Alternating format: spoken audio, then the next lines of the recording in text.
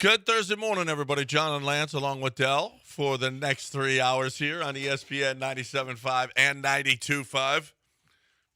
He did it again to you, Dell. He did it again. Mean mugging, or what's it called? Dirty macking. Dirty dancing? Macking. Dirty macking, yeah. Dirty macked you on purpose this time. Well, you do it on purpose all the time. So Melissa was just in here, and she came, and she said when she drove up this morning, there was a guy standing out there, and so she drove around. And he looked, And then so she found another woman, and they walked in together, and then that guy just left, and Lance said it was probably Dell. I mean, that actually is dirty. Why is he dirty macking you all the time? It's a little racist too. You think it was a little racist too? That's not racist. That's just straight dirty macking. Trope of the scary black man in the dark. No, listen, Whitey does that too. No, but but I understand. But since he's a dirty macker, I'm just going to be a race baiter. I come here. I get that. In the morning, I like it. I like your approach. I come in through the front, and sometimes there's just people laying on the bench out in front or sitting there, and but it's not scary. But not for me. But well, you're a man. Yeah. Sometimes one guy sat and talked with them before I came in. I can't blame Melissa if there's a guy just standing out there with a backpack. You don't know why he's out there. Yeah, it's probably one of our interns waiting to get in. But I wouldn't be standing out there. You didn't come to mind though for me. Thank you. Yeah. Was it Sean? But after he said it, I was like, oh. No, I have a key card. Why would I just be waiting out there? Well, what if it was Sean, our intern? What do you mean? Nicest kid in the world. He's not harmful. He's harmless. Right. Well, but he wouldn't be here at the time Melissa gets here. No, probably not. He comes in pretty. No, not the time. Yeah, that's early. Yeah, what is somebody with a backpack doing sitting by the stairs? Yeah, but let's not ignore the fact that you took the opportunity to bash me again. Yeah, right. That's the headline. That's the lead. It starts with this. Don't bury the lead. Kevin Durant and then Dell pretending it was Dell who was waiting with a backpack and super scary looking. Yeah, that's the headline. Yeah, right. That's the headline. Maybe And Yankees eliminated. Third. Yeah. And the other series alive. Yeah. Very much so. Detroit. You never know what's going to happen in an elimination game. Came back. Now they go back to Seattle. That's interesting.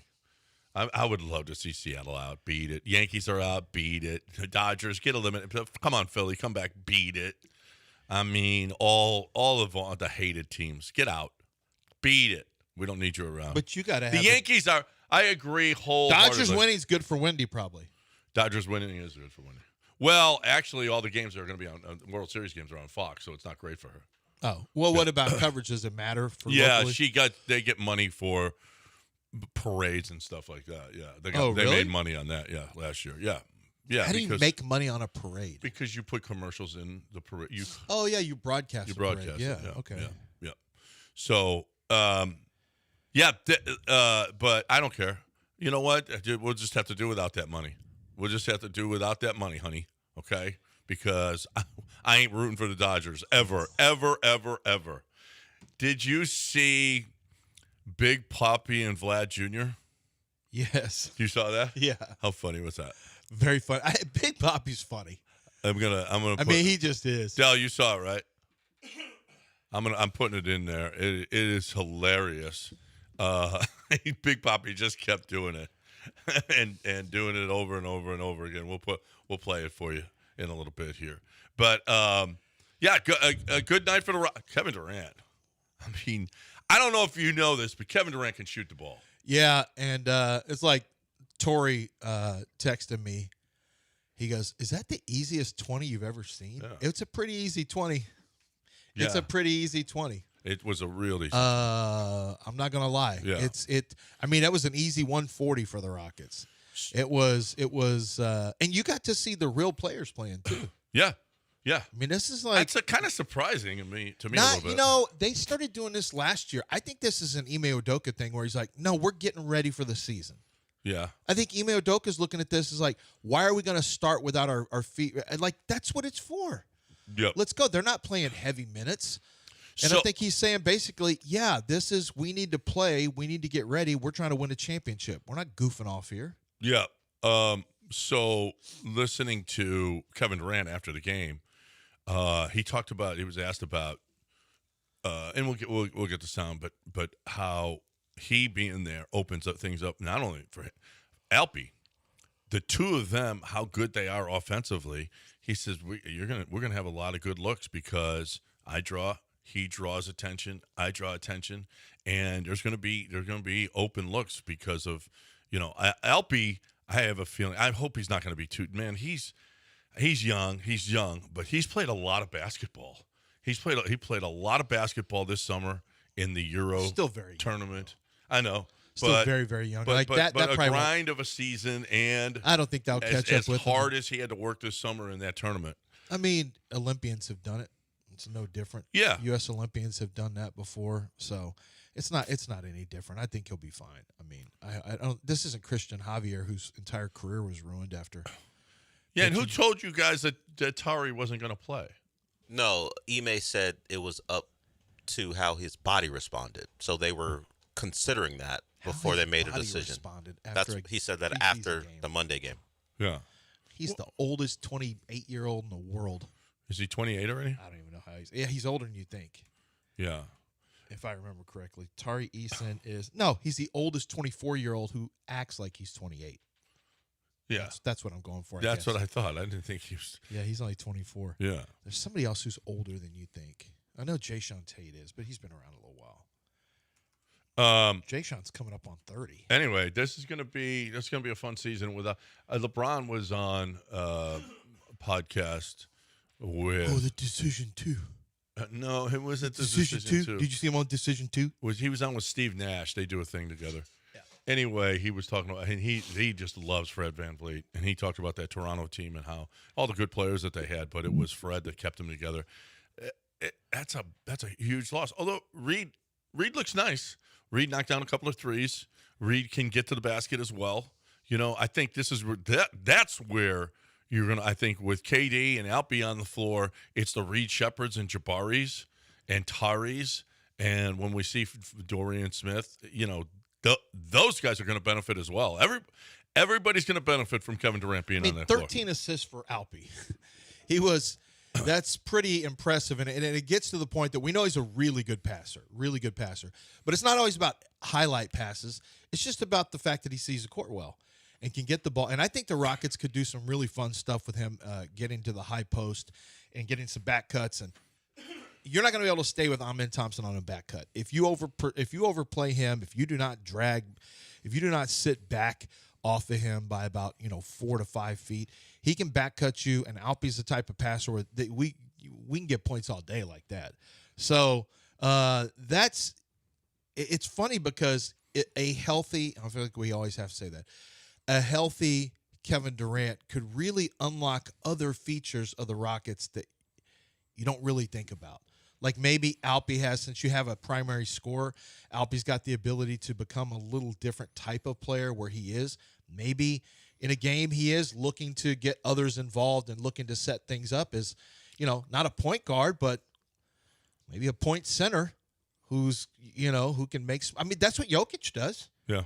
Yep. That's what Jokic does. It's not an unknown thing. No. Embiid has done some of that at times, but Jokic does a lot of it. We call him Baby Jokic. He's seen the game. He's got similar qualities. I could absolutely see him having some games where he goes, 24, 14, 8 this year, something like that. What I'm excited about is the amount of points that were, and I know it's a preseason game, but man, were they moving. Amen Thompson was 1 for 1 from 3. It was almost an all-star game. I know. It's not realistic. No. It's a preseason game, so. No, but I think the flow of the offense is going to be good. Reed Shepherd looked okay. Yeah. Wasn't really a traditional point, and I don't expect him to be a traditional point, but it's a team that I'm still, I don't know. I'm not devastated by the Fred VanVleet. Like, I saw a lot of people devastated. Maybe that gets to the point that I don't think you can't win without Fred. I've never believed that, although you didn't play great when he was out last year. So there is something to that. But I don't see Fred as like, well, season's over. And I heard some season's over comments with Fred VanVleet being gone. And I don't know. I just don't see it that way. number one, because I know that they can make moves at any time to bring another point guard in, even if he's not a star or anything like that. But Kevin Durant offers you an opportunity to. I mean, you got rid of an inefficient scorer in Jalen Green and added an extremely efficient one. Mm-hmm. The level of efficiency change from one player to the next is substantial. One guy's inefficient. One guy's one of the most efficient scorers that we've seen. Yeah. So easy. It's so easy for him. Goodness gracious. We'll see how much it changes with. I think he's going to like playing here too. Yeah. I think he'll like playing with this team. I think he'll appreciate the fact that he's got some dogs around him and he gets to be Kevin in the background, because he already said, I don't want to be the leader. I think he likes just going to work, doing his job, scoring points. I think he wants to win. I think he likes to win. Yeah. He doesn't need to be an in-your-face leader, because that's not who he is. No. If somebody needs to get thrown to the ground, Amen Thompson can do it.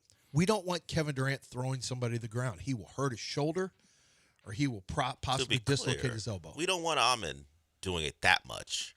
We like him to play as many games as possible. Wishes, would. Sometimes he wishes somebody would. Well, yes, okay? We know. The quote that I will never forget is, "Hey, Amen, what do you need to work on this offseason?" "My rage," was his answer. So we know he likes to do certain things, but we would prefer if, your young, untouchable star works on the rage, so he's on the floor. I mean, okay, sure. His rage. I love his rage. Keep raging. No. Yeah. No. Controlled. Just keep on raging, Amen. I know I want him angry, playing angry. But he did get suspended. That's okay. No, it's not. It's all right. No. Don't, you be you. Yeah. Okay. If that's how you play, that's how you play. Oh, don't worry. It's always going to be him. Yeah. He's just trying to curtail suspensions. You don't get rid of that rage. Ask Draymond Green. Ask anybody with that temper. Mike Tyson still got it in him. Every once in a while you see interviews, he fully takes medicine. And every once in a while, you're making me I don't like the feelings I'm having right now. I'm feeling very conflicted about. You're making me want to fight you. Tyson. Don't put Mike Tyson on. Well, you're the one who's like, yeah, stay angry. Yeah, stay angry. Do whatever you've been doing, keep doing it. Whatever it is. And you're right. Alpy 13-1 last night. 13 assists, 1 turnover. Oh, that's great. What helps when guys make baskets? They turn into assists. Misses aren't assists. Yeah, no. And but they made a lot of baskets. No, but if you're dishing that much, you're going to make some mistakes, and he didn't make mistakes. No, he was. I think the point forward idea for him from time to time, like Şengün, is something that really could. Well, how many guys have we seen over the last couple of years that said the ball should go through him? Yeah. They've said, in post-game, what about Alperen? The ball should go through him. I mean, it's a matter of getting it to him at the high post or the elbow extended or whatever. But when you give him some space, and he can do it from the low post, but he's such a great passer. He has such great court vision that this is going to be something that we see more of. Like, you can expect his assist totals to go up, I would say, by 2 assists a game. Whatever. I think it's not – I think 6 assists a game is not out of the question at all for him because he's going to – fact is, last year he averaged 4.9. I could see close to 7 assists this year. What's the 9-man rotation? Tari, the starters we mentioned. Tari, Dorian Finney-Smith. Yeah, Tari, Dorian Finney-Smith. One of the two centers, either Steven Adams or Clint Capella. Yeah, and I guess Gordon. Aaron Holiday. I mean, Aaron Holiday. I just want to call him Aaron Gordon. Aaron Holiday, or I feel like we're missing somebody. Not really. It's not Jay Sean. It's not Jeff Green. Although Jeff's getting some minutes now, it's not going to be him. No, it's not going to be. Okogie, I don't think. Although they like him. Yeah, they do. He's one to keep an eye on. Could be him, but I think it's going to be. I think it'll have to be Holiday. Yeah. You're going to have a guard in there, and he can play either one or two. He can shoot. Yeah, this is going to be fun. This is going to be a fun year. I'm not a big. Yeah, I don't know what we should take from this. I do know, boy, they can score.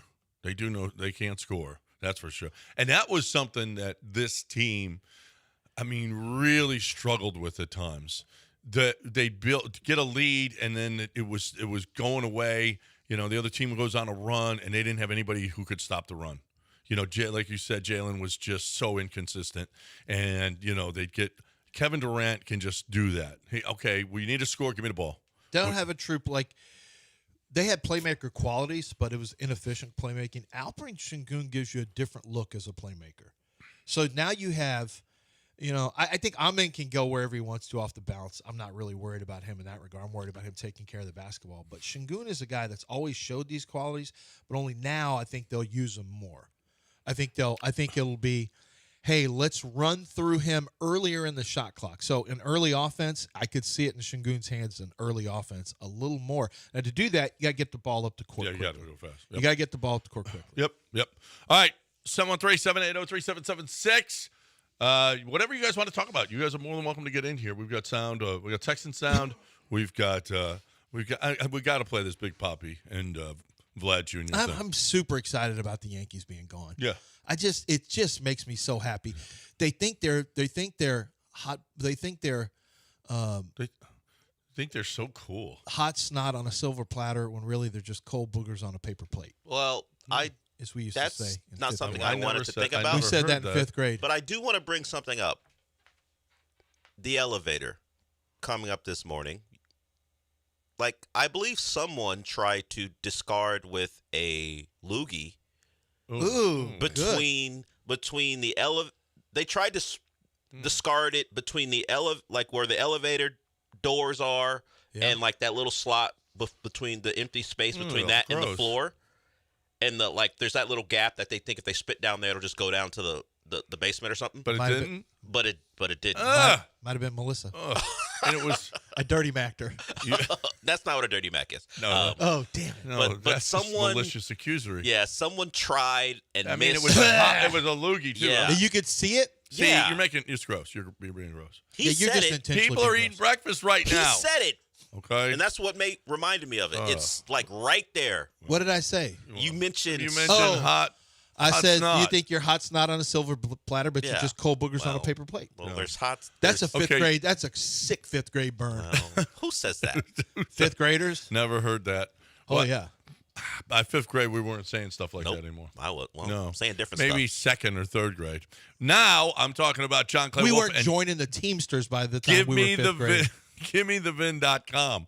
Give me the VIN.com. Already the best place to sell your car. Now it's even better with the Give Me the VIN.com big cash giveaway. Give Me the VIN.com is giving away $25,000 in cash every month. 2 ways to win. Get 250 chances to win with your mail-in entry or 1,000 chances to win if they buy your car. GiveMeTheVin.com wants to buy your car. What doesn't matter what it is, although it can't be a real beater. I mean, he's not going to $200 car, $500. He's not doing that, okay? He really loves John Clay Wolf loves classics and collectible cars. He probably is just buying it for himself, and he ain't afraid to pay top dollar. So if you got a really neat car, old car, classic, John Clay Wolf will give you the most for it no matter what. But he does that all the time. Go to GiveMeTheVin.com, enter your car's VIN number or your license plate. You get an offer on your car in minutes, always above the dealer quote. And if you can't beat CarMax, it's going to send you $100. GiveMeTheVin.com, America's best car buyer, giving away $25,000 every month.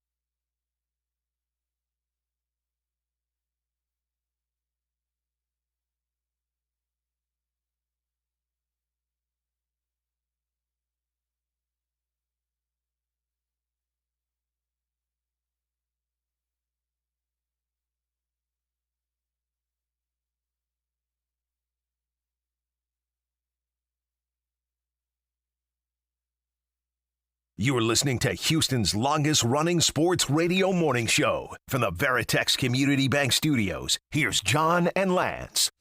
All right, welcome back. Man, this is something. Apparently, Kevin Stefanski will not.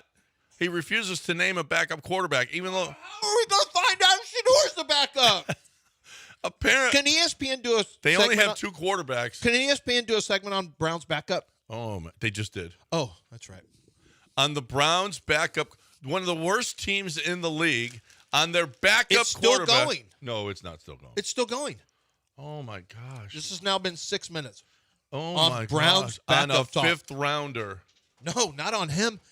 On the whole position of backup quarterback. Well, I know, but it's all basically about a 5th yeah, rounder. Of course. Is it Bailey? Is it Shador? What can we do to jackhammer a Shador segment in here? Oh, my God. That's what I'm saying. Shador, I don't think Shador can't escape this. See, this is why I think they're in their castle and they don't know what the people want. You know, they're just like, oh, Shador Sanders, this is a big. It's not. No one cares about Shador Sanders. Or they've got, because you know how they have TV ratings go, like by 5-minute increments. They may find that these rate well. So they keep going back to them. No. Yeah, they could. They could, because they look at it broken down that fine tune. Yeah, Not 15-minute segments. They can't find that. They can't find that. They might. This is lowest common denominator television here. Did you used to whisper that hot snot thing in your buddy's ear while you were giving him a pump? No. No. No, you told somebody that on a playground. Oh. Well, or you ragged on a girl who thought she was, who you thought was sorry. Who That's all That's stuck one of the up. sorry people? Yeah, she's all stuck up, and you say she thinks she's hot snot on a silver platter, but she's really just cold boogers. Well, on a you paper didn't plate. think she was sorry. She was stuck up because she decided she wasn't interested in you. Then you Yeah, assaulted so her. you had that's to- when she stuck up and not. Yeah, and so she's you have cold to boogers. get her Yeah. back, and so you say that because make yourself feel better. because she properly evaluated that you weren't up to snuff, and then you had to insult her. The only way you could get back is to make yourself feel better. I is call her imagine cold that boogers on a paper I imagine plate. that girl in the 4th grade during recess could see your future and see that you're a man who can't even wait for Hall of Fame. Wait for You missed out on a Hall of wait Fame, for Liz. like 10:05 to eat your popcorn. You missed out on a Hall of You have Famer. to eat your popcorn at 7:25 on the Tell me show. these things. These guys can show up on ESPN wearing T-shirts and all this stuff. Do they eat? And we can do whatever we want. Well, on game day they do, but when they go to break. When they go to break, Yeah. right? In the between. Yeah, in between. But Yeah. they're not. They don't come back and chewing on. Sometime if they do They're like not- a they're not chewing on tailgating food. segment on no, TV. they're not chewing. They usually don't eat food while they're It's doing certainly not a visible bag of They food that don't isn't a have sponsor. food there it. Yeah, to right, eat. right. Just popcorn. Well, Skinny they pop. usually It's just eat, skinny pop. They're eating tailgate food. yeah. Yeah. Skinny pop. Okay, let's play Big Poppy. Big Poppy and Vlad after the game. Vlad's in there. They're celebrating. The Blue Jays are celebrating, beating the Yankees, eliminating the Yankees, and moving on to the ALCS. And when Big Poppy is interviewing Vlad, this happened. Dale. The Yankee lose. The Yankee lose. Let's go, baby. Let's go. Oh, hey, let's do it again. The Yankees lose. The Yankees lose. Yankees lose. Let's go, baby. But you don't take it personal. I get it. And meanwhile, Jeter and A-Rod are just like shaking their heads. No, I love That it is good stuff. because he liked the Astros and he hated the Yankees. Yeah. So I always liked it. I like Poppy just fine. He's fine. I'm not gonna lie. I find Dominicans very funny. You find them funny. Dominican they baseball make you players. Yeah, I mean Lima, Poppy. Yeah. There's something about the Dominican baseball player sense of humor. At least the guys who have a good sense of humor. And they have such a jovial outlook. Yeah. Yeah. It's just it's fun, Yeah. especially when the Yankees lose. And I'm so happy. There was a. Did you see Patrick Creighton? I saw he retweeted or he quote tweeted this Yankee host who was talking about how the Blue Jays are done. Did you see that? No. Oh, the Blue Jays are done. This is after they beat the Blue Jays with Aaron. the Aaron Judge home run. It's like they are done. You could see it on their face. And they're paper champions anyway. They always have been. You can see it in their eyes, blah, blah, blah. And it was and the game wasn't even over. But you could see they were going to lose. And Patrick Creighton retweeted it. So I watched it. I'm like, oh, this is so good. This makes it even better. Mm-hmm. This makes it better that the Yankees thought that they had a chance to win. Nothing makes me happier than watching the overrated-ass Aaron Boone, who comes up short all the time. Last year they went to the World Series and only won one game. This year they don't even get to the ALCS. Yeah. It's so great. Yeah. No, This I love is that. so terrific. No, it's fun. That's the best thing. It's so much fun when the Yankees lose. Now we got to get the Dodgers out. Yeah, that'd be I fantastic. mean, if the too. Dodgers are out, man, And I want you know what? I want just the George perfect George postseason. to go deep. I want George to go deep into this thing. I can't figure out if I want him to win or not, but I want George Springer. When I say George Springer, I want him to have some success over there. It wasn't a great run for him in Toronto. This year was his best year. And people in Toronto really like him. So I'd like to see George. You know, his whole thing is he said he's taking the top down is his thing. That means no shirt. That he'll go shirtless during their. He said he'll go. He'll Why, go no buzzers? top down if they have a World Series. No buzzers. Parade. What's that? No buzzers. No shirt. Yeah, I guess. No shirt, no buzzers, no nothing. And they go crazy over there for him because he's so likable. They just, like it better if he hits. We had hitting George. I want Toronto to experience George who hits. Yeah. No, we had World Series MVP George. Uh-huh. Yeah. And that was after a bad first game Yeah. where you were trying to get him out of the lineup. I didn't want him leading off, and I'm still smart about that. Thank God we won a World Series because they left him there and he literally won an MVP. Yeah, but he could. One of your worst takes ever. He could have had a lot more RBIs. Okay, he could have. You wanted him out of there because you didn't want him in an RBI spot. You thought he was terrible. I love George. It didn't Are sound you like kidding me? I didn't put him on my list of guys we missed the most. I tell you that. I did not put him on my list of guys that we missed the most.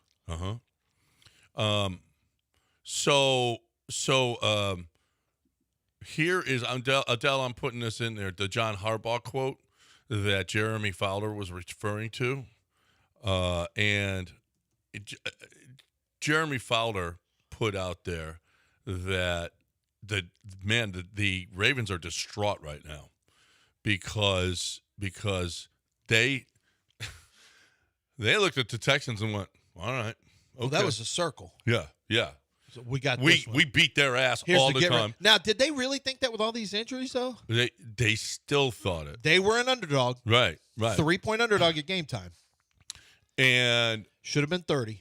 it should have been. And you know what? If it was 30, everybody would have taken the right, and everybody would have got their ass handed to them. But they thought, and listen, I saw Damian Woody put out there, hey, Ravens, this is on you. This is on John Harbaugh. You got to make this. I don't care about your injuries. You didn't show up as a football team on Sunday. You should not. You're the Ravens, and you look this bad. And so this is you got Harbaugh ready? Here's John Harbaugh before the game, and then Jeremy Fowler with those thoughts. The Texans game on Sunday, be at home, and we're going to look at all the things we need to do to be the best we can be in that game. And there's a lot of factors, a lot of things we're dealing with, for sure, like a lot of teams are, I'm sure. But that'll be our opportunity to get going and get our momentum going a little bit. And that's a really good team. I've just been watching them on tape. The Texans defense is playing at a high level, very aggressive, very fast, very well coached. A lot of good players, a lot of good pass rushers, good coverage guys, playing good football. Then offensively, obviously, young quarterback, working to find their way in a little bit, running the ball, good backs, trying to play complementary football with their defense. So that's what we're looking at right now. So this, and here's Jeremy behind the scenes, and in that, hey, he didn't say this is a get-right game, but he was saying this is a get-right game for us. Yeah, the panic meter is rising a little bit because, Rich, I can tell you going into this or last week against the Texans, just talking to people there, they felt like that was going to be a get-right game for them. They were legitimately shocked with what happened despite Lamar Jackson being out. They felt like they were going to get back to team complementary ball, playing like a Raven, playing with an edge. They felt like they could help Cooper Rush by running the ball with Derrick Henry. And then suddenly none of that happened. And so I do think there's a shock in the building that has to sort of wear off quickly. And they're trying to navigate this thing. Like, look, when Lamar Jackson's in the game in the regular season, he wins like 72% of the time. So if they can get him back, and I know he's rehabbing, he's been working in the pool, trying to loosen up that hamstring, and everything looks good behind the scenes. He's got to get back on the practice field this week. But if he's out there, they're always going to have a chance to win. But listen, I don't know about you, but I what I saw on Sunday, that team has got. They were asking on ESPN who's got a better chance at the playoffs, the Chiefs or the Ravens, and to me, it's by far the Chiefs. Yes, by far. Well, that's a harder division, huh? It's a harder division, but listen, they're only a game out of first. Have the Ravens played the Browns yet? Yes, that's their one win. That's their one win. Okay, so they got another Browns win. More Bengal wins. Yeah. Well, Flacco knows that team. Chiefs got the Raiders twice. Actually, with Flacco there, they're going to win more games. The Bengals are. Flacco, one thing we know about Joe Flacco is he can fling it around a little bit and put some points on the board, I think. They don't really have much in Cleveland. So, I don't know. I think the Ravens still have a shot. Are they going to win more games? I mean, their defense stinks. Yeah, that's the thing. I don't see the defense changing. Bengals stink. No. I mean, they didn't have Nate. Oh, you mean the Bengals? Bengals defense stinks. And so does the Ravens. Yeah, I know. So, sure, Flacco's there, but he's not going to change their defense. And Lamar comes back, so what? Yeah. I mean, they scored what? 40. I mean, yeah, they scored 40 against the Bills. Yeah. I mean, with Lamar there. Oh, with Lamar there, they're a much better team. So the Ravens. Well, let's start with this. Let's start with some praise for CJ. CJ won AFC Offensive Player of the Week. That award came down. Nice. So that's Just good. another one. That's all.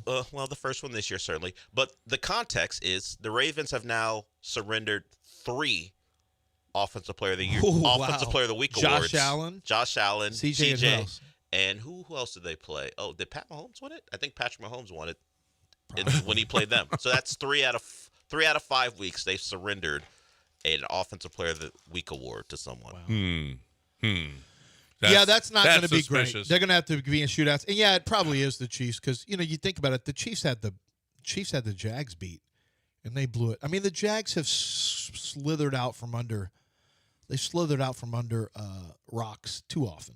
We got to chop their heads off. What?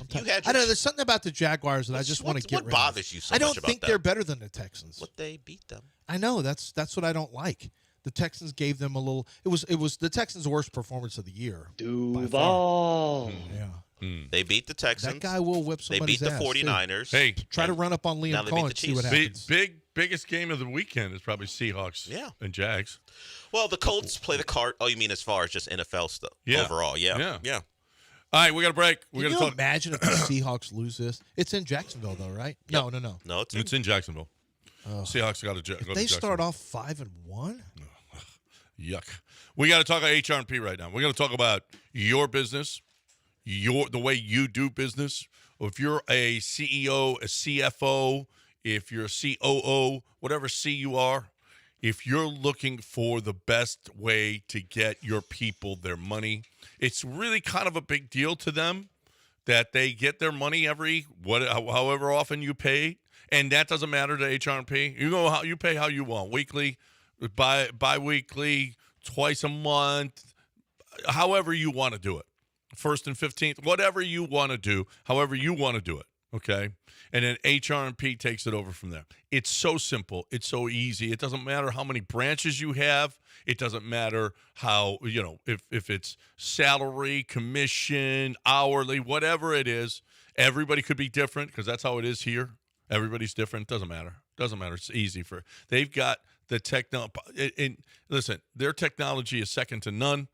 Mike Holly's been offered a lot of money to sell his technology and he said, no, I'm going to continue to bring the best technology to my people. And if you're looking for that, and stop doing it yourself because you're not good at it. Let HRP take over. Let them come and give you a free evaluation today. 281-880-6525 or hrp.net.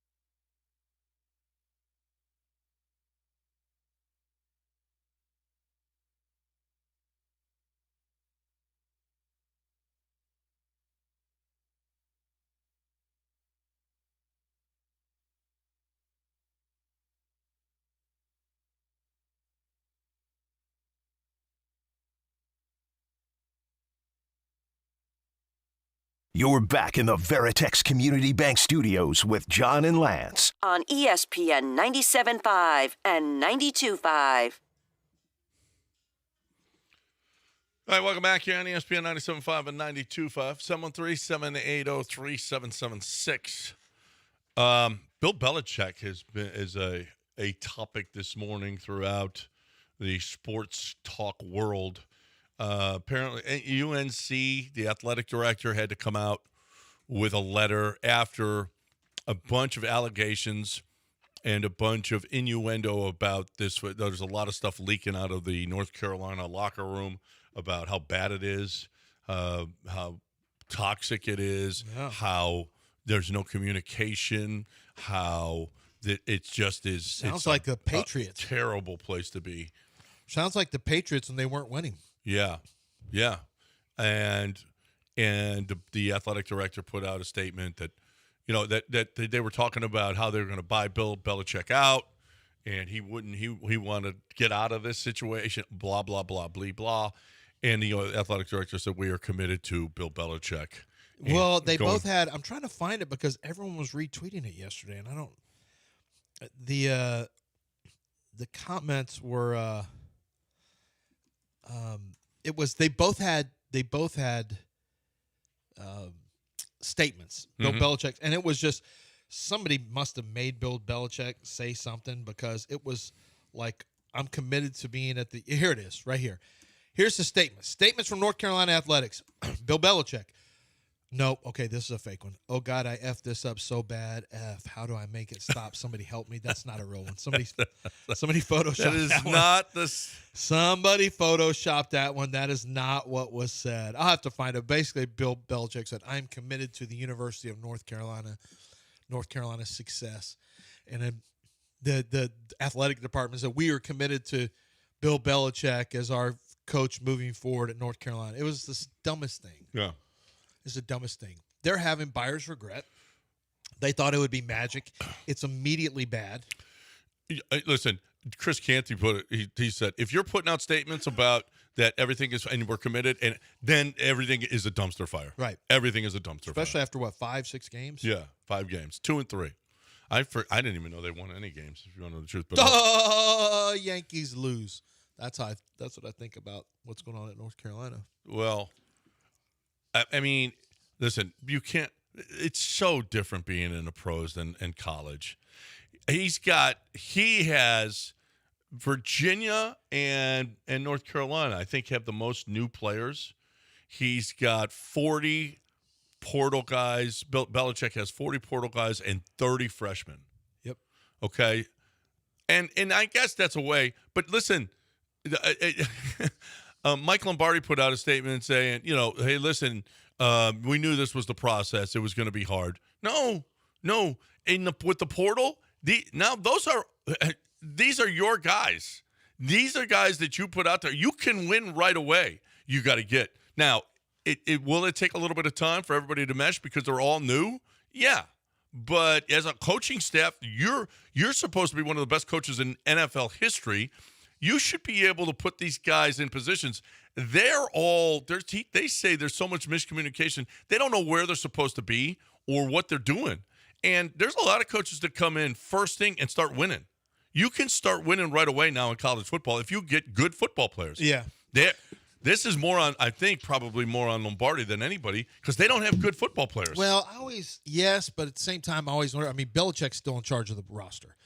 Like, you can say Nick Caserio, it was Bill Belichick is the one who's buying the groceries. So I don't know how much. I know that they always believe they're the smartest guys in the room. That crew, whether it's Nick Caserio or Mike, Mike Tannenbaum, not Mike Tannenbaum, but who's his GM right now? I'm not Mike Tannenbaum, Mike Lombardi, or Bill Belichick. I don't think that we got it. We don't need any help here. We got this. We're the smartest. Yeah. Period. The fact is, I remember my dad told me this about another O-line coach. He said, "He's a very good O-line coach." He said, I'll say it was Alex Gibbs, and he said, Alex Gibbs has a tendency now as he's gone on, he's gone into guru status. This is once he was. He was with the Atlanta Falcons getting paid $1 million, which is a big deal at the time. Then he came to the Houston Texans and what Alex Gibbs had to take over everything. That's the only way he'd work for you. You had to give him control of the running game. He was the boss of the running backs. He was the boss of everything. He had a say in NFL draft and all that stuff. And once he got to guru status, he goes, the problem is when you get to this guru status, he said, I think Alex sometimes believes that I can coach up whoever. You just throw anybody. It doesn't matter who the guard is. Just throw in a sack of dog turds, and I'm going to get them coached up. Mm-hmm. And that's when you get in trouble is the Jimmies and Joes still matter a lot. A lot. Yeah, sometimes you have guys who are average that you can, or even slightly below average that you can make average and stuff like that. That's fine. But when you believe that it's you're the special one, no. That's when there's problems. And in college football, you cannot Bill Belichick coach, I'm just going to Bill Belichick this thing. You better get players.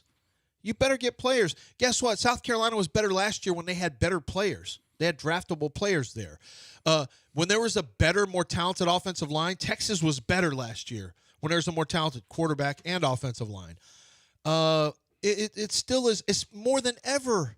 It's players in college football. And I think Bill Belichick is starting to look like a guy who that's what his drafts look like. He's just a guy, whoever. At first we used to say, Bill Belichick, we never know what he's going to do. He's picking, but he's got the magic. So he picked somebody. Everyone thought this guy was a 5th-round pick. He picked him in a 2nd. That's Belichick, man. He's playing chess. We're all playing checkers. And then those guys weren't good. And then you realize maybe he was playing checkers this whole time.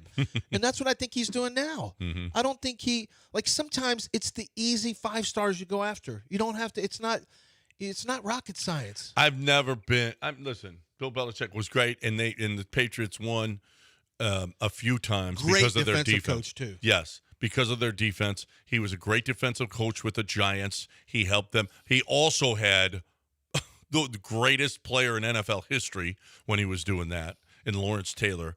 But he also had the greatest player ever in Tom Brady. And I've always been convinced, always. I had an argument. Clutch's brother and I, for some reason, you remember, his brother and I got into it. So he was a big Patriots fan, and I was like, "It's all Brady," and he was like, "It's Belichick." And then when the Texans, was he Little Clutch, the little person? No, he was not. He was just his brother. I thought that was his brother because he was Clutch. I don't know if you got in a fight with Little Clutch. No, I didn't get in a fight with Little Clutch. Or Mini Clutch, whatever they call him. him. No. He was regular height. Okay. He was regular height. I remember Clutch's him. He brother. used to be at Little Woodrow's. Yeah. Anyway, so we got into it so bad. And when the Texans lost, who took over and just ran the ball? It was when what do you mean? Patriots. When the Texans played the Patriots without Brady, and he kept running the football. Oh, yeah. And he goes, "You see, they beat the Texans," and I was like, "Oh my God." Oh, dude. It was Jacoby Brissett. Brissett, yeah. When Brissett kept running the ball, that's all he did was run option, and and the Texans lost. I was like, doesn't prove anything. And sure enough, it's Brady. It's Brady this whole time, okay? Now you see. Yeah, you're acting like Brady succeeded without Belichick. No, but. I'm throwing a softball to you. He won a Super Bowl. He did win a Super Bowl. Won a Super Bowl somewhere else. Right. He went and won a Super Bowl. And that's what Belichick's doing right now. But hey, listen, I'm going to give Belichick his due. Early on, they won Super Bowls with their defense. And he found guys. Yes. Like, at some point, he just, I don't know, his personnel stuff just went to crap. And honestly, personnel is number one in college football. If you are not good at personnel, you have no chance. This isn't one of these things where you just coach your way out of it. You can't unless you have players. You can't. He's not at Toledo. He's in the ACC. There's real teams. There's real players. You got to have draftable guys. He should know that better than everyone. And the assumption was, well, his scheme will cause problems, and then number 2, he'll know how to find players in a very small sample size. And I don't think it's fair to judge him on 1 year, but that's just the way this is. Like, do you? Yeah. I don't get the feeling it's going to get a lot better, but it's not fair to judge him just on 1 year. It's not fair to judge Aaron Glenn on 1 year. We've seen guys, but sometimes you just know. And I just feel like it's not going to get. After all of this and the stuff that is coming out, I wonder how he's going to get. Bill Belichick's going to get any players. You know how it used to be. College coaches can't go to the pros because it's a different game. You don't know this game. Yeah, right. I think it's harder now to go from pros to college. I think college is a harder game now because the money that's involved now. You don't have the same salary caps. There's different salary caps realistically for different teams, even though they have kind of a set one now. No, I think it's harder for him to Houston recognize. doesn't have the same money Ohio State has. No, but you can spend up to a certain amount, but Houston can't spend that amount of rev share. Their rev share, they can't. They're not making that much. No. Oh, it was funny, and we'll talk about this on the other side too. Game day men's health. Game day men's health is what we're talking about right now because I think about them a lot. I do because what they're doing for me, I feel like it has been a godsend to have game day men's health as opposed to the other guys that I had before. I don't know what I would have done if I didn't have game day men's health because they found the solution for a guy. I travel a lot back and forth. I don't have any testosterone replacement place in LA. I wanted to be here, and it is here, and they found the solution for me. My solution was pellets. So I'm doing the pellets thing. You can do shots every week if you want. You can do pills if you want because they have testosterone pills now. If you hate getting shots and you want to just do it at home, that's fine. They'll find a solution for you. They'll find the right peptide for you. They've got all of the peptides to help you sleep, help you, sexually, help you. They can help you whatever it is that you're looking for. Recover faster from workouts, lose weight, everything. They've got all of it. But the difference with them is they care. First, they're going to give you a free evaluation. Secondly, they have the labs right on site, and that's not easy to do. Because they constantly have to be regulated. They have to be, make sure that all the numbers are perfect. So they do this, though. Game Day Men's Health is the solution for you. You're looking for a great way to get that testosterone replacement and more. GameDayMen'sHealth.com.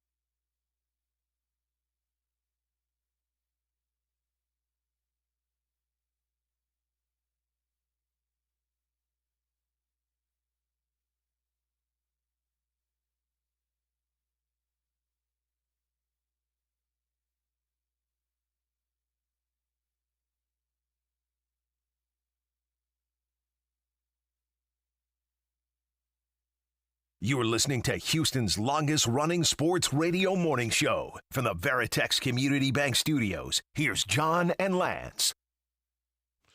All right, 7:55, ESPN 97.5 and 92.5.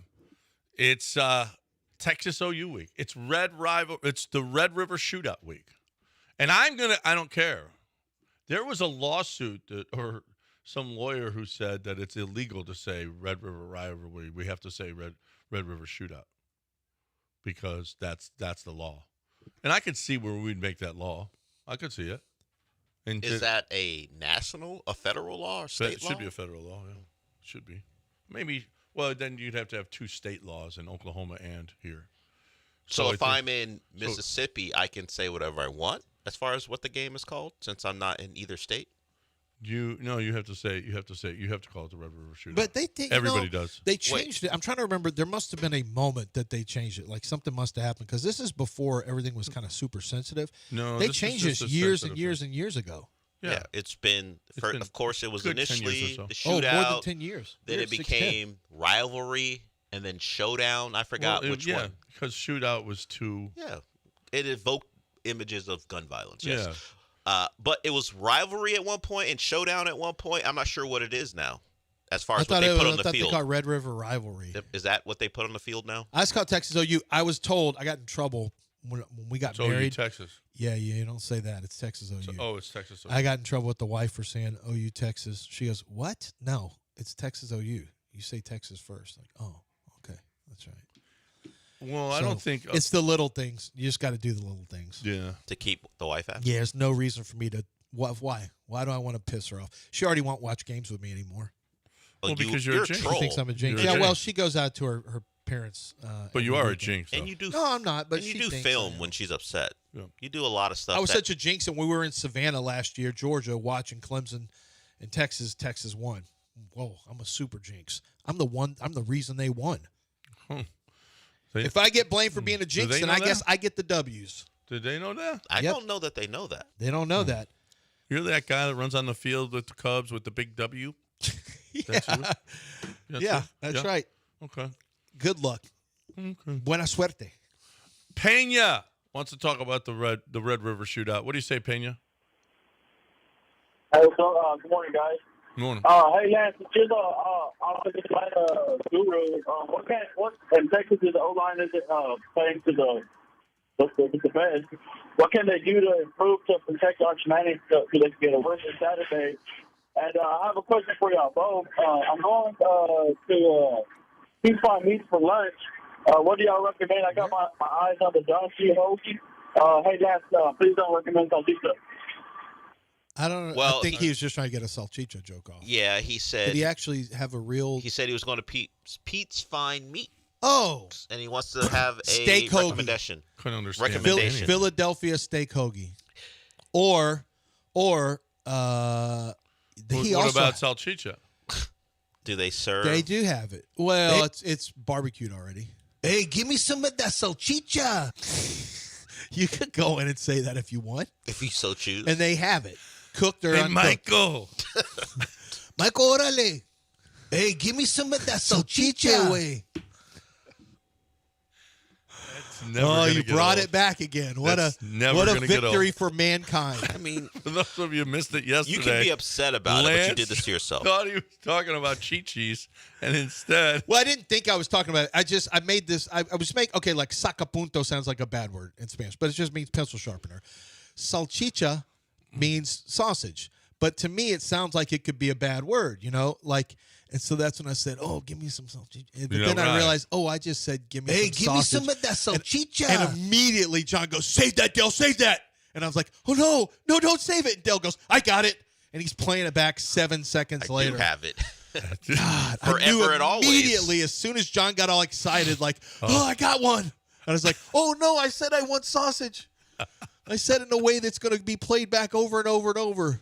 oh no, Oh, no. I immediately regret that immediately decision. regretted that decision. But luckily, Dale barely played it yesterday. Hey, give me some of that salchicha. John, shut the Who said that? Who said that? It was supposed to be something else, but someone overwrote what it was initially. I guess it's a Pat McAfee sounder. From what I could tell, that's who it sounded like. Oh. But it was supposed to be something else, but whatever. Yeah, so that'll live in infamy. We'll play it as much as we like. Thank you, Lance. You're welcome. 8 o'clock, ESPN 97.5 and 9.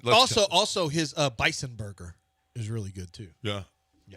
But Oh, his tri-blend is the best. Well, if you're going to buy them. I don't know if he makes it. do you Maybe he mean? does make it. Yeah, he does. I'm talking about when you make them right there. His Yeah, he's talking about ordering something. Oh, I don't know if he makes Their them right steak hoagies are there. bananas. No, go get the tri-blend Yeah, burger the burgers. and put it on your grill. You know what Oh, he's, by the way, when you're in town, The you know what best. he's doing?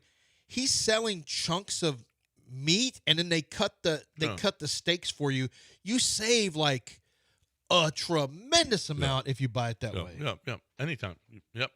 Yeah, All but right, I when we come back, Yeah. we'll pick a contestant for Beat the Warehouse Live guy. So stay tuned. For those of you listening right now, make sure you're here because I'll tell you when and Wait, how. is today you're gonna- Thursday? Today is Thursday. Oh, I've also going to be giving away. Well, I don't know. well, you've been giving them away I've lately. given away the last two where you have a chance to win a $50 gift card to Taqueria around. Taqueria Sarandas. Yeah, and all today. Man, I wish the Yankees won. Today's It's sad. Thursday. I'm so mad that they're eliminated already. Yeah, hate that. Hate that for their fan I'm base. talking about Chastang Ford right now. I'm talking about Chastang Ford being the biggest, the best. Well, they're not the biggest. They're by far not the biggest. But here's what they are. I think they're the best. I think they're the place where I will buy all my vehicles forever. I think it's a place where I bought my last 4 vehicles because it's just I can't tell you how important it is. And it's not just because it's me and I've got a relationship with the Chastangs, but this is everybody. When you go to the website, first thing they're going to say is, where do your payments have to be? Because they want to make sure that you're in the right neighborhood. They don't want you to have a bad car buying experience. You know when you're going to have a bad car buying experience is when you can't pay your car note every month. That's a bad car buying experience. Whereas the other guys, they don't care about that. What they care about is upselling you as much as they possibly can to get the most they possibly can for that vehicle. They have meetings about this. You're not selling enough. You aren't wearing enough. You're not making that car as expensive as it could possibly be. Not the way they do it at Chastang. Chastang is the #1 Google-rated Ford dealer in Houston, and there's a reason for that because everybody has a great car buying experience there. If you can't come to them, they'll let you do it all online. They'll even bring you the car. Houston's best kept secret for trucks, SUVs, and commercial vehicles. There's no better place to get yours. You're looking for that, whatever it is, SUV, truck, or commercial vehicle. ChastangFord.com on 610 in Homestead, not Hempstead. 5 minutes from downtown Chastang Ford.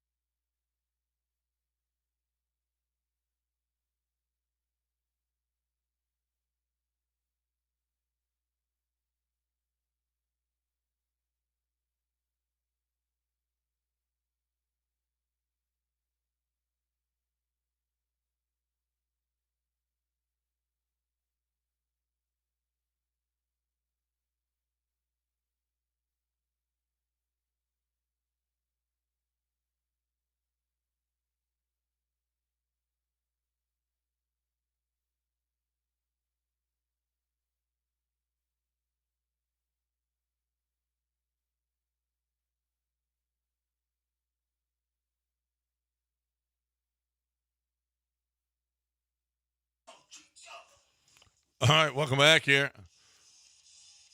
Paul Feinbaum has made his return to ESPN despite his political leanings to the right.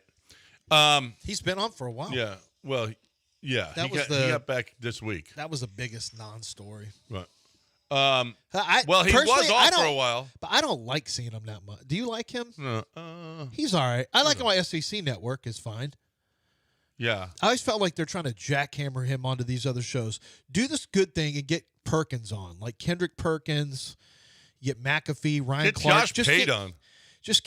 I like the standards in the morning. The Kendrick Perkins, Ryan Clark, Dan Orlovsky. Just keep the same 4 guys rolling in constantly. Tim Legler occasionally. Who's the guy that Dell likes to watch dance? Oh, Harry, not Harry Allen. Harry Douglas, yeah. Harry Douglas, yeah. That boy bad. Remember that? And he does other little dances and stuff. Has he been on this season? Yeah. He was doing Dat Boy Bad just the other day. Are you sure? Yes, I'm sure. And then Mike Tannenbaum was doing it, and all of them. Were doing it. It was great. Let's do it on this show. It was awesome. You want to do it? Go ahead. What do y'all want to do that? Yeah. Okay. I'm not doing it. It's embarrassing. Let's pick at 8:10 exactly. You call in to 713-780-3776, and the fourth caller is going to be Gets to do Dat Boy Bad with us. gets to do that and play Beat the Warehouse Live Guy. Also that. Yeah. So Beat the Warehouse Live Guy, for those of you who don't know, Justin, the Warehouse Live Guy, picks 4 games. 5 games. You pick 5 games, and if you beat the Warehouse Live Guy, you get a limo and 4 tickets to a big game. So that is out there at 8:10 exactly. You are going to call in. All right. It's just we got a minute away or so. So we will do that at 8:10 exactly. 713-780-3776. And a reminder, Thursday.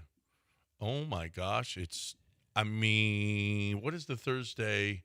Is today Greek salad day at Damaris? Today is a big day. Oh no, it's steak night. Steak, baked potato. I mean, watching games at Damaris tonight. You got football on. You got baseball on. This is a huge, huge day. You got all these, and you get It's this a big steak. day for our country. It really is. Steak night, baked potato. You got football, and then you got also baseball. It's a great ribeye, by the way. Great ribeye. I might even It's the best go in and the do city, that. John. I might go do that. I might should go do do that that. tonight. Watch the games, should and do yeah. that. So get on over to the Damaris Barbecue. I might go do that. Yeah, it's awesome. I don't want him to put Greek seasoning on my steak, though. Oh, the seasoning. They season it really well, dude. But he's not putting all Yanni the- told you on the commercial, we season it well. Yeah, it's the best in the city, John. We season it well. Right. I was also told. We get a big kick out of the Yanni commercial service. I was also told that because it's not your place, you don't mind giving it away. I don't mind giving it away. And then the guys laughed and they kept it in the commercial. Yeah. It's one of my favorite spots. If I had to You're a rate bad him. person. You are bad. I just told you it's one of my favorite spots. How am I a bad person? Because you're a bad person. I don't know why. I just complimented. Okay. I remember that's a client, and we do not make fun of clients. I'm not making fun of clients. Wait. No matter You how, called clients that they have gay bars for restaurants. Yeah, what are you talking about? What do you mean? no matter how stupid Yanni is, we See? don't make fun of I'm clients. not making fun of clients. Okay. I said it's one of my favorite spots. Billy Brown, terrible golfer, the worst golfer, legally blind in one eye. At least he shoots like that on the course, like he's blind. But also go to Aqueduct Plumbing I Company. never said legally blind. You're the one that's brought that up, not me. The commercial. Remember the video where the girl goes, did you ever see that? Mm-mm. I'm legally blind. Mm-mm. You never saw that meme where there was a girl who was arrested for doing something illegal, like she was stealing or whatever, and she's getting into a cop car, and she's like, you can't arrest me. I'm legally blind. I'll go find it. It's great. It's great. It's like 10 years old. And legally blind is one of the best. You can use it all the time. Mm-hmm. Not for any real reason, but see, I'm legally blind video. There it is. So, Damaris for both of you tonight as you watch Thursday Night Football? Maybe. Yeah. No, that'll be fun. That'll be fun. Also, You coming? You guys no, wanna come? no, it'll be Wait, fun for you. you got to come. Not really, because I got to get up earlier to set up for East River 9 tomorrow. But, We are going to East River 9. yeah, we're going to be there. You're going to bring your clubs and play? Oh, me? Yeah. Yeah, I think I am. I've never That's played nice. there. It's really it's a cool track. Do they have chains? They don't have any change. No. Chains. That would be a par 3 course would actually be good to throw some. Because they have mixed use parks sometimes where they do the disc golf, and then they have a huge hole where you can kick a soccer ball in there too. You can do disc golf, but like on the course you can do soccer ball. And if they could do all 3, soccer ball, Golf and disc or golf? disc golf, what an incredible country this would be if we could do that. No, I'm looking forward to it. It's beautiful out there. Yeah, it is. I hope the weather's more like this morning than yesterday morning. It was a little. The weather was not so humid. It was better. Last couple days been hot, boy. I was out there on TC yesterday was sucker. Yesterday was great. Sucker Yesterday was pretty great. hot. We were playing. We had a good time. Had a bunch of Coors Lights. Yesterday. It was a great day. 713-780-3776 is the number if you want to get in here. 713-780-3776. If you want to hang out with us, you're more than welcome to do that. So, 8:11. It's already 8:11. It's already time to take a break. My goodness, we can't get into stuff. Not yet. Well, okay. Yeah, a little bit of Only time. if we want to be on time. Right. Well, can we acknowledge that the Kevin Durant era started even though it was preseason? But I'll bet you their ratings were pretty good. I knew a lot of people who were excited about watching Kevin Durant with the Rockets.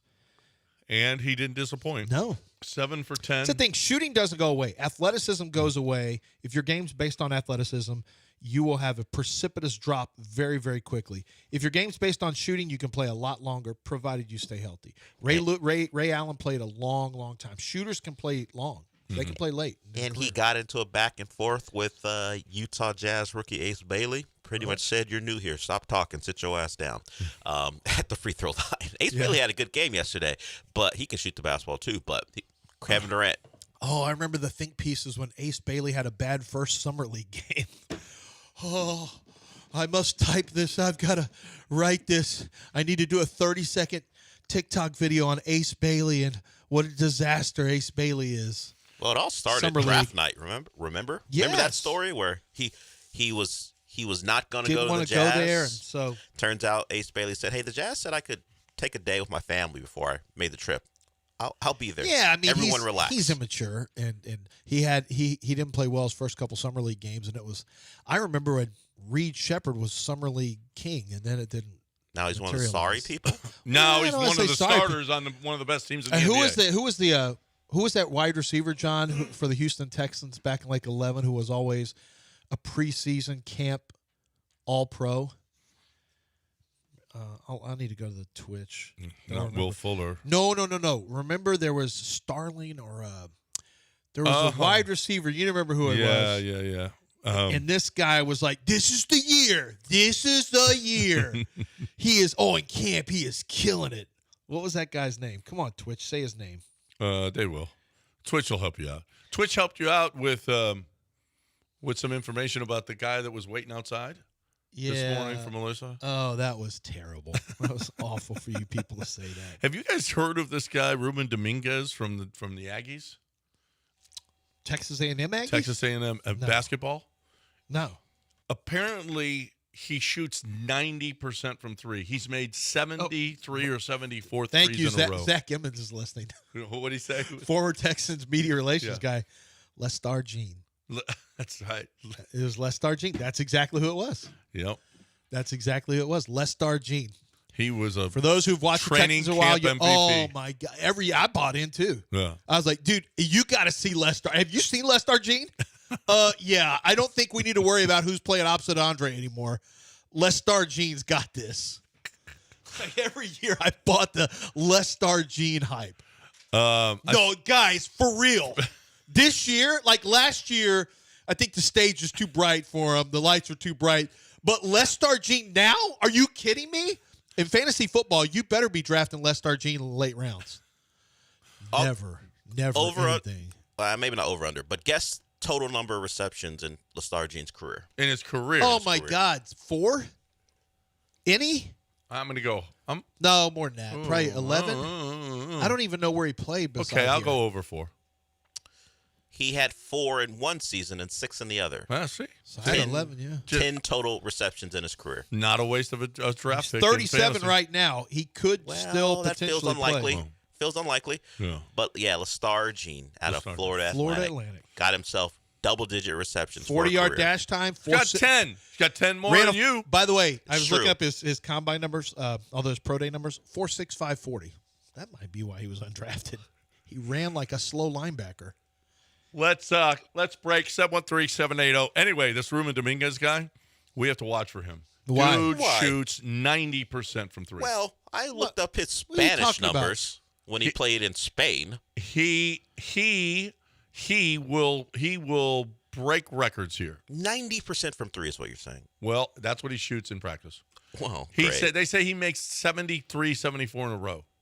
What? In a row. Yeah. Is he Where being, did you hear this from? I heard this. from- Foxy? He said, and they were asking him. He was at the Oh, podium. who's their basketball coach? I can't he was- remember because Buzz is gone. Yeah, Buzz went to Maryland. No one knows. It's Somebody impossible. who specializes in impossible to Spanish know. three-point shooting. I was yesterday old when I found out Will Hardy was the coach of Utah. I've known that for a while. Bucky McMillan's the head coach at A&M. I knew that for a while with Will Hardy because he's always the guy NBA, like media and podcasters always feel bad for because they think he's a good coach, but Utah doesn't want to win. So They're like, yeah, Will Hardy's in a really tough spot. He's gotten an extension even though they're not winning because, hey, man, we know what we're doing to you here. Okay. Here, throw some cash at you. Oh, he's their Bo Porter? Except they like him. Oh. Well, I think Bo was likable. Well, except Utah wants him around. But Will Hardy won't be around if they win. Bo is literally a sacrificial. Will Hardy lamb, is there until, they get the lottery luck. That's right. They want, but Bo no. Hardy. If they would have got the lottery luck that they haven't been able to get so far, they might have tried to accelerate the process. But they're still waiting on that, hey, we're going to be awful and then wind up with number 1 overall pick. This time it's for Dabanza. They're going to be bad again and hope Dabanza's waiting for By him. the way, so Dominguez did shoot 40% last year at Bilbao in their Liga. So he played professionally last year, and he's playing at A&M now. Yeah. So he shot 40% from three. The year before, 25%. Well, it wasn't the year before. It's 2021. So I don't know what he did between 21 and 24. He started shooting. He started shooting well. Apparently, How old is he? He's 22. Okay. He's a 22-year-old sophomore. Got it. Hey, you know what you should do on Underdog? Take higher. Well, if they list it, I don't know if they'll have him or not, but they have college basketball stats. When University of Houston played, I looked, and they had stats for 5 different players. Higher. So Underdog Fantasy has they have stats for everything. If I open it up right now, I know I'll get my Thursday Night Football, but they'll have baseball in here just in the lobby. And I can look up individual games as well. Right off the bat, here's Saquon Barkley, 84.5 rush yards. He has not been going there. I'm not going to do that. Jackson Dart, 178.5 yards. I'm probably going to pass on Jackson Dart stats. Jalen Hurts, A.J. Brown. I'm going to go higher on A.J. Brown's receptions. You know what? Squeaky wheel gets the grease.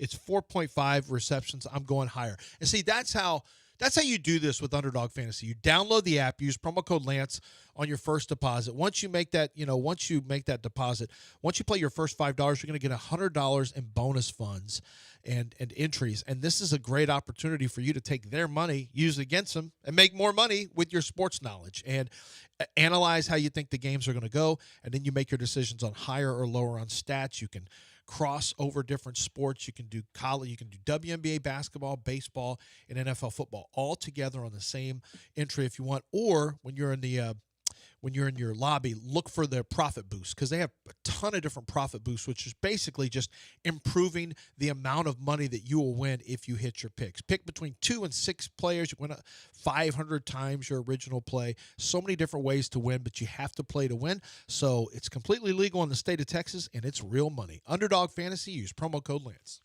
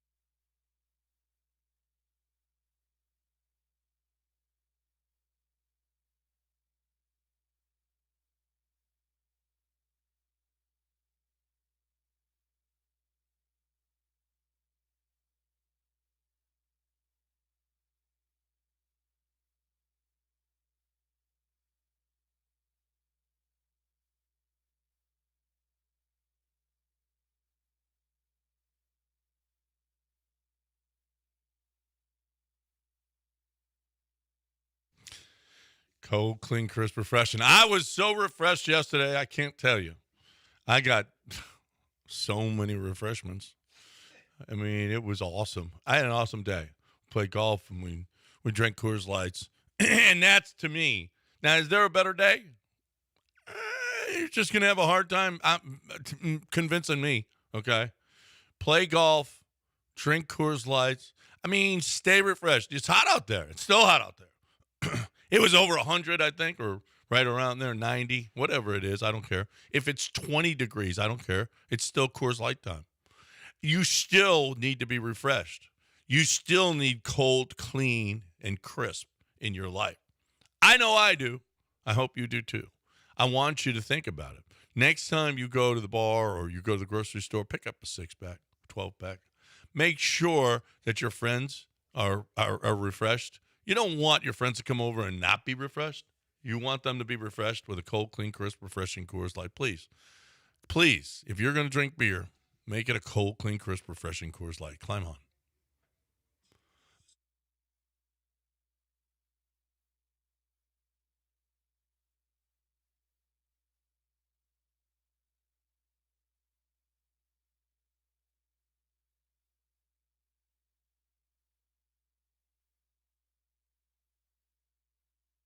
You're listening to Houston's longest-running sports radio morning show. From the Veritex Community Bank Studios, here's John and Lance.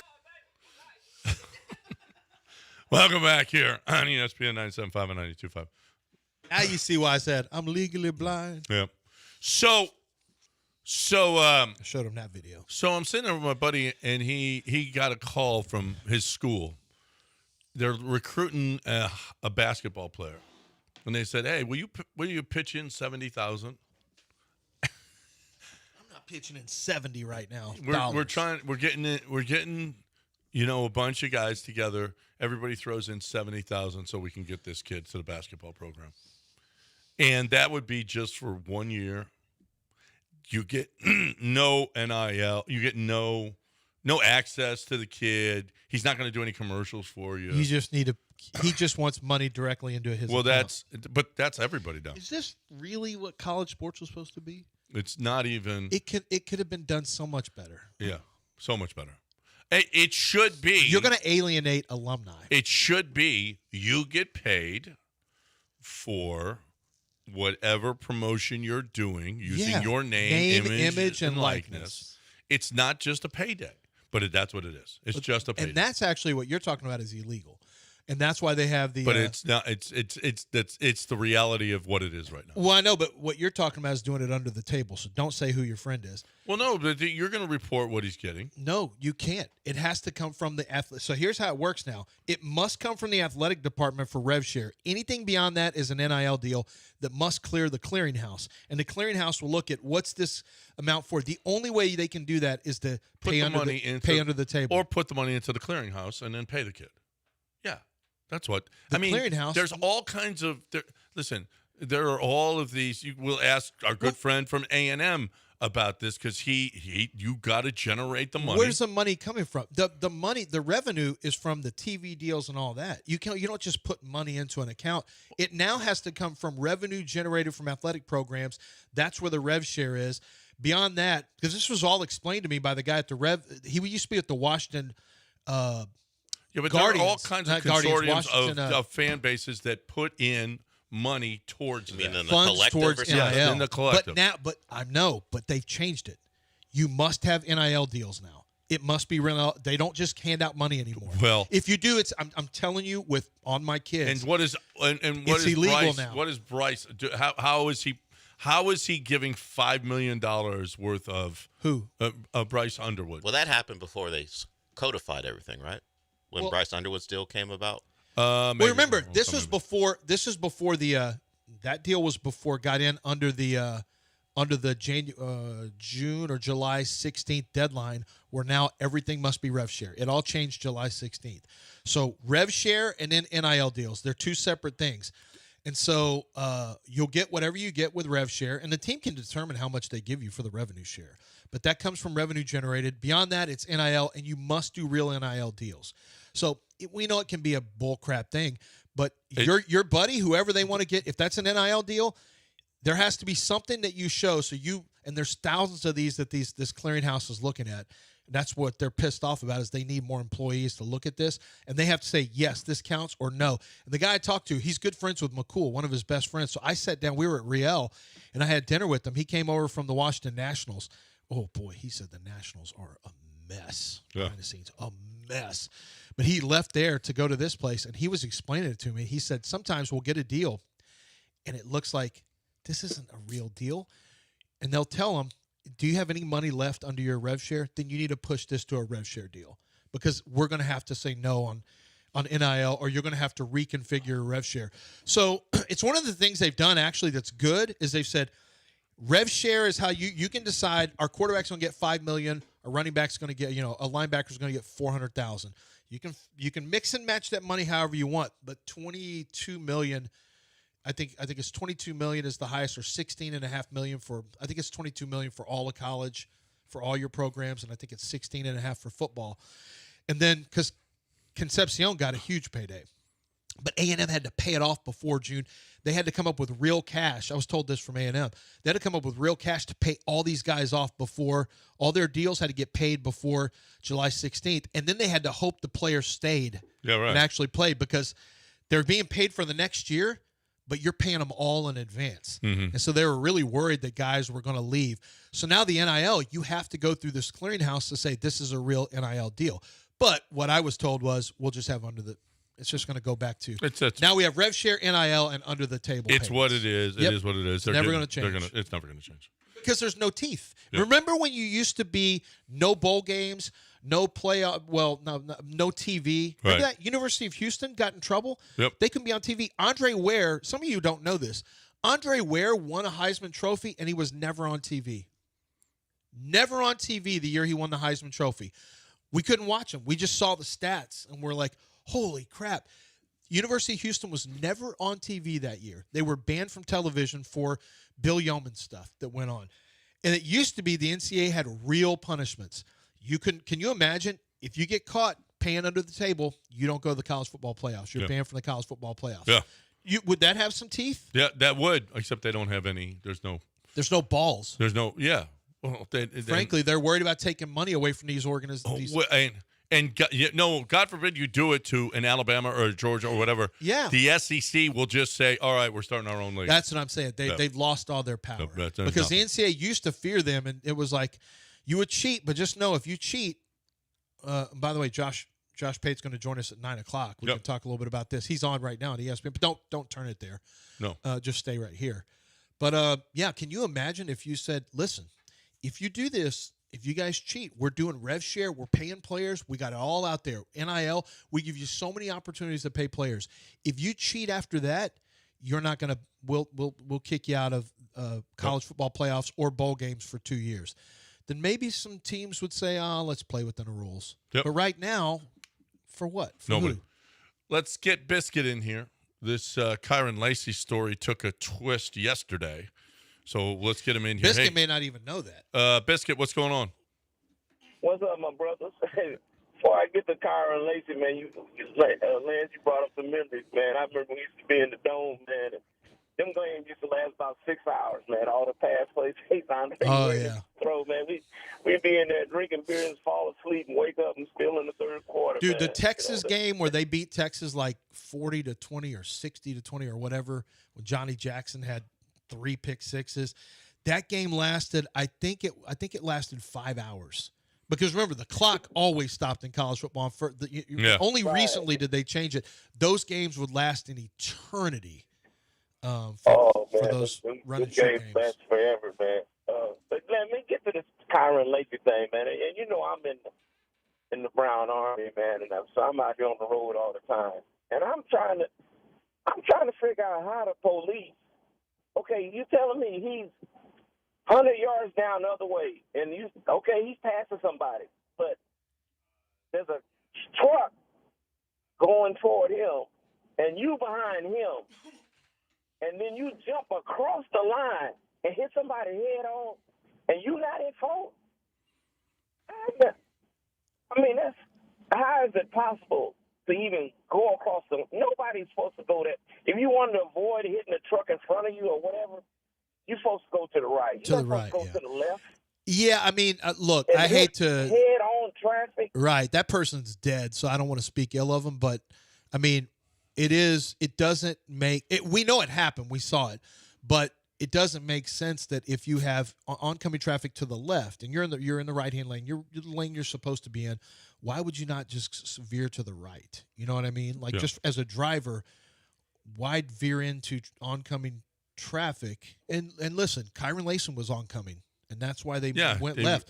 But I don't know from a driving standpoint why you don't go right. But that's just neither here nor there. Yeah, I mean, and then Lance, if you're saying I had to do that because the vehicle in front of me braked, so I had.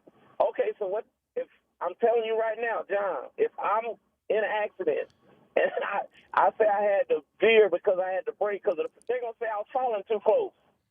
Your follow distance wasn't far enough. That's the problem.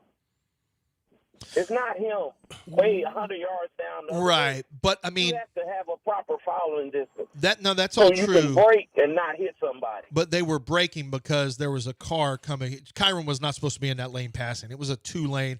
Well, I get what you're saying, but what he was doing was illegal too. Right.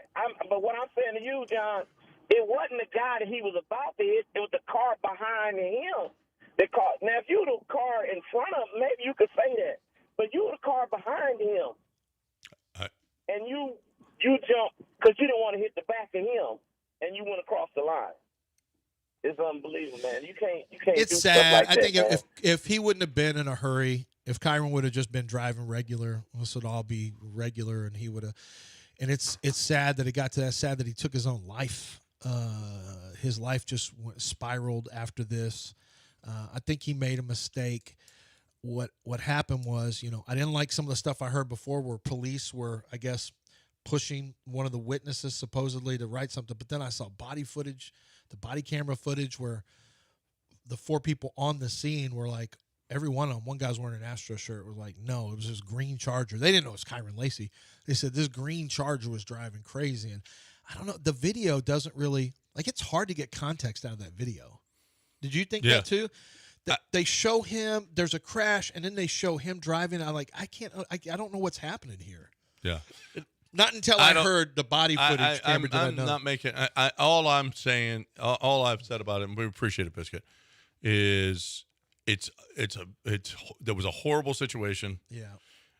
I don't know if the police coerced witnesses, that's they should horrible. be punished. Yep, 100%. And if it was Kyron's fault, and then well, he's already paid the price. He's paid the ultimate. So I mean, the whole thing is just. I'm not going to from here say, well, this person should have turned this way. You don't know how you're going to react in a moment's notice when a car is coming right at you. Yes, you should have gone to the right, not the left. Went left instead. Do you know I have no. You know what? Driving back from Tuscaloosa, we're on these long. We're in Mississippi, and these long roads, and this car was trying to pass, and I'm coming, and it's coming to me, and I realize they're trying to pass 3 cars, and I know, and they're probably maybe a mile away, but when you're both headed at each other, it's about 78 miles an hour, and I knew right away, I'm like, there's not enough room. I literally hit my brakes hard and stopped my car in the middle of this, and I looked behind me. There was nothing behind me when I did it, and I had to wait because it would have been a collision. They didn't realize, oh, I shouldn't do this. I need to go back. I made that same mistake one time, and I veered left when I was 22 years old driving, and I thought I was going to pass everyone on this country road out in Rosenberg or whatever. That's and I a went bad left, feeling when I realized, oh crap! And Yep. instead of hitting brake, I panicked and I went left into a ditch. And I swerved. Well, I went left onto the. The car passed me. I mean, I'm on the left, and I went left into this grass, and I started sliding, and I slid back on the road. I hit the car that was driving the way they were supposed to on the right-hand side in the lane that I was supposed to be in. Then it made my car careen back into a ditch. It smashed head first into the ditch. I hit my head on the glass, and the glass broke, and I had part of my hair was stuck in there. All because I was passing. I was impatient, and I was passing, and I panicked. And I didn't say, oop, this ain't going to work, and hit the brakes and got back in line. I was 22 years old. I didn't have enough driving experience on something like that. Yep. All right. You have some experience with taquerias Arandas. Yeah, I have a lot of experience with them. And as a matter of fact, I do want to say they have salchicha. They actually do have that in a breakfast taco if that's what you're looking for. And if you wake up in the morning and say, give me some of that salchicha taco. Hey, give me some of that salchicha. If you hear that in your own mind, in your own brain, you say, you know what? This is telling me to go to Taquerias Arandas, and I'll go get that. Or maybe you say you want bacon, or you want eggs, or you want whatever it is for your breakfast tacos. Or maybe you just want a breakfast plate. Their breakfast plates are awesome. They're awesome. You can get a hearty breakfast, especially if you like to do like I do, you eat 2 meals a day. Man, have that big breakfast, wait on lunch, and then have your dinner. And that can be a really good one as well. Give you more time to give you all that energy, give you more time to burn off those calories, but the food is great. It's authentic Mexican food, and it's at a price point that you can really afford without it busting you up. Like a lot of Mexican food's gotten out of control with their price points. Not Taquerias Arandas. Locations all over the city of Houston. They've got breakfast, they got lunch, they got dinner, they got great margaritas, they got beer waiting for you, and they've got sports on television. It's Taquerias Arandas.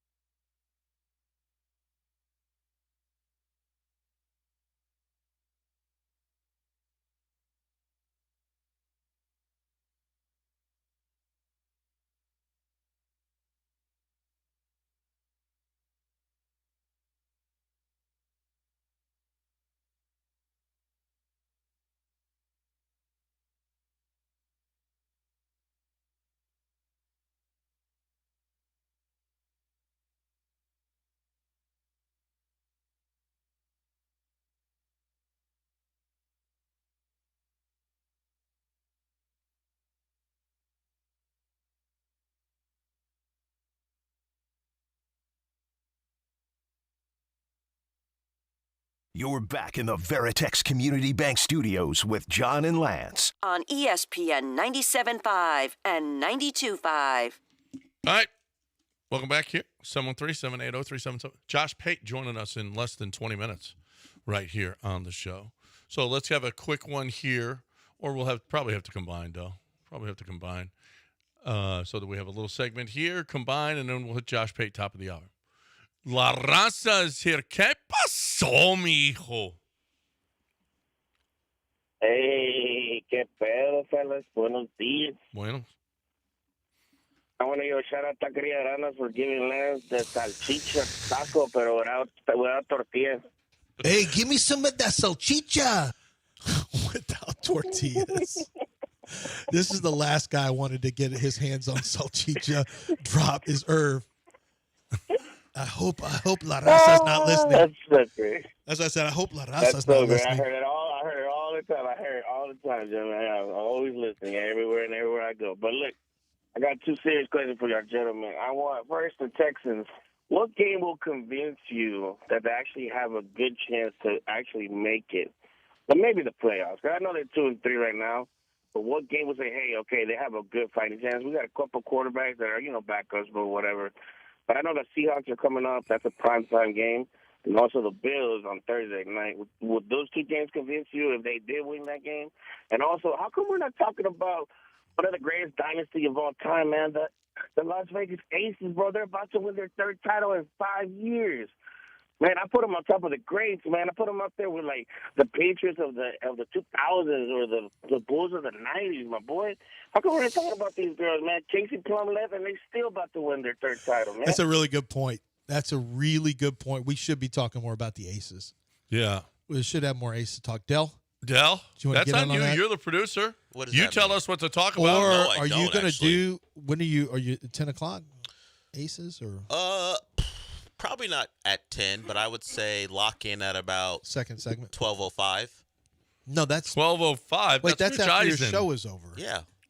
You think Rich Eisen is going to talk about it? I'm sure he'll mention I Angel, like to say Angel Wilson. that's like the Chicago Bulls, my boy.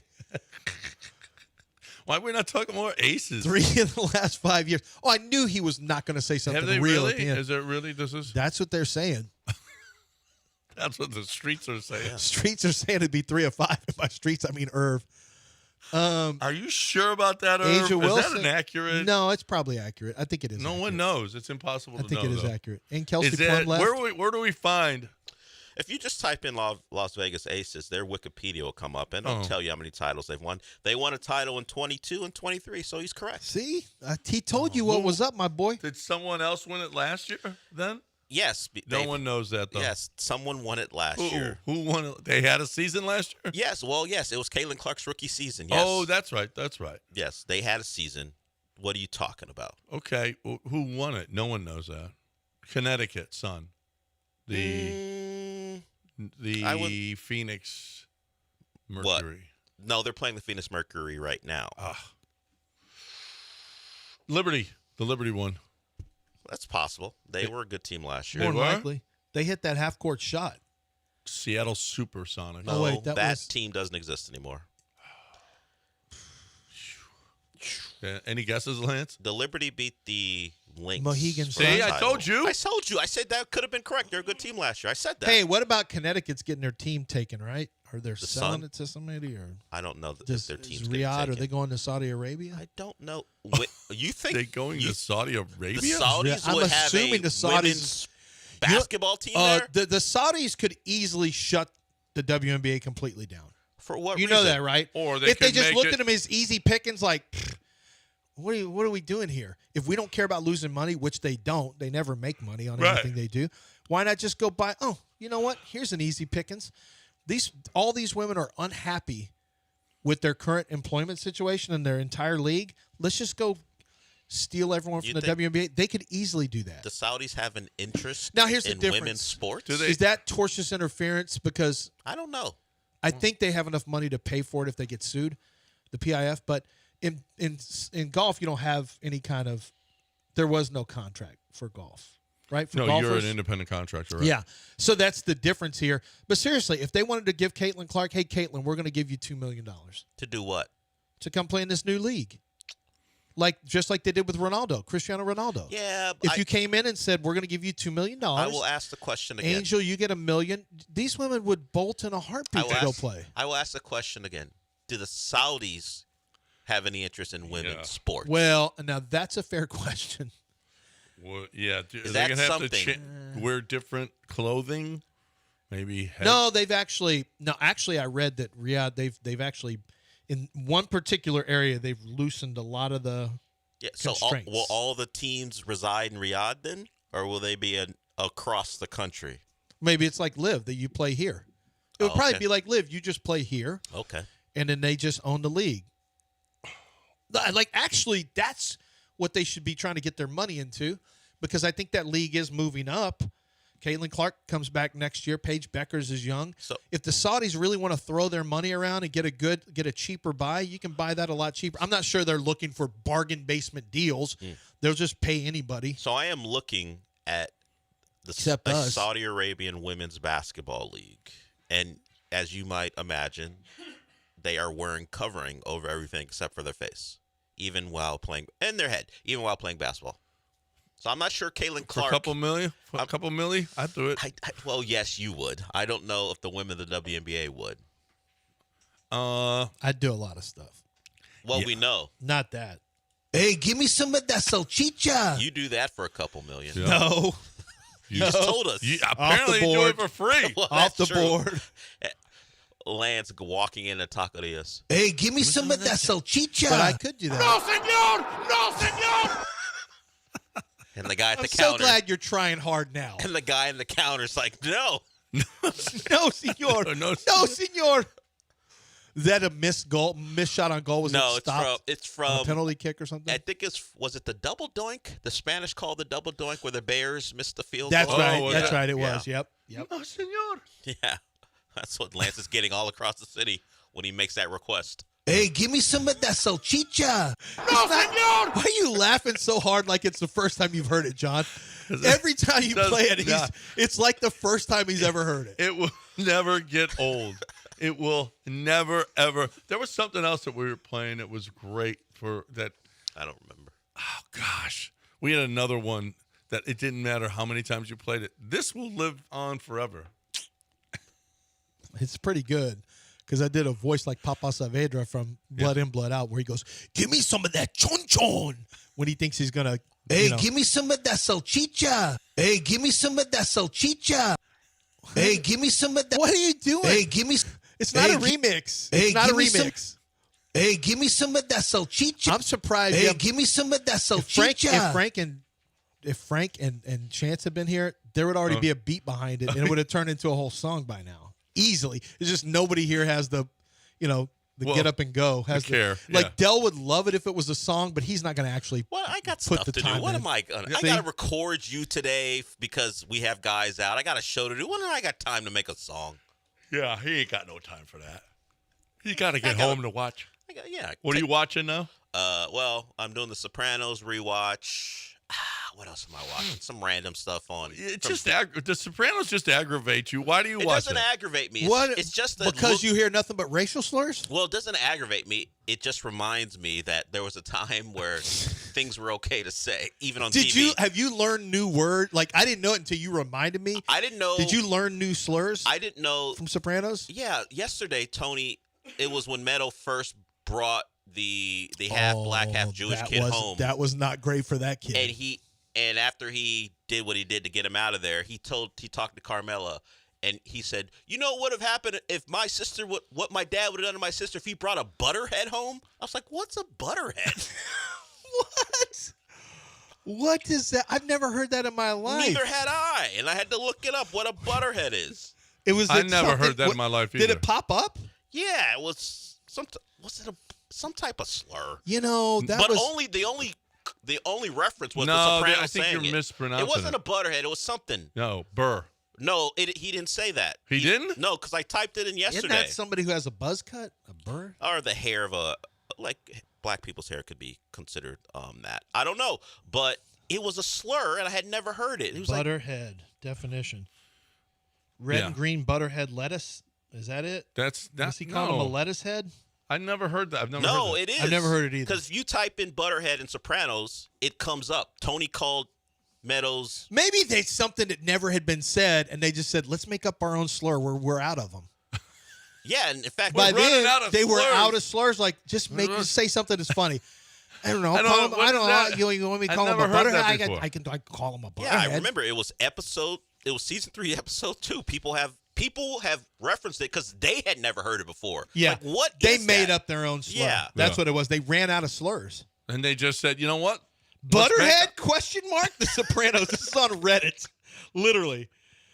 This is what kind of slur is this? Why are black people butterheads? This is literally on Reddit, Del. I told I never even heard of this. Well, at some point, they're all made up. Was used during right? Yeah, it says, well, this was used during World War II to refer to the Japanese. Tony may have confused it from something he heard on the History Channel. He does talk Word about of the it. Rise, remember Pearl Harbor. Oh. So talk why about were the that. Japanese called that? No one knows. I don't know, Racial but he slurs just- called it. I saw that kid. I was like, ooh, this is not going to be good when Tony comes down the stairs. And it wasn't. See, the actual slang Tony meant to use was biscuit head, but he merged it with cocoa butter, which is a reference to That's blacks. people just guessing. They don't know That's why they not- used Yeah, it. they No. don't know this. No, they have no idea. I never heard that before. But it's not a bad. At some point, you got to make up slurs. I guess so.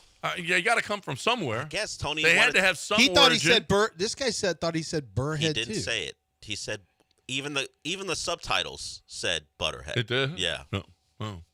Well, the subtitles get stuff wrong. God I've bless. noticed. He goes, if my sister ever brought an effing Butterhead home, you know what my dad would have done? I was like, Doing like that would done. you know what my dad? What? All right, let's break. Josh Pate on the other side, right here on ESPN 97.5 and 92.5. But first, we got to talk about Houston Powder Coaters.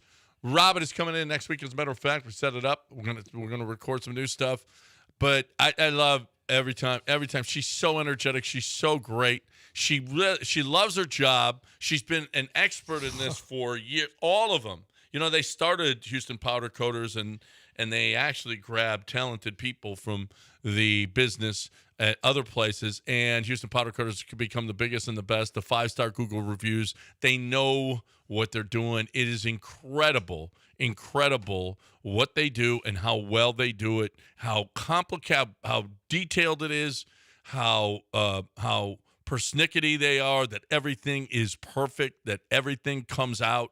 And they've got the biggest oven. I don't know if you heard. If you've got a trailer that's rusting out, that doesn't look great, and you want it to look great, well, they can do that.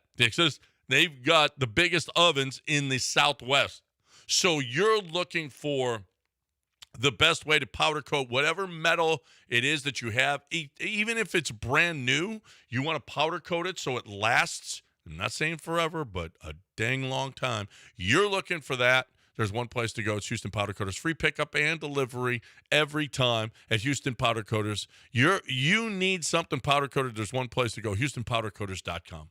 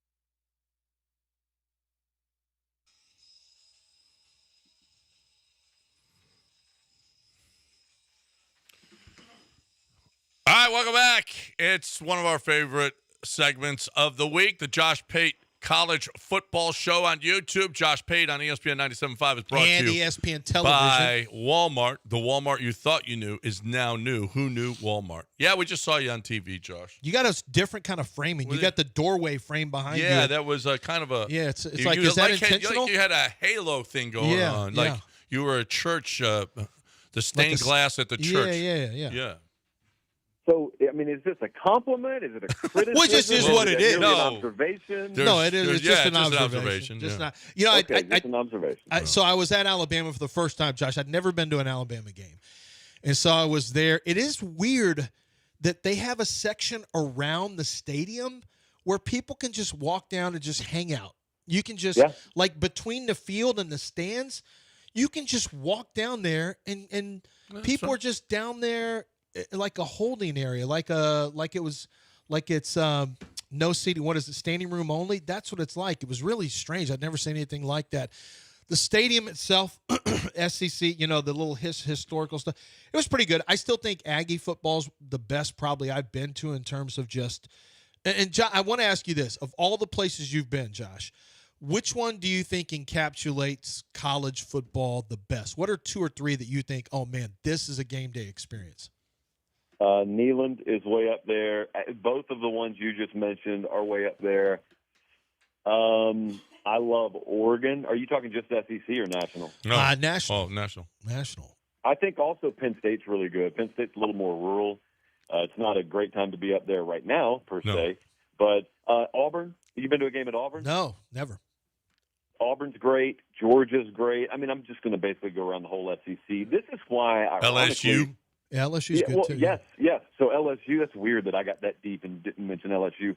So, which, by the way, as good as Miami's doing right now, that's the 1-8 ball they continue to work behind. Maybe it's not holding them back, but you go to some of these other places, and it's this great, authentic college game day experience. Meanwhile, they got to play in the Dolphins Stadium down there out in the middle of nowhere relative to South Florida. It's like 45 minutes away from their campus.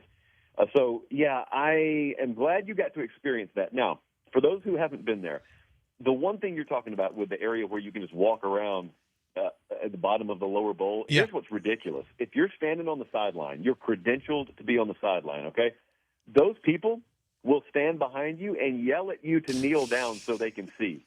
And you want to turn around and say, hey, bud, your ticket doesn't give you access to the place you're standing right now. It gives you access to your seat, which is elevated, so you don't have to try and see over me. Like, I'm supposed to be down here. But then if you actually yell that to someone, you look in the mirror the next morning and say, who have I become? What have I become? So you can't do that. Yeah, you got to be careful. That's a fight you can't win against college football fans. All right, I got a question for you. Who is hated more by their people, WNBA for Kathy Engelbert or Penn State fans for James Franklin? I got to blindly go B because I don't even know the context of A. So B. It's got to be B. I think B is the answer no matter what. They are gone. They're done on him. I've got a couple of Penn State diehard, like ride or die James Franklin lifers on my staff. They are done with him. So they come in Sunday, and we're putting the show together, and they're just talking about it like it's a foregone conclusion. Oh, it's over. The James Franklin era is over. And I said, what are you talking about? He said, oh, we're all out now. This was the last gasp. Even for those of us who were the last holdouts, we're done now. I said, okay, so you're telling me you don't believe in him anymore. I believe that. That's a far cry from it's over, because for it to be over, by my reading of the contract, there needs to be about $50+ million included there. And they were like, oh, no, they'll figure it out. Well, that's not a strategy. That's just making yourself feel good. So are you suggesting to me that he's going to just up and decide one morning, I'm going to avoid this $50+ million they would owe me out of the kindness of my heart? I am just going to negotiate a reduced buyout. Like, is that what you think is going to happen? And somehow, some way, in unicorn and rainbow land, they believe that's going to happen. And who knows, maybe it will. I will say, I was thinking through this myself the other night, and I've had this strategy for a few guys, so I'm just going to offer it to James Franklin. I don't think it's the worst idea in the world to negotiate a reduced buyout, to mutually separate, and for a guy who is 53 years old, like James Franklin, to just go step into a TV studio for 3 years publicly, but privately what you're doing is you're rethinking from the ground up everything about your philosophy, and you're building what I would just call the James Franklin 2.0 plan. And you're watching the landscape, and you're traveling, and you're going to meet with as many people as you can and learn as many new ideas as you can. All the while, you sound like a genius in the studio every Saturday, because any football coach sounds like a genius on TV. So you do what Dan Mullen did. You sit there for a little while. Your stock magically goes up every year because you sound smart every year and everyone else looks dumb every year. And you can just kind of socialize your new plan behind the scenes. And James Franklin's really good at circulating that without having said it himself. And then you kind of hit the on-ramp again when the right job opens up. I mean, think about that. Taking like a 2-year recharge in the middle of your career. He's 53. He gets back in at 55. He coaches another 15 years if he wants to. Yeah. But I think a lot of coaches so my dad retired and then came out of retirement and went and coached for the Arizona Cardinals with Bruce. And one of the greatest things that happened for him was that time off because he looked at things differently. But not all coaches do that. I always think, Josh, I'm with you. I think every coach, if they had – it's such a grind. There's so much pressure. And if they had a time to reset, they could reset and rethink things. I just don't know if James Franklin, and not just him, but a lot of coaches, would really take that time to better themselves and find out where their flaws were, where their issues were. I don't know if because I think it's a good idea too. Sometimes just being out of public light rebuilds your image. There's no more Nick Saban rehab. We saw the rehabs of Lane Kiffin, Sark. Who else? He's had a few rehabs over there, right? Yeah. Dana's rehabbing right now as OC in Nebraska, right? Is getting out of the game now better than getting that being a top OC or DC? Yes, because if you're in James Franklin's position, yes. So think about what I do. All right, I've got way more exposure to the game than any head coach does, because a head coach has exposure to his program and his conference. Someone like me, I'm using myself as an example. I travel every week, probably 38 out of 52 weeks of the year. I'm on the road. I'm in a building somewhere. I interact with thousands of people. I hear thousands of different perspectives, thoughts, ideas. Okay, now imagine I'm not me. Imagine I'm a coach that just stepped away for a couple of years to recharge my batteries. Think about what that does to your perspective on life, your perspective on your profession. You're not getting that if you just go immediately dive back in as a coordinator somewhere. So, like, if I were him, if he's going to entertain this, if I were him, I would entertain it by just stepping away. Go do TV. So you're in a studio on Saturdays, or you know what I'd even do?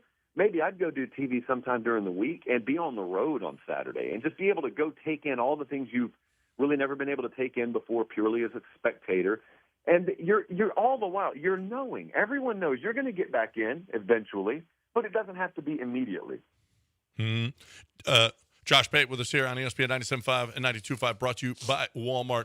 Is Bill Belichick going to be able to bounce, or is this destroying his legacy?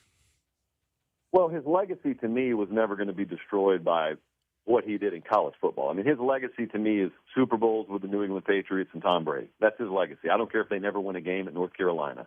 So full stop on that for me. As for what's going to happen at North Carolina, it's a disaster. It will remain a disaster. It was always going to be a disaster. You guys know that I talked to you about this in the preseason, so I'm not backtracking on this. I thought it was a horrifically terrible decision by North Carolina. I don't blame Belichick for taking the job. He's not the one who offered himself the job. I mean, how many people are about to turn down $10 million? So it's not his fault. It's their fault for hiring him.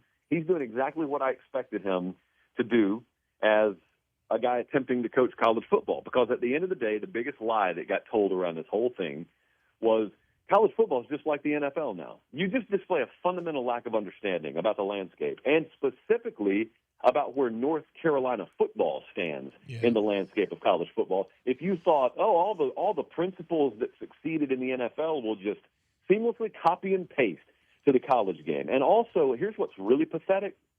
So Bubba Cunningham is the athletic director there.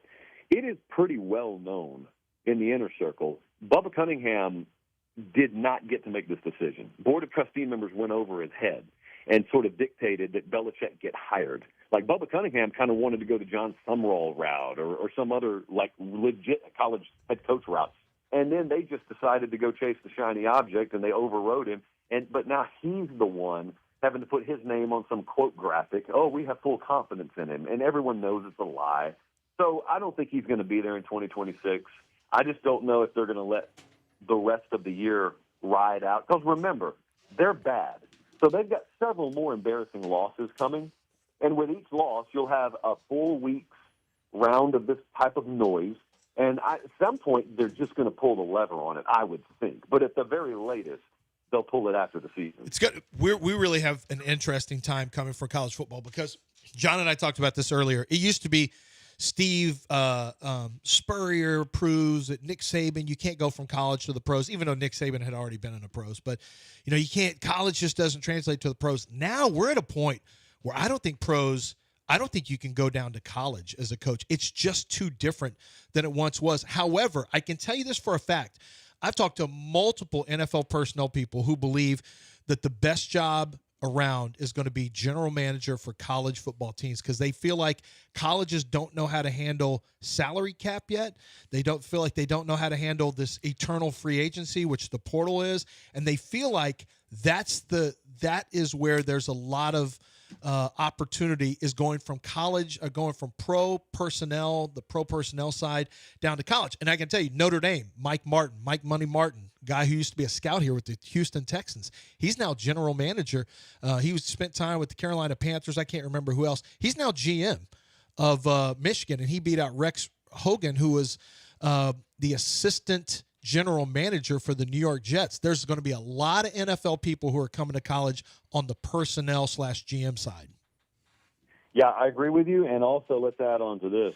And this is really going to blow people's minds when they wrap their minds around it. But another reason that job is going to be enviable is, number one, like you said, you could give yourself a huge edge right now. In the NFL, there's no massive edge to be had because all the edges have been ironed out. In college, it's brand new.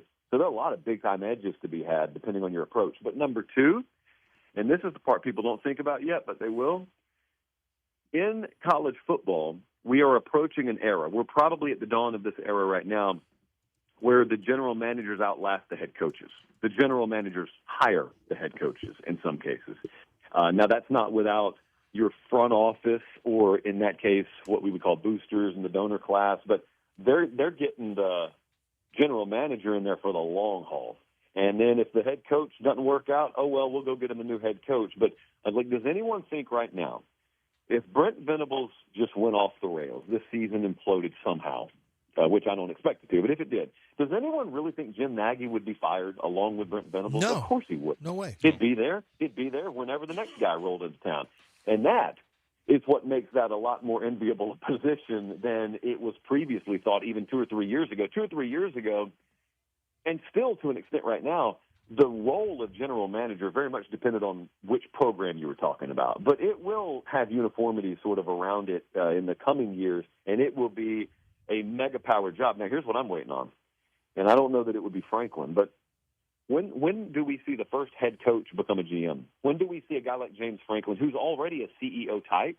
Like, he's not calling plays either side of the ball. When's the first guy who says, you know what, I'm going to go to the GM chair? Because I think that's going to happen eventually. And it's terrible. Those guys don't know what they're doing. More times than not, a head coach, we saw it with Bill O'Brien when he tried to be a GM here with the Texans. We see it with Bill Belichick right now. You can say whatever you want about Michael. Yeah, we can say that all we want. Guess what? He had Lombardi with the Patriots. He had Nick Casario with the Patriots. Who was the GM? Yeah. I mean, it's the same thing. Just because you're a coach, it does not even remotely prepare you for the rigors of and you know this, Josh, I think one of the most challenging jobs right now is college GM. And I know we're not talking about teams and games this week, and we need to get to that in a second. Let's get to it now, but that's a separate conversation I'd love to continue to have with you here in the future. Well, Texas, Oklahoma. We got to get to some of these big matchups. This is one where you have John Mateer maybe coming back this week. You've got an Oklahoma defense that's a ferocious front seven. You've got the Texas defense, which is reeling after they got it put on them by DJ Lagway and their big running back and Dallas Wilson. So I don't know what to expect now. We never know what to expect from Arch Manning. So how do you see this game? Mateer coming back after being injured. Arch Manning and the Longhorn defense, they got a bad offensive line, and yet somehow Texas still a 1-point favorite on a neutral field. How do you see this one playing out? What is your take on this game? Because Texas season's over if they lose. Yeah, just as soon as I rode Florida last week, I'm actually leaning Texas. That's to win right. this You game. had Florida last week. Yeah, I think I've had a really good read on Texas so far this year, and I've had a really good read on OU. I think this is a game Texas ends up winning. That's with Mateer starting. Without him starting, I would clearly favor Texas. But even with Mateer starting, look, I do not like either ground game right now. Okay, Texas has very, very famously struggled. OU's tailbacks against Power 4 competition are averaging under 3 yards per carry. I don't think either of these offensive lines is really equipped to handle the other. I look at the game-wrecking potential that OU's front has. I think Texas has that as well. If I think that something's going to be a rock fight, if I think something's going to be a very limited possession type game, my default is to shift over towards the team that's more desperate. And I've had a fight with Oklahoma fans all morning about this. I picked Texas to win the game. I said, Oklahoma really wants to win this. Texas needs to win this. And OU fans were like, no, we need it too. So I'll ask this. Lance, you just said, if Texas loses this, their season is over. I agree with that. That's called a must-win. Mm-hmm. What happens if Oklahoma loses this game? They're still in it. The talk on Monday is, all right, all of our goals are still in front of us. That's not saying you don't want to win it. That's not saying it doesn't mean the world to you. You don't have to win this. Texas has to win this. Can you imagine a 3-loss Texas before Halloween? Like, imagine juxtaposing that to the preseason expectations, which were valid. And by the way, no one in Austin was shying away from those preseason expectations, just like in State College, Pennsylvania. So they believed it too. And for them to already have 3 losses before they've even played Georgia or before they've even played A&M, buddy, that season could go off the rails quick. Now, I'll tell you what else could happen. What else could happen is they could find a little bit of a groove. This is the kind. See, the negative person, the pessimist looks and says, "Oh, great, now we got to play Oklahoma." The glass half full type, the optimist says, "Yeah, we got to play Oklahoma, but if we're going to turn our season around, if we're going to find a spark, isn't that the exact moment it could happen?" Yeah. And the answer is yes, it could happen there. Now, obviously, based on my prediction, I'm kind of banking on it happening. So I'm going to take Texas to win. I know it's not popular right now, but I've liked them all week. You give Missouri a fighting chance against Alabama? Yeah, I do.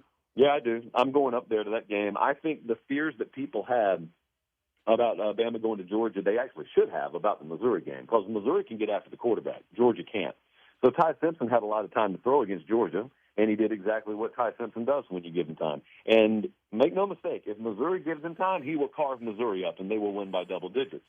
I'm just concerned that maybe they get home a little bit more against Ty Simpson, and I'm also concerned that, if Missouri does force some 3-and-outs or, maybe even a turnover or two, they've got the ground game to control pace, to control time of possession, third down, plays run, all the sorts of critical metrics that in bad moments have gone against Alabama. I leaned Alabama, but it is very close. I'm not betting a dime on this game. I'm happy to go up there to watch it, but it wouldn't surprise me at all. I mean, they asked me this morning, how big an upset would it be? I didn't even know people were looking at that as a possible upset. The line's 3.5. Doesn't technically really qualify as an upset. But maybe the casual public would be surprised by this. I wouldn't be surprised at all. How much do the Aggies have to worry about Florida coming in? Well, if you get the Florida of last week, you need to worry substantially. If Florida really did turn a corner last week, this will be a war. So I really am very curious. Is that a one-off performance from Florida, or did they do what they did last year? Did they just kind of hit a different gear? I mean, they finally handed the ball to Jaden Baugh. He carried it 27 times last week. That's more than they handed it to him in the LSU game and the Miami game combined. And what do you know? It opened up the ground game a little bit. He ran for over 100. They also had 2 pass plays of 50-plus yards, which Lagway topped or equaled his season total in that category in one game.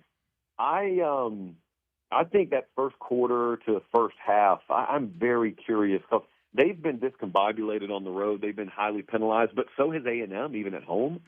So that's another one. I know the spread's a little bigger on it. I don't care what your record is. If you finally hit a groove and you're as dynamic and athletic team as Florida is, you can go beat anybody, despite what your record says you are. By the way, they're a 3-loss team. Only one of those is a conference loss. So they've got the same conference record as Georgia. for example. Like, Florida's not out of anything. If they lose this weekend, they probably are, and then Billy Napier may be out of a job. But that one bears close watching to me. Absolutely. Before you go, you got our producer, Dell, very excited about the way you talked about Miami this week. Hey, I need him, because as soon as you give a compliment to Miami, I don't know if you guys read the new laws Congress passed, but anytime you give a compliment to Miami, it means you're crapping all over Ohio State and you think they're terrible. Now, it doesn't matter. I did not see that law. I did not see the passage of that law. Yeah.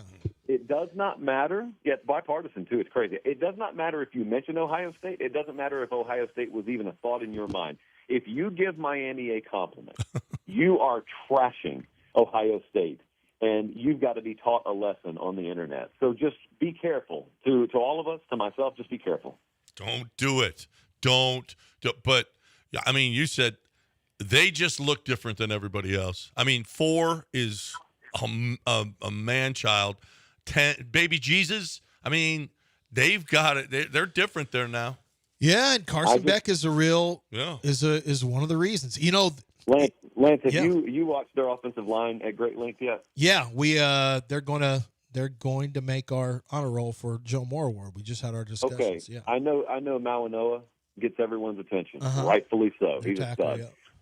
Buddy, that left tackle, Markel Bell, from a physical, just purely a physical standpoint, I'm not sitting here grading film like you. From a purely physical standpoint, when he walks by you, it feels like a dinosaur just walked by you. So they're massive. Insane. Yeah, they're massive. And one of the things we talked about, I was talking about this with Aaron Taylor, who's in charge of the Joe Moore Awards, is they don't really fire off and move guys around, but what they do is they engage. They're big and massive, and they engage and they stay engaged, so that it's always, like I said, there's always, the room's always occupied. And in other words, you can't get off of them quickly. You can't get around them quickly. And it's one of the reasons that Carson Beck and the running game has been successful. I think the running backs do a lot of work there, and I think they're physical. But Mario Cristobal, a lot of people around football don't like Mario Cristobal. He rubs a lot of people the wrong way, including his own fans.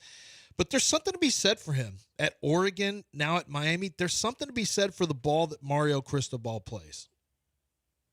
I agree. I think a lot of folks are rubbed the wrong way because they're always turned off by a guy who just recruits well, getting a lot of praise. Like, some coaches really get rubbed the wrong way. They think you need to be able to hang with them on a grease board or hang with them in a clinic setting, or else you're not a real coach. Well, okay. I just ask anyone, find me someone out there who is winning at a high level without players. Who's doing that? Greatest coach in the world is going sub 500 if he doesn't have decent enough players. Yep. So I've always thought that was laughable. And by the way, that's not to say Mario's an idiot on the grease board or anything. I'm just saying that's the attitude I pick up on sometimes from other folks, and I just kind of shake my head at it and move on. That is Josh Pate, brought to you by Walmart. Walmart, it is the Walmart you thought you knew is now new. Who knew Walmart? Josh, man, we appreciate you as always. Great talking college football, and we'll do it again next week. Have fun in Columbia. All right, appreciate it, guys. All right, there's Josh Pate every week right here, brought to you by Walmart. That's some good stuff. That's the czar of college football, the future czar. He calls himself the commissioner, like in a lighthearted way. But I'm telling you, everybody my son's age, the 20-somethings, Josh Pate is who they listen to. And they tune into a show on Sundays, was kind of the start point. But I think he's on to, first of all, he's pretty good at picking games, I've noticed. Yeah. Like, who did he have? He had he likes Florida. Texas. The first week he had South Florida. Yeah. Beating Central Boise. Florida. South Florida. Is it South Florida? Yeah. Okay, yeah. He had to beat them straight up. Yeah. And, yeah. Beating and then Boise. He's got Florida over Texas. This week he's got Texas over Oklahoma with or without Mateer. Right. That's something. And he's watch out. I know they've got to have this. I know they've got, and watch out Alabama. Watch out Alabama. He got Missouri. You think Missouri can do that? This is what the SEC is all about. There's a lot of games that are watch out games. Well, now with Texas and Oklahoma, it seemed there were weeks that SEC was like, and we talked about it. You talked about that. Yeah, the SEC is not. It's not the same. It's a war every week. It's back because you know what? Georgia's not really Georgia, and Alabama's not Bama like with Saban. So now it's opened the door to a lot of teams, and dude, Missouri. Texas is still kind of on the outside looking in, but they still are alive. OU, Texas A&M, Florida, Tennessee. Tennessee. Florida might be back. Tennessee, Georgia, Alabama. Like this is LSU. This is as wide open as I've ever. I think I've seen it minimum since Nick Saban came into the SEC. This is both of you talking to Greg Sankey. Hey, give me some of that salchicha. You know, the SEC. That's right, you're damn right. SEC. It's like everyone else is just playing for third. Yeah. Like It just means more. Except the last two champions weren't SEC teams. Yeah, but it means more. Yeah, but it means more, Del. It just means more. There wasn't even an SEC. Does a Big Ten team championship count, Del? There wasn't even an SEC team in the title game last year. Should have been. Should have been.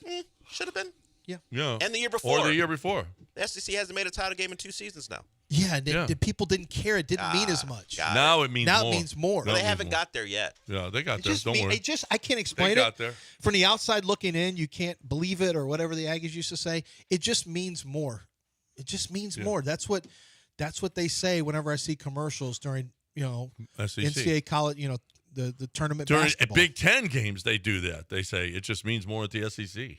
Do they? Yeah. See, I'd never heard. I wouldn't think they would do that. They do that. That feels the exact opposite of what they sometimes. would do. You know who does stuff? Kent Jones. Yeah. What he does is mortgages. Like, I mean, it may sound boring to you, but he loves this stuff. I mean, he geeks out on this. He really does. I've talked to him about it, and he goes into detail, and I'm just like, I just don't understand a lot of what you're saying right now. You're saying words that I don't understand. Because he knows way more about the mortgage game than you do, for sure. And if you're buying a home, you need his expertise and his guidance, okay? When to lock in, what's the best, who's got the best loan out there for you? You need to shop your loan. He will shop the loan for you. You need a survey company. You need a title. You need a buyer's agent. He might even find you a buyer's agent that rebates part of their commission. Because he knows the game, okay? You can't do that. You tell a buyer's agent, hey, I want you to rebate your commission. They'll be like, whatevs, beat it. But Kent Jones can find that for you because he's been doing this for 30 years. He knows the game. You don't. Over 1,400 career closings.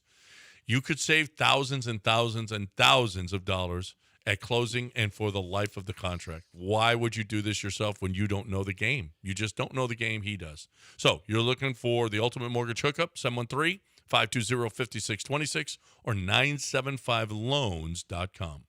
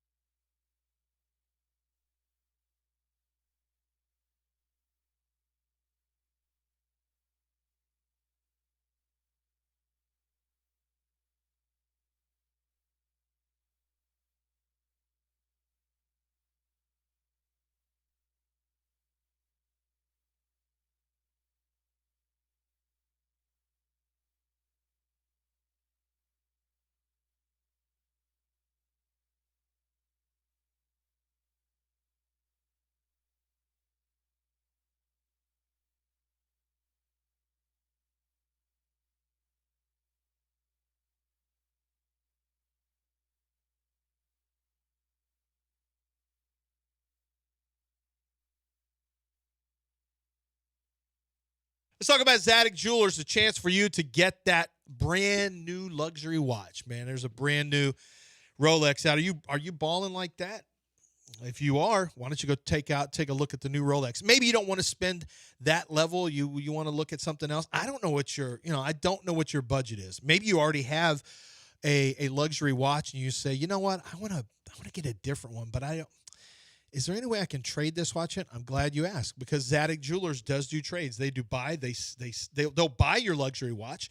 They sell watches, obviously, but they also do trades as well. So if you're looking to trade your watch in for a different watch, they'll do that for you. 1801 Post Oak Boulevard. They have every big-name watchmaker in the world is there. And they're a boutique location for multiple brands, which means they get unique timepieces, and they have cool little carve-outs for those watchmakers. They have workers in there who can fix workers. They should have craftsmen who are certified, I should say. I don't want to minimize it. They can fix any of the timepieces you have, the finest timepieces. They are certified to fix that for you as well. Luxury watches for men, for women, all the biggest brand names. And if there's something that you can't find, you know it's out there, but you can't find it anywhere else around the state, they probably have it right there off Post Oak Boulevard as Zadig Jewelers. We already know about they handle diamond rings and all the other jewelry, but if you want luxury watches, I want to make sure that the starting point is 1801 Post Oak Boulevard and Zadig Jewelers.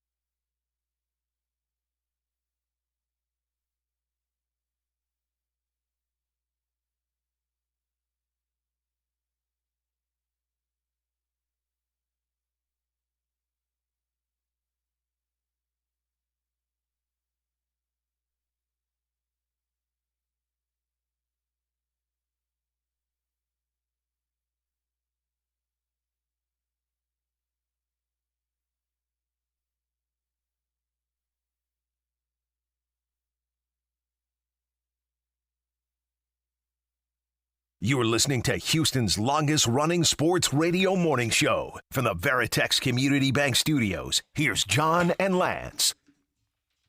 All right, welcome back here. ESPN 97.5 and 92.5. I think we combined, so this is our last segment before News of the Weird, right? Right now, $50 gift card on the line. What? Fifth caller. You are going to pick against the spread or the total for Thursday Night Football. If you win, you will get a $50 gift card from Taqueria Serrano's. Locate. You can use it at all the locations around the city. But if you lose, you get nothing. Boop, boop, boop, boop. Nothing. Zero. And you'll get made fun of. Now, unfortunately for me, I have lost the last two. Both of the last two contestants have said, no, you pick it, Lance. And that's one of the options. You can have me pick it, and if I lose, you win. So if you don't want to pick it, if you think I'm the mush, and I am 0-2 so far this year, you can have me pick it, or you can take your destiny in your own hands and make your selection. The choice is Philadelphia Eagles versus the Giants. The line is Philadelphia Eagles minus 7.5. I'm putting a hook on there. And the over-under is 40.5. What are you going to do? 40.5 and 7.5. The Eagles 7.5 at the Giants, or you want to go over/under 40.5. And I'll wait for I'll wait for whoever to figure out the name, and we will give you a chance to win $40. It's a Thursday night game. I got to tell you, I actually do want to see Jackson Dart and this Jackson Dart, Cam Scatterbo. Cam Scatterbo is, I don't want to say can't miss football, but he's fun to watch. Do you see have you seen the video of his teammates the Giants doing Cam Scatterbo? Oh, he Imitations apparently, of him? yeah, imitations of him. Apparently, he goes, he does all kinds of crazy stuff, and all the Giants are doing it, and I think they really like him, but he just gets nuts on the field. Yeah, he just that's a dude who just loves playing football. Oh no, He is a hammerhead. Yes, this is Mike Allstott all Yep. over again. It's the same type of runner. Like it's rare to see this kind of guy. I don't know how long he's going to last in the league, because he's really going to take a lot of punishment. But man, is he a nightmare to bring down. Did you see the Demario Davis, longtime linebacker, was wired up? Yeah. Did you see that? Yeah. With Scatterboy, he's like, yeah, and he stopped him. He goes, "This is NCAA. This is grown man football. This is NFL." He goes, "Still got 5 yards." He goes, "You got 1 yard. Got one. You got one." And then after the game, he said, "Man, I love it. Keep talking like that." He was on the sidelines going, "That 44, he's nuts." Yeah, he goes, "Man, that's like one of those badass kids that you like."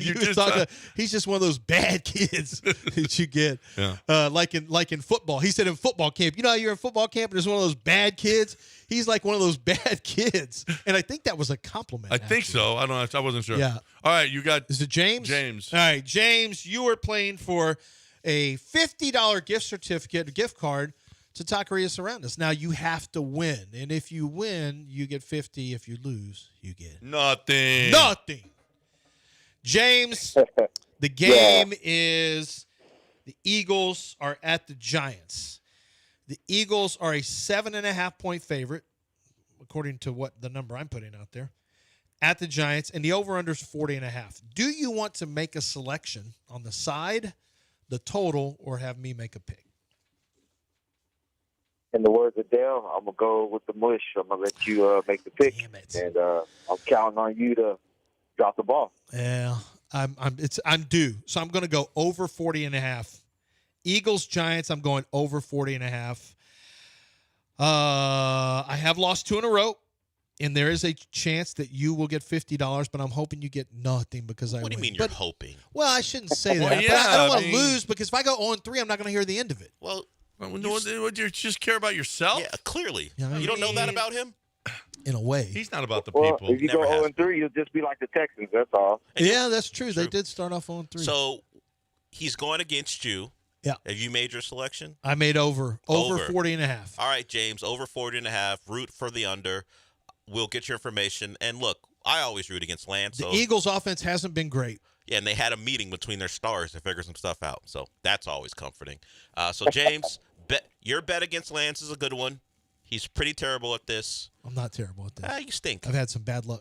You suck. You've been bad. So, James, hold on. Let me get your information. And just know you're about like an 80% lock to get these. Not even to get the $50. Yeah. Close. You're in serious trouble. Okay. Yeah. No, you're a lock, buddy. A lock. All right. Now I got to take Jalen Hurts out of my starting lineup because they're not going to score any points. Right? You guys are just serious. No. You're both in serious trouble here. I I wish you would have got some food, but looks like you get nothing. Oh, let's watch. Let's wait and see. Let's watch and learn. Okay, let's go. So Del, what we miss today? We hit on baseball, right? We touched on baseball. I think we hit most everything. What did I put into the rundown that maybe we haven't? We talked Rockets. We had some nice Rockets conversation here. CJ, Offensive Player of the Week. Yeah. Other than that, we had, we talked about the Harbaugh thing. Orlovsky we had on. We're pretty good. Orlovsky we had on. What are you talking about? Yeah, on Texans D. Oh, did we not play that? No, one? we didn't play it. We didn't play that? Well, Dan Orlovsky just said, Dan Orlovsky has been one guy, I've seen this several times, that is actually talking about the Texans as opposed to the Ravens. He's talking about how good the Texans played. Texans scored how good the Texans he says the Texans D is number one. And it's not getting talked about enough. He said, look at the Texans offense the last 2 weeks has been sensational. So, that Jim Harbaugh thought the Texans were a get-right game. Whether or not this carries, I'm with you. This was a terrible time for a bye. Yeah, because you had some momentum. You got some momentum going on, and it's not like you're terribly banged up. No. It would be nice to get Stingley playing. Stingley. This could help. Off. Yeah, this could help Stingley. But still, you just got done playing 5 good quarters of football. 1 in the Tennessee game and 4 straight against the Ravens. This is a great time to take your momentum and see if you can push it. We didn't talk about the Phillies. Kyle Schwarber hit 2 lasers, home runs against the Dodgers. Hit the second one was almost out of Dodger Stadium. The second one was a colossal Holy home run. crap. The first one was a rocket. The second one was a massive. I mean, he hits now. He can exit velo some. God, please come back from They're down 2-1. at home. Yeah, they're down 2-1. The Yankees were eliminated. We did mention that. We found out also the Aces have a chance to win 3 out of 5 years. That was. I still don't remember that. Yep, we learned that. I didn't. That's something we learned. Now that we can talk about tomorrow, or just coming up at 10 o'clock from East River 9. We can talk about that. What we learned on the show this week. That will be that the Aces have actually won some titles or something. Well, they haven't won. They've won 2 out of the last 4. They got a chance for 3 out of the last 5. No one knew that. Now I hope they don't win. You know why? Rasa did. Because then it's going to look bad for the Astros that we only won 2. What? Well, if we end up, because we were there like a bunch of times, a bunch of World Series, and we only won 2. Which is a better dynasty, the Aces or the Astros? It's a great question. Well, if the Aces take They're 3 still out of 5, they're it's still the Aces. going. If they win this one, they're a win away. The Astros are still going. When the history of sports gets talked about, they're going to go Asia Wilson and the Astros. Astros are still going too. Right now. I'm going to tell you guys. F. Altuve. I'm going to tell you Bye, guys Yankees. right now. Bye, Yankees. Losers. 30 years from now, the Astros aren't going to be talked about as a great dynasty. Yes, it is. What? No, they won't. I worry about that. They won't be. I worry about that because they only won twice. And one of them Peyton Manning We're won still twice. talking about the Braves and their run. We're talking about them as failing. Yeah. That's the narrative on them was they only won 1. The Astros got Maddox, 2. you had Maddox and Glavine and Smoltz, and you only won 1. Winning 2 is great for us, clearly. This is not about us, but winning 2 in the span of, let's say, from what the hell is 15 to 25, people, they were pretty good, but they're not going to be talked about as one of the greats. Yeah. No, one of the greatest dynasties ever. It won't happen. Yeah. Like the Yankees in the 50s. I'm worried that it's not going to be inside of it. It seemed way bigger, but I'm worried that people are going to look at this as the Astros only won 2. When kids like the kids you have, like the Gen Zers, whatever generation, Gen Alpha, whatever it is, in 15, 20 years, I'm like, Astros chokers. No, they're not. Oh, you don't think people are going to look back without context and go, they only won 2? Yeah, there's a chance. No, they're going to say, what a great – well, look at that. Look at the Astros were the team of the aughts. They weren't. Yeah, they were. The Dodgers are competing with them for that. No, the Dodgers are out after – But they won a bubble championship. We're not counting that. They won. Then they won the illegitimate one that you guys don't acknowledge last year. Yeah, we don't. No. What? Yeah, they just won a World Series. What are you talking that about? That was a real one. That's a real one. No, although they beat the Yankees. Who cares? That's they beat the Yankees. I don't know if you know this. That'll help the legacy that they beat the Yankees in the World talk Series. to Nick Turturro what he thinks about it. Yeah. I don't look. I'm with you. Astros, sure, but when we talk about it outside this city, people are going to talk about the Dodgers, particularly if they win this one, because of the Dodgers. Yeah, no. 947. Hell yes. I don't know. They're a pretty historic franchise. No one cares. You just hate the city. No one You cares. just want to. You want I to would like denigrate Bring the back great RJ. Astros. Bring back RJ. You guys can pretend like the rest of the baseball world doesn't slob all over the Dodgers like you slob all over Josh Pate. But Slob I won't. what? Slob all over. That's what I said. Huh. Slob all over. You do what you do to Josh Pate, the rest of the baseball world does to the Dodgers. Just get ready, particularly if they win again. We kind of do slobber. He's good. Yeah. I don't know if I want to see one battle after another. It seems so long. It seems like It's 2 hours and 41 minutes. It's almost. it is. Yeah. Oh man, it's almost as long as It those. do wanna sounds pretty see good. You don't What is remember that? this? With Emma Stone? What was that movie? Begonia, it's called. I just yeah. looked it up. By the way, Where they might be aliens, they might not. you're be not going to aliens. remember this, but there's a movie out right now that The Rock's in that's probably going to get some Oh, yeah. Oscar buzz. It's called The Smashing Machine. Yeah. It's about Mark Kerr. We had Mark Kerr in studio at 610. Our my old buddy Saul Solis, who passed away. James Cooper, who I met him. He was a trainer. He introduced me to Saul Solis. Well, he had Saul come in with Mark Kerr, Tito Ortiz, and Rico Rodriguez. Those three guys all came in, and it was in 2000. It was in 2000, like it was early 2000. So that was the early stage of the UFC. It hadn't even been purchased by Zuffa yet, and Dana White. The Fertitas, and we had Mark Kerr, who is the subject of this movie, The Smashing Machine, and The Rock plays him. He was actually in studio with us. Yeah, and Emily Blunt's in it, so there. Emily Blunt is in it. Yeah, Emily Blunt is in it. Yep. I would be pissed if I was Jim and she's out there making out with. Is that who he's married to? Jim from Krasinski? The Office. Yeah, John Krasinski. But you wouldn't care if Jenna Fisher was making out with him. Pam. No, but because they weren't real. They're not really a couple. But there was his work wife. Right. Well, and I guess on the show, we don't get work wives. I don't have one. I just have a work mom, Sam. Well, you You're like 25 years younger than me, or 30 years. What are you doing bossing me? I think you want a work wife. What's going? You're trying to get a work wife. Me? Oh no, no, she's not work wife. Charlotte also is like work wife. She told me, she said, "You still got it? Did you get that sausage?" Like, what?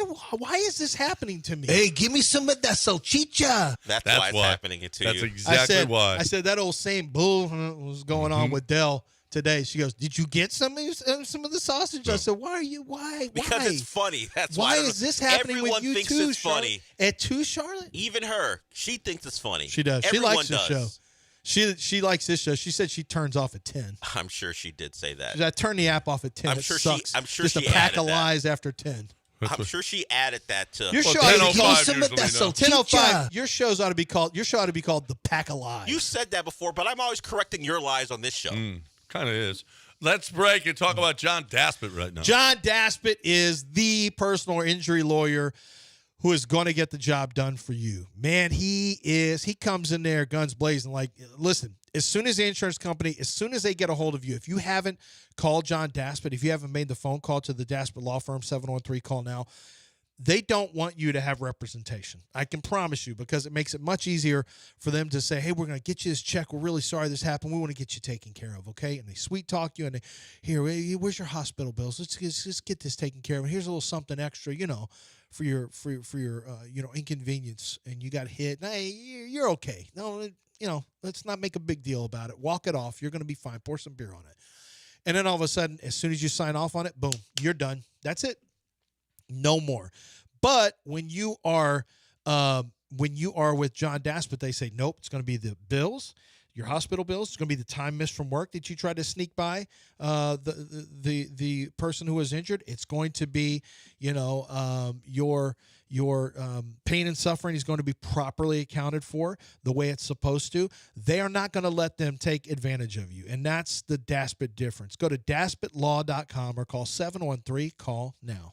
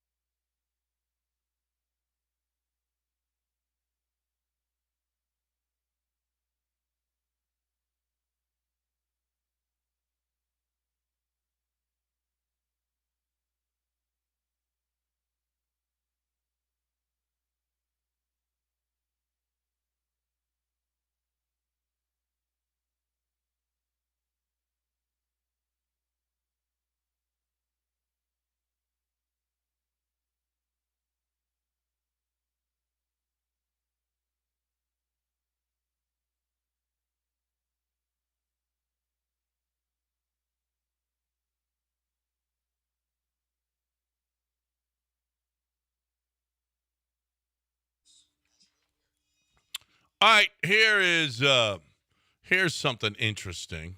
Here's interesting. I don't know how to put this. A new study shows that men need to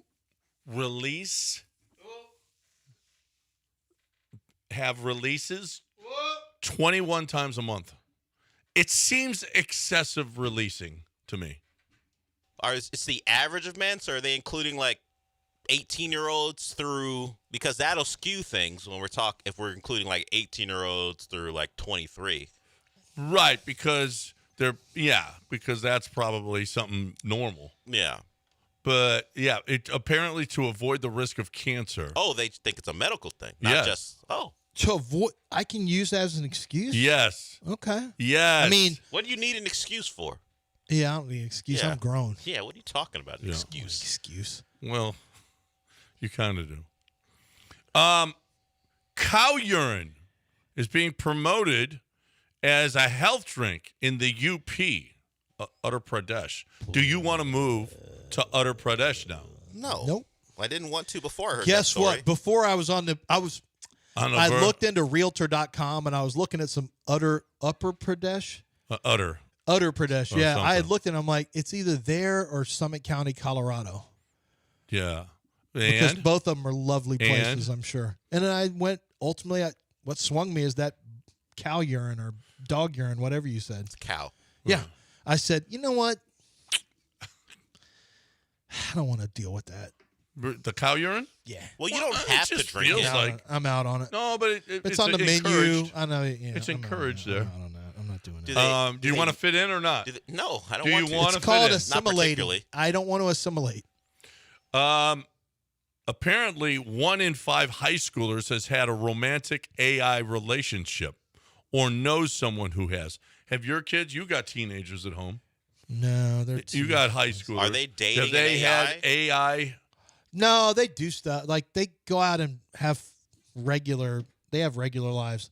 I would know if I had one of those. Now, they are parking it like Mason's sitting in his room a lot lately. But he's too lazy Is the door locked? No, it's not locked. Mm-hmm. I did find a vape in there one time. Well, he could be vaping. That's fine. Well, he was. I took Or it. would you rather he was vaping or AI sex? I heard relationship, not sex. If he would work harder in I think school, I let me think tell you that's what. they mean. If he wanted to impress his AI girlfriend and work harder in school, I'd be like, well, I mean, she's going to be, I'm going to have him watch Her, the movie Her. Well, they first predicted it. Scarlett Johansson. That didn't really go well for the human in that. It's never going to go well. She realized he was not good enough. Yeah, Is that what's gonna? Is your son gonna say one day, his AI girlfriend's making him a better man? I just want grades to be better. That's all. By any means necessary. AI could help. Having usually AI you sex. cheat. Yeah, usually you cheat. Yeah. Well, there's no such thing as AI sex. Yeah, it's he just said relationship. He did it again. He did it again. It's just relationship. There's no such thing as sex. It's not? You're mixing it up with robot. The sex robots or whatever. Oh. Remember those things? Yeah. You've seen them before. AI relationships. Yeah, they you mean talk like and where they- you... Yeah. Oh. You are a really nice person. Oh, thank you. Although Wasn't there a That was movie a about funny- a guy who Her. fell in he love just with... talked about Yeah, it. I was Her. just talking about it. Although in Her. Her, didn't they have some version of sex in that movie? Yeah. I mean, they couldn't touch, obviously, Phone? but verbal. She was in his head. Yeah. Oh, I guess. I don't remember the movie. I can't remember. I think probably. I think at some point, Yeah, you're probably right. At some point, as it was getting more amorous, she said, Hey, give me some of that salchicha. She didn't. No one said that. Don't laugh that loud, John. Just cut it out. Is that your whole show now? Is just finding ways "No, to fit this this show, in? not my show." Like, how can I build this up? He's seen this coming for about the last 67 seconds. He's like, I'm going to do a slow build. I mean, I don't do it on my show, but this show's fine. It still gets me every time. It's still... People are laughing. The people are saying it's very funny. People aren't saying that at all. The people hate it. That was the perfect application. I know. Dell did a funny. See? He did. He got jokes. He's got jokes. That Dell. Okay, we're done. I can't do it. Because of Dell. I tell my AI girlfriend all the time how my day went. There's nothing wrong with it. I don't know if this guy means it or I'm assuming it's a joke, but sooner or later it's really not going to be a joke. Yeah. We already have the Gen Z already likes to just not be around anybody and stay on their phone. It is going to be much more prevalent. You know that, right? Oh, yeah, absolutely. And you know what's really prevalent in my life is gambling and having fun and dinners and swimming pools and golf courses and oh wait, that's all at the Golden Nugget Lake Charles. That's all. That's one of my favorite places, Golden Nugget Lake Charles. Listen, the hotel is like it's brand new. Real dealers too. Yeah. Oh yeah, right. You deal with real not humans, AI. real humans. Yeah. Not robots or AI doing it. Real dealers. Real. I'm sorry, you lost. Black you don't need some no, we don't AI need that. voice saying that. No, with no sympathy. Oh, you won. Congratulations. Yes. No. The dealers love when you win at blackjack or whatever because you tip. So they're rooting for you. Trust me. Not AI dealers. They don't care. They don't know what they wouldn't know what to do with money. AI dealers probably want to steal your girl. Yeah, probably. Here's the deal. Everything about Golden Nugget Lake Charles is awesome. If you're looking for the best way to have just 2 hours and 15 minutes down the road, why go all the way to Vegas? Why spend that money on the flight? Why spend that money on the expensive hotel? Why spend all that time you're wasting when you could be having fun? All right, as opposed to just going. You could stay. You can do this in a day. Let's say you just got Saturday off. All right, well, Saturday I'm going to Lake Charles all day. Get back here, and you can get back to work or whatever you got to do on Sunday. That's what's great about – you can't do that in Vegas. You just can't. It's just too much. So why do it? Just go to goldennuggetlc.com, see the DraftKings Sportsbook and everything involved in that. What a great weekend it is. What a great way to watch all your football. goldennuggetlc.com, goldennuggetlc.com.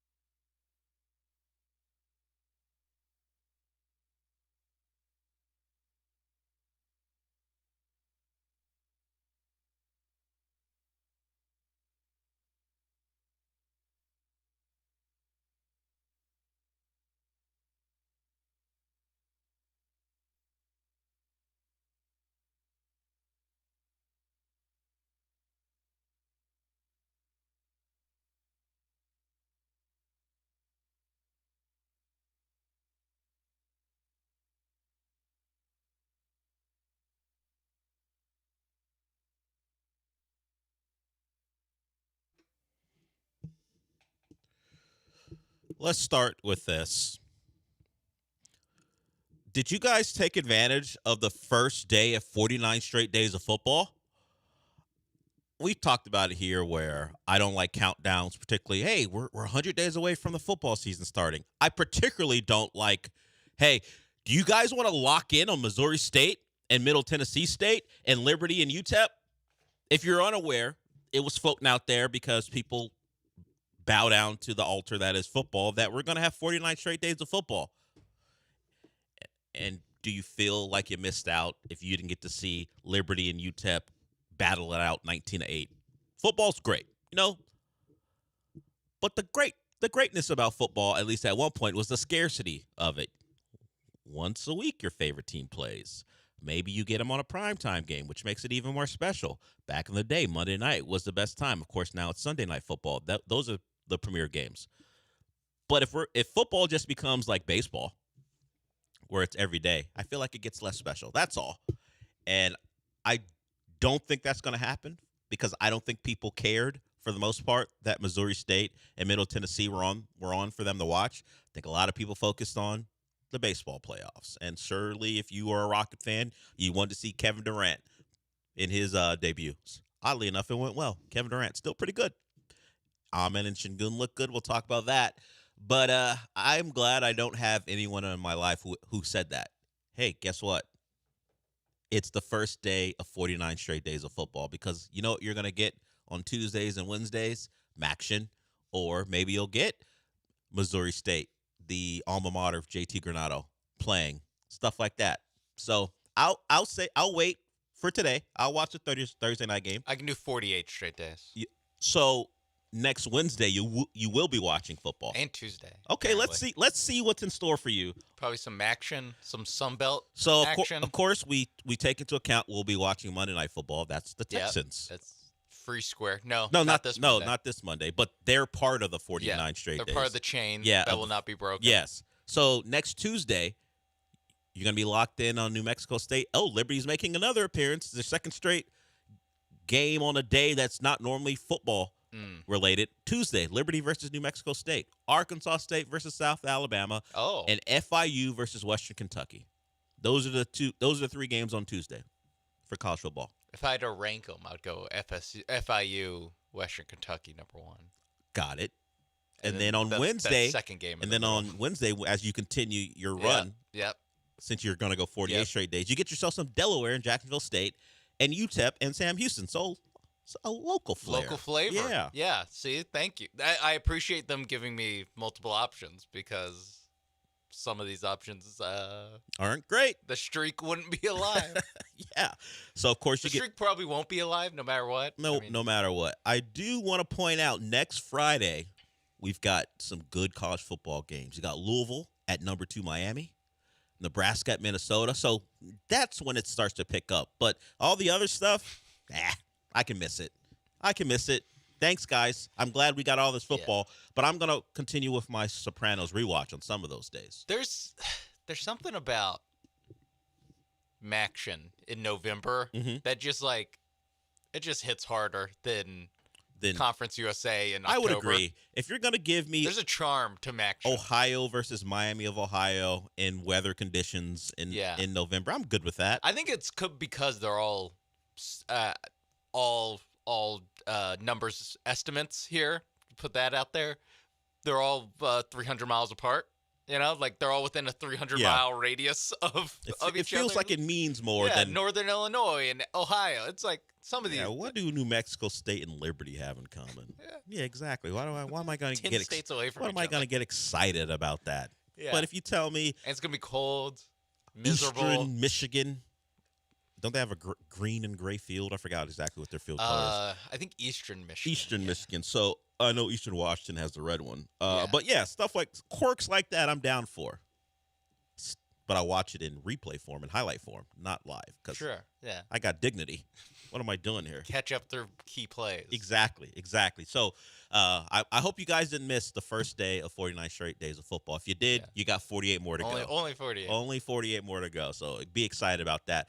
Of course, as was pointed out, the Texans do not play Monday. They don't play any time this week. They play next Monday against the Seahawks. So that's further in the future, of course. As we get closer to that, we'll talk more about that. That's But like 38th day. I can guarantee I'll be watching football at least on probably the fourth straight day at that point. Friday, Saturday, Sunday, Thursday, Monday? Friday, Saturday, Sunday, Monday. That's at least 5 days in a row. I'll guarantee I'll be watching football. All right, so I got that in the tuck a little bit later. But as far as what I actually watched yesterday, beyond finding out another slur from The Sopranos, didn't know that Butterhead was a slur. Whoa. Exactly. Can't say that. Yes, I can, because no one had ever heard of it until Tony said it to Meadows' future mixed-race boyfriend. But beyond that, I did take a look at the Rockets, and Kevin Durant's pretty good. Had a good third quarter. He's still good. And Amin looked good. I guess we know what the 5 is. We talked about how that would play out. What would go into getting your 5th starter, the one that was replacing Fred VanVleet? Will they go big? Will they have another wing out there as opposed to a traditionally sized point guard? Because I don't know that Reed Shepard's a traditional point guard, but he is of that size. It's been Reed Shepard at least the first 2 preseason games, I imagine. That's what it'll be. I don't know if it was Kevin Durant or Amin said it was good to have our 5 out there. So I don't think there's much debate right now about who, if you want to call him that, the 5th starter is. It's going to be Reed Shepard. And it's nice to see everybody working together. They put up 140, whatever that means, against the Hawks. But if it feels like scoring the ball will be much easier when you have a top 10 player of all time out there. He's just so smooth, man. He can get a shot whenever he wants. He looks like his job is easier than everyone else's when it comes to putting the ball in the bucket. So it's nice to see him out there. Tari played. We talked about it yesterday. Would he play, considering the comments from Ime Udoka after Monday's game, where they were still considering how his body felt? It's good to see him out there. So hopefully that is a sign of things to come, where a previous game won't affect Tari's availability unless it's a new injury, because we know he's still dealing with the operation to remove a lesion, I believe is what they called it, from his lower leg from last year. So that's still a part of his story. But he was out there, and I don't think it's any surprise to say they just got a bunch of guys, talented dudes out there. Alpi had a big night with the assists. And what do I take away from a preseason game? Not much. It's just confirmation that this team is very talented. What that looks like in April and May, that's what this whole season's for. But nothing should have dissuaded you from watching them. Nothing that happened last night should dissuade you from thinking they're going to be pretty good. I wonder if Ime's thrilled with 127 points. I imagine he probably wouldn't be, even with it being a preseason. But when you put up 140, it's hard to complain about the outing. So we'll hear from Amin Thompson. He talked about what it's like to have Kevin Durant out there, and also he mentioned the playmaking of Alperen. So we'll get to that when we come back. We'll also hear from Kevin Durant. He was interviewed on the court by Vanessa Richardson, and he was given a little extra. That man knows it's preseason, but he knew he was being heard, because it wasn't just to the TV audience; it was for the entire arena to hear. So he gave a little performance about how played to the crowd. Yeah, he played to the crowd, definitely. Cupped his ear at one point. I don't know. He's not Hulk Hogan. R.I.P. Yeah, or depending on how you feel about him, not R.I.P. Just depending on how you feel. I know that's what it's always R.I.P. Thoughts and prayers. Yeah, but The Hogan family. T's and P's, or that happens It depending on how you. happens to everybody. Yeah, depending on how you, depending on how you feel about the gentleman and his life outside of wrestling. All right, we'll go to break with that. If you want to join us, you're more than welcome. 713-780-3776. You know what? Coming into work has stuff on my mind, because we got a busy day today, Sean. Both of us do. We just got extra stuff to do today. Oh, yeah. I thought you meant on the show. No, not really. It's after the show. After the show. We got a lot of stuff to do today. And I tried to get Lance to get some of it out of the way. He wouldn't. So I don't know if he's going to be here at noon. We'll find out. I guess we'll never know. I guess I wasn't. Well, until noon. Yeah, we'll find out in about a couple hours. And I was informed, just because of all the emails, that we won't have Michael Carroll tomorrow. So if you're thinking about saving a question for Michael Carroll for 11:30 Fridays, not going to happen. Michael's is away. And with me watching The Sopranos, it makes me think he's down in Florida, avoiding suspicion. But no, Michael's just away for a couple of days, so we won't have Michael Carroll tomorrow. So if you got a question about TV or movies, you might as well just call us today or tomorrow, but not at 11:30 because Michael won't be here to answer your questions. We'll probably talk some movies and television because certainly there's stuff out there to get to recommend or not recommend. Maybe we honor Michael in that 11:30 segment by talking TV and movies. We'll likely do that on Friday. All right, we'll go to break with that. 713-780-3776 is the number. Me and Sean till noon. We will be back.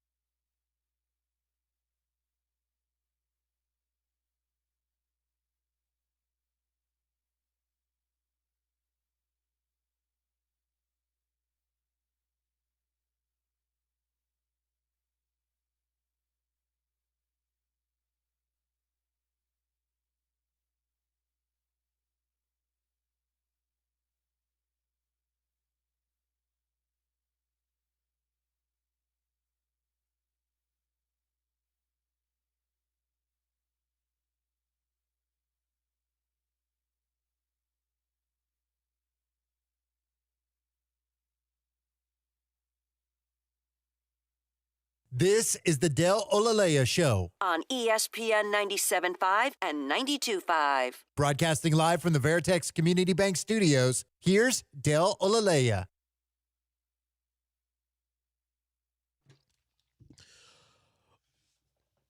So KD had his debut. And we talked about it yesterday, how it feels like he's just going to be a seamless fit. That's kind of the star he is. You just put him anywhere.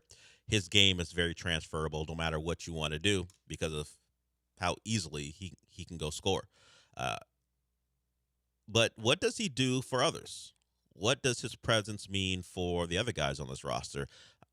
I've talked about, in some cases, I know the word is out there that Jabari Smith is a guy who's going to learn from Kevin Durant. But as far as what his game will be while Kevin Durant is here, how much growth will there be for a guy who's in the starting lineup with a Kevin Durant when you're supposed to be out there to give him space? Of course, Jabari's a good defender. That'll always remain the case on that end of the floor. But how much can his game grow? But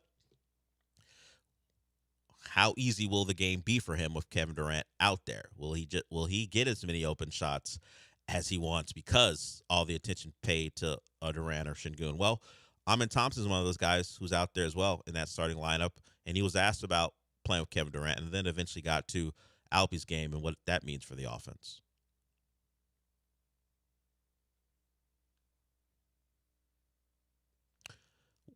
We will once it's queued up. Okay. It was fun, just him as a release valve. Every time I just wanted an assist, just throw it to him. So even though you're in a slightly different role on offense this season, do you feel like the formula for you is more or less the same as last season as far as playing to your strengths on the court? yeah, for sure. Just sometimes, when Alpe gets it going to that dunker and Alpe's gravity getting me wide open shots, and sometimes I'm gonna be bringing it up and just scoring. So yeah.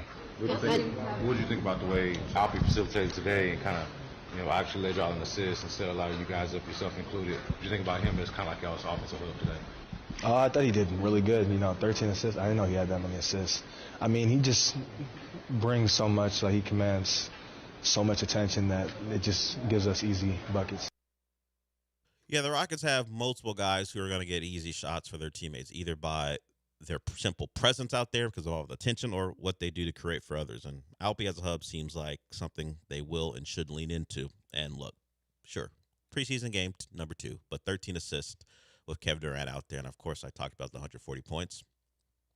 The Rockets are considered a defensive team because of their identity they set last year. And with all the guys and their skill sets, hell, you don't get the nickname Terror Twins at one point if you're not considered a team, at least a couple dudes who can get after it defensively. I wonder if that'll change. They'll be a defensive team. That's Ime Udoka, and that's what he wants. But will they be an offensive juggernaut? They had trouble scoring the basketball unless they were turning the ball over or getting offensive rebounds. They weren't, and by turning the ball over, turning the other team over. If they were turning the other team over, that led to transition, or they were rebounding their own misses. That's why they were a pretty efficient offensive team. If a team could clean up their own boards and not turn the ball over, the Rockets kind of got stuck in mud a little bit. That's kind of what the problem was in the half court late in games. The teams are more careful with the basketball. They're more focused on cleaning up their defensive boards. Where do you go from there? And that's why you trade for Kevin Durant. So I am interested to see if they become, beyond just a more efficient offensive team, does their identity change a little bit on offense? Because if they are a team who can be efficient in the half court, and no matter what the situation is, even if they're not turning the other team over, it can get you 115, 120. We're talking about health, with health being certainly part of it. You're talking about a team that's going to win 50-plus games, which is probably the goal and the assumption anyway. But it might look a little different if it's as easy as it appeared to be against the preseason Hawks. And let's throw all those caveats and preseason in. Jazz. Yeah, preseason Hawks and Jazz. It might.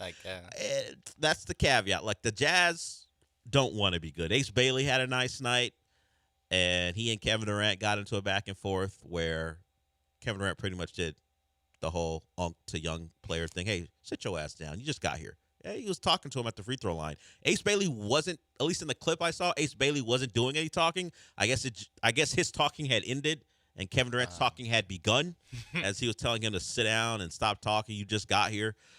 So that is a part of the Kevin Durant experience. He will get into verbal battles and with, I guess, anyone, even if it is a rookie from Utah, or at least who's playing for the Utah Jazz. It is the preseason, Ace Bailey. Like, you did just get here.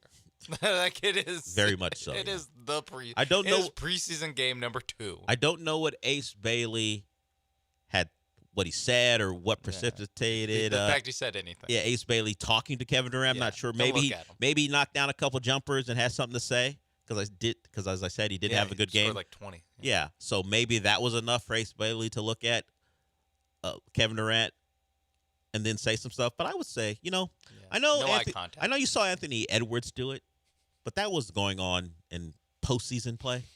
Yeah. After he was already an established star. Yeah, I was gonna say in like year 3 or 4. Maybe, perhaps, we just wait on. We wait till regular season prices, right? Yeah. Until games are maybe actually counting in the win-loss Get column. to like January. Yeah, already. Look, if that's what Ace Bailey is, and if that's just the personality, and it's going to lead to great success, fine. Yeah. But it's a little early. Yeah, it's already had a ton of success at Rutgers. That's true. No matter that's true. I do remember that. They had 2 lottery picks. That. Had 2 lottery picks and didn't make the postseason. At least not the NCAA tournament. So, yeah, that's a point.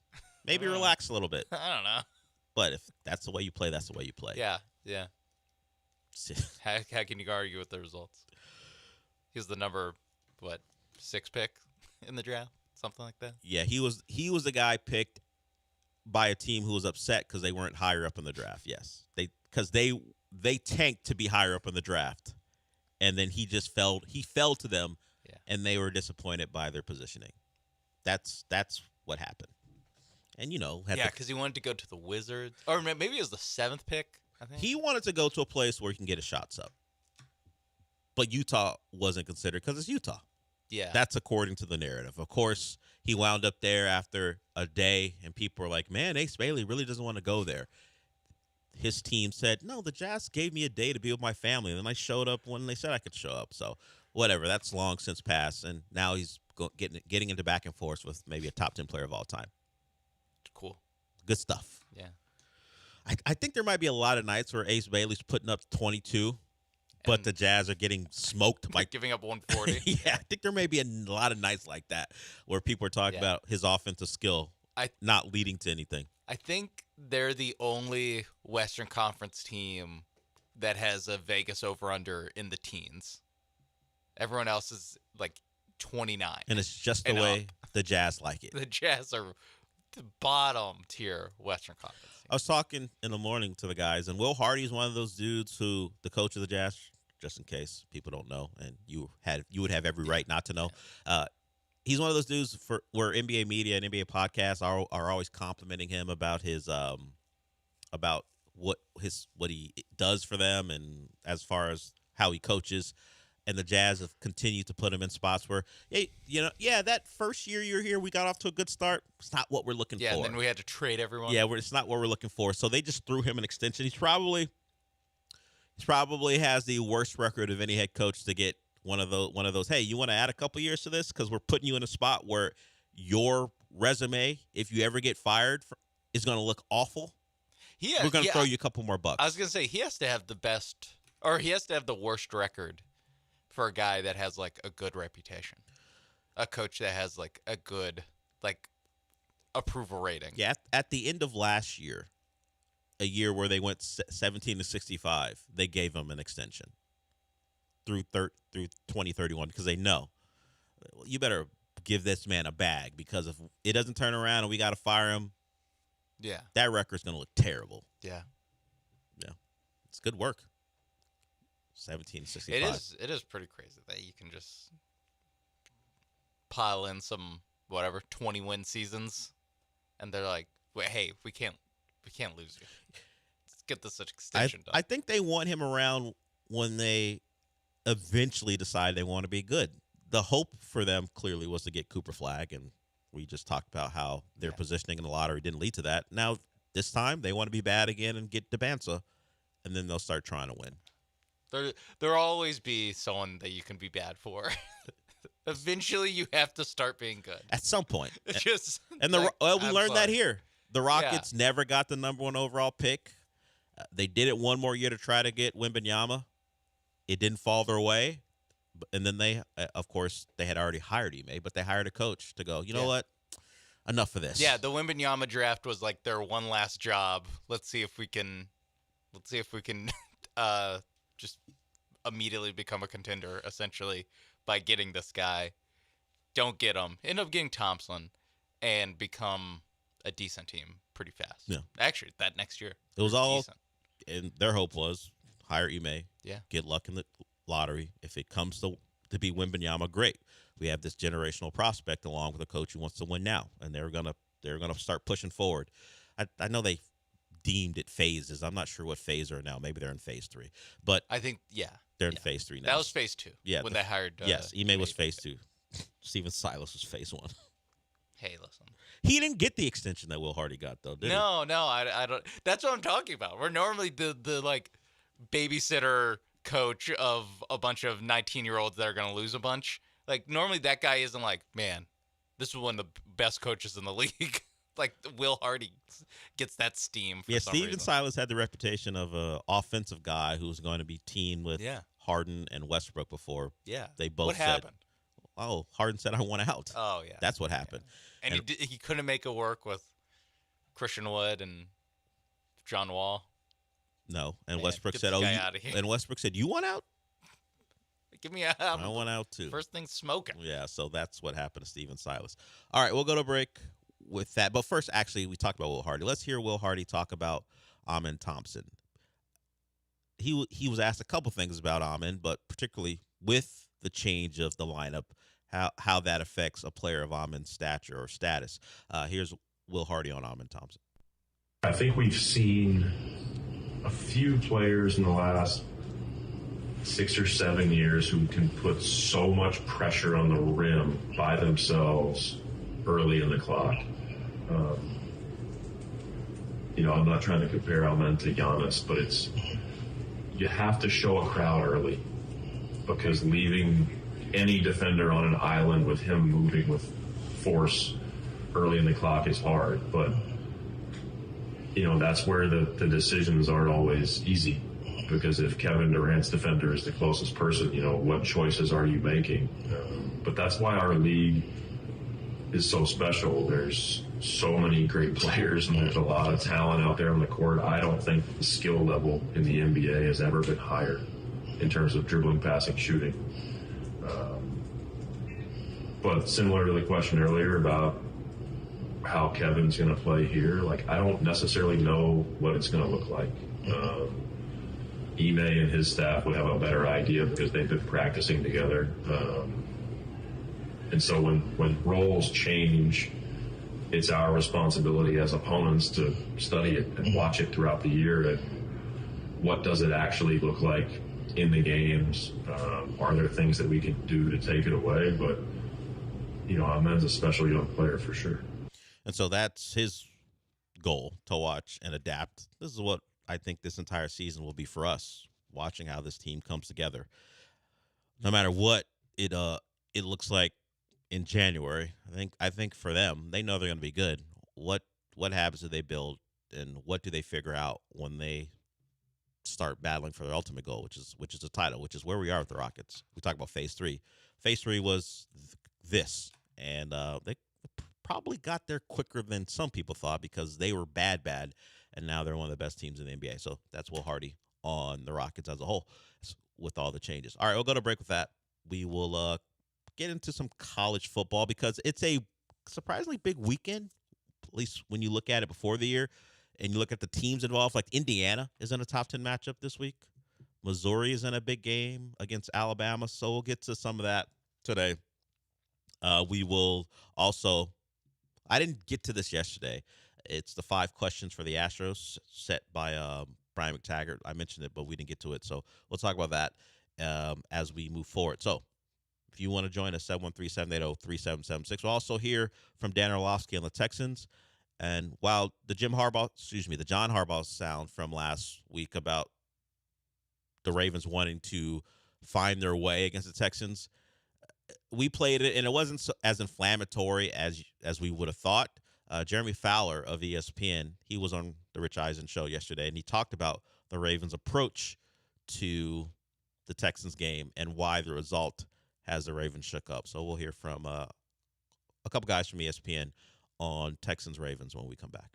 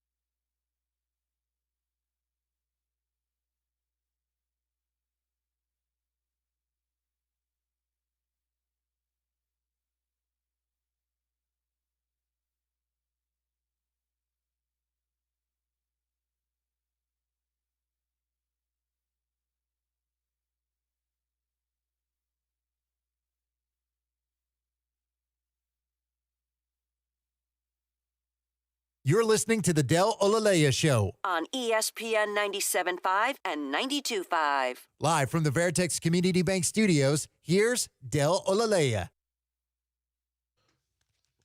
So the Texans not playing this week, I always like to find, when I know they're not playing on Sunday, to find what the powers that be are going to give me.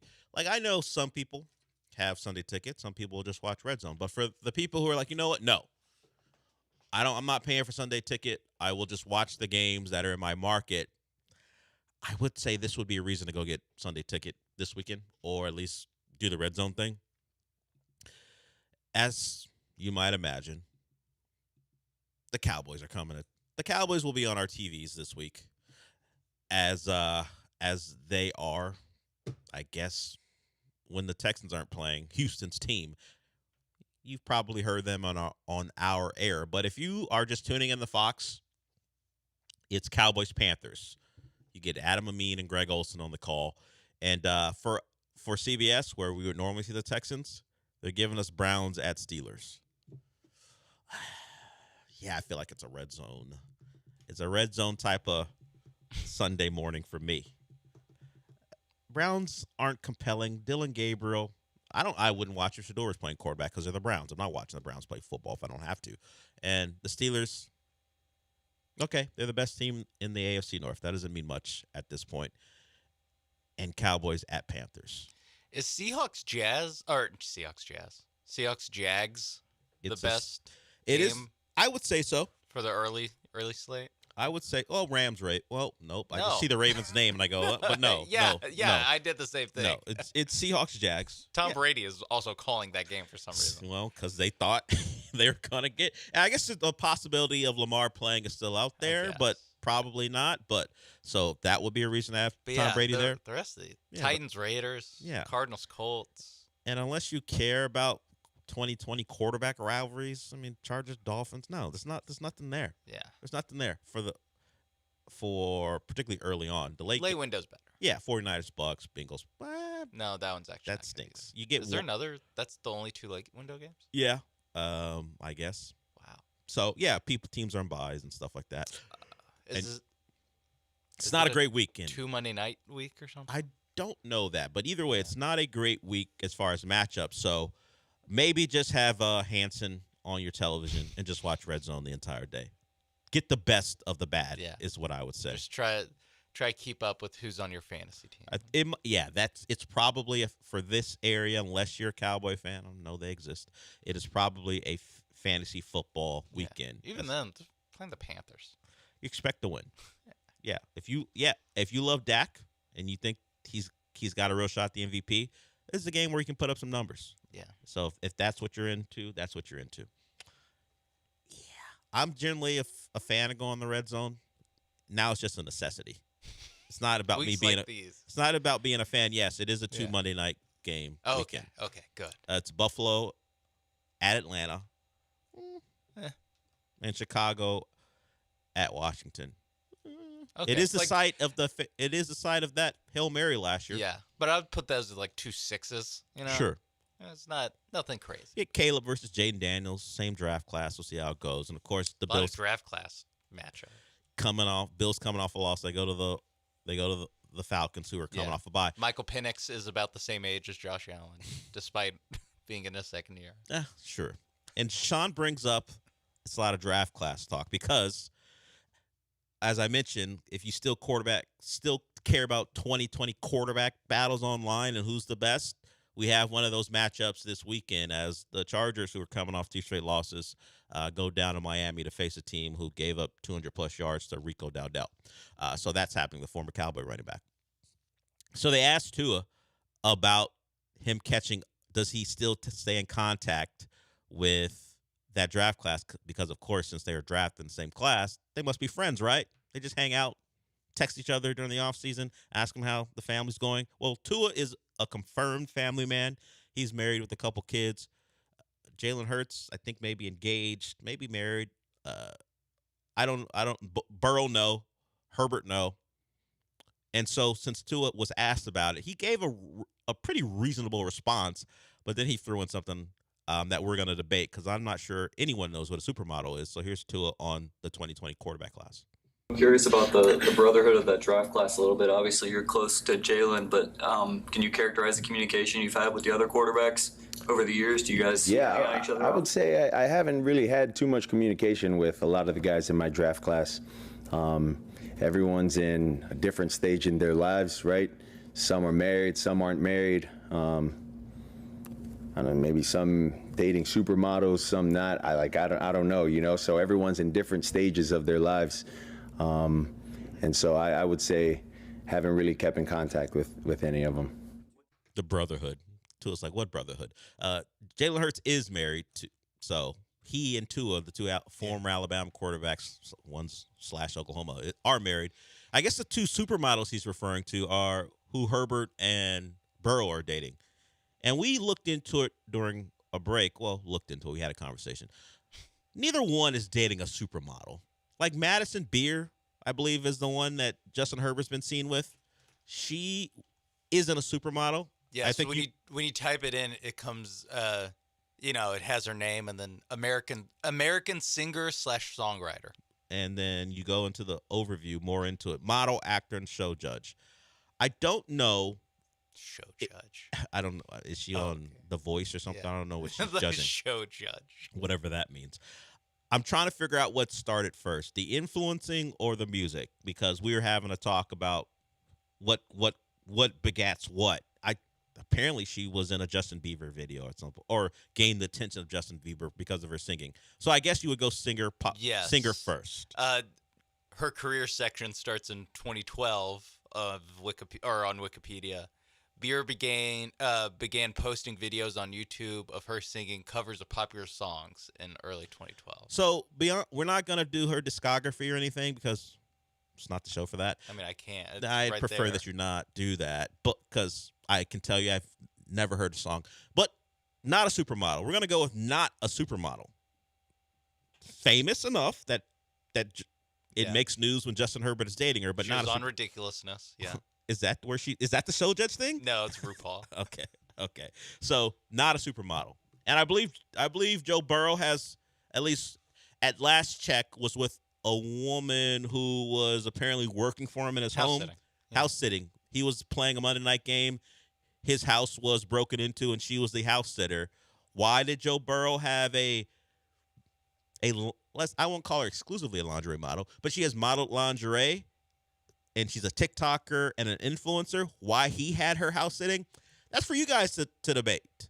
I have my reasons, but that's the excuse she gave. I was working for Joe, and I was a house sitter. Why? When she's from Miami and you're in Ohio? I don't know, but that's how it is. Once again, not a supermodel. I don't even know what the definition of a supermodel is anymore. But I feel like they are more in line with influencer types that those guys are dating. And it's right for Tua not to know that much about him, because why should he? Yeah. I realized I didn't really know much about Madison Beer until just now. Until this Wikipedia page. I didn't know much about her until I saw that someone thought it was a big deal that she was dating Joe Burrow. Excuse me, Justin Herbert. Yeah. And Justin Herbert pulled the thing, we're just friends, because he did some chess video with her, and he was like, no, we're just friends who like to play chess. Come on. Justin, no one's looking for that type of friend. Cut it out. So there it is. The 2020 draft class, not very close is what we found out. At least Tua isn't. Even like Jalen Hurts and Tua don't seem like they're that close. Yeah, I don't know that he was like, I don't keep up with any of them. Yeah, the reporter was like, obviously you and Jalen. Yeah. Tua was like, yeah. He was like, no, I don't really know any of these guys. Yeah. That loser I ran off of Bama. Please. And then the guy who replaced me in the SEC title game. Yeah. And he won it, much to the joy of Gary Danielson. I remember how happy he was when that happened because of the story it set. It's a great moment. Yeah, sure. It's a great lesson for all the kids out there. Never give up. Never transfer. Until you do. No, just never do it. No, It's always bad to transfer. Yeah. Do we remember Jalen Hurts was lauded for not transferring and for sticking it out when it was very obvious this was going to be his final year, because they had him like, hey, we're going to give Jalen Hurts sympathy snaps at wide receiver early in the season just to get him on the field. Of course, the famous stop asking from Nick Saban. He eventually, he's done pretty well. Transferred to Oklahoma, was in Heisman consideration. Then, he's gone on to win a Super Bowl, been the most successful of all the 2020 draft class. And with Joe Burrow injured, Justin Herbert, a Charger, which has its own trepidation, and Tua probably in the midst of having his coach fired this season. Jalen Hurts still on top. Is Jacob Eason dating a supermodel? I don't know that. Okay, I'm going through the 2020. You're still looking at quarterbacks? I know he was a Colt at one point, right? Sure. I don't know. I think. I passed. I already scrolled past who drafted him. Yes, he was a Colt. He was drafted in the 4th round by the Colts, yes. Jake Fromm? Jake Fromm had his issues when he had a secret text or Snapchat thing go viral. But it wasn't about a supermodel. So I don't think Jake Fromm. Remember Jake Luton, the Jags quarterback? Barely. He started a couple games for the Jags. Was not good. The year before they got Trevor Lawrence? Yeah. Yeah. He was Cole McDonald from Hawaii. I think he was a roughneck. at one point. I believe you're correct on that. See, Tua, it's not that hard to keep up with these guys. Ben DiNucci, obviously, we all know Ben DiNucci. Well, Ben DiNucci wants you to know about him. He has a very active Twitter presence. But yeah, come on, Tua. You didn't know Cole McDonald was in the draft class until you looked it up. It is pretty hard unless you Google it. But I know that he was a roughneck. That's true. Well, if I'm not gonna hold Tua to knowing quarterbacks who float through the UFL/XFL or USFL. He had blonde dreads as a white guy. Come that's something. Who doesn't love that? And he has been a Toronto Argonaut as well. Of course he has. Yeah, it's not a great weekend, as you can tell, in the NFL. But yeah, that was our Chargers-Dolphins talk. Yeah, but and the fact we're talking Chargers-Dolphins tells you we're not even really talking Chargers-Dolphins. It comes down to who can protect their quarterback the most. There you go. We and take care of the ball. There we go. As I said, if you're still one of those people, and it's probably not likely our audience, but there are a lot of people who made a lot of nonsense happen on the internet over the Herbert Tua thing. One more chapter. Congratulations to you guys. Was that a shot? What? He was like, some guys are married. Some guys, like, I guess, are dating supermodels. Whatever. I think it's just an acknowledgement that he knows some of those. He recognizes some of those guys have been mentioned for dating famous women. Okay. That's all. Seems a little judgy. A little judgy from Tua. Some of us are married, have kids, or Different starting a life stages. together. Some of them, I guess, are running around with supermodels. Whatever. Some thoughts? Yeah, throwing 4 picks in a playoff game. Some guys are doing that. Yeah. Some guys can't stay healthy. Getting their house broken into. Well, he would fit half of that scenario. I don't know if he's had any security issues in his home. Oh no, that was. No, I know it's Burrow. I'm trying to figure out if Tua. Wait a minute, I can't stay healthy. Yeah, but he has a good reason that he can't stay healthy. His brain. It's true. Well, Joe Burrow's dealing with a toe this year. Oh, his little pinky toeser. Yeah, turf toe's got to get a different name. It's got a different. When you have surgery on it, you probably need a different name for it. One guy's the quarterback for the Toronto Argonauts. I mean, we're just at different stages of our life. He's not the Toronto Argonauts quarterback anymore. At last check, he couldn't even stay on the practice squad of the Edmonton Elks. Cole McDonald. It's tough. Edmonton Elks. It's tough to break that roster. You wouldn't know. Neither would I. Let's go to break here. We'll hear from the Texans, or at least commentary about the Texans. Dan Orlovsky talked about their defense as being one that's not being talked about enough. And also we'll hear from Jeremy Fowler on the Ravens' misconception that the Texans were a get-right game. So if you had trauma because the Ravens have ruined a Sunday for you, or maybe a holiday most recently, now the Ravens are going through it because they couldn't beat the Texans. We'll hear about that when we come back.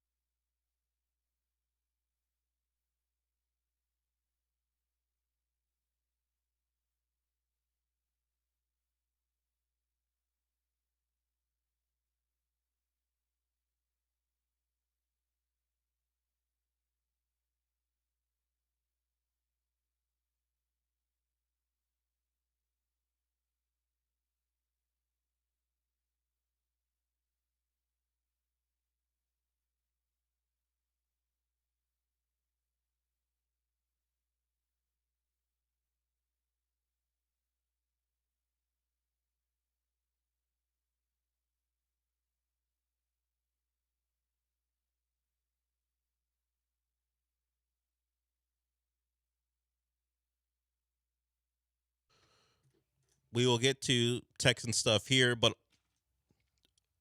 in a probably couple segments, we'll get into NBA.com's annual, in fact, their 24th annual NBA General Manager Survey. It just asked the general managers, all 30 of them across the league, some very important questions like who's going to win the title? Who's going to win the West? Who's going to win the East? Rookie of the Year, all that stuff. And the thing you take into account is you're not allowed to vote for your team or any of your players in these questions. So you aren't going to get a consensus in anything unless actually you can't, because as I just said, like Sam Presti can't vote for the Thunder to win the title again.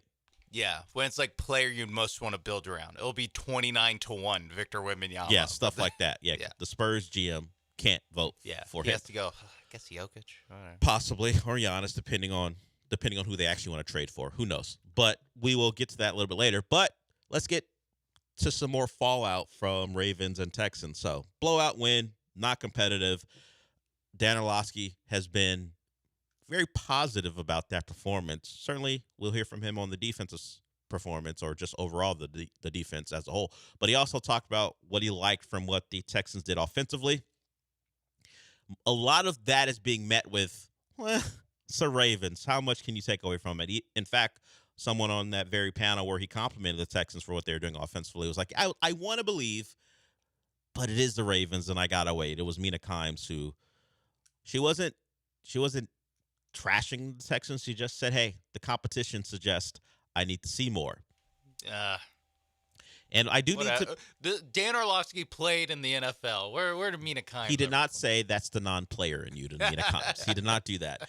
So Ryan Clark was itching to say it. Yeah, they kept him off the set for that conversation. But we do need to make a correction. At least I do, because I looked at this wrong yesterday.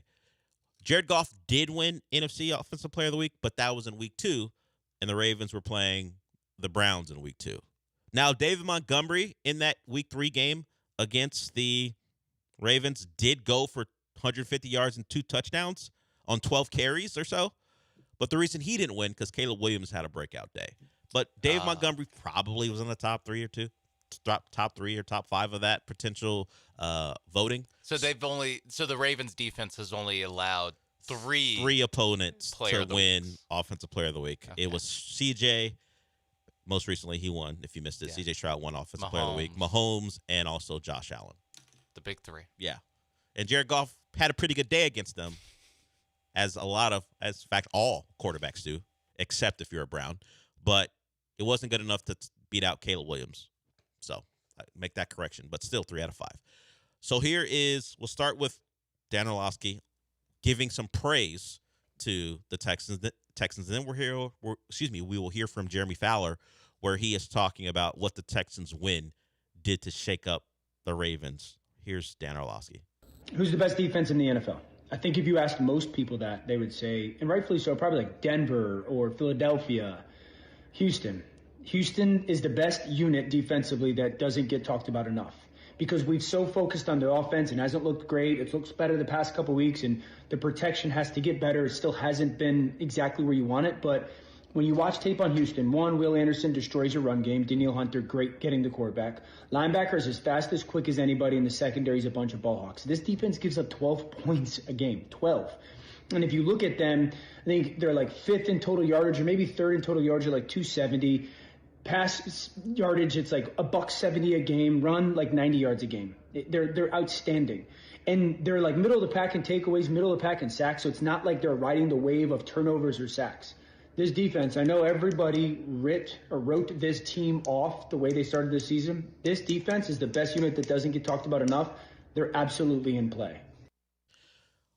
They should have the reputation of being ball hawks. But up until they played Cam Ward and Cooper Rush, they weren't exactly taking the ball away in the secondary. That has changed. We saw now, I mean, my human eyes can tell me, so I can't just give Stingley all the credit in the world for his pick. He was there to make the play, but it's a bad throw by Cam Ward off the arms or hands of the wide receiver and right into Stingley's hands as he was waiting for it. It wasn't going to be a big play, but the play was there to be made by the Titans, and because of the Titans, they didn't make it. So that's one pick. And then Petrie against Cooper Rush. Okay. They're picks. I'll acknowledge that they were interceptions. The second one was Oh, okay, whatever. Yeah, the first, if you're the second one, if you're Cooper Rush's teammate, you're like, hey, listen, that happened, like, hey, that's football. The first one was, I would say, a good pick by. And then the other one was, whether you want to say Bateman quit on the route, he said he didn't see the ball, that's why he stopped running. I don't know how that play ends clearly if he runs through the route, but it's probably not as easy of a pick as it was. So I think there is some operator error for the other team for quite a few of them. They had not been ball hawks up until the last 7 quarters or so of football. You know who really is? The Jags got 10 already. Devin Lloyd has, 3 himself? Yeah, Devin Lloyd has 3 interceptions. And the Jags will face the Seahawks on Sunday. So I agree with all the other stuff, and they were ball hawks last year. It has not played out that way up until the last couple quarters. But hey, if the ball hits you in the hands and you make a play, you got to give them credit for that. So they have done that. So I think because of Will Anderson, because of their pass rush, that Texans defense is respected. Beyond the fact that we're talking about the offense not living up to whatever expectations you have for them, when you're a 2-3 football team, your positives aren't going to be talked about very much. Of course, when they were 0-3, certainly nothing about what they were doing defensively was looked at in really a positive way, because beyond the fact that they were not scoring offensively, the defense had given up 2 game-winning drives in the fourth quarter. So while the numbers will tell you, and certainly I think I brought up the points per drive thing, they were a dominant defense even going into the last couple weeks as far as possessions and points given up. I won't say you lost those games because your defense couldn't get a stop, but in these defensive battles where your offense was struggling, your team's strength didn't get it done. We'll see if it comes down to something like that a couple Mondays from today against the Seahawks. All right, let's hear from Jeremy Fowler. Jeremy Fowler, ESPN reporter. We know the Ravens have been dominant against the Texans. Never lost at home until this past Sunday, so they probably felt pretty good. It almost feels like the Ravens thought we can just roll our helmets out there, and because they're the Texans, we're going to win no matter who our players are. Trust, this show knows about programs, at least on the college level, who think their helmets are just good enough when it's been clear for a while the program has fallen on hard times. I've seen it really almost my entire adult life for a particular program. Not anymore, though. Well, state champs, baby. Yeah, back-to-back, apparently. There were signs made. It's hard to win in Florida. I can say that. It's hard. Almost impossible. It's very tough. Particularly if you're a team from the state of Texas. Now, A&M will host Florida, so maybe that'll make it easier for them because they don't have to go to the swamp. But here is Jeremy Fowler on the Ravens' belief going into the Texans game and what they felt like coming out of it. Yeah, the panic meter is rising a little bit because, Rich, I can tell you going into this or last week against the Texans, just talking to people there, they felt like that was going to be a get-right game for them. They were legitimately shocked with what happened despite Lamar Jackson being out. They felt like they were going to get back to team complementary ball, playing like a Raven, playing with an edge. They felt like they could help Cooper Rush by running the ball with Derrick Henry. And then suddenly none of that happened. And so I do think there's a shock in the building that has to sort of wear off quickly. And they're trying to navigate this thing. Like, look, when Lamar Jackson's in the game in the regular season, he wins like 72% of the time. So if they can get him back, and I know he's rehabbing, he's been working in the pool, trying to loosen up that hamstring, and everything looks good behind the scenes. He's got to get back on the practice field this week. But if he's out there, they're always going to have a chance to win. But, you know, they were kind of hoping him being gone would be a chance for them to sort of galvanize themselves and play like a complete game. And now, you know, you're looking at 177 points you've given up in 5 games on defense. That's the worst clip in a 5-game stretch in Ravens history, dating back to 1996. And so right now the season's slipping away in a hurry, and I don't know what solutions they feel like they can find right now. If the Texans are the breaking point of the Ravens, and maybe just for this year, feather in your cap. Yeah. If you're the let them know it was me. Now it's yes. If you have been the head of the matriarch of a large family in Westeros, sure. If you don't know that reference from Sean, but while it would be great if that's the case, it's also a little insulting if the Ravens finally stop being deluded about themselves because the Texans did it to them. Well, they did it to Wait, them. wait a minute. I mean, there was the clip early last week, or not, I don't know how early it was, but before the Texans-Ravens game where John Harbaugh did say, like, yeah, it's an opportunity for us to get right. He didn't specifically say get right, but that was the tone. That was the tone. He didn't use that phrasing, but yes, the tone was, yeah, it's a chance for us to get back to such and such, and hey, and then he started to go on very generically about the Texans and what they're good at. Buddy. Yeah. So we'll beat you and your brother. I don't like the fact that they feel like this was rock bottom, because I saw you the first 4 weeks and you were pretty bad, but they felt like this game against the team they dominate was rock bottom. These guys did it to us. Yeah, and J.J. Watt was on Pat McAfee yesterday. Of course, J.J. called the game, and during the middle of it, he wasn't trashing the Ravens in a way that took away from the Texans. But afterwards, he was asked about it. He said, this game felt like a preseason game. It was a very, very poor product. It was. I would say it was a poor product. So I was not enthralled with this game. So if you as a fan, because you're a Texans fan, you got a big win, you want to push back on the thought that, the Ravens are bad. The Ravens are bad. So that doesn't mean very much. If you're pushing back against that sentiment because you're a fan and you saw your team have a blowout, why are you taking that away from us? Look, one of your legends at the game said the same thing. It felt like a preseason game.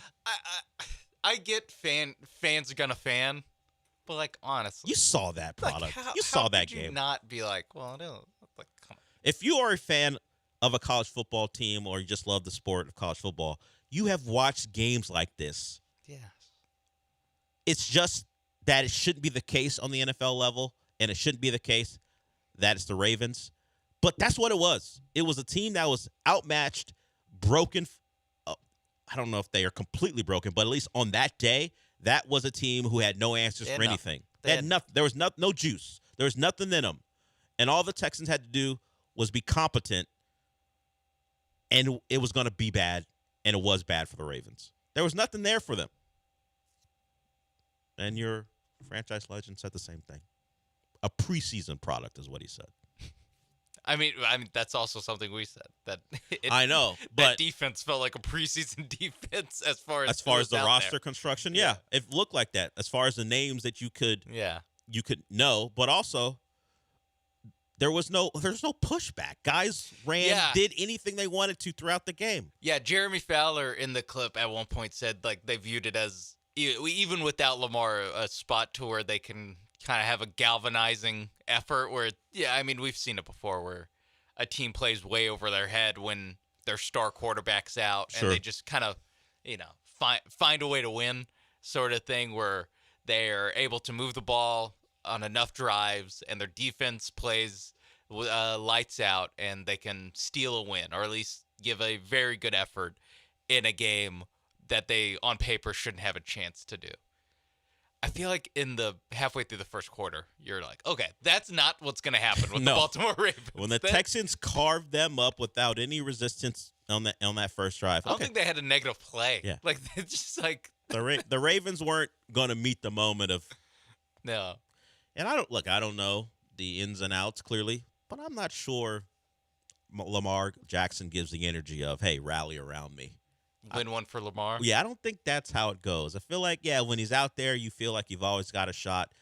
And there are players who aren't considered leaders. I don't know what it's like, but as he was sitting there watching the game, felt like Lamar's like the rest of us. Man, this is bad.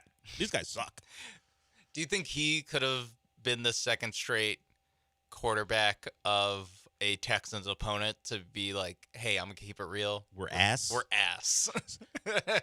See, I don't think he would have been. He would have been right. Yeah, I don't know if he would have been as forthcoming No, because he's the MVP and leader of the team, they'd all that type of stuff. still expect their season to turn around Yeah, at some point. I don't think he would have done that, but I don't. He wouldn't have been wrong. But if he had those thoughts as he was watching, like in the middle of it when you're playing, because he thinks he's always got a shot. MVP, he's got all that status. He's a great player. He thinks no matter what's going on, I got a shot to win a game. But as a guy just watching, I bet he thought at points, we effing suck. We stink. And as you said a couple times, he would have been right if he thought that way. So, a win's a win, right? But there always is context.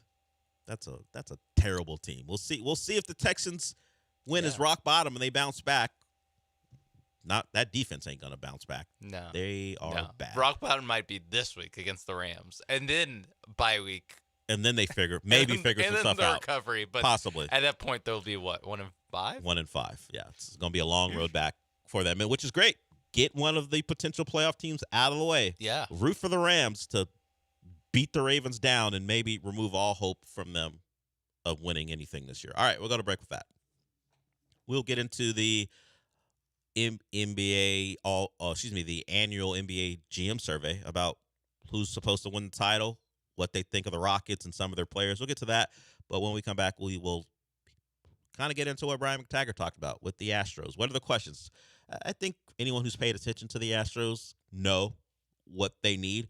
We will hear, or at least we will read some of the things that the guy who covers them on a daily basis thinks they need to do to get back to the playoffs. As the Blue Jays eliminate the Yankees, Clayton Kershaw shows up for a relief appearance and was bad.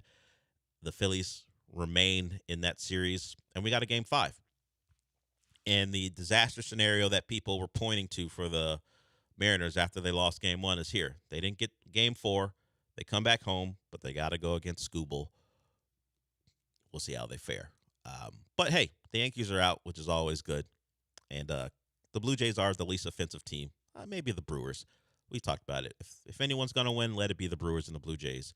And the Blue Jays are one step closer to that. But we'll get into the Astros when we come back. But before we do that, I want to tell you about Aqueduct Plumbing Company. Unlike a certain host in the morning, I'm not going to insult the client. I know Billy Brown not as well as John does, but what I do know about Billy Brown is he owns a great company that does a great job when you got a plumbing issue. And look, plumbing issues are going to pop up. For most of us, we don't know what to do. And if you don't know what to do, let's not try to figure things out on the fly, because a small problem can be a big problem. Look, a leak feels like it's very fixable. You think you can, but if you make a false step, then you got real problems. You don't want water in your walls. You don't want water on your floors. Small problems become big problems, and Aqueduct Plumbing Company prevents those problems from happening. So check them out at aqueductplumbingcompany.com and get that free price quote. They'll tell you what the problem is, and they won't charge you for it, which is great. No one likes the feeling of being charged for an estimate. That sucks. You won't have to deal with that with Aqueduct Plumbing Company. 281-488-6238 is the number. And tell them what the problem is. They'll come out, take a look, see what it is, and get you right.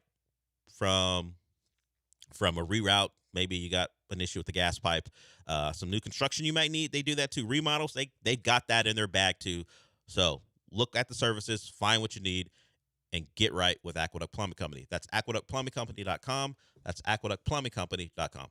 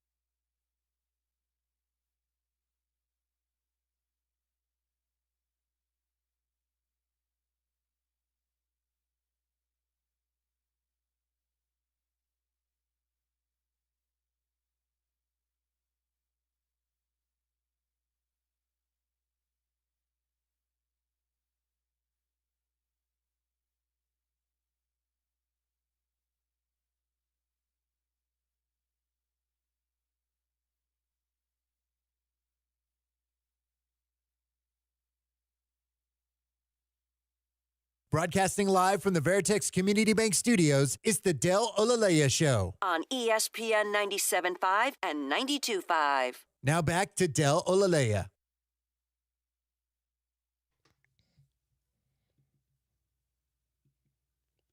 It's weird to think about, considering where we've been with the Astros for a decade. But now we got to figure out what to do to get back to the playoffs and how do we compete with the teams currently alive. Well, don't lose to the A's and you're probably in the playoffs. But that's a conversation we had throughout the year. So they're not that far away, but they do have some questions they need to figure out.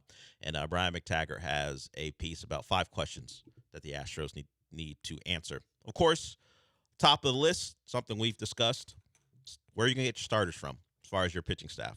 Hunter Brown is your locked-in guy. We don't know how long Spencer Arrighetti is going to be out. All we know is there's right elbow inflammation, which obviously scares everyone, considering what that normally leads to. But we haven't heard that this is a thing that's going to require surgery as of yet.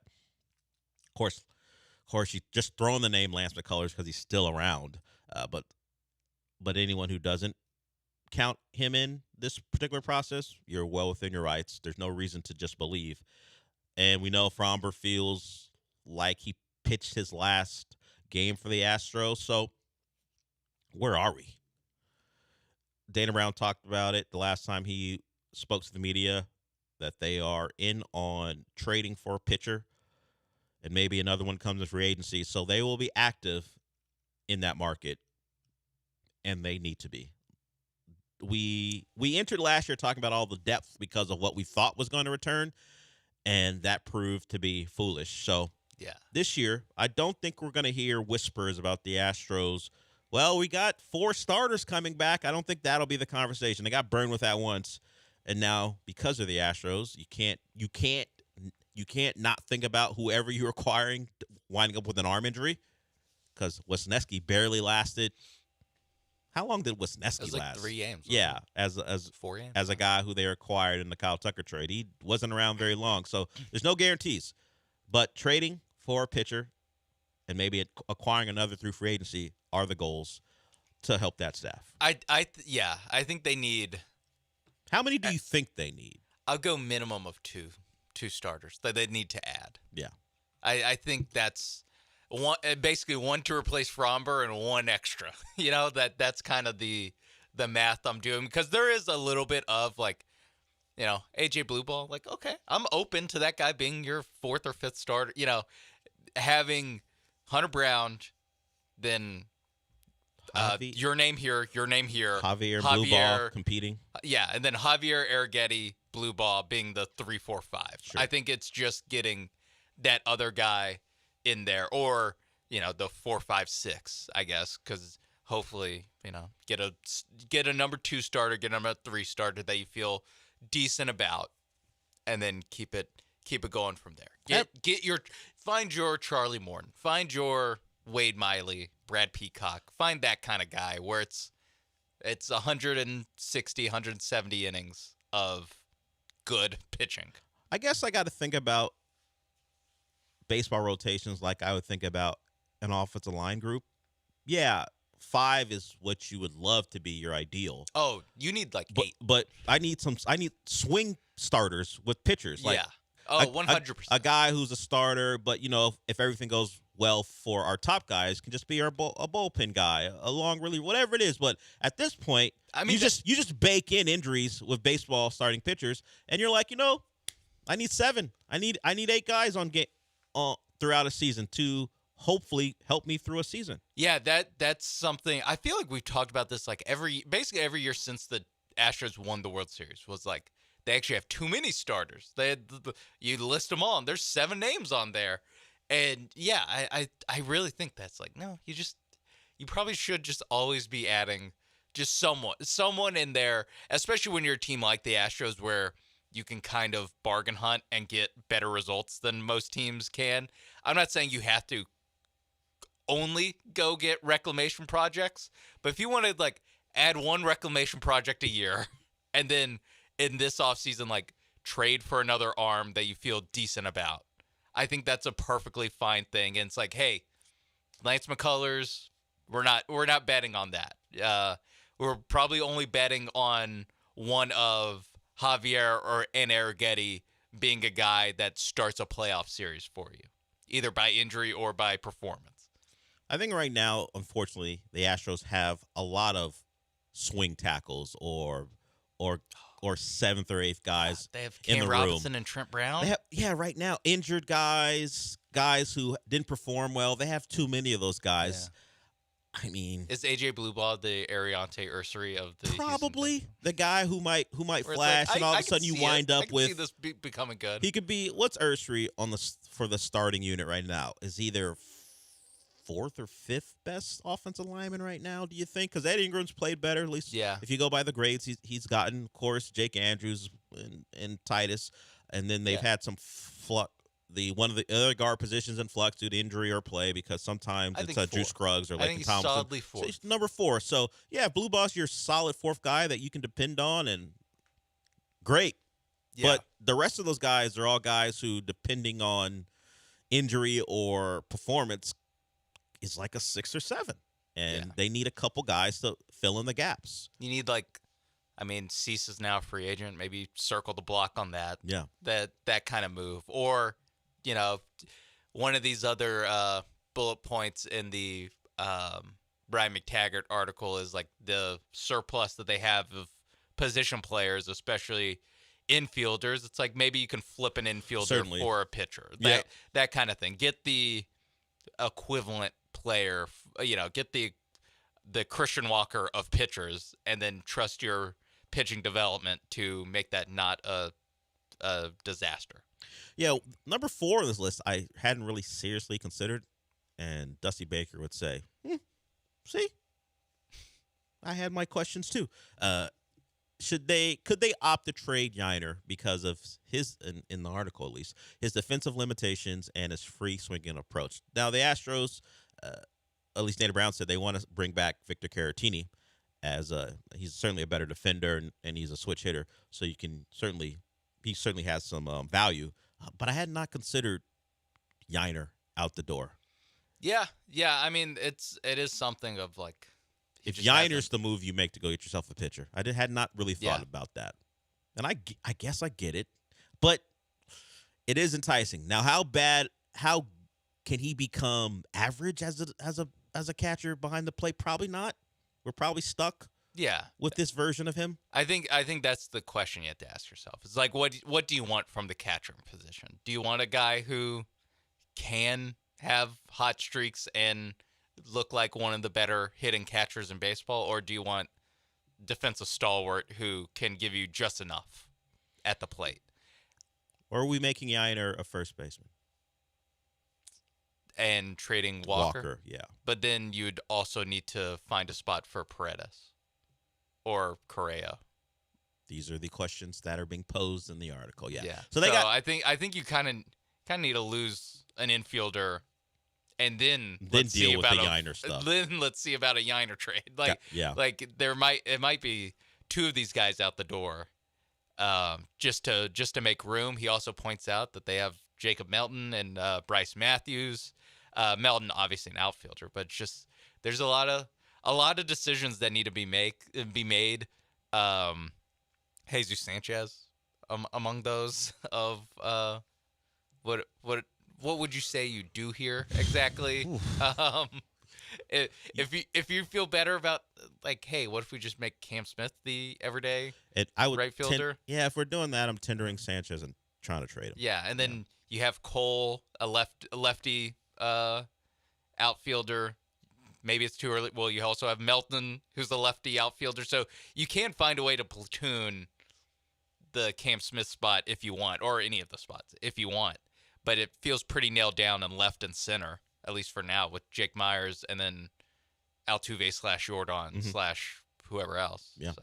Yeah. So in some ways, they have plenty of depth and have questions to answer. In other spots, they have no depth. And maybe one feeds the other as they try to balance this roster out. So it'll be a busy offseason for Dana Brown, a big one with him only having a year left, and certainly however much Espada is involved in it, it's a big offseason for these two, because whether we whether it's actually the Astros who are thinking this way, there certainly feels like the noise suggests things need to go well in the offseason and, of course, the actual season, or we are seeing a big change at the top when it comes to manager and general I think that's fair. Just given the way they announced, like they didn't announce that these guys are coming back until a week after the season. Like that in itself is a little like, okay, so they definitely thought about moving on from these guys. And, you know, if it's another year of missing the playoffs, I think it would be fair to make some changes. So that's on tap for the Astros offseason. I'm sure as we get further along, they'll certainly make moves, and then we will discuss them at that time. When we come back, we'll get back into the NBA because, as I said, they have their annual GM survey out, and we'll talk about some of the spots where the Rockets line up with the best in basketball, and of course, who's supposed to win the title. You probably can make a good guess considering what you saw last year. We'll get to that when we come back. So if you want to join us, 713-780-3776. But before we go to break, Sean's going to tell you about Prize Picks. Yes, Prize Picks, America's #1 daily fantasy sports app. And again, it is one of those days in October where you have multiple sporting events going on the same night. And a way to make money is on Prize Picks. You can mix and match those. So if you know that you're going to keep an eye on the playoff baseball while also keeping an eye on Thursday night football with the Giants and Eagles, you can do that on Prize Picks. You can take the more on Christopher Sanchez, the Philly starter, having more than 5.5 strikeouts. You can take the more on Cam Scatterbo, having 49.5 rushing yards for the Giants against the Eagles. More on Saquon Barkley, 85.5 rushing yards against the Giants.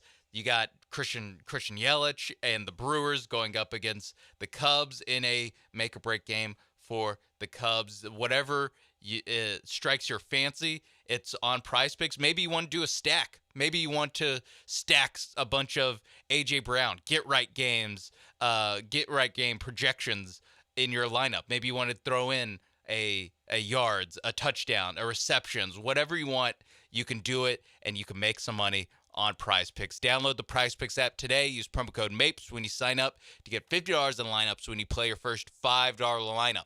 That's promo code MAPES on Prize Picks to get $50 in lineups when you play your first $5 lineup.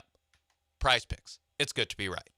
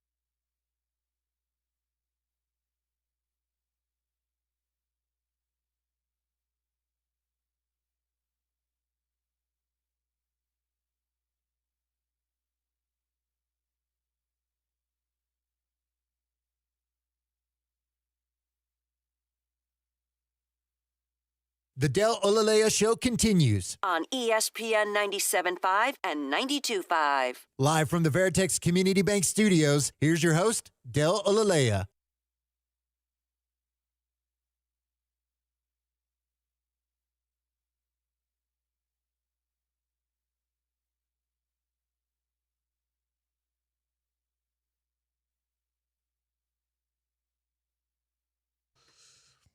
So all 30 GMs, including Rafael Stone, were asked 49 questions as we get ready for the new season in the NBA.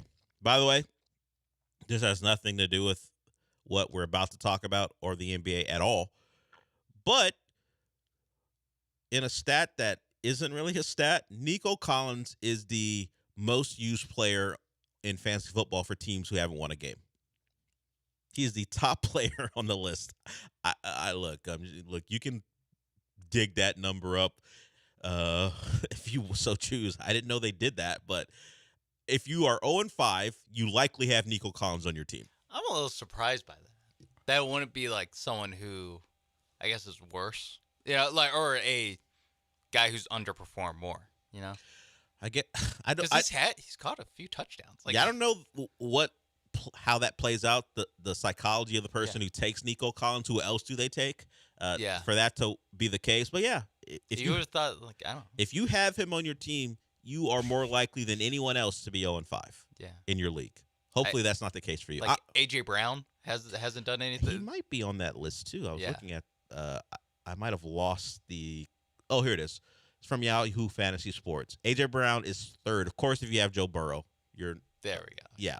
He's the second most likely. Okay, that makes sense. A lot of Bengals. It's Joe Burrow, Chase, and Higgins. Yeah. All have seems that. related. Yeah. The Nico Collins thing. Yeah, the Texans weren't great strange. Offensively early, but they've put it together. He's caught touchdowns in what? Not his last two. He didn't catch one against the Titans, but he did two of the last three. He's caught touchdown passes. Yeah, against the Jags. Yeah, one against Bucks. the Bucks. He's got touchdowns in 3 out of 5 games, and yet still not enough. Not enough. Owen, you guys stink if you drafted Nico Collins. I did not. Maybe that's why I'm 2-3. Should have been 3-2. Jalen Waddle could catch one more pass on Monday night a couple weeks ago. But we step away from that and get to the GM survey. Of course, remember, as I said before, you can't vote for your own team or your own personnel. You're not allowed to do that when you're voting. So Sam Presti could not vote the Thunder as the 2026 NBA Finals champion. But they do win it in a landslide. 80% of the NBA GMs believe the Thunder are going to repeat. The Rockets got votes, the Knicks got votes, but tied for second were the Cavs and the Nuggets. So maybe the Nuggets GM voted for the Cavs. Maybe Sam Presti voted for the Nuggets. Who knows? But there it is. 80% strong in favor of the Thunder. As I said, the Rockets do get votes, but it wasn't from Rafael Stone, so someone voted for you. As far as winning the Western Conference, 3% of first place votes went to the Rockets. The Thunder dominate there too. 17% overall went to the Rockets. So first, second. So they did it first, second, third, or fourth. So Reed Shepherd made a list, but it was from last year. He was supposed to be the best player in the draft class last year. We remember all the hype for him. Take a guess who it is this year. Who could it be? Who could be the most likely by NBA GM to be the best player in the draft class? In the 2024? 2025 draft class. Who could that possibly be? Yeah. Is it? Oh, Cooper Flag. Yeah. Yeah. That guy. I completely blanked on the whatever. Yes. The generational prospect that came out this year. He's not the generational prospect from 2 years ago. Yeah. Or the one that's next year. Yeah. Because there's someone, except in the 2024 class, who's generational the last 3 out of 4 years. Cooper Flag at 97%. VJ Edgecombe got 3%. That's probably Nico Harrison. Can't vote for Cooper. Voted for VJ. I do love I guess I can't vote for the right answer. Yeah, so let me vote for somebody else. Reed Shepherd was at 50%. He was actually, this one was for Rookie of the Year. He was at 50% of the vote. Last year, He was at 43% of the vote to be the best player in 5 years, Reed Shepherd. So that's still on the table. Yeah. Not off to a great start. Cooper Flagg, best player in 5 years, 93%. So someone besides Nico. Oh, by the way, you don't have to vote as well. You can abstain. You can abstain, but you cannot vote for your own guy. If I was Sam Presti having to pick the NBA champion, I'd be like, pick someone else. I abstain. I refuse. I'm not paying. It's gonna be us. Yeah, I don't want to lie on purpose. I don't want to mislead your readers. Yes. Now the Thunder did get pushed quite a bit in those finals. They did. So maybe, but also I don't want to say the Nuggets. Yeah, that's true. I don't want to say the Nuggets are going to beat us. Yeah, that's true. And overall, they went to a Game 7 against those Nuggets, an injured Nuggets team, because Aaron Gordon got hurt. So they were pushed, but they got it. And you would say maybe with more experience, they will get through the playoffs easier. But we will see. The Rockets will certainly have something to say about that. So those are a couple of things. And also, the Kevin Durant acquisition is deemed potentially the most impactful acquisition at 73% of the vote by GM. So Desmond Bane at 17% of the vote. So yeah, Kevin Durant looked at as the biggest acquisition in basketball. Rightfully so. What were the other moves? Well, remember when Shams said it was going to be the craziest offseason ever? Yeah. Just like as we try to remember the other big moves, just remember that Shams Charania said that this offseason. Yeah, he was really banking on the Giannis thing happening. I guess. Giannis and maybe like LeBron switching teams. Yeah, or retiring, who knows? Yeah. But he didn't get any of that. He just got a Hennessy ad. Yes. I'm glad we didn't spend like a second. I refuse. I'm not gonna do that. But he is getting sued for that. Rightfully so. A fan is upset because they bought tickets. Honestly, he could just cut him the $900. Yeah. If you don't know, I'm not gonna do the dupe thing that LeBron tried to pull. He tried to dupe people. I'm not gonna talk about that. But I will mention, because a fan was duped, because there's always a sucker out there, they paid for tickets for LeBron's maybe final Laker game, and of course the price rocketed up because there are a lot of dumb people out there who thought something that LeBron was clearly telegraphing as a ad was going to be something else. They bought the tickets at a higher price than they normally would, and now they want their money back. Good luck with that. And if you sue and win, congratulations. I just don't see how it's happening. But what are we doing? Now I'm almost verging into talking about it, and I won't. Yeah. I'm stopping right here. Damian Lillard switch teams? That was surprising. It was very surprising that it happened, that he got waived and stretched. Oh, I guess Desmond Bane trade? Yeah, he was on the list of most impactful moves. Desmond Bane going for 5 first-rounders. But Desmond Bane was on a Grizzlies team who he's probably the third best player on the team, and they were disappointing. That's one of the reasons they got rid of him. So it's not exactly something that's going to wow people. No. Kevin Durant being traded was telegraphed since the Suns made it known they were willing to move him because they were desperate for Jimmy Butler. They were so desperate for Jimmy Butler, they were willing to trade the better player when it came down to it. That's Suns basketball, baby. That's we're willing to trade the better guy to get that. When they found out no one wanted Bradley Beal, who they thought would have been the piece they got to move. Yeah. They decided, hey, we'd rather have Jimmy than Kevin Durant. So can we make a trade? And it didn't work out for him. He obviously Jimmy Butler's in with Golden State, and now Kevin Durant's here. So it all worked out for the Rockets. Kristaps Porzingis changed teams. Are you still trying to figure out how close Shams was to being correct on craziest offseason ever? DeAndre Ayton? Nope. Okay. Miles Turner? That it was weird the way it happened and the way that he wound up a buck, but it's Miles Turner. He's been on the block for 5 years. And he left in free agency when Indiana, and rightfully so, didn't think there was money out there for him until the Bucks waived and stretched Dame to open up the cash to bring in Miles Turner. Did the Jordan Poole trade happen this offseason? Yes, it did. Jordan Poole's a Pelican.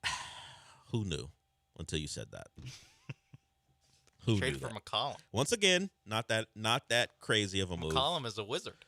Yeah, and he was very complimentary of their organization. Said it, how organized they were. Must be new. Like that. Yeah, well, he'll find out. Well, actually, people think the way Wizards are on the right track. We'll see. And something you referenced during the break that doesn't fit Shams' narrative, we did have movement in USA basketball. Yeah. This was, speaking of things that everyone thought was going to happen, Eric Spoelstra is the new head coach of USA Basketball. He coming to America. It's a movie. The second one not great. He was the assistant to Krzyzewski.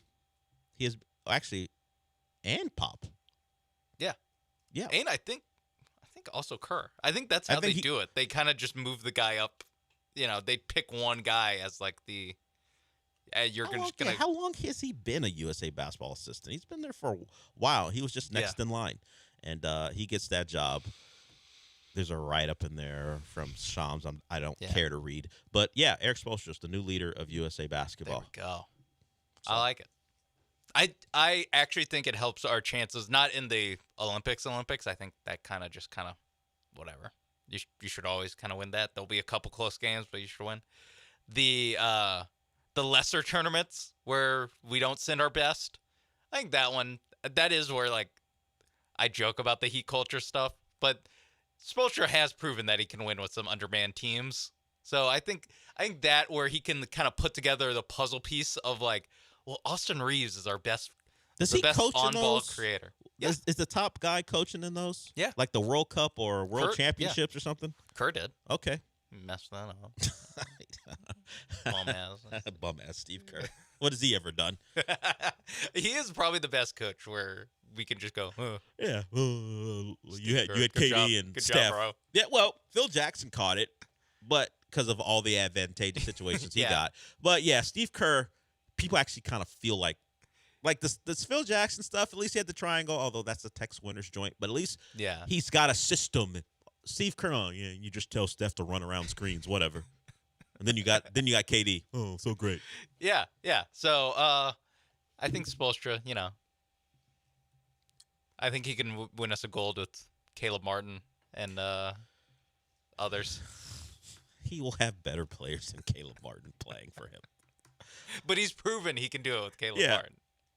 He has gotten to a finals. Now give him, I don't know, Jordan Poole. Now watch him cook. I don't know if Jordan Poole in that type of setting is a better option than Caleb Martin. Well, Jordan Poole's never done anything. Well, I'll take it back. With the Warriors, he had that one run, then got punched in the face afterwards, and his career has never been the same.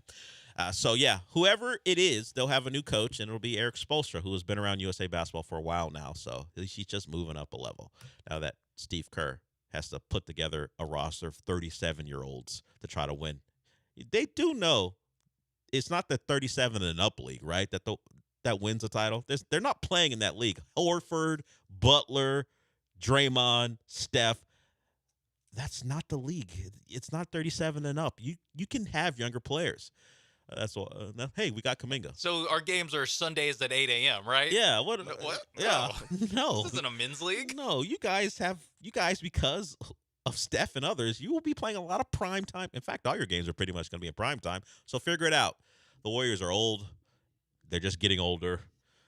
We'll see how they fare. They do have all the wins against the Rockets when it matters most. Let's have that change now that you have Kevin Durant. All right, we'll go to break. But before we do that, actually, you know what? Considering how dumb our conversation just got, it's time. We're going to have to just ride this thing out. So we'll wait a little bit before we go to break. Let's get to college football before we wrap it up. As I said earlier, it's a pretty big weekend, not with the teams we generally associate with big weekends, but you've got Alabama going to Columbia, Missouri. They're not hanging out with the cartel, but it is Alabama and Missouri. Bo Prabula, who's probably a better option than the guy he had to leave because he was sitting behind him in Drew Aller. I mean, would Penn State be better with Bo Prabula? We'll kind of find out because Missouri hasn't played anyone really. And that isn't to say they can't beat Bama. It's just that they haven't been tested. They are pretty good defensively. They can rush the passer.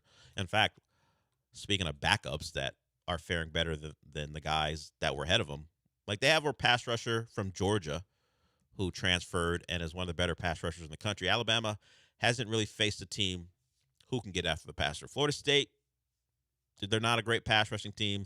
That was, I guess at this point, just an off day for Bama. Georgia doesn't really rush the passer well. They certainly don't have that one guy.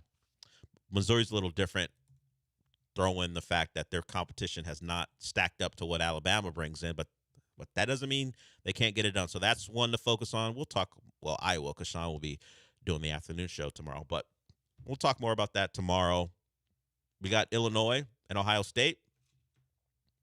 Illinois got beat by 40-plus points, and they remain a top 20 team because that's just how it works sometimes. Last time we saw Illinois against anyone competent, they beat USC.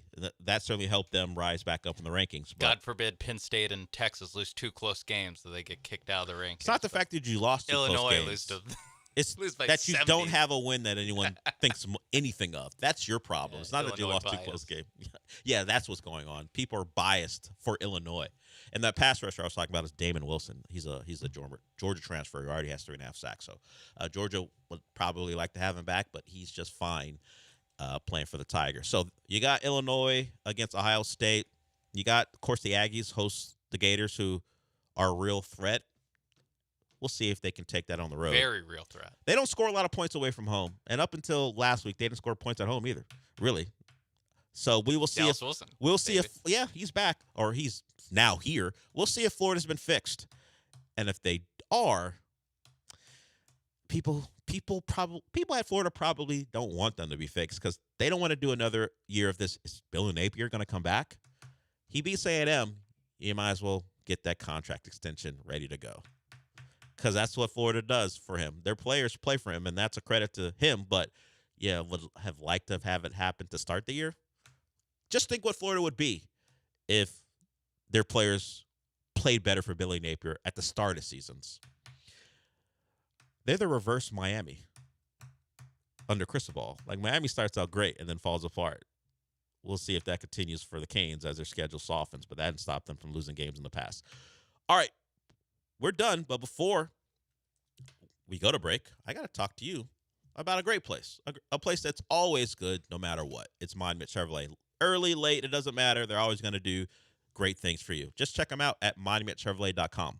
That's the website. Find the car you want or the truck you want. Hell, I'll just say it. Find the vehicle you want at Monument Chevrolet on the website, and then head on out there. They're in Pasadena off of Beltway 8 and 225. So if you're looking for something new or pre-owned or something for your business, because you've got you're either starting a new business or you want to add to your fleet, it's all there for you. So the deals remain.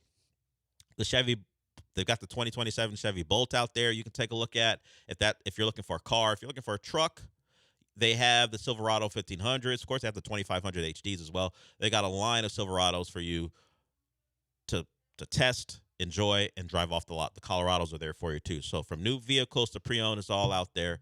And pick the car you want that fits you, and then you'll get to deal with the great salespeople out there. They've been in business for over 50 years, which means they've been putting people in great cars for over half a century. So check them out.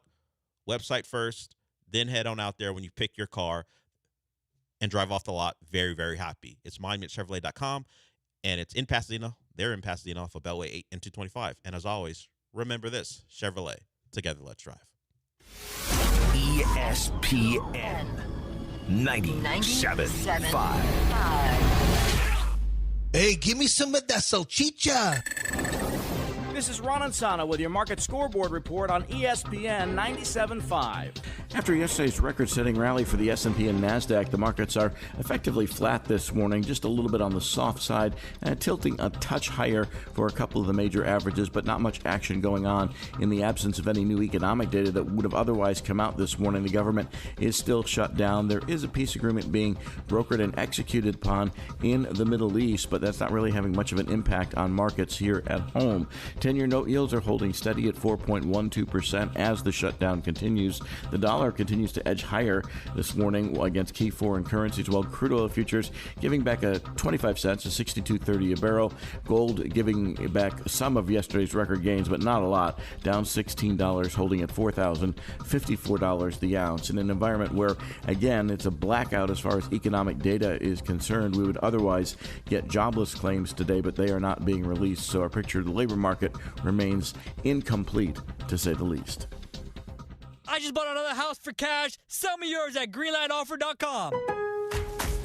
Lowe's knows that free makes everything better. That's why our rewards members get free standard shipping on the things they want and need to get the job done. every day. Savings for rewards members add up fast. So why wait? Join for free today. Lowe's, we help, you save.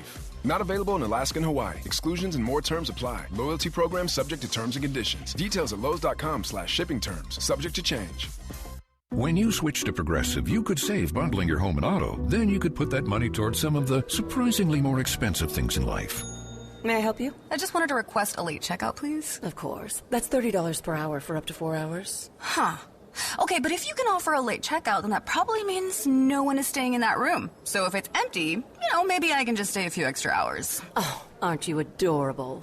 Life costs a lot, so bundle and you could save with Progressive. Progressive Casualty Insurance Company, affiliates, and other insurers. Not available in all states. Friday Night Lights means one thing, high school football. And with football comes the homecoming game and the homecoming dance. Make sure you look sharp with Giorgio Dante suit separates at Suit Mart. Jackets start at just $89.99, vests from $29.99, and pants from $39.99. Choose from black, midnight navy, or charcoal gray. Then finish the look with a marquee slim fit dress shirt starting at only $22.99. Be ready for the big night with homecoming style from Suit Mart. The annual Katy Rice Harvest Festival is happening October 11th and 12th in Katy Historic Town Square. Check out country music artists like Sawyer Brown, Kylie Fry, and more performing free outdoor concerts. Plus, the carnival is back. Get all day or weekend unlimited ride carnival passes now. For the adults, visit the Sports Zone and enjoy adult bevs while you watch the big rivalry game between Texas and Oklahoma on Saturday. Get advance tickets and carnival passes now at KatyRiceHarvestFestival.com. That's KatyRiceHarvestFestival.com.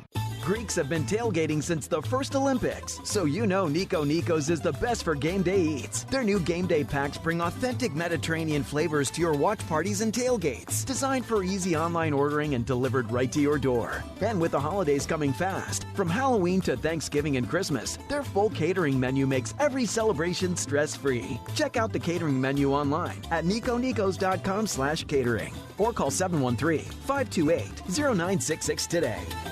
Jeremy Branham here. You've heard me talk about Pro Dunk Hoops and their drill-powered lightning adjust system that lets you raise and lower your goal in seconds. It's 10 times faster with zero effort. Right now, with your new Pro Dunk basketball goal, you can get the lightning adjust system for free. That's a $249 savings, but you have to call. You won't find this offer on the website, so call Pro Dunk at 281-351-9822 and mention ESPN. That's 281-351-9822. Do you have the ESPN Houston app?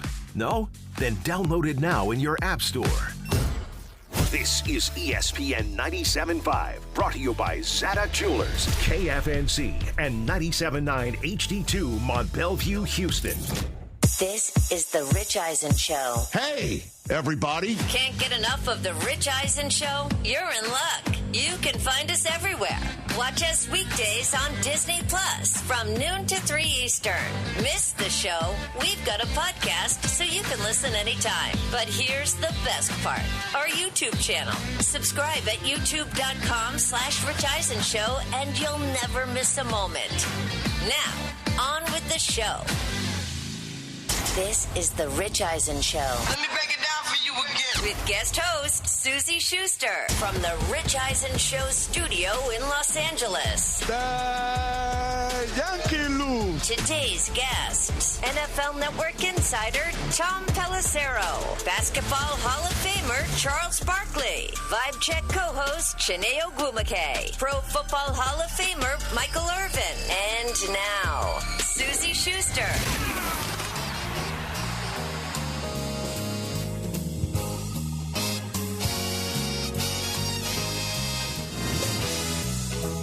Well, hello there, everybody. Susie Schuster, thrilled to be here with you on The Rich Eisen Show. It's been a while since I was on the family of networks. It was 20 years ago to say it, actually. It was the, believe it or not, guys, it was the Hawaii Bowl and then a quick overnight flight to the Houston Bowl for the 2004-2005 college football. Hi, everybody. Thrilled to be here with you. If you're wondering who I am, it's a great question. I'm Susie Schuster, a longtime reporter, also married to Rich, so I can't be fired. But that's a whole different conversation. Christopher Brockman, how are you this morning? Susie, I'm great. It's great to see you. Great to be with you on this program.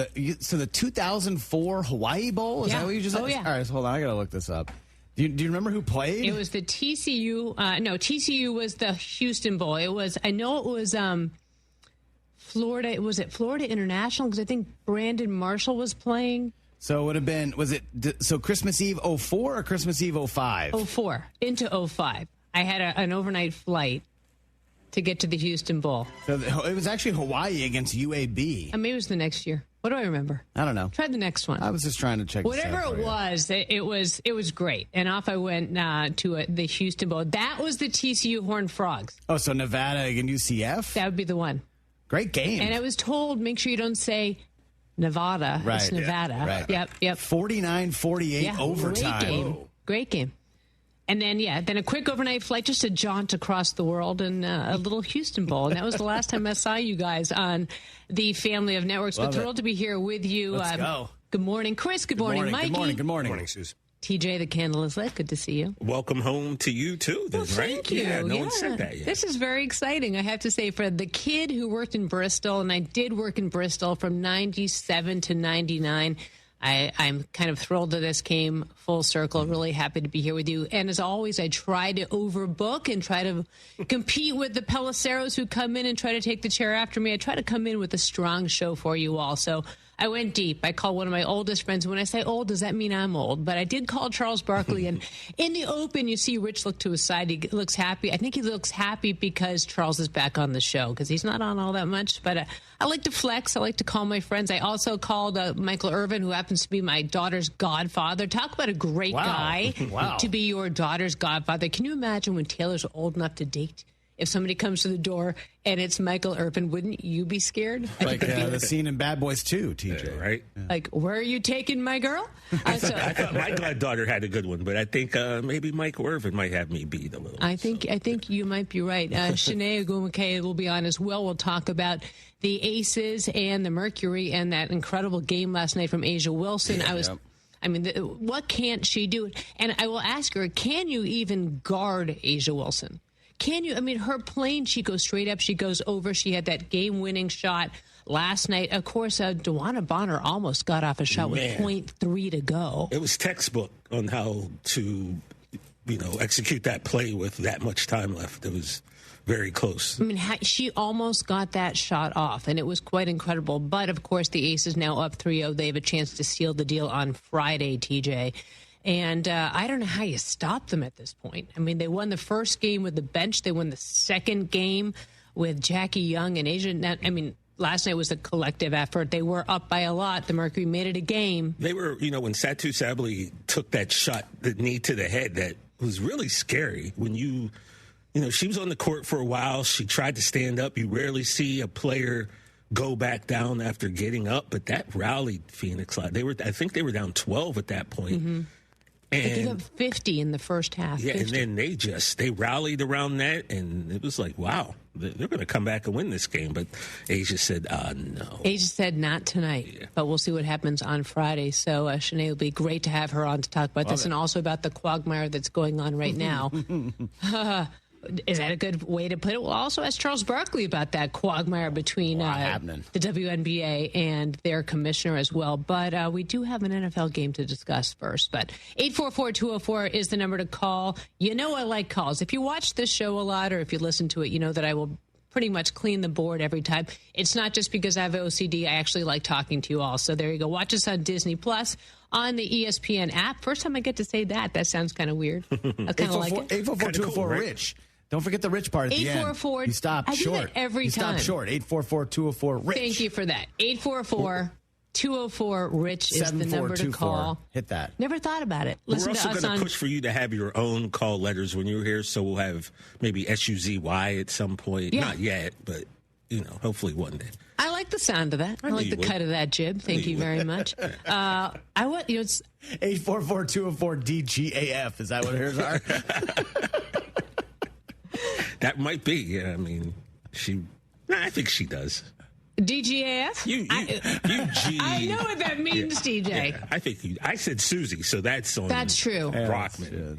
I'm bringing the edge. See, what everyone will know, our new audience is these two do love each other, but every now and then the masshole starts to, like the masshole crime starts to come out with these two. Listen to us on ESPN Radio, by the way, presented by Progressive Insurance. I got to pay the bills here. Pay the bills. Please stop distracting me. Follow us on X, on Instagram, at Rich Eisen Show. Quiet. Subscribe to our YouTube channel, youtube.com/Rich Eisen Show. The truth is that when we do the show, people are always like, God, she's really mean to Chris. and I like to watch those two hate each other. I don't think people think that. I think, honestly, respectfully, Chris, I think most people are like, people should be meaner than Chris, I would think. Yeah, a lot of people feel that way. We're actually closing in on 1 million. We're at 998,797 My goal on the is live to check. Bring you over on the live edge. check. Let's go, folks. Let's go. I want to be able to crest that wave. Let's like and go. Subscribe. Yeah, that's right. Like and subscribe. The more you subscribe, the more I'll take it out on him. So that's what I'm just saying. Like, we can talk. The more donuts we'll get, I guess. Yeah, true. I mean, somebody said, do they really need the donuts? I think it was Tom Pelissero when they called him. That wasn't very nice. That's not. That wasn't very nice. We're nice here. All right, we got a game tonight. All right, fine. Should we talk about that? 4-1, Sure, 1-4, and what to expect? And will Saquon carry the ball more than 6 times? I mean, is it a replay of the revenge game? Will we see him go off? And what are you boys expecting for tonight? The thing is, like, TJ, you get this because you follow this division. You follow the NFC East and the NFC Beast or the NFC Least. Who knows? But weird things happen especially on Thursday nights. The Thursday night games have been pretty interesting this year. Yeah. High scoring, kind of weirdly the way they play out. And then you got the Eagles and all their drama. I'm sure we'll get into that at some point today. The running game is now an issue after it was the passing game that was an issue. And is AJ Brown happy? Is he not? Devontae Are there Smith team meetings? What's happening behind closed doors? We got weird team meetings. We got Daboll throwing shots. We got Jackson Dart with kind of an injection of energy, which the team clearly needed. He's definitely got the juice, but then they go down to New Orleans last week and 5 straight possessions with a turnover. They don't look too great. They kind of give the game away, so to speak. And now it's 1-4 and 4-1. Are people taking the Eagles tonight in Survivor? In the Survivor leagues, that's another factor here. And so I'm kind of ready for anything tonight in the Meadowlands. I mean, and then there's people who are thinking like the season's over for the Eagles. They're 4-1 people. Like, relax, take it down a notch. I would imagine, I would be shocked if they didn't look great tonight. I would be shocked if they don't win by 2 scores, That's right. Maybe more. And I would be shocked, TJ, if AJ Brown doesn't have a monster game. Yeah, Devontae Smith had a huge game. He had his kind of breakout. Smitty, right? And he's he's the quieter of the two, right? You're never really going to know that he's upset the way that you know that AJ Brown is unhappy. So I'm thinking division game, rivals, but over the last 20 matchups, the Giants won 4. Oh. 4-16 against the Eagles over the last 20 times they played. So I think this, there's a thing called a get-right game, right? And I think that could be the case for the Eagles. Tyrone Tracy is back for the Giants tonight, but what is going to be his workload coming back from the shoulder injury? Scatterboo has been interesting. Yeah. Yards per carry isn't all that great, but he provides kind of that boom and that juice that Dart kind of brings. But who's catching the ball? Obviously, we know Malik Neighbors is out. No Darius Slayton tonight. Is it a big Wan'Dale Robinson game? Theo Johnson is the only one to catch touchdowns from Jackson Dart so far, 3 for 3. Do they have enough firepower to keep up with the Eagles offense? Can the Eagles offense get back to that explosion that we kind of saw at the end of last year? We haven't really seen that exciting, high-flying Eagles team. Saquon, what is going on? 6 carries, 1 in the second half last week. And the line isn't exactly playing the way the line played last year. And that's the biggest thing that I'm looking at right now. Is it Juergens? Like, what's happening there? Where's the disconnect there? Why isn't the line playing the same way? I don't know. But this kind of seems to be the Eagles thing, right? Like last year they were 2-2. And then everyone's like, what's up with the Eagles after the way they finished the year before, starting 10-1 and then basically losing out essentially. This is just kind of what they do. They kind of thrive off this type of chaos and drama. Nick Sirianni is kind of the perfect Philadelphia coach for the mood and the mindset of the town and the fan base. Again, I expect Philly to come in just kind of gangbusters and maybe end this one early and we get a big Saquon game. A Saquon revenge game. Love revenge. Yes. Saquon, A.J. Brown, I think Philly rolls tonight, but again, stranger things have happened in division play and especially on Thursday night. And what about Jackson Dart? You've got a rookie making his first ever short turnaround. Yeah. Starting on Prime tonight. What are we expecting to see from him in terms of just from that quick turnaround? That's new territory for him. I think you're expecting them to bring energy. I have a few friends who are Giants fans, and they are excited. Yep. Not overall for the season, but for this kid, and that's what you need as a fan base, right? Even when things aren't going great, you just need something to kind of focus on and have a positive takeaway from. And that's what this kid, him and Scatterboo together, man, they're fun to watch. You go on social media, you see videos of Scatterboo's teammates like doing impressions of him. And if you notice, he has to wear the juggernaut helmet, I call it, during practice, because I don't think the kid knows any other way but to just go all out. So, yeah, if I'm a Giants fan, I'm kind of leaning on these two, a couple great players on defense, but I don't know. I don't think tonight's their night. But for the hopes to land on the backs of two rookies, think about it. Their offense lands on the backs of two rookies.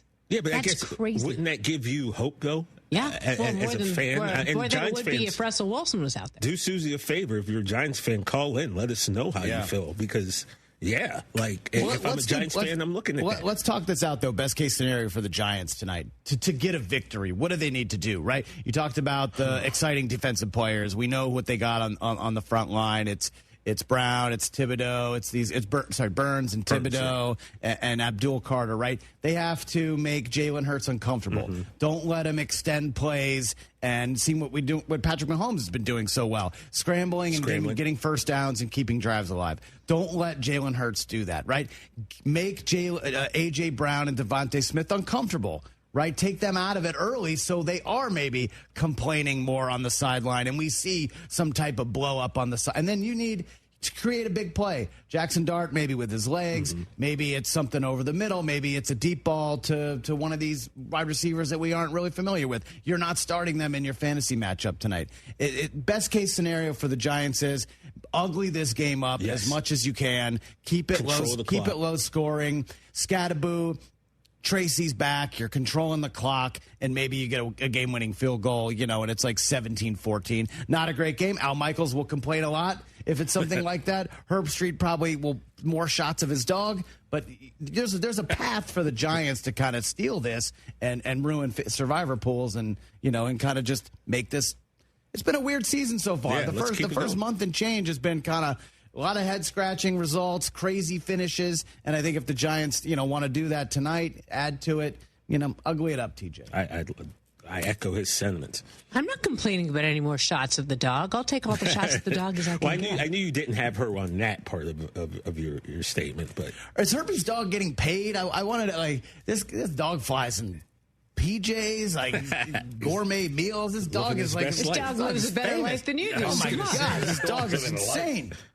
Abdul Carter got in on it too on the Saquon thing. I like just like I said the passive aggressive mentality, the vibes they're sending down there. Comment the other day about AJ comment Brown oh God, boy, what a great receiver he is. He's always open. He's always open. Yeah.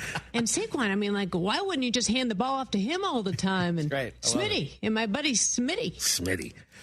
By the way, did you watch? I don't know if you saw this or not, but I love this. But Eli Manning was on Peter Schrager's podcast. Eli's. Manning, Eli. Is that your Duvall thing or? No, that's the Jersey Mike's commercial with DeVito and Eli.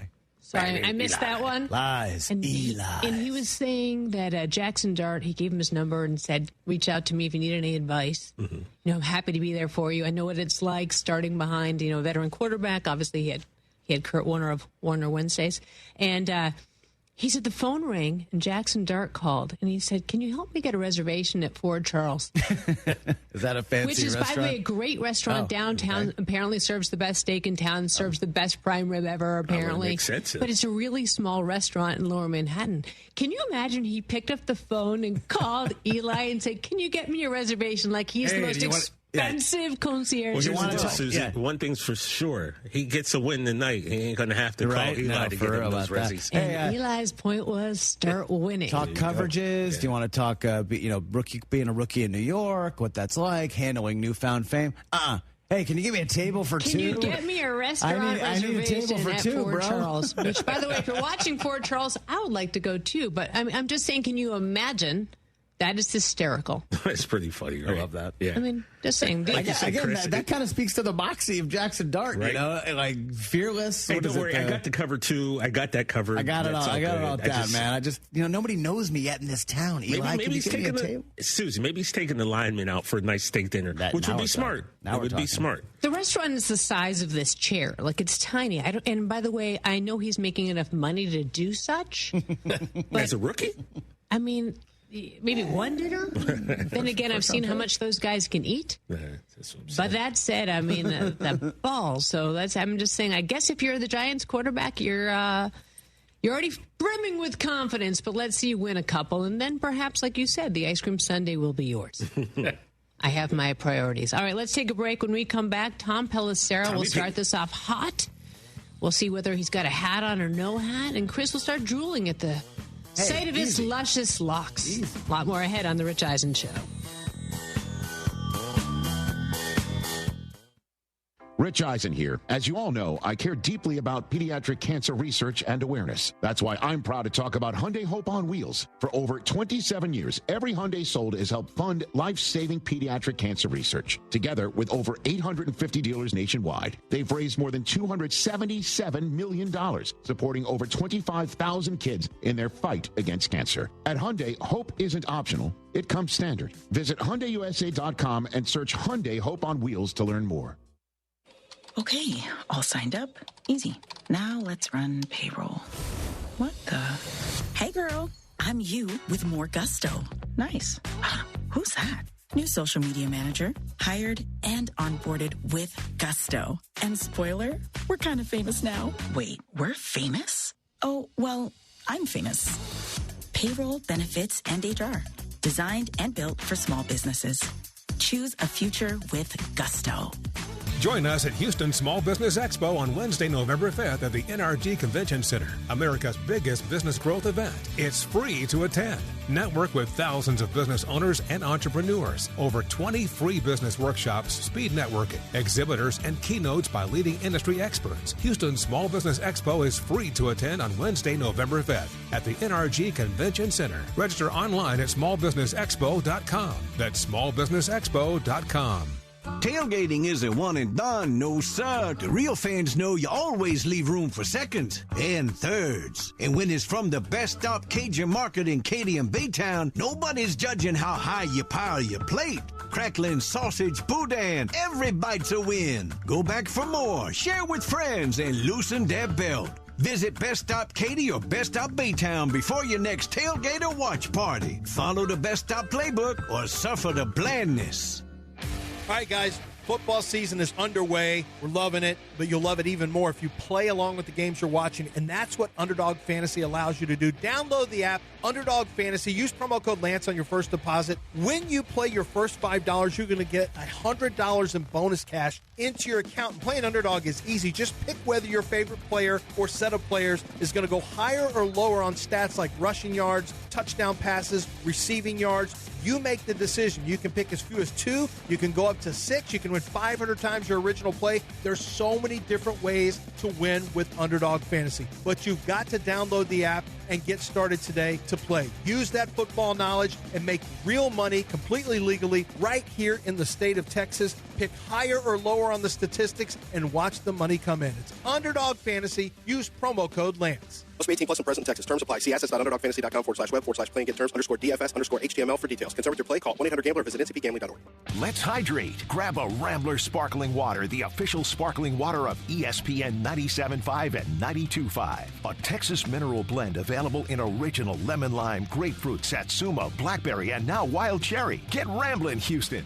Howdy, Ags. Bucky Richardson here from my friends at HR&P, a proud partner of Texas A&M Athletics. Winning 2 Southwest Conference championships required protection up front and a wrecking crew defense. And that's what HR&P provides for Aggie-owned businesses. HR&P protects and defends Aggie businesses from the burdens of HR compliance, benefits administration, and payroll. If you're an Aggie-owned business, let HR&P customize a plan for you. Visit hrp.net/AGS. That's hrp.net/AGS today. The Preview College Basketball Exhibition doubleheader is coming to Fort Bend Epicenter Sunday, October 26th, featuring Texas A&M versus Arizona State and the preseason #1 ranked Houston Cougars versus Mississippi State. Get your tickets now at etix.com. Has your roof started to experience leaks or been damaged from recent storms? When it comes to roofing in Houston and surrounding areas, Brinkman is the only name to trust with your roofing needs. Brinkman's team of professionals will work with you, and only if necessary, your insurance company, to get your roof repaired or replaced with as little inconvenience to you as possible. There's no substitute for Brinkman quality. Visit them at brinkmanquality.com. That's BRINKMANN quality.com. Attention taxpayers, if you owe $5,000 or more in back taxes to the IRS, don't wait for the October 15th extension deadline. Your problems will only continue to grow. The IRS is using advanced AI tools to identify and collect unpaid taxes faster than ever, meaning tax debt collections will become increasingly aggressive. Call Priority Tax Relief now. Their experts fight back fast and are saving their clients millions in tax debt every month. After speaking on my behalf with the IRS, my entire debt of $25,000 will be eliminated. I owed over $50,000 and they settled it for pennies on the dollar. These guys are as legit as they come. If you miss another tax deadline, you're stacking more debt on top of what you already owe with increasing penalties and interest. You now owe more today than you did yesterday. Call for your free consultation. Priority Tax Relief. Let's make your taxes our priority. Call 800-418-1404. 800-418-1404. 800-418-1404. Priority Tax Relief. John Granado here. Walking into Republic Boot Company at 11th and Studewood in the Heights is like walking into a time machine to the Republic of Texas. Seriously, go check it out. Whether it's their exclusive 1836 collection of all leather boots or a customized pair with whatever material and design you want, these are going to be the most comfortable boots you've ever worn. Hats, suits, and all kinds of handmade leather products in a Texas-inspired haven. Book their space for your next event. Republic Boot Company, where tradition meets style. RepublicBootCompany.com.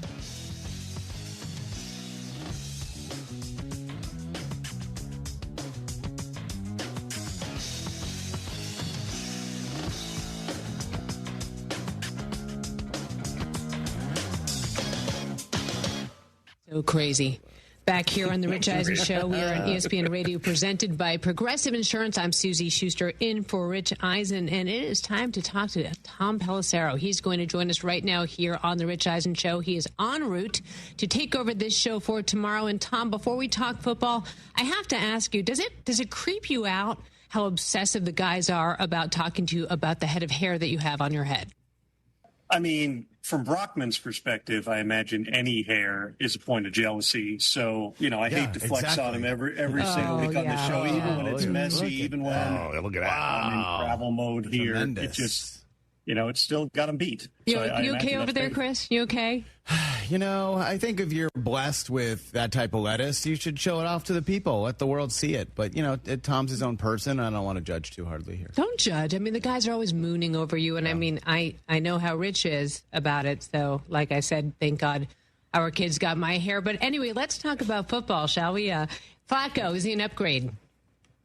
That's going to be the question here, Susie. The Joe Flacco we saw throwing an arm punt interception in Detroit is not that much different than what we've seen from Jake Browning so far. But, certainly Joe Flacco is going to have better weapons for him in Cincinnati. He's throwing the ball to Jamar Chase and T. Higgins. That's a lot different than throwing to, Jerry Jeudy and some young players that they have in Cleveland. Joe Flacco's played in this similar type of an offense before. Obviously, Zach Taylor comes from working with Sean McVay in the past. Flacco has played with other former Shanahan McVay assistants. He played with Michael Fleur with the Jets, played with Rich Scangarello years ago in Denver, a tenure that I think a lot of people don't even necessarily remember. And the reason that the coaches in that tree like Joe Flacco is It's the arm twitch. It's the ability to see it and rip it and get the football out really quickly. He's not going to extend plays a ton outside the pocket. He's not the most mobile guy, but he can stand in and he can throw an accurate ball. Really what they're trying to do as much as anything is just calm down the turnovers that have really made life difficult for the Bengals to this point in the season. There'd be a difference if we're talking about going out and trading a pick and taking on cash for Kirk Cousins, or trading something of significance for, be it a Russell Wilson or a Jameis Winston. A 5-6 pick swap for a guy making very close to the minimum salary is about as low leverage as it gets here. I thought that perhaps they would give Jake Browning another start here. But when you look at how the schedule lines up, if you're going to give Joe Flacco a whole week to try to microwave that rhythm and timing and tempo and understanding the offense and the feel for his teammates, this is the week to do it, because after that, you got a short week to a Thursday night game against Pittsburgh. They might practice once at most next week. If you were to lose the next two with Jake Browning, all of a sudden you're 2-5, and there's not a lot of point in playing Joe Flacco. So they're going to take their shot right now, and we'll see what type of impact it makes on Sunday against a Packers team that, yes, the Browns beat with Flacco at quarterback, but if you remember that game, they didn't do a whole lot offensively until a late Jordan Love interception gives them a short field for a touchdown. Other than that, the offense didn't do much on that day. I imagine that, Jeff Hafley's sitting there and, basically figured out how to apply, even though we got to cover those receivers differently. We're probably going to attack Flacco very much the same way. But I think what you're saying about almost calming down the ship, some of the reports out of the camp there were saying that offensive linemen were even saying we're learning so much from him, even in the quick turnaround. What will having a veteran like that do to kind of quell the issues, maybe give those some confidence? God knows he's not going to go in there and light it up, but at the same time, it's just that steadying man at the helm. Well, it'll be great as long as they're winning. He can be as steadying as he wants, but if the Bengals put up 10 points this week, it's not going to make a whole lot of difference. I think that if you broaden this out to the bigger picture here, remember, this is not, hey, we need Joe Flacco to make a playoff run. This is, we need Joe Flacco to keep us a little above 500 until late in the season and hope Joe Burrow is ready to return. Yeah, but bringing Joe Burrow back, do you think that they really can do that? Yes, if they are in playoff contention, there is an opportunity here. I mean, it's a 12 to 14 week injury is what I was told when Burrow first got hurt. So you're talking about mid-December if you're pushing it, maybe late December, early January, but somewhere down the line there is that opportunity out there where perhaps they can get him back down the stretch. And so they're trying to go 500 or a little above. They're not out of it in their own division. Obviously, the Steelers are atop the division right now, and I don't think that anybody's looking at the Steelers as an unbeatable team. You have the Ravens, who are the favorite coming in, and they may have to go out there without Lamar Jackson this week to try to stave off 1-5. When you've got as much money invested, cash and cab, in your star players as the Bengals do, you're thinking about taking our shot right now. And for a Bengals franchise that never makes trades, almost never makes trades, literally 3 players in season, acquired since 1973, Joe Flacco being the third one. This is, them breaking the mold a little bit and saying, you know what, we can't just say, well, let's just try to make do with Jake Browning. They're trying to flip this thing immediately, and it starts out by going up against the Packers team that's coming off a bye and is really, really talented. You mentioned Lamar. What are we thinking about a timetable for his comeback? Well, once he hurt that hamstring against Kansas City, the logic would always have told you that he wasn't going to play in these first 2 games. If it was significant enough to, according to John Harbaugh, there's no way he could have come back against the Chiefs. That's the type of hamstring injury that if you were to try to push him out there a week or 2 weeks later, you run the risk of a setback and something that could linger with him all season, particularly with Lamar's play style. You need him to be able to move around. And so if they can get through this game, they then have the bye. That gives Lamar 3-4 weeks total to heal up. There's no reason as of now to believe he's not going to be ready on the other side of the bye. We'll have to see. Lamar's kind of his own character. He could show up on Friday and decide I'm playing this week. But right now, all the signs point toward another week of Cooper Rush / potentially Snoop Huntley in the lineup, and they've got a really tough task ahead of them on Sunday as well. Yeah, as a recovering sideline reporter, I'm always happy to talk about soft tissue injuries. What about in Philadelphia? What are we thinking about there with the meeting that looked like it happened on Monday with Saquon, with AJ, with Jalen Hurts? What are you hearing, and is there a there? Well, I think that in the big picture, and Nick Sirianni alluded to this yesterday, it's a good thing when guys want to talk. It's a good thing when they want to work through issues. The Eagles could easily say, well, we're the Super Bowl champs. We're just going to figure this thing out.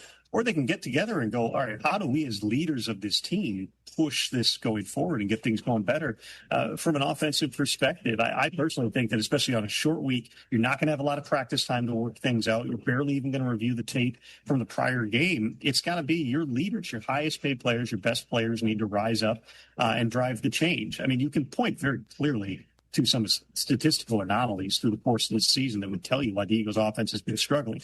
There's no world in which Saquon Barkley should be getting one carry in the second half of the game. You're up 2 touchdowns. There's no world in which A.J. Brown to this point in the season, 5 games in, should have essentially had one productive half of football. Jalen Hurts is playing much the same way that we've seen him play in the past. He's obviously really dynamic as a runner. He can make things happen in the passing game. They're just not clicking at this point. Part of the issue with success, Susie, is that every year you're going to lose. When you win like the Eagles have won, you're going to lose people. And the Eagles have been in this perpetual cycle of either losing a coordinator or choosing the wrong coordinator and having to move on from him. Every year, going back to high school, Jalen Hurts has had a different coordinator. So the same bumps we seem to see every year from the Eagles in the early portion of the season, they're hitting again. This is a team that seemed to have it all figured out down the stretch of last season. The bar is high in Philadelphia. Anybody else would be talking about, they're 4-1. Yeah, they got some things to work out offensively. They'll get better at it. With the Eagles, it's DEFCON 1, but they have all the tools in place. They are a relatively healthy football team. They won't have Landon Dickerson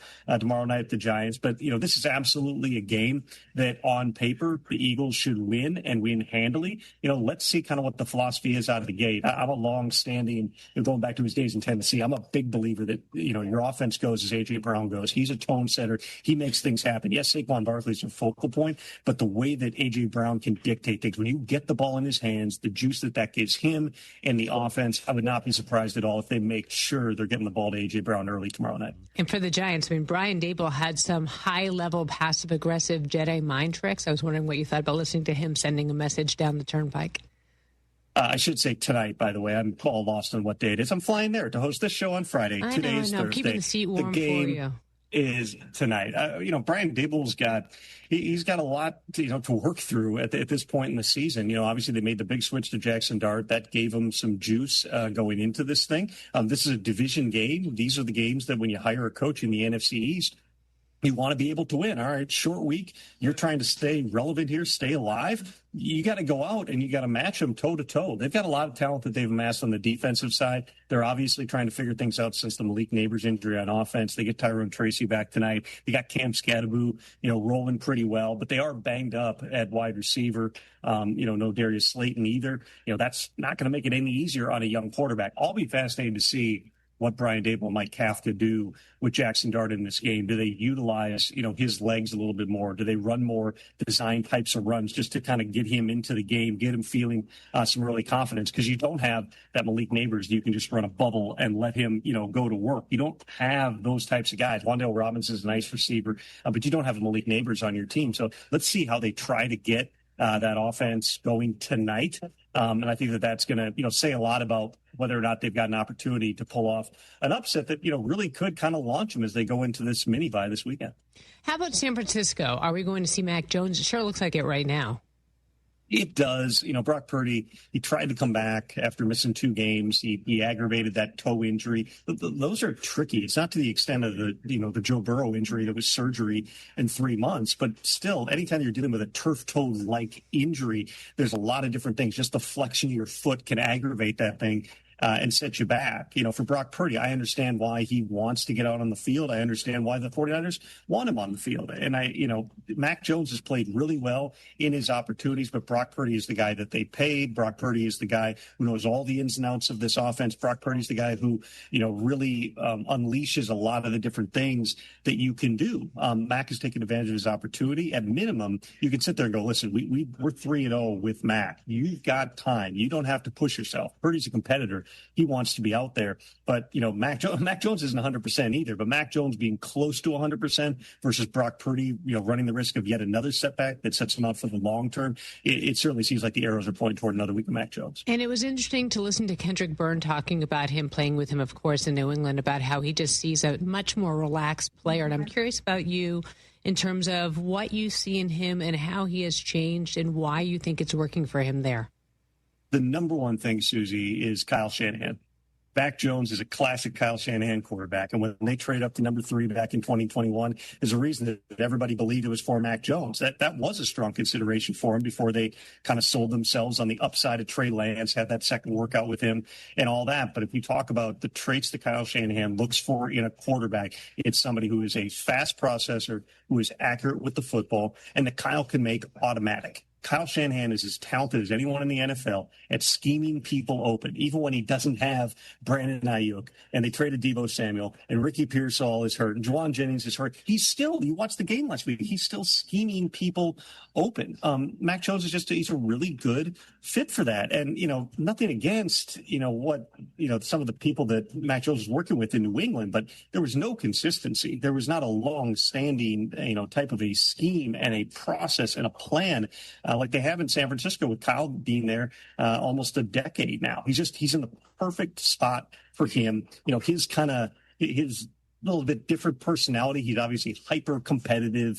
I know they talked about it on the broadcast last week. I heard that coming out in the draft, that he was like the John McEnroe of the youth tennis circuit, growing up, that he would break rackets and all that type of stuff. But he's also kind of got this, aw shucks personality off the field. He's a really good fit for what they want to do. It's obvious that Mac is enjoying, every second of being able to get back out there and play. 49ers did a 2-year deal with him, by the way. So they've got one of the best values in terms of their backup quarterback, not just this year, but next year as well. But, bigger picture, you think about the other quarterbacks that have gone through and been, healed, so to speak, by either Kyle or Sean McVay. You saw Sam Darnold do that for a year, goes to Minnesota, then gets paid in Seattle. You saw Baker Mayfield for like 6 games, go to L.A., then go to Tampa, and now he's back to being a star. Mac Jones could be the next one of those. And I think it's also an important reminder when we're quick to write off quarterbacks in particular as busts, and this guy can't play, and they got to get rid of him. I mean, New England shipped him off to Jacksonville for a late round draft pick, and there was no future for him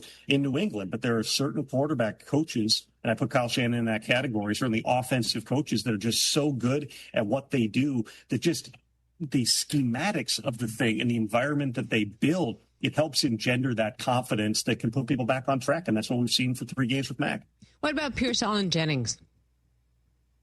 Ricky Pearsall has been, every injury that he's had, it seems like it takes him longer than they expect. It's always, we think he's going to be out here then, and it's another couple of weeks. It's the same thing in this case. He's got a knee issue that's going on. They thought that he would be back practicing by now. He wasn't out there. Doesn't mean he's not going to play on Sunday. And same thing with Juwan Jennings. He's got a couple of different injuries going on. He's been banged up kind of perpetually. The good news, you mentioned Kendrick Bourne, who we had on the Insiders the other night, the happiest guy, the eternal optimist. He's just blown away. What did he have, like 10 catches for 140 yards or something crazy last week? Think about who they're throwing to. It was Kendrick Bourne, who wasn't on the team at the start of camp. Sky Moore, who they traded for during camp. Marquez Valdez-Scantling wasn't there during camp. And Demarcus Robinson was suspended at the start of the season. They're literally an entire JV number 2 unit wide receiver group, and they find ways to get those guys out there. Again, I remember saying this to Kyle Shanahan one time. I think it was during the Brandon Ayuk stuff last year, and I was sitting in his office, and I'm like, dude, well, you're as good at scheming up people as anybody. And he's like, no, it's a lot easier if you have good players to scheme it up for. And he's right. Elite receivers make everybody look better, but he finds a way. If you've got a trait, if you've got speed, if you've got route running ability, he's able to put you in positions to succeed. And that's one of the things that makes Kyle Shanahan special as a coach. Tom Pelissero joining us here on the Rich Eisen Show. Susie Schuster in for Rich. Gino, how long does he have in Vegas? It's bad right now. It's not good. It's just not good.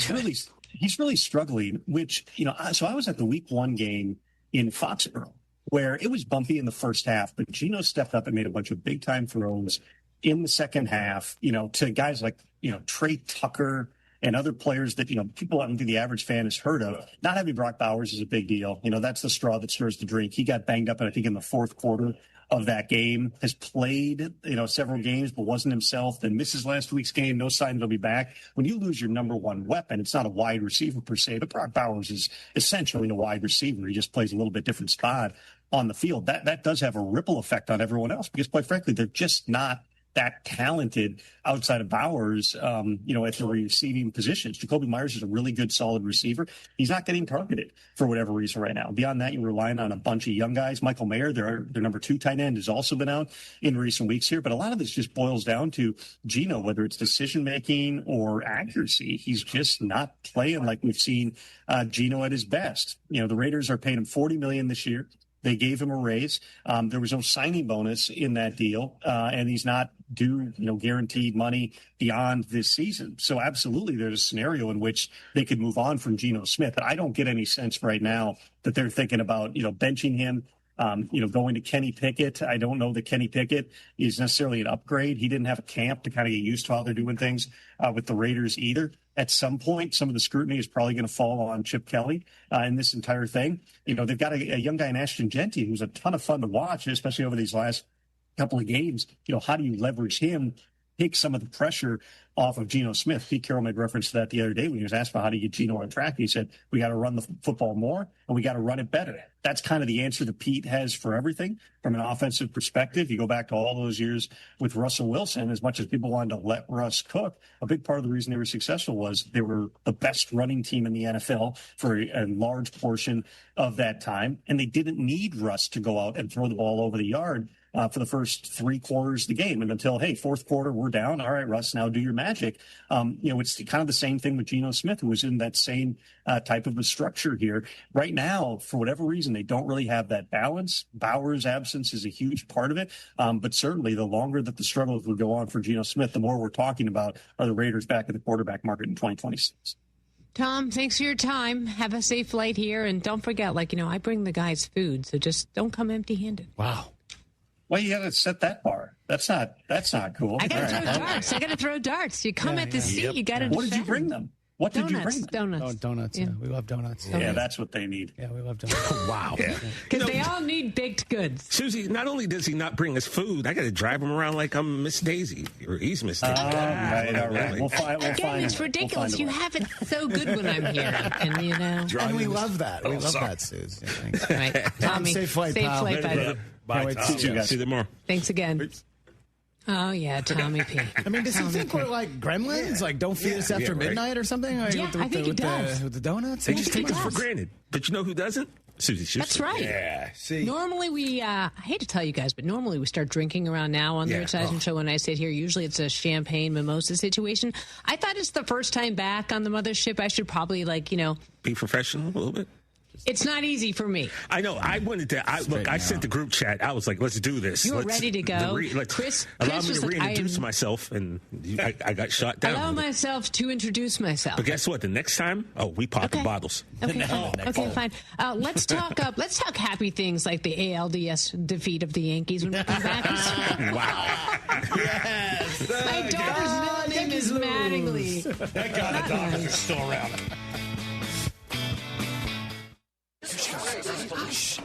Surprise! Your expenses this month were way higher than you expected. Also, you forgot to renew your website domain, and now you're in a bidding war.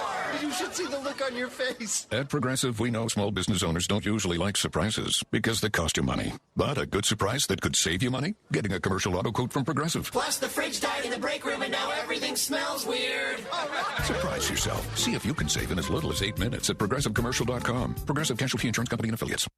Rich Eisen here. As you all know, I care deeply about pediatric cancer research and awareness. That's why I'm proud to talk about Hyundai Hope on Wheels. For over 27 years, every Hyundai sold has helped fund life-saving pediatric cancer research. Together with over 850 dealers nationwide, they've raised more than $277 million, supporting over 25,000 kids in their fight against cancer. At Hyundai, hope isn't optional. It comes standard. Visit HyundaiUSA.com and search Hyundai Hope on Wheels to learn more. It's Dewberry Farm's annual Fall Festival, September 13th through November 9th. Bring the whole family for a day filled with pumpkins, great food, and over 40 exciting rides and attractions. Explore the Texas-sized pumpkin patch. Take photos by a life-size pumpkin house. Meet our friendly barnyard animals and get lost in our corn maze. Celebrating 9-time CMA award-winning artist Lainey Wilson. Stay late for Dewberry Farm's spooky Halloween event, Boo-rific Nights, featuring 3 creepy haunts and thousands of glowing jack-o'-lanterns. Get tickets and info at DewberryFarm.com. Hey, Houston, Lance Zerline here. Listen, if you're craving authentic Mexican flavor, head to Taqueria Sarandas. Since 1981, they've been serving up mouth-watering tacos, sizzling fajitas, and fresh tortas that hit the right spots. Family-friendly vibes, bold flavors, and prices that will not break the bank. Whether it's breakfast, lunch, or dinner, Taqueria Sarandas has you covered. Find a location nearest you and taste the tradition. Taqueria Sarandas, Houston's go-to for real Mexican food. Vamos, let's eat. Attention taxpayers, if you owe $5,000 or more and back taxes to the IRS, don't wait for the October 15th extension deadline. Your problems will only continue to grow. The IRS is using advanced AI tools to identify and collect unpaid taxes faster than ever, meaning tax debt collections will become increasingly aggressive. Call Priority Tax Relief now. Their experts fight back fast and are saving their clients millions in tax debt every month. After speaking on my behalf with the IRS, my entire debt of $25,000 will be eliminated.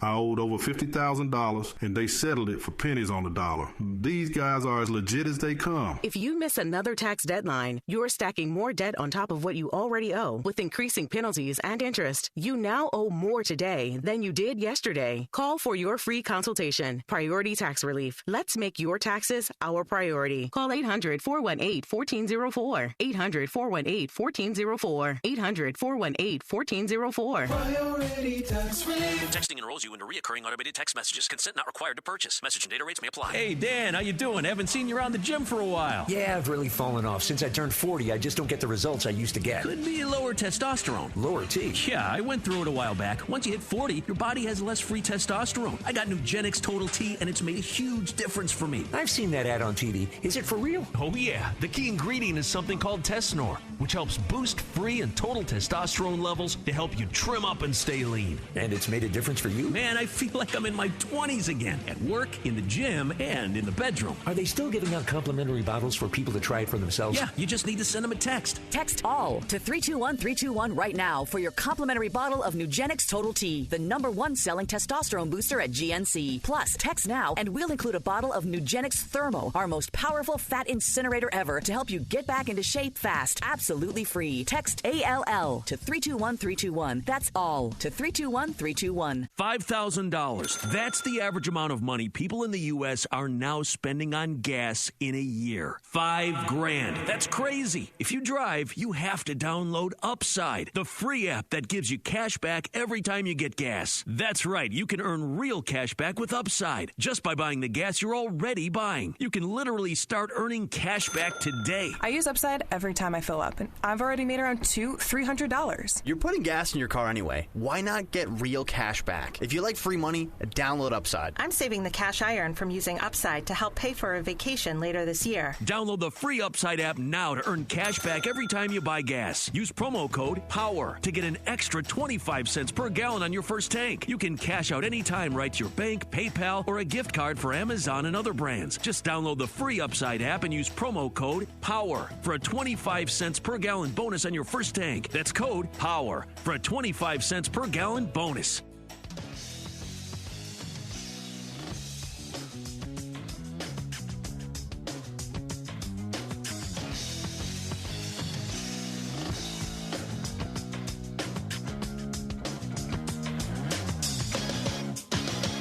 Just saying it.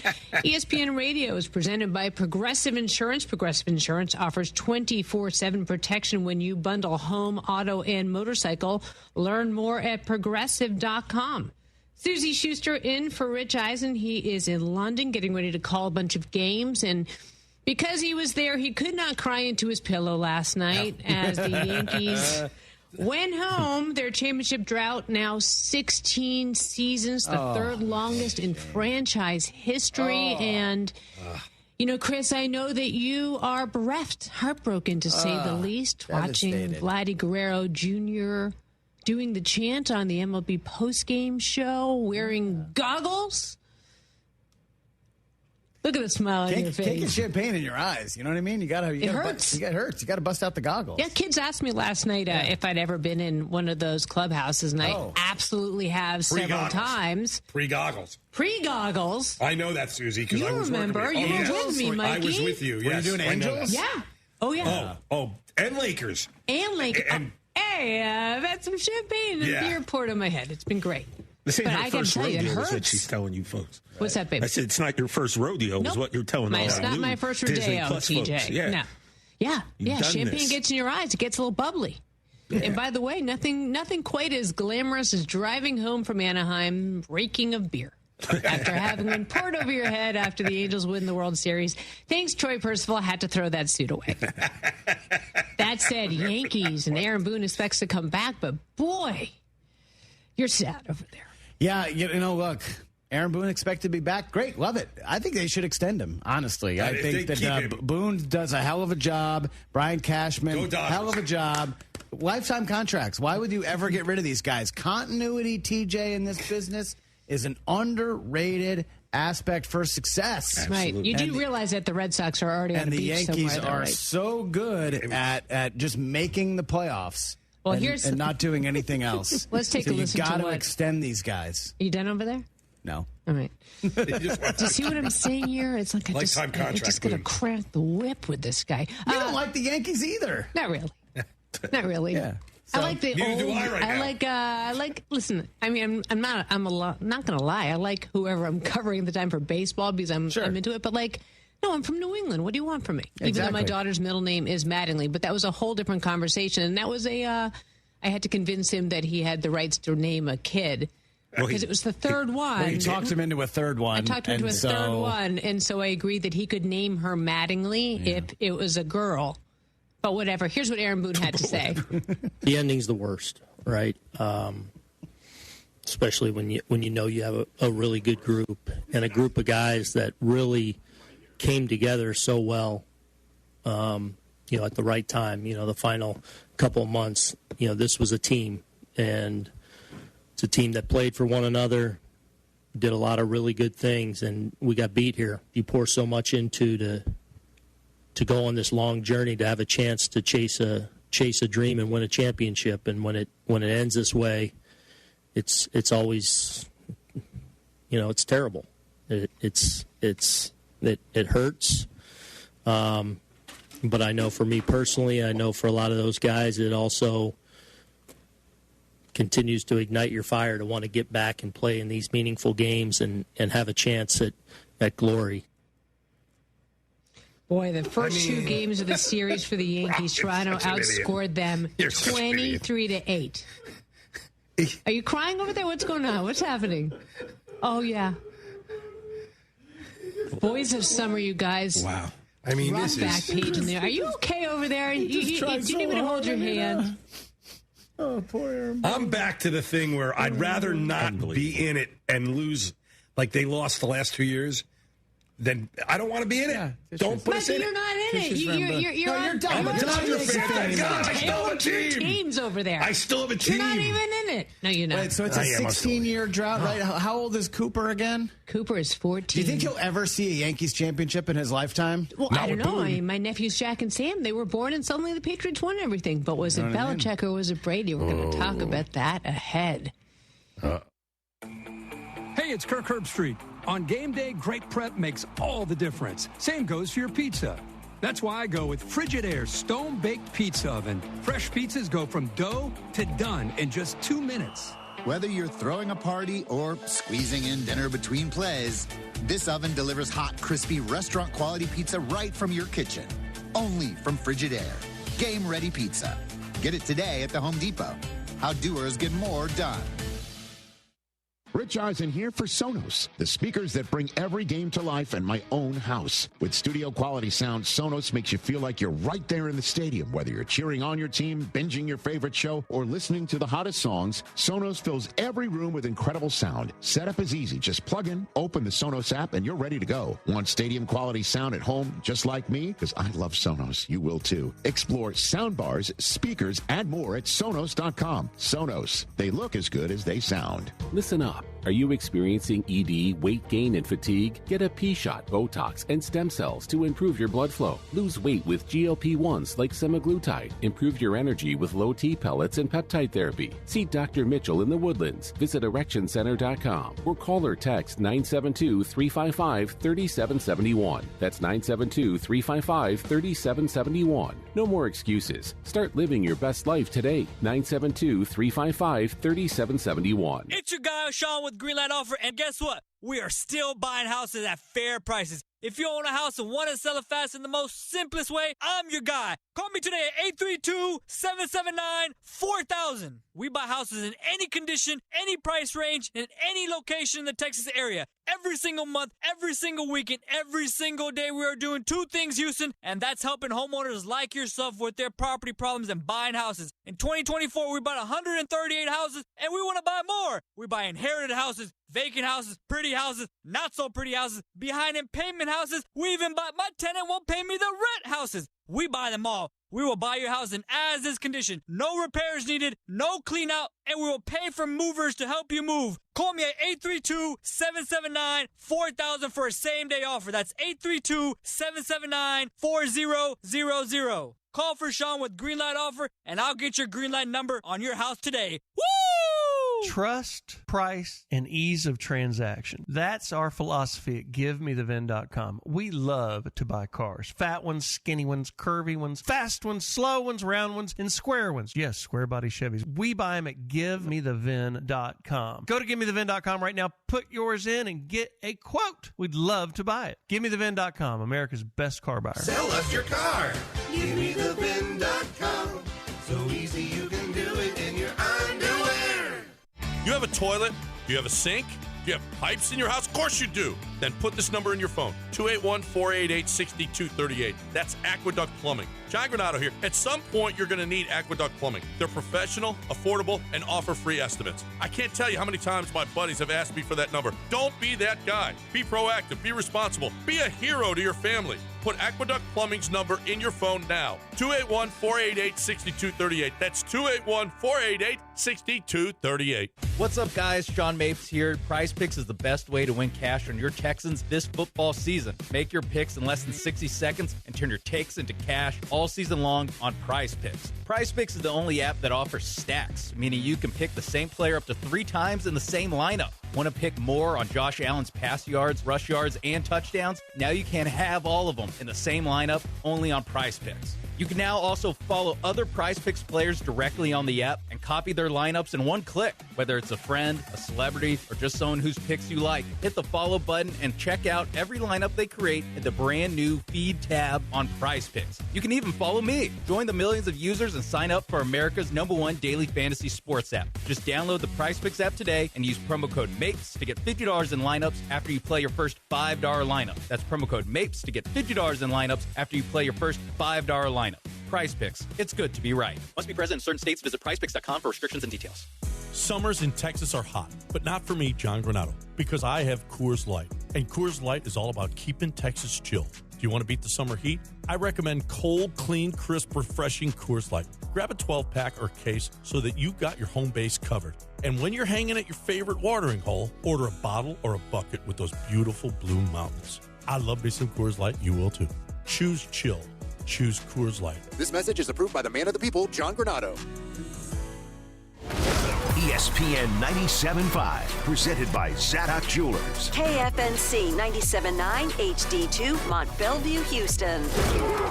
This is The Rich Eisen Show. Hey, everybody. Can't get enough of The Rich Eisen Show? You're in luck. You can find us everywhere. Watch us weekdays on Disney Plus from noon to 3 Eastern. Miss the show? We've got a podcast so you can listen anytime. But here's the best part. Our YouTube channel. Subscribe at youtube.com/Rich Eisen Show and you'll never miss a moment. Now, on with the show. This is The Rich Eisen Show. Let me break it down for you again. With guest host Susie Schuster from The Rich Eisen Show studio in Los Angeles. The Yankees lose. Earlier on the show, NFL Network Insider. insider Tom Pelissero. Coming up, Basketball Hall of Famer Charles Barkley. Vibe Check co-host Chiney Ogwumike. Pro Football Hall of Famer Michael Irvin. And now, Susie Schuster.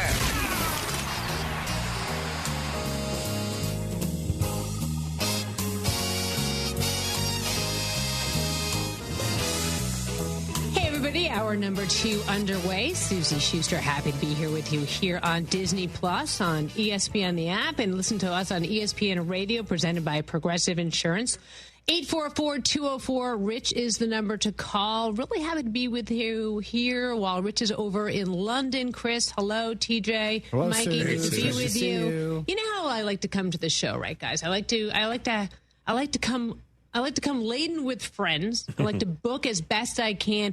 And what I like to do is like to flex, because you guys know me. I like to flex a little bit. Little bit. I reached out to my favorite.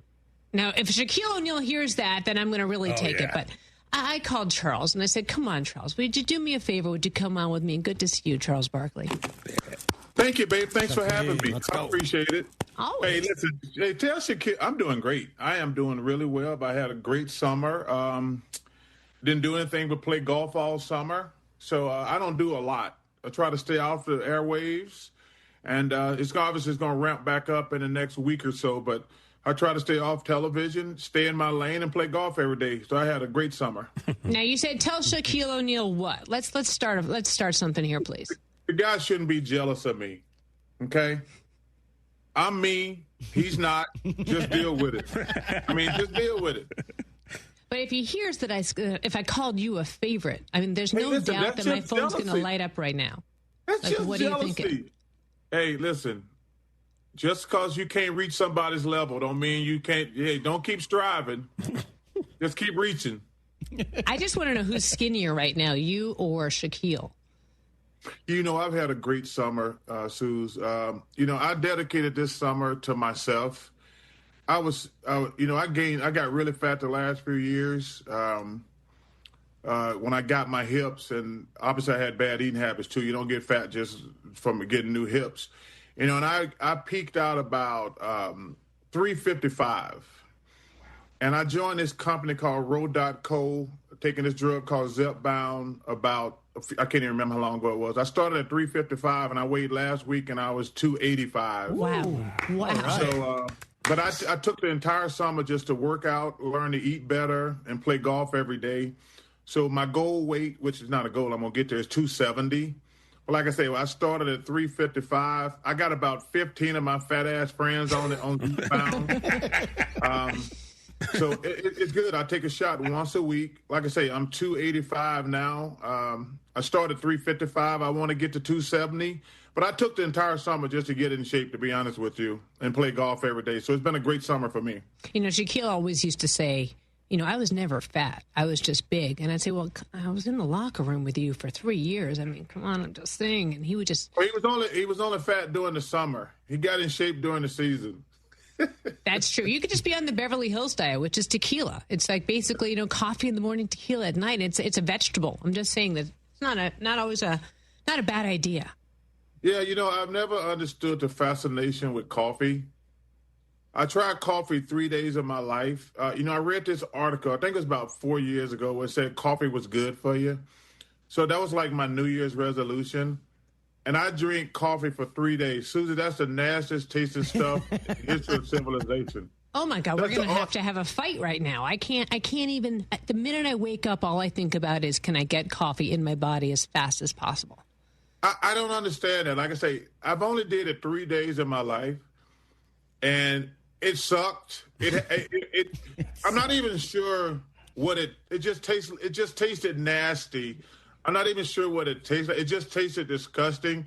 I tried it for 3 days, and I'm like, you know what? I'd rather be unhealthy than drink this crap every day. Oh, my God. It's like my favorite thing. My favorite thing is a hot, steaming cup of coffee. But listen, I could waste the entire interview talking about what we like and we dislike, but I think that, I might hear it from the guys in the audience here. So I will ask you a couple questions, and we'll move on. But then we'll go back to coffee and tequila, because really, what else matters? Congrats on the Inside the NBA coming back to you guys on ESPN, making its debut 2 nights of season-opening NBA action.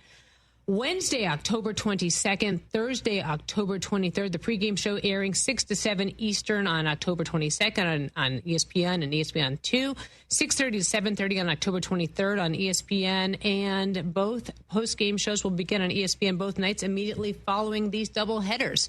So what do we expect to see here? Great question. We don't know. We think everything's going to be the same to a certain degree.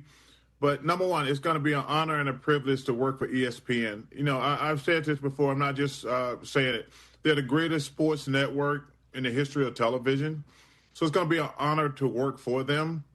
I am so glad they picked up our show for the people who behind the scenes. Because, you know, there was hundreds of people. Well, there's still hundreds of people who lost their job, and that's unfortunate. But there was hundreds of people who were going to lose their job because we lost the NBA package. So I'm so happy for those people at Turner, and thanks to ESPN for picking up our show. We hope and think it's going to be the same, which that sounds good in theory, but we met with them a couple weeks ago, and they said we're going to try to keep everything the same as possible. So that made us feel a lot better. So I'm really looking forward to it. You know, it's always getting exciting this time of the year, Suze, because the season's starting. You know, we've been sitting. We haven't been doing anything since, like, I think the season ended like June the 10th, 15th, somewhere in there. So I haven't done anything basketball related since then. So you get tired of it at that point, but now you're starting to get the juices flowing. There's some incredible storylines this season. Let me tell you something. I don't care who you have on your show this week while Rich is on spring break. Hey, there's not one single person can come on this show this week and tell you who's going to win the Eastern Conference. Zero. Right. You can bring Einstein on here. You can bring Shakespeare. You can bring anybody you want on your show.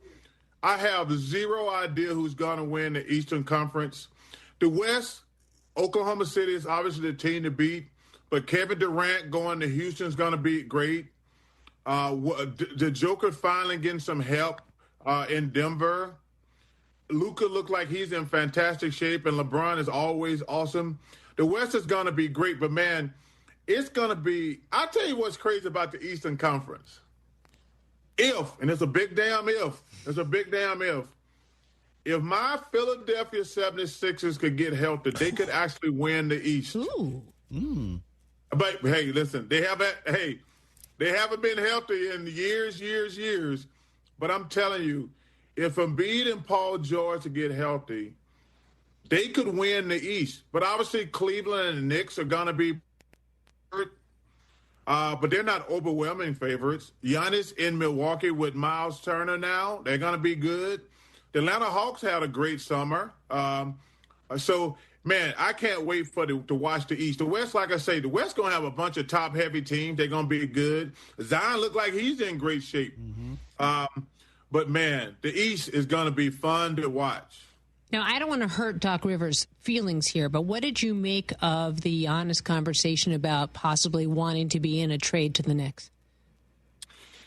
You know, it's interesting how these guys they feel like they're entitled to play for the championship every year. As a great player, you should feel like, I'm a great player. If I get any help, we're going to win. And you got to give the Milwaukee Bucks credit. I wish the person loved me as much as the Bucks love Giannis. I really do. They went out and got him Dame Lillard. They went out and got him Miles Turner. They have done everything possible to try to make the Bucks win again. So the notion that he don't feel like they're doing everything in their power, they have done everything. Seriously, I want a person to love me as much as the Bucks love Giannis. I mean, they did. They went out and got Dame. They went out and got Miles Turner. They've done everything possible. So it's unfortunate that he feels like he's entitled to win a championship every year. Everybody wants to win a championship. But the Bucks have done everything they possibly could. It's disheartening for me to hear him thinking like, if we don't win the championship this year, I want to be out of here. I hate hearing that. You have to wonder with that situation what the Bucks would do then. I mean, how they would rebuild if they were to move him out, because he is one of the greatest players of his generation. Well, when you trade a great player like that, you're going to go to the bottom of the pile. That's just the bottom line. I think that I don't think they own a draft pick for like the next 5 or 6 years. Same thing with my Phoenix Suns. We're going to have to go back to the back of the line because we traded all our assets for Kevin Durant, and that obviously was a complete failure. So I hope he stays in Milwaukee because he's a great player and he's a great kid, too. Great kid. I love everything about Giannis. He plays hard every night. But I just find it fascinating when these guys feel like I'm entitled to win a championship every year, or, you know what, I want to move. I know, but at the same time, you can see the allure to him of playing in New York City. All right, the Lakers are down the street from this studio. I'm curious, have you ever sat out an entire preseason with a nerve irritation in your glute? You know, for the layman's at home, that means your ass hurts too. You know, you might have some dummies out there who don't know what glute means. Listen, I have no problem with a guy being that old sitting out. He's not going to gain anything in the preseason. LeBron has paid his dues way beyond what he's done for the NBA. And the Lakers, they just got to stay healthy for the playoffs. Doesn't matter what they accomplish during the regular season or anything like that. You know, there's only every year, depending on the sport, there's only a few teams that have to win the championship or their season's a bust. The Lakers are on that list. And LeBron at his age, you got to hope he can stay healthy because it's a long season. It's a real long season. So I just think that it's no big deal. But the Lakers, you know, they are going to be interesting because, like, we don't know what's going to happen. But it's going to be fun watching. That's the beauty of sports. You get to sit back and watch in real time. If I was JJ Redick, I would literally bubble wrap him and basically like have like an army escort to and from. Like, why would you even want to see him on the court? You know exactly what he's going to do. Luke is basically working out 27 hours a day. I think what he's doing makes a lot of sense. I mean, like, right? I'm not wrong here. No, you're 100% right. LeBron, what is he going to accomplish playing 20 minutes in the preseason? First of all, half the guys he plays against ain't going to be in the league in a week and a half. They're going to be working somewhere. So, no, there's no need to play at his age. Now, I think the preseason is great for young guys because when you're a young guy, that's probably some of the best players you're ever going to play against. Even if they don't make the NBA, still going to be some of the best players you ever play against. There's a lot of good players that's not going to make it. But so just play your young guys. And the number one thing with the Lakers, they got to find a way to develop their bench. We know what Luka and LeBron's going to do. I tell you, the key is going to be DeAndre Ayton and he's got to play well because he's a free agent. He ran his way out of Phoenix and Portland because he wasn't happy. But, you know, guys like him who are going to be a free agent, he's got to play well. If he can't play well with Luka and LeBron, he can't play.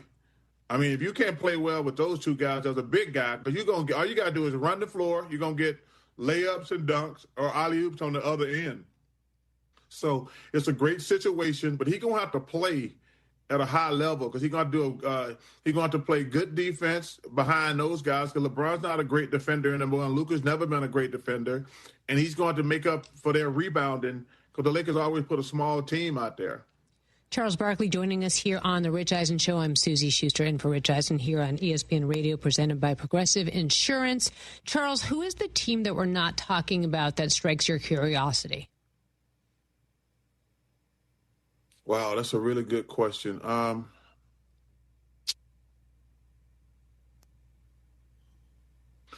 think the wild card is probably Toronto. I like Toronto. I think Toronto is going to surprise some people in the East because there's no dominant team in the East. I mean, I'm looking at Tatum going to be out pretty much all year. Even if he come back, he won't be the same. Halliburton's probably going to sit out for the whole year. I think Toronto could be a sleeper in the East. And in the West, I think all eyes have to go down to Zion, man, because when that kid's in shape, he's special, but he's always hurt. Mm-hmm. And so you can't bank on it. But as I said to you earlier, don't sleep on my Philadelphia 76ers. Right. I listen, and it's a big if. I mean, Joel has been hurt every year, basically. Paul George is getting older, and he's starting to break down. But I'm telling you, if the 76ers could get healthy, you got an MVP in obviously in Embiid. You got an all-star player in Paul George. Maxey is an all-star. The kid from Duke is a hell of a player, McClain. The kid, BJ, they just drafted this year. I like him a lot. The Sixers could be the sleeper team in the East. I'm telling you. All right, you heard it here first on the Rich Eisen Show. That said, you said the very famous word, the important word, if. Yeah. Because God knows we've seen Paul George struggle through so many seasons, and same with Joel, but it's a tough one. That's a very big if. Let me ask you a question about the WNBA. What do you foresee happening between the league and its commissioner? Because, boy, these are dark times for a league that is seeing unprecedented audiences coming to it. Yeah, they need to be very careful. They're walking on thin ice right now, Susie. Number one, I wish those ladies luck. I want them to get paid as much as possible. I wish them nothing but the best. But let me tell you something. I had Michael Jordan, Larry Bird, Magic Johnson. I've had some of the greatest players ever, and we went on strike. Listen, you got to be careful of trying to figure out I know they're doing some great things, but you can't overplay your hand. Like I say, I want those ladies to make as much money as possible. And I don't want to be one of those fools get on TV and say, I don't know their financial workings. I don't know how all their stuff working. But I will tell you this. As a league that had Larry Bird, Magic Johnson, Michael Jordan, and 100 great players, I think we went on strike 3 times. So this notion, just because you got power and talent, these billionaire owners just going to give you everything you want. That's not going to happen. That's not going to happen. So I wish those ladies great success. I hope they get paid what they deserve. But you can overplay your hand. Like I say, in the NBA, we're like, no, we're not going to go on strike. They need us. Then I know you know what I was doing, Sue? Sitting my black ass at home, unemployed. These guys I remember sitting in those meetings, they're like, no, they're not going to strike. We too important, blah, blah, blah. When the season started, I was sitting at home playing damn tiddlywinks. And I want to tell the women, like I say, I wish they get as much money as possible. I wish them nothing but the best.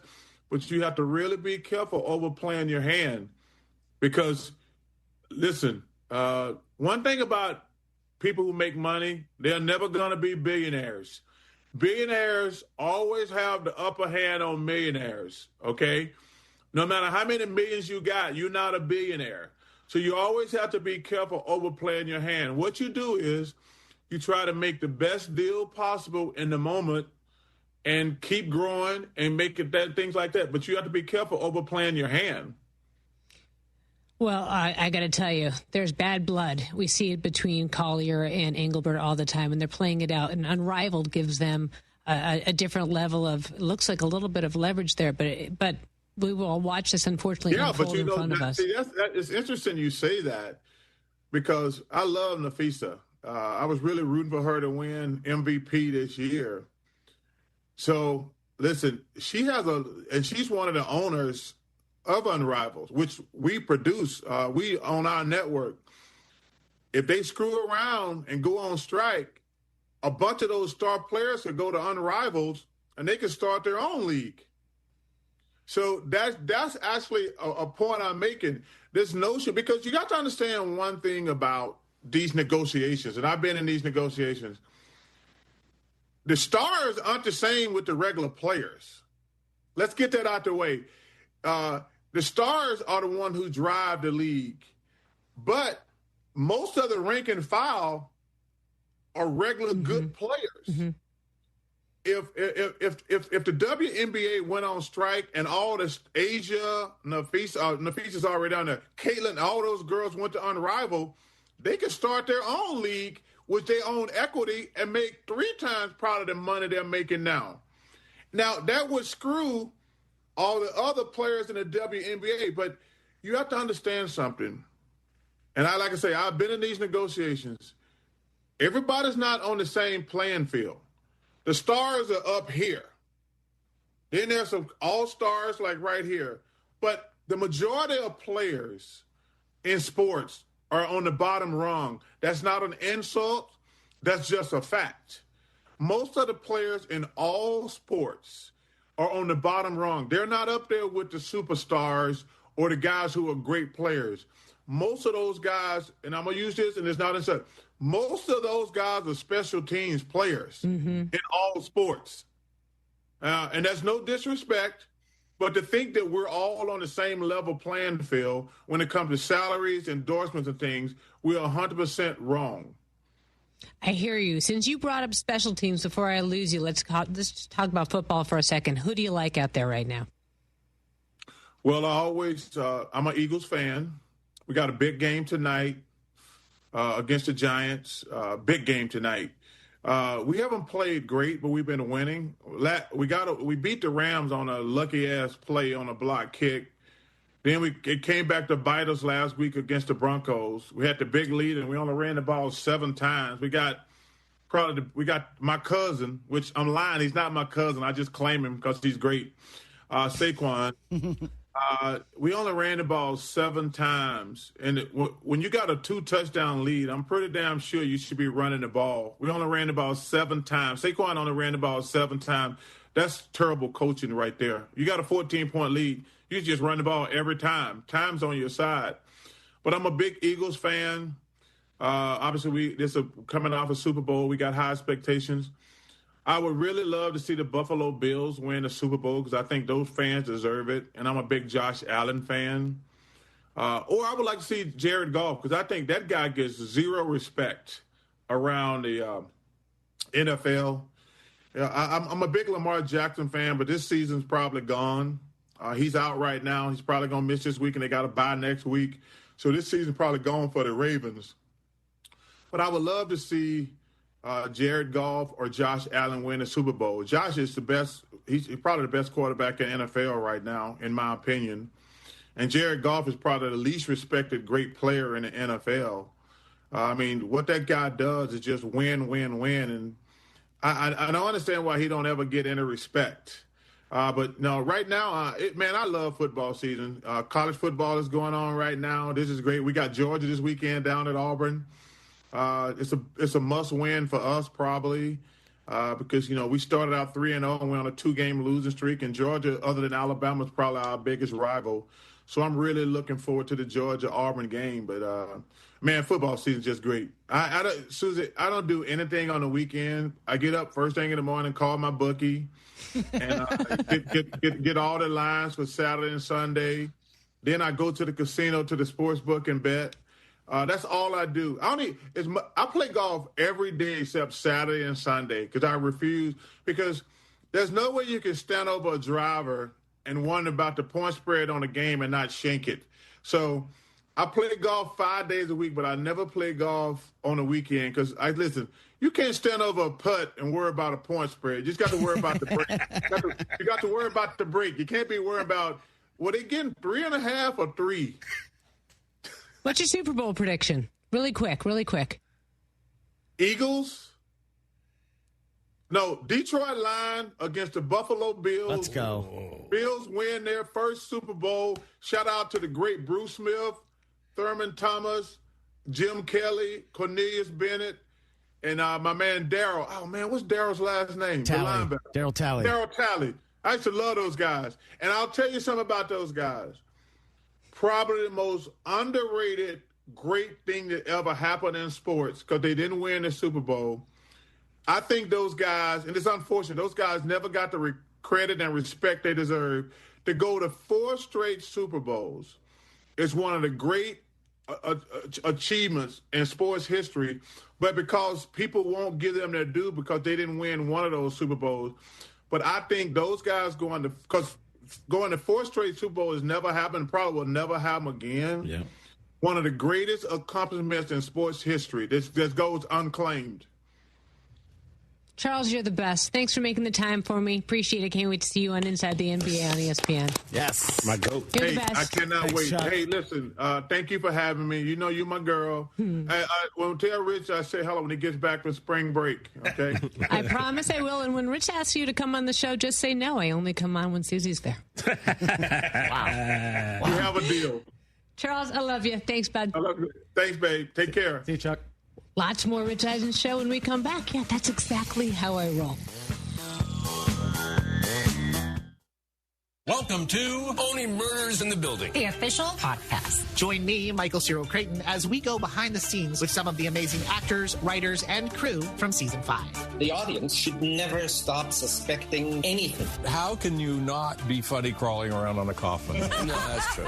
Catch Only Murders in the Building official podcast, premiering September 9th wherever you get your podcasts. And watch Only Murders in the Building, streaming on Hulu and Hulu on Disney Plus for bundle subscribers. Terms apply.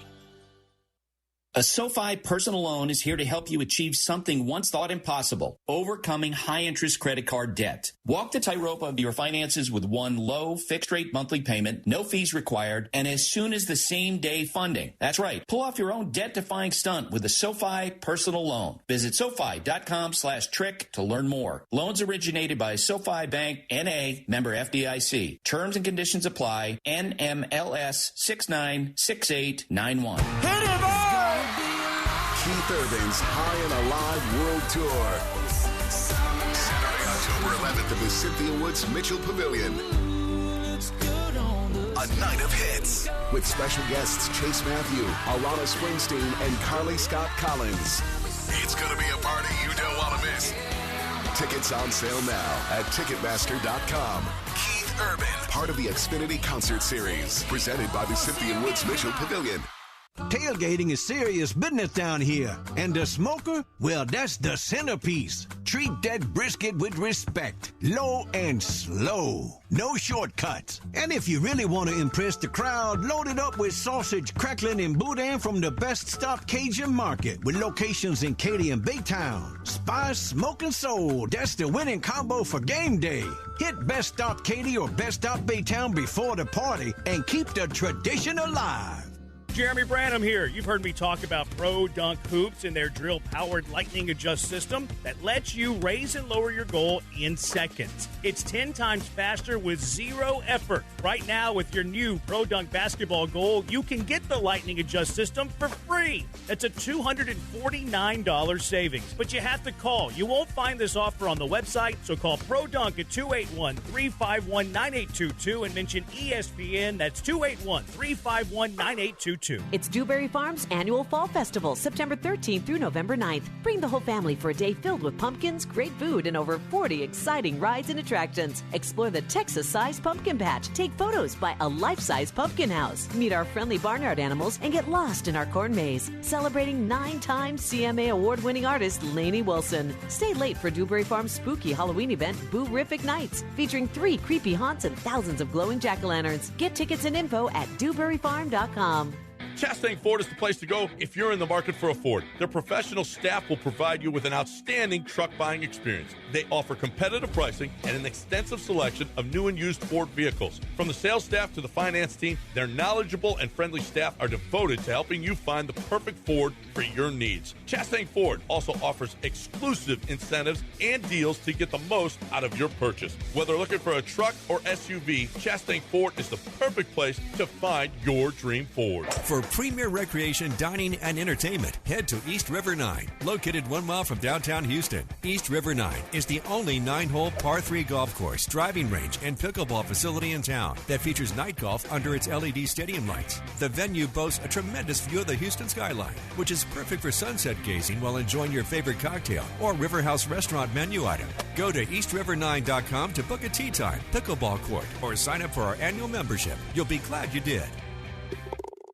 John Granado here. Walking into Republic Boot Company at 11th and Studewood in the Heights is like walking into a time machine to the Republic of Texas. Seriously, go check it out. Whether it's their exclusive 1836 collection of all leather boots or a customized pair with whatever material and design you want, these are going to be the most comfortable boots you've ever worn. Hats, suits, and all kinds of handmade leather products in a Texas-inspired haven. Book their space for your next event. Republic Boot Company, where tradition meets style. RepublicBootCompany.com. Attention taxpayers, if you owe $5,000 or more and back taxes to the IRS, don't wait for the October 15th extension deadline. Your problems will only continue to grow. The IRS is using advanced AI tools to identify and collect unpaid taxes faster than ever, meaning tax debt collections will become increasingly aggressive. Call Priority Tax Relief now. Their experts fight back fast and are saving their clients millions in tax debt every month. After speaking on my behalf with the IRS, my entire debt of $25,000 will be eliminated. I owed over $50,000 and they settled it for pennies on the dollar. These guys are as legit as they come. If you miss another tax deadline, you're stacking more debt on top of what you already owe with increasing penalties and interest. You now owe more today than you did yesterday. Call for your free consultation. Priority Tax Relief. Let's make your taxes our priority. Call 800-418-1404. 800-418-1404. 800-418-1404. Priority Tax Relief. Whether you're buying a home or you're refinancing, Kent Jones at Dream Rate Mortgage is the guy for you. He's done over 1,400 closings. He's been in it for 30 years. He knows all the hacks. He can save you thousands and thousands of dollars. He does it all the time. Dream Rate Mortgage is the way to go. Shop your loan. Kent Jones loves that. Dream Rate Mortgage, 975loans.com. That's 975loans.com. Dream Rate Mortgage, LLC, NMLS number 2482473. J. Ken Jones, NMLS number 356118. Equal housing lender.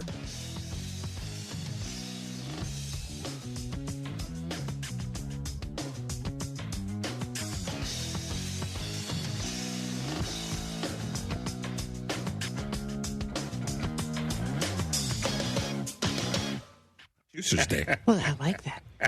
Right back here on the Rich Eisen Show, Susie Schuster in for Rich Eisen. He didn't hear that, did he? On ESPN Radio, presented by Progressive Insurance. I got to pay the bills, TJ. Don't distract me from what I'm trying to do. My bad. I got to pay the bills. Oh, hey, Rich. How are you? Speaking of paying the bills in London. There he is. Hey, hey, Rich. You didn't hear any of that, did you? Hey. You weren't. I heard every word. I heard every last word. Guys, you got to let me know were saying about, do we really want to let me in? Yeah. It's the Running Man logo. That's what I've got, just selling some soap. In my defense, Rich, I didn't know you were listening, so, otherwise Yes, you did. I wouldn't have said that out loud. How was Charles? How was Charles? He was happy, Charles. Yeah. He was fantastic. He's skinny. He gave us his weigh-in. It was like the Biggest Loser, and he gave us his numbers, and he looks great. Yeah. He's as skinny as a guy awesome. weighing 285 could be. Yeah.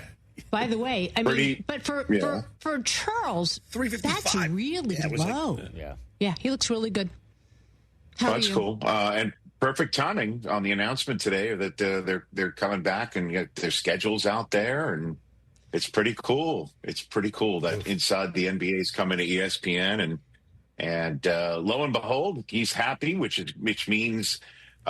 They're not going to mess with the program like I knew they wouldn't. Yeah. So it's pretty cool. I'm very, very much looking forward to seeing them do their thing, just like they always have. It's pretty cool. It's a perfect program. It's the easiest watch. It's so much fun. I mean, you know that we watch it at home, and the fact that we can get three kids to watch something at the same time is truly radical in itself. So they clearly do a good job that way. Rich, does it upset you that he doesn't come on when you're here, though? Does that? What do you mean he doesn't? He's been on when I've been in the chair. It's been a while, but yeah. I might have said, I might have said, only come on when I'm sitting here. Yeah, she may have. It makes sense. Listen. You knew Charles before I did. You knew Irv before I did. We could go down the list of the people that everyone assumes I knew before you did. Yeah, DJ Mikey D. You knew him before I did. Just add them all to the list. I do not mind being your plus one in the sidecar, Suze. You know that. Oh, I'll take it. What do you want to talk about? It's your show, Rich. Should we talk about the Yankees? Should we talk about the game on Prime? Oh, Rich. I'll give you the floor, Rich. Wow. I don't know. Let's talk about the Yankees. I don't mind talking about the Yankees. I'm disappointed once again that the season is over without another championship to be put in the case. The longest drought in the history of the franchise just gets extended. And I don't know what the answer is other than the fact that I'm going to say this. I don't know if I've ever said this before. You could check me on this, Chris, since you've been broadcasting with me longer than most. A-Rod was right. Have I ever said that before? Whoa. Hold on a second. Let me write that. Yeah, I know. Right, ever heard you say that?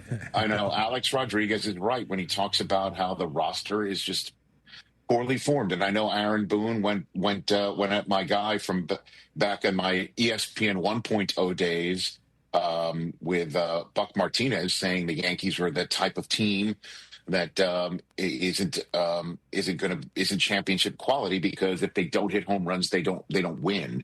They don't put the ball in play. They can't defend it, and their bullpen is leaky. And sure enough, just like I always say, not like I'm the only one to say it, but I always say that the baseball playoffs, maybe more than any other sport, the ball finds the weakness of your team. Mm-hmm. Always does. Always does. Yep. If there's a right fielder that can't throw, if there's a reliever that can't pitch, if there's a starter that can't go more than twice through the order, the circumstances will crop up. And last night, they had issues scoring runs for Cam Schlittler. I don't know if did you guys use the New York headlines, the New York's Post, the New York back page headlines. We pulled up one of them. Yeah, we saw it. Yeah, the one. My favorite one, I think, was the Daily News. Can't hit for Schlitt. There it is, right there. That's a good one. That's really funny. Really funny. And that says it all right there. That they couldn't hit for the kid, and then sure enough, when the game was on the line and it's a 1-score game, the ball finds. The ball finds Jazz Chisholm right there at second base. Double play ground ball goes into center field, and then Devin Williams comes into the game, and we all know what was going on with him early parts of the season. It came home to roost, and so they need to get people who put the ball in play. They need to get relievers who are reliably strong with their 100-mile-an-hour stuff. And they need to get fielders. And if that means the guy can't hit a home run, then so be it. That's not the way to play baseball anymore, I don't think. You take a look at the way the Guardians are fashioned, the Mariners are fashioned, the way that the Tigers are fashioned. I know that the Phillies hit a ton of home runs. Or, Hal Steinbrenner just kicks over, a rock in his front yard and finds more money and doesn't care about turning his team into the Dodgers, and go ahead and break the bank for somebody like Alex Bregman. Put him at third and start and go to work with a guy who can actually field and a guy who can actually put the ball in play. So, good luck to the Blue Jays. Clearly, they have a complex about the Yankees by trolling on them, and I guess it's what we say all the time: if you don't want to get trolled on, then don't lose. So it kind of, I found it funny. You're seeing Big Papi have his good time with Vlad Guerrero Jr. When I say find it funny, I actually find it funny at all. Complex about the Yankees. Michael Kay started it. What do you mean? That's what the Blue Jays are trolling on. Michael Kay started it when the Blue Jays swept the Yankees earlier this year and were celebrating. Michael Kay was like, "Why are you hanging on the rim in the middle of the season?" That's what all this is stemming from. Well, I mean, they were using John Sterling's line, and the manager said, "Start spreading the news B word" in his locker room in his clubhouse. I mean, you don't mess with Sinatra, and even Del Tufo, the new turncoat Yankee Dodger fan, can at least say that. But listen, you can't. If you don't like it, it's the same thing. Remember when Cam Newton used to do his Superman stuff all the time, and people would complain about it. It's just like, if you don't want to see him celebrate, then then stop them. Then actually hit for the wonderkin pitcher and do your thing, and when the ball, hits your glove, catch it. It's like, don't lollygag the ball around the infield. So it's disappointing. It's depressing, but good luck to everybody else that's still in the playoffs. I think this might be the Dodgers' year again. I really feel that. And I understand they got boat raced last night, but I just kind of feel like it's going to be their year again, maybe against Seattle, which was, interestingly enough, the final 3-game set for the Mariners this year was the Dodgers being up there. So we'll see. That's my take on the Yankees. We got time. We got time to discuss. All right, let's take a break. Get a drink. I'm sure there's some kind of refrigerator in your hotel room. When we come back, we'll talk football. Definitely not. Definitely not. No, not a good one. No. As Alan's saying, okay. It's a 2 seasons. I don't know. I'm just saying. I don't want to say that, Susan. I've got a 12-day stay here, so let's just smile and I do have some water right here from earlier. So well, you got that going for you. There's always room service. All right, when we come back right here on the Rich Eisen Show, we'll talk football. Back to you right after this break. Don't go anywhere. Paying extra for tire care is BS. Bad service. So at Midas, we're rolling out our BS-free tire guarantee, included with paid installation and tax on every purchase. You'll pay nothing for flat replacements, nada for flat repairs, and zilch for tire rotations every 5,000 miles. That's $0 for all that. So with this limited lifetime tire guarantee, you'll pay a whole lot of nothing compared to what the other guys charge for tire care. That's the BS-free tire guarantee, only at Midas. Rich Eisen here for Sonos, the speakers that bring every game to life in my own house. With studio quality sound, Sonos makes you feel like you're right there in the stadium. Whether you're cheering on your team, binging your favorite show, or listening to the hottest songs, Sonos fills every room with incredible sound. Setup is easy. Just plug in, open the Sonos app, and you're ready to go. Want stadium quality sound at home just like me? Because I love Sonos. You will too. Explore soundbars, speakers, and more at Sonos.com. Sonos. They look as good as they sound. Hi, I'm Danny Clark, owner of Collectors Firearms. We're celebrating our 50th year in business, and we would like to invite you to come see our 12,000 guns in stock. Don't let the name fool you. We carry all the latest and greatest guns, in addition to the antiques and collectibles. We even have a tank right out front. Have you been putting off cleaning your guns? Bring them to us, and we will give you a basic cleaning free of charge while you wait. Come see us at Westheimer at Voss, CollectorsFirearms.com. That's CollectorsFirearms.com. It's your guy, Sean, with Greenlight Offer, and guess what? We are still buying houses at fair prices. If you own a house and want to sell it fast in the most simplest way, I'm your guy. Call me today at 832-779-4000. We buy houses in any condition, any price range, in any location in the Texas area. Every single month, every single weekend, every single day, we are doing 2 things, Houston, and that's helping homeowners like yourself with their property problems and buying houses. In 2024, we bought 138 houses, and we want to buy more. We buy inherited houses, vacant houses, pretty houses, not so pretty houses, behind in payment houses. We even bought my tenant won't pay me the rent houses. We buy them all. We will buy your house in as-is condition. No repairs needed, no clean out, and we will pay for movers to help you move. Call me at 832-779-4000 for a same-day offer. That's 832-779-4000. Call for Sean with Greenlight Offer, and I'll get your Greenlight number on your house today. Woo! Cast your line and relax at twocreekscrossingresort.com. Your fishing getaway awaits. John Renato here with Yanni Damaris, talking football season now. I got a few suggestions for you, Yanni. Why don't we do a Thursday night steak night? That sounds great. How about Saturday, all-you-can-eat ribs? That also sounds awesome. We got 16 TVs where you can watch your games all day long and eat Yanni's ribs. What about on Sundays to watch the hometown team? How about a little happy hour? How about a football happy hour? It's all going on at 18th Street in the West Loop. I don't mind giving the business away. It ain't mine. It's great barbecue and a whole lot more. Damaris Barbecue.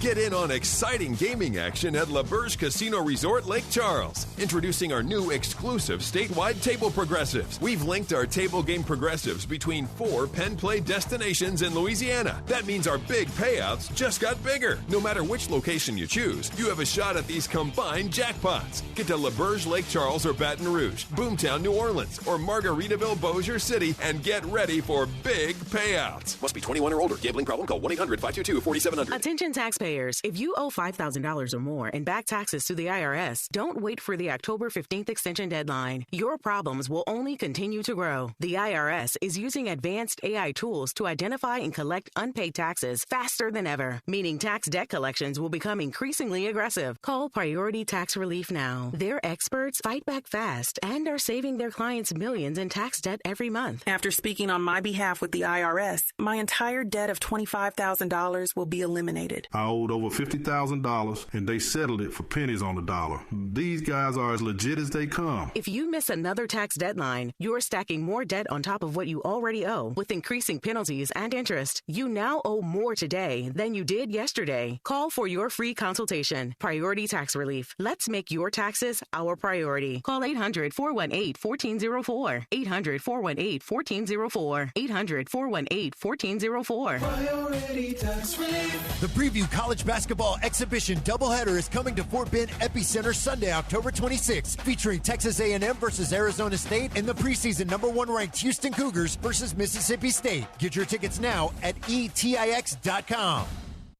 Can you dig it?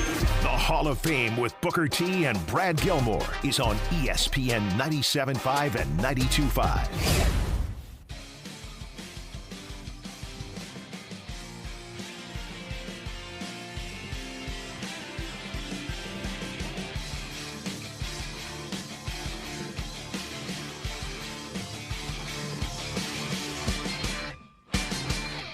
Or 2 or 5-1, you know. Back here on ESPN Radio, presented by Progressive Insurance, Susie Schuster in for Rich Eisen. All right, so you were saying, you were talking about this I was saying, tonight. I kind of think you guys can chime in as well. That, again, this is a get-right game for the Eagles. They're looking for a get-right game. So they just lost their first game of the year. They haven't really played, they haven't done a curb stomping just yet. They haven't just, taken a plaything and eviscerate it. They haven't really done that yet. They've played good football, obviously, being 4-1. And I don't know if the Giants can do what the Broncos did. They can pass rush. I don't know if they could defend to the point where A.J. Brown won't get his and might get frustrated again. But I think it's just a get-right game. Give Saquon the ball 25 times and go down the turnpike and put your feet up. That's the way it should go tonight. Mm-hmm. But Jackson Dart has moxie. Tyrone Tracy's coming back. I don't know what that's going to mean for the run game and how they split up carries with Scadaboo, but it's possible the Giants can surprise people. This past weekend was off the hook, Suze, as we were all sitting there in our house watching the Cardinals shoot themselves in the foot over and over again. And then we saw the Patriots beat the Bills, and we saw so many other results that were kind of surprising. So because there's nothing that you love more than watching somebody celebrate before they get in the end zone. Oh, my God. Certainly at the time I was upset because I thought it was going to cost me in my fantasy game with TJ, but it did not. It did not. Ask him about the league. He's 0-5 in, Susie. Oh, okay. Wow. Brockman and I are champions in that one. We're defending champs. We're not defending. We're not defending very well. We're struggling. We're struggling. Are you tending that garden, Chris? Or is it just fallow right now? No, we're good. We good? Well, we're on it. Okay, good. Yeah, we're on it. All right. Okay, very good. But yeah, that's what I'm looking forward to seeing tonight. Should we get to hire register? Are we already there yet? Let's do it. Let's do it. Let's go. Everybody here in London saying, when are you going to do it? So we might as well. Everybody? There's a chance. The Rich Eisen shows. That there could be. Hire register. Take of the week. All right, let's start with Chris Brockman after that outstanding piece of video right there. That drop is really hard to listen to. It's a really good drop. It's Caliendo doing I can't wait. Yeah, Wait a minute. First of all, I can't wait to hear Susie's hire register. This is going to be good. So let's go. Let's go. Is it, though? Let's do it. Is it? All right, here we go. It's going to be. All right, we saw this team play on Monday night. They stumbled their way into a victory. Trevor Lawrence. And we talk about this team a lot. I like them. I think they're on the move. Interesting game this weekend against Seattle, but I think when it's all said and done, we might have to take the Jaguars seriously. Oh, wow. Wow. higher register on that. I think it might be time to take them seriously, you know? Oh, really? They're 4-1. They're like the Saxonville 2.0. I know, but I mean, they lost to the Bengals, and they beat up an injured 49er team. And you weren't impressed by, I mean, the Norse god himself falling, stumbling, getting up, scrambling, making it happen? I don't know. Wait a minute. Are you referring to Trevor Lawrence with me sitting here as a Norse god? It's got nothing to do with his hair. Wow. Nothing. Thor 2.0. Okay. All right, TJ. TJ, your turn. All right, where am I at here? Listen, at one point last year, the Chicago Bears, they had a 3-game winning streak, and things were rolling and looking good for them. And they were about, 5 seconds away from having a 4-game winning streak, but a prayer was answered, a Hail Mary, some might say, and it caused them to lose a game against the Washington football team. Not only did they lose that game, but they went on to lose, 1, 2, 3, 4, 5, 6, 7, 8, 9, 10, 11 games in a row after that kind of ended their season. This year, the Chicago Bears, they're on a 2-game winning streak, looking good. They had a bye, and now who do they get? They get the Washington football team again. So I believe that after what happened last year, they let that loss derail their season. Won't happen this year. This year, I think the Bears are going to get back on track, and they're going to go on a winning streak after this week. Oh, you went up there. Good. It's not easy for him to do that. Good answer. Not easy for him to do that. Oh, my God. He's getting his higher registers from his buddy Ashton in the barn. Okay, here we go. I believe they're going to go on like a 4-game win. You go, honey. You go. I'll go next. As you know, I'm here in London to call a game in Tottenham Hotspur Stadium on Sunday, and the Broncos had the biggest bandwagon jumpers all summer long, and they validated those bandwagon hoppers with that big win over the defending Super Bowl champs, and now a team that could be 5-0, now 3-2, but giving the Eagles their first loss of the season, taking on an 0-5 team, and not just any 0-5 team in the Jets, the only 0-5 team in the history of the NFL to be such without a single takeaway on defense. So, for me here on NFL Network on Sunday, calling this game with Kurt Warner, I think the Broncos and Jets are going to give us a game. I think it's going to be something you should tune into on Sunday. Wow. There's one more. I did not know this. There's one more? It's my turn. It's my turn. Let's do it. Listening to you girls talk all the time about Tommy P's hair and stuff, it's just like it's crazy. So I just wanted to tell you, Chris, and tell you, Rich, you look pretty good without hair. Wow. Oh, my God. It's really working for you guys. Oh, my God. It's really working for you guys. You just did that. I was going to go. You just did that. The Patriots, they're going to win the AFC Championship. And I was like, And John Bon Jovi, too. You had to put him up against that. They were drooling all over John Bon Jovi. That was my job 30 years ago, 40 years ago. I've been suspecting this higher register for 3 decades, and you just confirmed it on a live TV, radio, and simulcast. That's international right now. Better now than you do when I met you, and I still married you. There you go. Okay. I think you look good. Now, getting back to that, why'd you make this man? I just said, you do again. You did it out there. Pretty good. Do it again. Yes. Wow. Oh, my God. That's pretty good. All right. Wow. No, now that's enough. Now that's enough. Wow. You can go home now. Thank you. You made your point. You could be my latex salesman. Why'd you make him wait so long, Suze? That's the question. I'm sorry. Listen, Why'd when you we make him come wait so back. long? Wow. You made this man run and chase. Whose number was on the baseball? Whose number was on the baseball? Show. Yeah. Who? Look I know you still before got you it. cross the street. Bye, Rich. Well, he's not done yet. Some people just know you can save money on car insurance by checking Allstate first. Like you know to check the weather first, before wearing face paint to the game. Bro, your Go Cats is dripping into your nachos. Oh, and now paint is in my eyes. Interception! Did you see that? No. Yeah, checking first is smart. So check Allstate first and see what you could save. You're in good hands with Allstate. Potential savings vary, including based on how you buy, subject to terms, conditions, and availability. Allstate North American Insurance Company and affiliates, Northbrook, Illinois.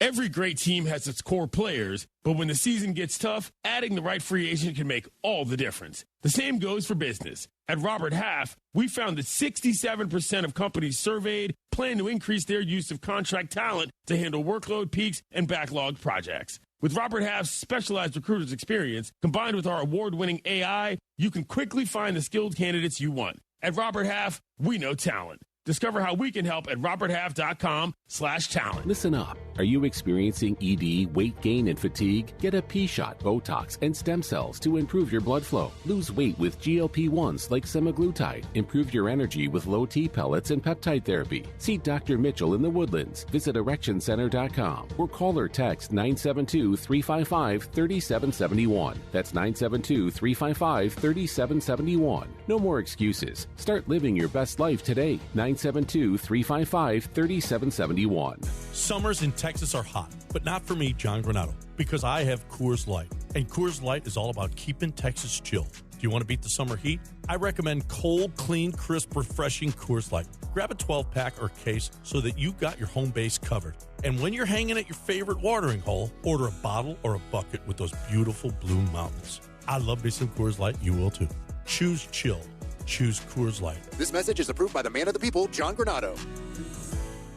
Buying a new vehicle shouldn't be hard. Monument Chevrolet makes it easy. Branham here. Monument Chevrolet has a huge selection of Chevy vehicles priced with transparency. No hidden fees, no upcharges, no dealer add-ons. For over 50 years, Monument Chevrolet has earned relationships with thousands of customers doing business this way. For new and used cars, fleet sales, and service, visit Monument Chevrolet in Pasadena, right off 225 and Beltway 8, and monumentchevrolet.com. Chevrolet, together, let's drive. Friday Night Lights means one thing, high school football. And with football comes the homecoming game and the homecoming dance. Make sure you look sharp with Giorgio Dante suit separates at Suit Mart. Jackets start at just $89.99, vests from $29.99, and pants from $39.99. Choose from black, midnight navy, or charcoal gray. Then finish the look with a marquee slim fit dress shirt starting at only $22.99. Be ready for the big night with homecoming style from Suit Mart. Houston, are you ready? The fastest cycling race in Texas is here. Sign up now for the Fort Bend District Attorney's Bike Ride for Survivors, happening on October 18th at Brazos River Park. Ride 20, 40, or 55 miles with a full police escort, or bring the family for the 1K color run.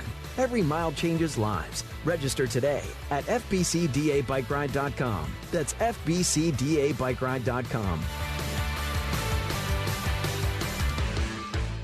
Jeremy Branham here. You've heard me talk about Pro Dunk Hoops and their drill-powered lightning adjust system that lets you raise and lower your goal in seconds. It's 10 times faster with zero effort. Right now, with your new Pro Dunk basketball goal, you can get the lightning adjust system for free. That's a $249 savings, but you have to call. You won't find this offer on the website, so call Pro Dunk at 281-351-9822 and mention ESPN. That's 281-351-9822. This is Chance McClain reminding you that you can always put off getting a heritage film. Your dad, you know, the guy you love more than anything, the guy that taught you right from wrong and had it hard as a kid so you wouldn't have to, he's going to live forever. So there's absolutely no rush. You know what they say, there's always tomorrow. No need to go to yourheritagefilm.com and contact us about making a feature-length documentary film of this extraordinary man. yourheritagefilm.com, no rush. People are immortal. All right, here's the deal, Houston. Nico Nico's just dropped their OPA app, and it's a game changer. Download it, get 100 free points just for joining. Then every bite you take at Nico Nico's earns you more points for free food, drinks, and desserts, even free meals. What's better than that? Nothing. So don't wait. Download the Nico Nico's OPA, O-P-A app today and get rewarded and get your Greek on. It's OPA amazing. ESPN 97.5. KFNC and 97.9 HD2 Mont Bellevue, Houston. Presented by Zadok Jewelers. This is the Rich Eisen Show. Hey, everybody. Can't get enough of the Rich Eisen Show? You're in luck. You can find us everywhere. Watch us weekdays on Disney Plus from noon to 3 Eastern. Miss the show? We've got a podcast so you can listen anytime. But here's the best part. Our YouTube channel. Subscribe at youtube.com/Rich Eisen Show and you'll never miss a moment. Now, on with the show. This is the Rich Eisen Show. Let me break it down for you again. With guest host Susie Schuster from the Rich Eisen Show studio in Los Angeles. The Yankee lose. Earlier on the show, NFL Network insider Tom Pelissero, Basketball Hall of Famer Charles Barkley. Coming up, Vibe Check co-host Shanae Ogwumike, Pro Football Hall of Famer Michael Irvin. And now, Susie Schuster.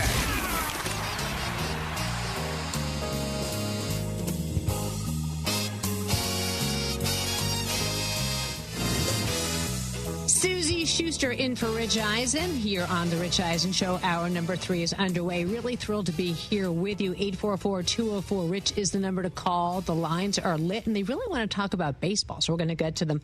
Watch us here on Disney Plus, on the ESPN app. Listen to us on ESPN Radio. Presented by Progressive Insurance. Follow us on X, Instagram, at Rich Eisen Show. Subscribe to our YouTube channel where you can find all of the videos. YouTube.com/Rich Eisen Show, wherever you guys find your podcast. Really happy to be here with you, TJ, with you, Mikey, with you, Chris Brockman. Hey, Suze. Hey, Suze. Hey, how are you? What's up? How are what you? Up, though? Yeah, great to be here with you. Charles Barkley, I thought was, I'm biased, but I thought he was fantastic. So if you missed him, you can listen to him on the Rich Eisen Show, wherever you want to find this particular show, anywhere you want to find it on Disney Plus or on YouTube. Shanae Ogwumike will join us soon to talk about what's going on with the WNBA, not only about the incredible amount of the audience that is flocking to watch women play incredible basketball, but also about this crossroads we're at with the WNBA, with their commissioner, and with the league. So we'll talk about that as well as the game ahead tonight on Prime, and a little bit of baseball floated in there as well.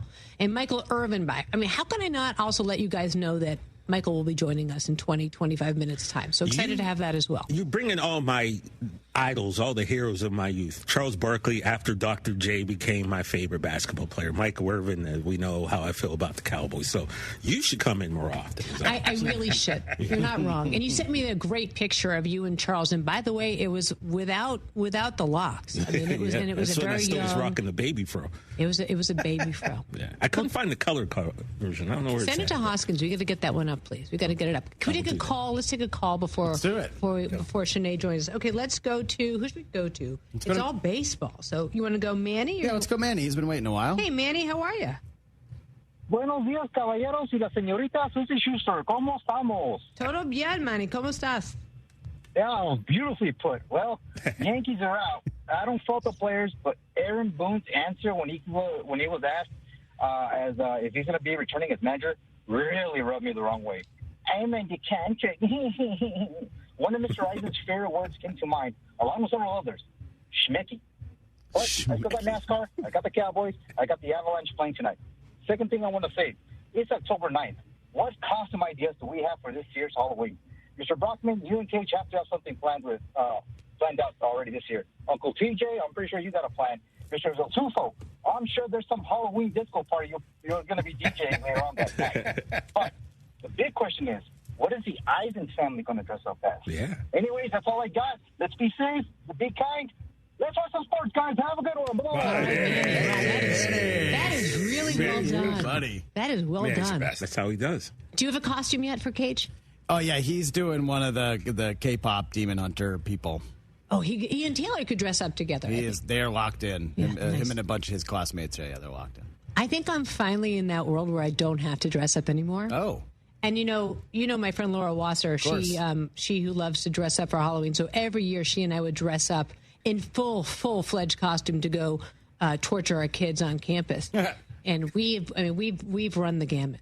There's been Cruella de Vil, which was excellent. I did the Uma Thurman in Pulp Fiction. We were all the Incredibles as a family one year. Oh, yeah. And that was the year I think Xander was Adam Rippon. But no, we don't have a costume this year. I think I get to sit this one out, which I'm not going to lie. I thought maybe I'd be sad. I'm not that sad about it. That's pretty good. Yeah. Take the day off. Was that higher register? Yes, I'm not that sad about it. Are we? What day is Halloween? Are we going to be on the air? 31st, Chris. Thanks. I even know. What day of the week, idiot? You asked, and I answered. Are we going to be on the air that day? No. Well, yeah, it's a Friday. It's a Friday. I am never wearing a costume again. It's a Friday. Wow. Not even a 1 ounce. If I had kids, I wouldn't do it. It's totally fine. I got egged as a kid wearing a costume, and that was the last time I wore a costume. Hold on, I'm going to send Hoskins a good shot. What were you wearing that got you egged? Dracula. Back then. All right. No, all right. That's TJ, are we dressing up? Yeah, I might repurpose. I've had my last 2 costumes were pretty cool. Remember I was Little Jon Snow one year, and then last year what was last year? Oh, it was Randy Watson, Jackson Heights. Oh, that's Randy Watson. So I don't know. I might repurpose that. Or O'Shea and I were talking. Our Pods Monday. We might do a little something on our Monday no contest wrestling pod. I think you should come in full costume. Why wouldn't you take that opportunity? It's fun to dress up. Are you listening? I said it last 2 years. My costumes were exceptional. I went as the Night King one year, and I don't know if that's going to be topped. That was good. No, you'll never top that. That's a great costume. That was amazing. That year, we were actually really good because you were the Mets thumbs down guy. Yep. Rich was Fatwa Larry from Curb. Oh, yeah, that was funny. That was pretty good. Do you remember seeing The Night King for the first time? Yeah, Game of Thrones was sick. That was and then it was terrible. I wish I never watched it. Yeah, I agree at the end. Yeah, I was Wonder Woman. I'm looking at that one. Are you looking at pictures of yourself right now? Why not? What else am I going to do? What are some of your best ones as an adult? How about this one? There we go. Whoa. Oh, nice. I mean, that's a high-level Cruella de Vil. That's at an elementary school, people. Did you go big or go scare home? The children? Slightly. I mean, maybe. If you're going to do it, why do you have to right. be so judgmental? Well, I mean, she was a scary character. Hold on, this one. I got another one. If she doesn't scare you, obviously no evil things will. I scare a lot of people, Chris. You should know that about me. Yeah, I've been in your house. In fact, I scare myself. What do you mean by that? All right, I got another one. I'm trying to find the one of Rich in the Incredibles costume. That was a really good one. You guys did a good job that year. I remember that. Well, why can't I That find was it? at your old house. Yeah, Remember the year Rich dressed up like a banana and cursed out one of your neighbors? Yes, I do remember that. That was great. Oh, here's one of Rich unshaven. Should we go with that one? I mean, or shaven. This is very Steinbrennery. Hold on, I'm going to send this over to Hoskins. Steinbrennery. Remember when he used to make everybody shave? What? One year, let's see, we did the Spidey and Friends the one year. Yeah, I remember that one. That was fun. That was a couple years ago. I'm trying to find Rich with the banana. I don't know if I have. Well, the banana was what, 2 years ago? The banana was... There it is. This is great. And what was the deal? It wasn't his neighbor. There's a neighborhood in the valley that closes down the street and all the houses decorate. There was some beef. There's a little drama. Well, somebody was... were they talking about the Yankees? No. Was he a Dodger fan? Might have been... Yeah, they were going, like and they were going by Kershaw's house, I think. Wasn't it? I forget. It was baseball related. But you know what it is? It's amazing how it's a kid's holiday, and yet people still want to get in Rich's face to have an argument about something when it comes to baseball or what have you. Well, he's a very aggressive Yankee fan. He is. But it's also a kid's holiday, so take it down a notch. Should we take another call? Everyone should take it down. Or should we just keep looking for pictures of ourselves? Let's take another call. Let's go to another disgruntled Yankee fan. Mike, line 4. Line 4, boom. Joey in Pensacola. Joey, what's up? Hey, how you doing? How are you, Joey? I'm doing well. I mean, it's just year after year filled with disappointment, bad defense, poor hitting. I mean, what do the Yankees have to do to get another championship? Well, what do you think they have to do? I think that they just kind of have to restructure their roster. They can't build it around the long ball. Like you said, if you're not hitting a home run, then what are you doing? You're not scoring runs. You're not playing good defense. The relievers are mediocre at best, and we get crushed by the Blue Jays. Yeah. Chris looks like he's not hurting over there at all. Well, look, Joey, I like you already. I can tell, but we root for different teams. So I think you should just extend Boone, keep him there forever. Obviously, Brian Cashman's doing a hell of a job. You know what I mean? Oh, boy. He's clearly not doing a great job because what are we looking at? We're looking at 4 years in a row of just pure disappointment. Last year in the World Series, getting absolutely blown out by the Dodgers. This year, getting blown out by the Blue Jays. I will have to say, though, Brockman, your Red Sox put up, a mediocre fight at best for the wild card. I mean, we did win 10 out of the 14 games this year against you guys. I mean, Joey, don't let him troll you. I mean, don't. What's it worth? Because our best player got injured. We don't have the best player in baseball. Our best player is a rookie. You guys should have swept us. I don't know. Joey, you call into the show. You call into the show to be heard and understood, and then you get trolled by Chris Brockman. Well, the Yankees lost Cole, Joey, Brockman. Let's go. Come on. Just get aggravated by Red Sox fans. They get on my nerves. Speaking of Red Sox fans, I want to throw a shout out to it's mutual. The Secretary's Cup, the Merchant Marine Academy versus Coast Guard playing at Fenway Park, November 15th. Nice. It'll be on ESPN 8 to Ocho. Let's go. Do you know what I appreciate about you, Joey? The minute I said that, I'm like, go get him. Like, an accent came out. He was you got it. You got aggressive. I love it. That's what I like to hear. Thank you for the call, Joey. Thank you. Have a good one. Bye, Joe. Be well, brother. Don't let him talk to you that way. Don't let him troll you. Yeah, the Yankees lost Cole. It wasn't like they didn't lose a good player. Come on. Give him a little credit. Yankees needed more than Cole, though. Give him a little credit. Boone's got to go. I'm sorry, starting everybody. Pitching wasn't the issue this And year. I saw Boone do one of the greatest things in the history of baseball. And I'm done. I'm done with him. I'm done. He's got to go. Did you see that meme that was going around where if he hadn't hit that home run, he'd basically be the Savannah Bananas manager now? I agree. That's his greatest moment is that home run. After that, it's like, as a Yankee fan, and Cashman, I'm sorry. These guys have lifetime contracts with the Yankees. It feels like they're never going to leave that team. It's bad. Which, by the way, Cage Brockman, big fan of the Savannah Bananas. So, Cage Brockman, I may be a fan of them. I'm going to get a Savannah Banana. I'm getting one of their hats. I'm done with the Yankees. I'm done. I'm seriously done. I'm legitimately over this crap that we've dealt with as a Yankee fan. They're very worried about that. You're not a Yankee fan anymore. That's why, because they stink. They stink. They're terrible. At least I come to a team that's actually, they're good. The Dodgers. I'll take the Dodgers. I'm allowed. Good job, Mike. Oh, my God. What a take. Mike just started investing in Bitcoin, too. I mean, what a take. Take a call or talk WNBA. What should we do? Whatever you want to do, Suze. I mean, I kind of want to talk just for a second. I mean, TJ and I cared about watching that game last night and watching Asia Wilson absolutely spectacular. The series is 3-0. I mean, the Aces have been on an incredible run the last couple months. And I saw this on ESPN last night. I think it was on SVP's show. An incredible graphic about Asia Wilson and Bill Russell about putting together MVPs and championships in a 4-year cycle. And so she will be the only person on a graphic, should she get crowned on Friday, to have as many MVPs and as many crowns as the great Bill Russell. Wow. And can you imagine what a platform that is to be on? Because we watched her last night, and the fact of the matter is, how do you guard Asia Wilson? It's downright impossible. The woman just goes straight up and over everything, and she has an answer for everything. And if you leave her out in the key, she's going to hit it. If you let her penetrate inside, she's going to hit it. There's nothing she seemingly couldn't do in this game last night. TJ. Who is on the WNBA Mount Rushmore, and is Asia Wilson on it, TJ? Oh, that is a great question. That's a good question.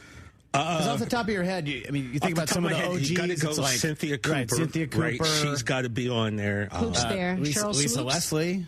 Lisa Leslie, Maya Moore. Oh, man. Rebecca Lobo, doesn't she have to be? Diana. I think in terms of being a trailblazer and a pioneer for when the league started, but if you actually look at the career, then I don't think you put Rebecca Lobo on the Mount Rushmore of WNBA. I feel like she became a household name, that she translated a lot of the interest. I feel like she was very early out there. She was the first of those UConn stars too. Yeah. So, but I like I said, if I'm going just strictly on based upon what they did in WNBA, I don't think, and I'm sure there's people out there who better suited to answer that than me, but I would say you have to start with Cynthia Cooper. Look, the Houston Comets won the first 4 WNBA championships, so you put her in there. Cheryl Swoops, if you're going to go with the Comets, maybe Tina Thompson, she was on those teams. So there's a lot. A lot of people really start paying attention to the league once Caitlin got there, but this league had a history long before. Sue Bird has to be on has to be, I think, on. Well, Diana too. Taurasi, like, my goodness, there were so many you can't great just whittle it down to 4. Yeah, there were so many great women that, unfortunately, people who talk WNBA now and argue and or very much follow one player, they missed out or don't know about some tremendous women that balled, you know. Yeah, Asia Wilson. Lamar Jackson. I mean, goodness gracious. Asia Wilson already a 4-time MVP, and this is going to be what championship for them? 3 if they close this out. Is that right? This would be the third. We didn't even mention years. Candace Parker. Right, Candace Parker. Yeah. Thank goodness, there's a lot. I know, there's a lot. Tamika Catchings, like, you know. Yeah, this would be their 3rd in 4 years. Yeah. Now let me ask you a metaphysical question. Let's do it. I don't know what that means, but I'll answer it. Just go with me here. Right. Since we said this is the Mount Rushmore, we just named like 8 or 9 people. Do you have to have the same amount of people as on Mount Rushmore? Oh, interesting. To make it a question about Mount Rushmore. Here's the deal. So is it like never do. The John Madden turkey? You know how John Madden's turkey it always had like 6 or 8 legs? Turducken. Yeah, so it's just like, it's whatever you want it to be. I think everyone does a Mount Rushmore list, but I feel like most of those lists are usually 4 or 5. You know, but it's just the Mount Rushmore because I think in your mind you kind of know what that means. But shouldn't we be literal with it then? I mean, sure, but that makes it tough. I know. Man, but actually, just 4 players on the WNBA all-time great. That's tough. It's asking a lot of us over here to have to think. I mean, come on. All right, fine. Let's take a break. When we come back, Michael Irvin, the playmaker. He never fails to show up. Look at that pink suit, too. Dang. He got so angry on the phone yesterday. Wait till I tell you all about it.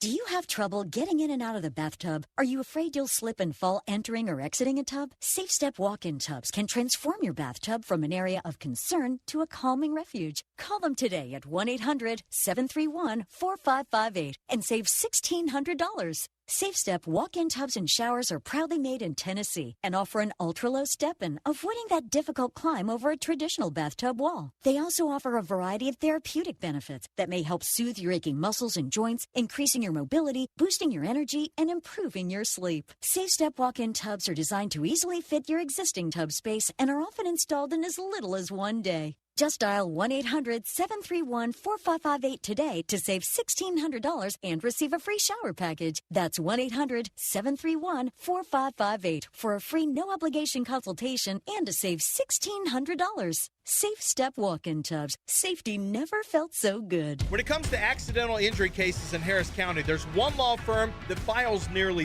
3 times as many cases than any other firm, and that's Daspit Law Firm. Why? Because they're the best at what they do, getting their clients the compensation they deserve for injuries they've wrongfully suffered in an accident. Lance Zerline here, and if you suffered an injury in an accident and you would like a free case review, call John Daspit now, 713-CALL-NOW. That's 713-CALL-NOW or visit DaspitLaw.com. John Granado here with Robin Orlando from Houston Powder Coaters. Robin, you guys say that you have 100 colors or so. Actually, you've got thousands of colors, don't you? Yes, so just in stock we have over 100 colors, which is the rainbow. But if you need that specific fuchsia pink, we'll find it for you and we'll coat it for you. You can combine any colors, right? You can dream of a color and we can find it for you. What if I want the colors of my favorite team? Are you guys going to do it? You should come see our Houston Astros chairs. I saw them. You brought them out to our golf tournament. Yes. And they are awesome. A lot of people will tailgate mostly Texans or University of Houston or Texas A&M. Hey, if you've got a favorite team, you guys will color code them that color of your team. Even if you like the Saints and you need some sun gold in your life, we got you. What about the Cougs? I'm a Coug. Of course we got to have Cougar colors. They're the biggest. They're the best. They're expanding. Houston Powder Coaters doesn't get any better. Call Robin. You probably deal with Robin when you call Houston Powder Coaters. 281-676-3888 or HoustonPowderCoaters.com. Hey, game day's got rules, and rule number 1, don't show up empty-handed unless your hands are full of boudin from the best stock. That's the kind of pass that gets you straight through the gate, no questions asked. Bring the heat or you don't get a seat. Stock up and spread the flavor, one bite at a time. Swing by the Best Stop Cajun Market, now with 2 locations in Katy and Baytown before your tailgate or watch party. And keep the game day rules. Ride fast, give back. That's what it's all about at the fastest cycling race in Texas. The 5th annual DA Bike Ride for Survivors is happening Saturday, October 18th at Brazos River Park in Sugar Land. 20, 40, or 55 miles of all-out, law enforcement escorted racing, plus the family-friendly 1K color run. Your registration fuels the Expose Excellence Youth Foundation and gives hope to survivors of violent crime. Sign up now at FBCDABikeRide.com. Texas's fastest bike ride for a purpose.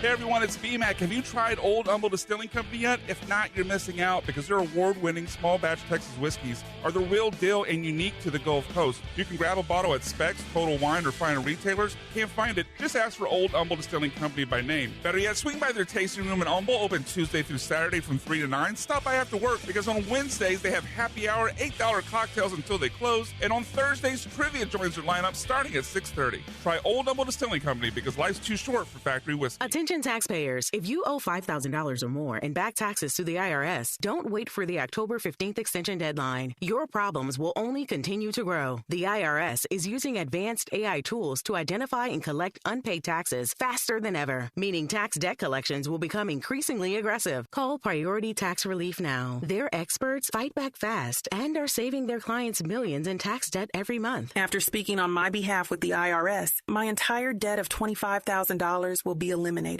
I owed over $50,000 and they settled it for pennies on the dollar. These guys are as legit as they come. If you miss another tax deadline, you're stacking more debt on top of what you already owe with increasing penalties and interest. You now owe more today than you did yesterday. Call for your free consultation. Priority Tax Relief. Let's make your taxes our priority. Call 800-418-1404. 800-418-1404. 800-418-1404. Priority Tax Relief.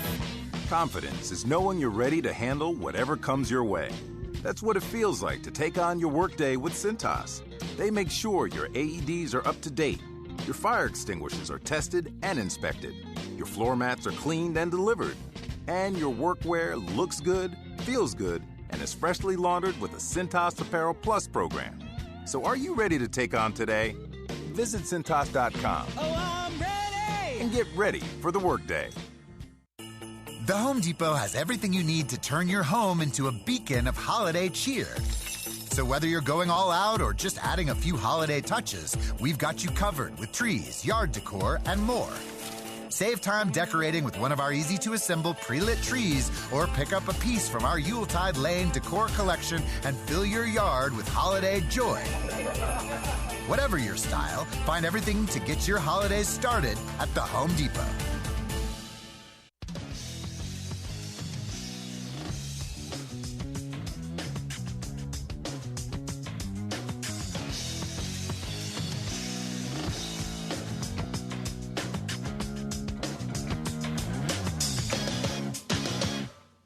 Welcome back to the Rich Eisen Show right here on ESPN Radio. We are brought to you by Progressive Insurance. And when I make a phone call to Michael Irvin, he always answers for me. And I appreciate that so very much. The playmaker himself, the Hall of Famer, and Taylor Mattingly Eisen's godfather, Michael Irvin. Sir.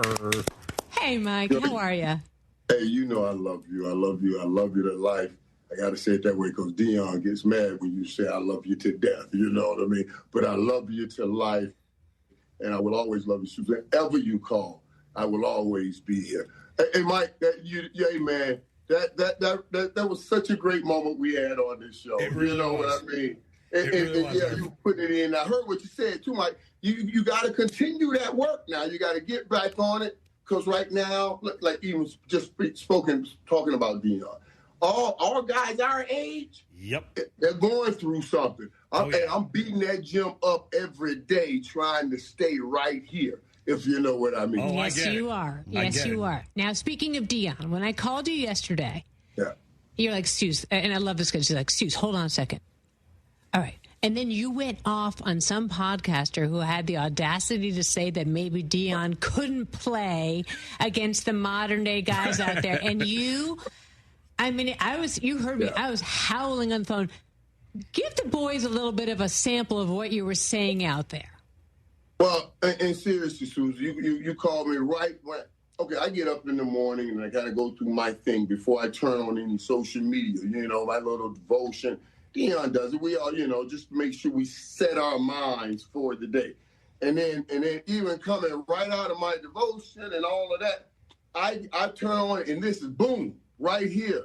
Dion couldn't, I don't know if he can cover the guys today, and then they went on to talk about, well, these guys today are just too fast. They're too fast. And then they said, the guys that used to play, they were not that fast. In a picture of me, they put my image and Jerry Rice's image up. So, yeah, I guess my devotion didn't work that morning. I went straight off. I went straight off about that. Because really, man, you guys know, I love the game, and we're continuing to pass down the game and teach the game to other people. But don't try to take away what we've accomplished in the game. You know what I mean? Like, there was a time when this game was different. I love the safety rules and all of that they've made so everybody can stay healthy. But I played at a different time. And like I said on that video, I had to go in and play where pain lived and get comfortable with pain, something they will never know about. That's the reality of it. I mean, think about it, Suze. When we were at ESPN working together, we used to have a show called Jack Up. Every week. Right, you got jacked up. That means best. The heart. We love that show. That show was the best. That was with Tom Jackson, and we would tell that Tom Jackson jacked up. We took the biggest hits and displayed them every week on TV with people getting knocked out. That's right. That's right. Right. That was the making of jacked up. They wouldn't even live like that today. That's the element that we had to go catch passes in. So don't tell me about somebody basically playing touch football and then try to put down what I did when I had to go and make love to pain like that. And I highly suggest that anybody who's interested listen to your podcast, Mike, because let me tell you something. It was one take, and it was a thing of beauty.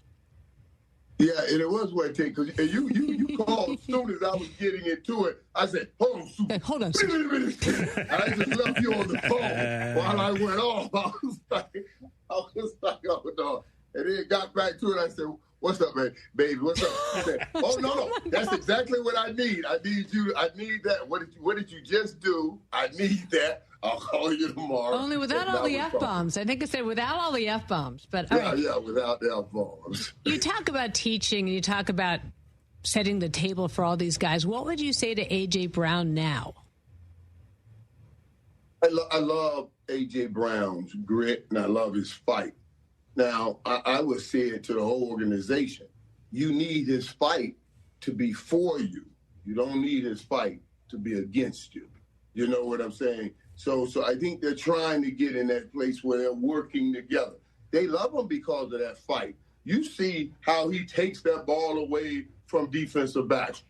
That's the fight within him. So you gotta manage the fight because it's a great ally, but it's it's not so good when it's going against you. So you work it out with AJ. You talk about he just wants to be loved and know how important he is. Think about this, guys. Wide receivers, we're the most independent, because we sit way out wide, dependent person in the world. That oxymoron right there makes you, makes it kind of strange. So yeah, you gotta let him know he's important to all of the process. And they did it last week. They started trying to get him the ball early, make sure he feels a part of something.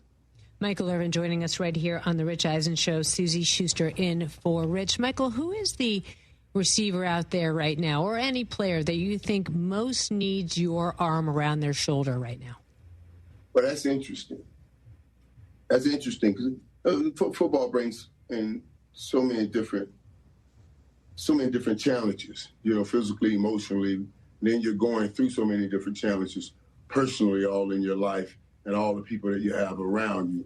So we can't even possibly know what everybody's going through. I tell you, what my heart goes out to is that situation, and he's not playing anymore, but that Mark Sanchez is in right now.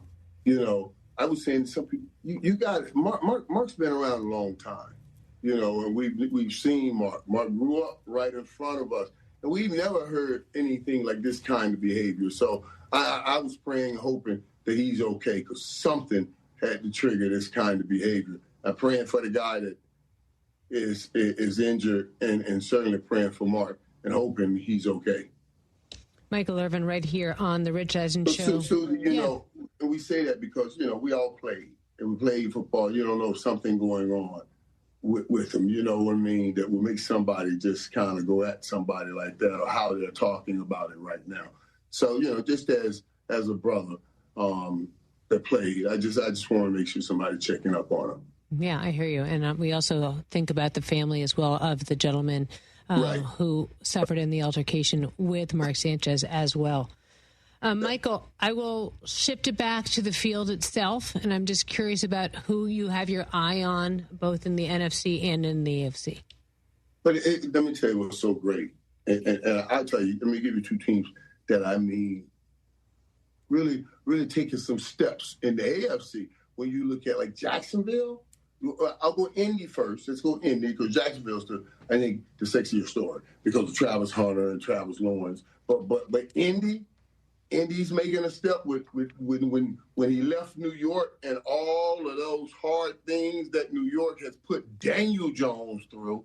He goes over and become Indiana Jones and goes off. You know what I'm saying? So there's a whole nother thing over there. That, I love seeing that story. And all of those stories, think about all of those quarterbacks that have left New York, not just Indiana Jones, you know, Sam Darnold, Geno Smith, all of them that have left New York, you know, having a good career somewhere else. I keep telling New Yorkers, maybe y'all should lighten up a little bit. Mm-hmm. You're too hard on people. You're so hard on people. You made Jerry put up his thumb. That really wasn't his thumb. You know what he said. Okay, well, let that go. When Jerry said he put up a thumb, he thought it was a thumb. That is a very expensive thumb that he flipped there, Michael. That was a very expensive thumb. But I can't believe Jerry said, I thought that was the thumb, or it really, you know. I was telling some guys on another podcast, it reminds me of the uncle I grew up with, you know, when he gets caught. And then he looks you right in the eye and says, boy, I've been paying all these bills around here taking care of you. Now, who you going to believe, me or your lying eyes? You know what I'm saying? Right. That was very, very $250,000 expensive thumb that he had there. That's an expensive thumb.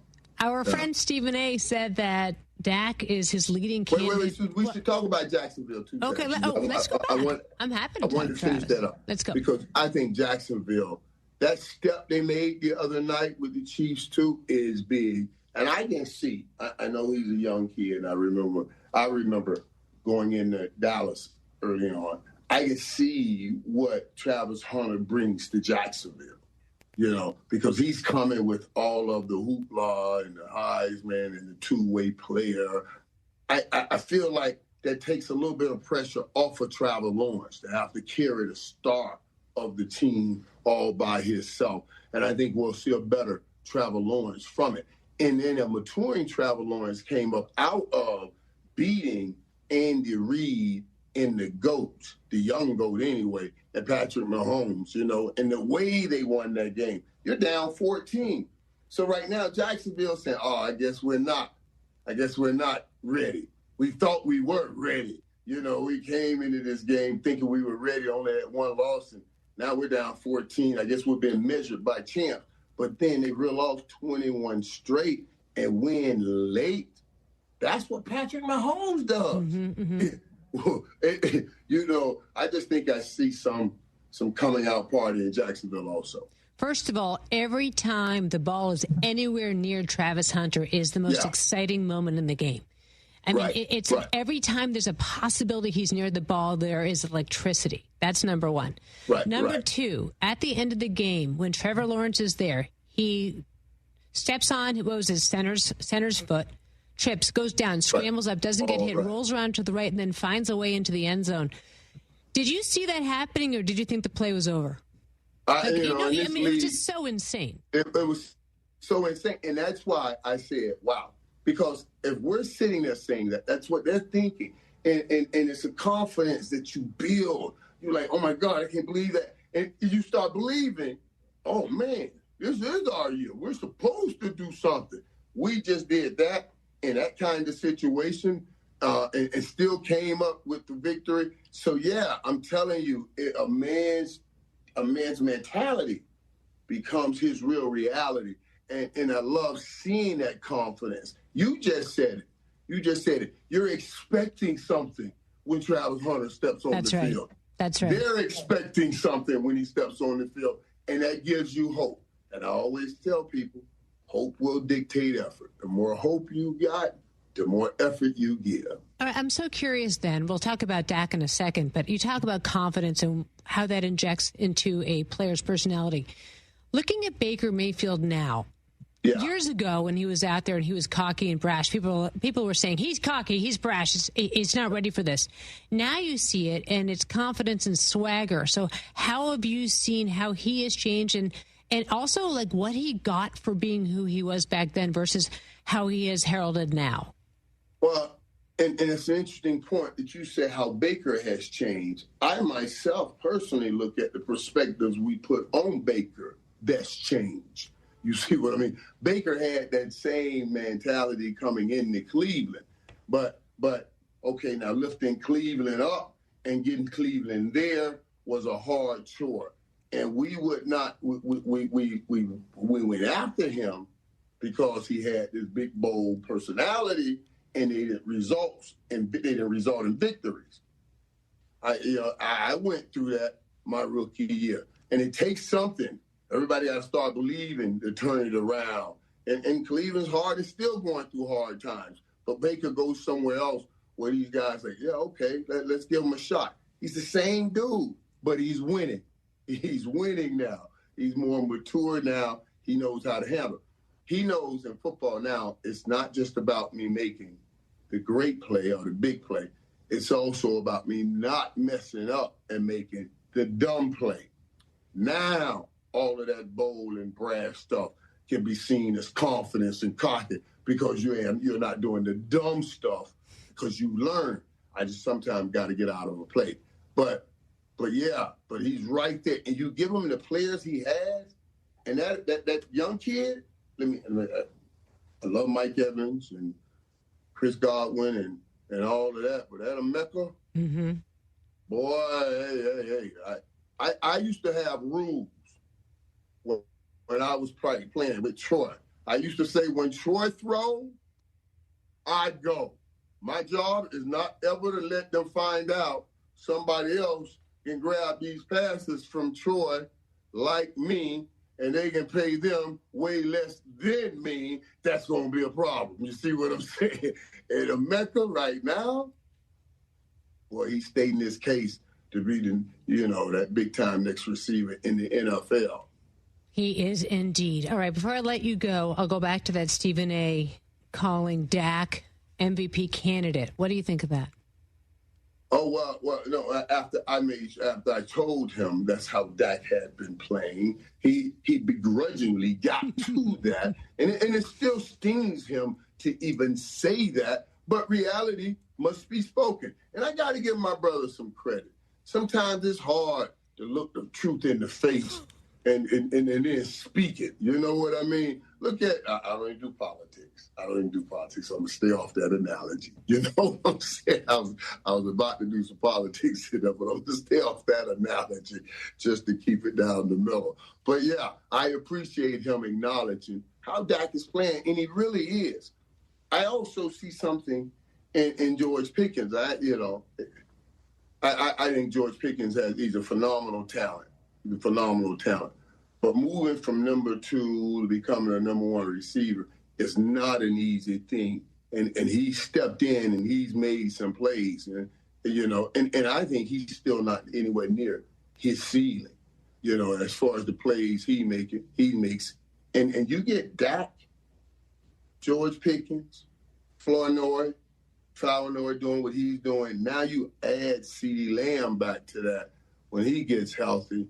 That's scary. And Dallas can have a shot at doing it. It's just that they got to be scoring 35 to 40 points a game unless the defense shows up. Like it showed up last week, but we can't, I don't know, expect that right now. Who else are you looking at for your MVP guys playing right now heading into week 6? Well, we just talked about him in Baker.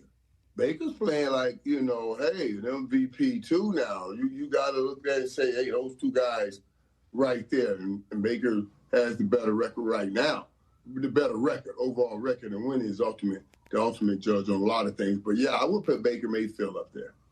All right. I love it. Mike, you always answer the phone for me. I told Liz I'd get you off at 40, so I'm going to say goodbye to you. But I'll look for my call coming up. Always there. I appreciate you. I love you, my sis. Love you. Love you back. Thanks, sir. Michael Irvin, playmaker, right here on the Rich Eisen Show. Get your work going, man. I was looking at myself on when we were looking at the old video right there. I was like, man, I look good right then, but I look good right now. I'm holding on to this thing. You got me. I'm going to hold on. That's what I'm going to do. All right, well, Mike, I always say this. Like, I don't know if you remember this. I'm sure you do. When you spoke at Taylor's baby naming, and Mike was there in our house, and he's talking. It was just a beautiful speech. And you've never seen more women staring at Michael, who happened to wear a skin-tight sweater that day. And he's talking, and he's holding Taylor. And I think every woman in the room was like, what's that you say, Mike? What's that? It's the playmaker, man. It's the playmaker. The husbands were like, be quiet. Michael's talking. He's been making plays. Oh, he made plays. It's Susie, that really was, and all jokes aside, one of the greatest moments of my life, sharing in that moment. And I talk to you guys about that because, and I don't mind sharing it, I talk to you guys about how,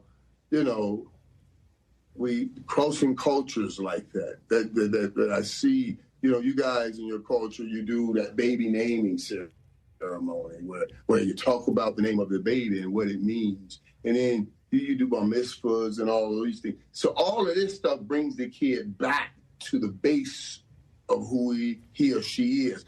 We, as African Americans, we spend money. We do these parties, but we call them baby showers and sweet 16. There's no base bringing back to that. So you know what the Bible says, raise a kid up in the way, and if they stray, they shall come. What do we have to come back to after straying? Because we just wasted the money on a baby shower and a sweet 16. Well, we should be partaking in these cultures, baby namings, and bar mitzvahs, where you're telling people who they really are. That's just me. I'm going to let that go. But it was a great I would say, just add the G at the end of Irvin, and then you're basically one of us. That's how I started the whole speech. They always said Michael Irving, so it was fitting for me to be sitting and speaking in this Jewish community right there. Well, come on. Save the date, August 29th next year. That's my last one. So, Mike, I love you. I love you, too. God bless you guys. You just never know what you're going to get. Sometimes you just get a little bit of Bible verse, and sometimes you go next level. I got to kick it with Irv a little bit a few weeks ago in Vegas for the Canelo Crawford fight. He sat right in front of me, and it went Charlie Sheen and Irv right in front of me. And I was my goodness! Yo, this is amazing, man! And it was a good time. When Charlie was on the show last week, did he talk to you guys about how we used to watch SportsCenter over and over and over? And he said Rich was part of the crew without essentially any of the fallout from being part of his crew, because he used to repeat what Rich was saying because they just watched the episode over and over and over again. Yeah. That is so crazy. He came home from doing that show and he was like, that was one of the most fun interviews I've ever done, awesome. And I can't believe Charlie Sheen was on my show. Yeah, it was kind of surreal. It's kind of great. We've had many moments like that, though, here. Yeah, we've had a lot, but there's a lot more to go, TJ. We're not done yet. It's true. It's just the beginning. Yeah, we're not done yet. All right, when we come back, we're going to wrap up this episode of The Rich Eisen Show. Tommy P in tomorrow, unless I beat him to it. Wow. Hey, fans! Welcome back to Fansville's Cheers and Tears. Oh. Okay, so everybody deals with losing, right? To a rival on a last-second field goal. Whatever, it's fine. I'm totally fine. But I cope with losing with an ice-cold Dr. Pepper. Those 23 flavors are so delicious. They totally wash away the pain of your college football team taking a big fat L. College college football. It's a Pepper thing. Your fantasy roster is set. The smack talk is heating up, and this season, ESPN Bet is giving you more ways to ride with your squad. Introducing the ESPN Bet Fan Center, where you can instantly link and bet on your fantasy teams right in the ESPN Bet app. An enhanced sports betting experience only from ESPN Bet, the sports book for sports fans. Download the app and link your ESPN Bet and ESPN accounts to get started today. Must be 21 plus. Gambling problem? Call 1-800-GAMBLER. Terms and conditions apply. See app for details. Trulux, Ocean's finest seafood and crab. A Houston original, proudly serving our great city for over 30 years. We have recently updated our restaurant with a modern sensibility and sophisticated finishes. We can't wait for you to come and see it. The look is totally new, but the sensation, hospitality, and quality remain unmistakably Trulux. Visit us today and experience the newest flavor of a true Houston original. Trulux, your table is waiting. When the storms show up, so do all those pesky storm-chasing roofers trying to get you to file an insurance claim. The group of professionals at Brinkman Quality Roofing are not the guys that will be knocking on your door. Call them today at 281-480-7663. That's 281-480-ROOF. They will evaluate your roof and determine what is the best course of action for you and your home. There's no substitute for Brinkman Quality. That's BrinkmanQuality.com, BrinkmanQuality.com. Join us at Houston Small Business Expo on Wednesday, November 5th at the NRG Convention Center, America's biggest business growth event. It's free to attend. Network with thousands of business owners and entrepreneurs. Over 20 free business workshops, speed networking, exhibitors, and keynotes by leading industry experts. Houston Small Business Expo is free to attend on Wednesday, November 5th at the NRG Convention Center. Register online at smallbusinessexpo.com. That's smallbusinessexpo.com. John Granado here for Game Day Health. Are you feeling lethargic, having issues in the bedroom? How about weight gain, muscle loss, even brain fog? You may have low testosterone. Game Day Men's Health are the experts in testosterone replacement therapy, ED, and weight management strategies. They can help you get back to feeling and performing better. With 5 locations, 15 more on the way, book a free testosterone test today at GameDayMen'sHealth.com. That's GameDayMen'sHealth.com. Attention taxpayers. If you owe $5,000 or more in back taxes to the IRS, don't wait for the October 15th extension deadline. Your problems will only continue to grow. The IRS is using advanced AI tools to identify and collect unpaid taxes faster than ever, meaning tax debt collections will become increasingly aggressive. Call Priority Tax Relief now. Their experts fight back fast and are saving their clients millions in tax debt every month. After speaking on my behalf with the IRS, my entire debt of $25,000 will be eliminated. I owed over $50,000 and they settled it for pennies on the dollar. These guys are as legit as they come. If you miss another tax deadline, you're stacking more debt on top of what you already owe with increasing penalties and interest. You now owe more today than you did yesterday. Call for your free consultation. Priority Tax Relief. Let's make your taxes our priority. Call 800-418-1404. 800-418-1404. 800-418-1404. Priority Tax Relief. McGrath Pest Control, basically hired killers. See their killing menu at McGrathPestControl.com.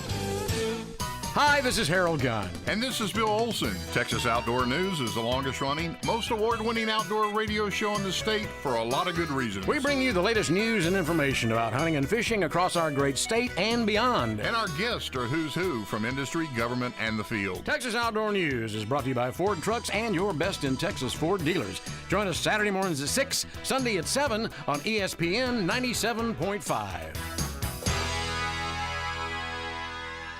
Dream Rate Mortgage, the ultimate mortgage hookup. Visit 975loans.com. NMLS number 2482473, Equal Housing Lender. The Preview College Basketball Exhibition doubleheader is coming to Fort Bend Epicenter Sunday, October 26th, featuring Texas A&M versus Arizona State and the preseason #1 ranked Houston Cougars versus Mississippi State. Get your tickets now at etix.com.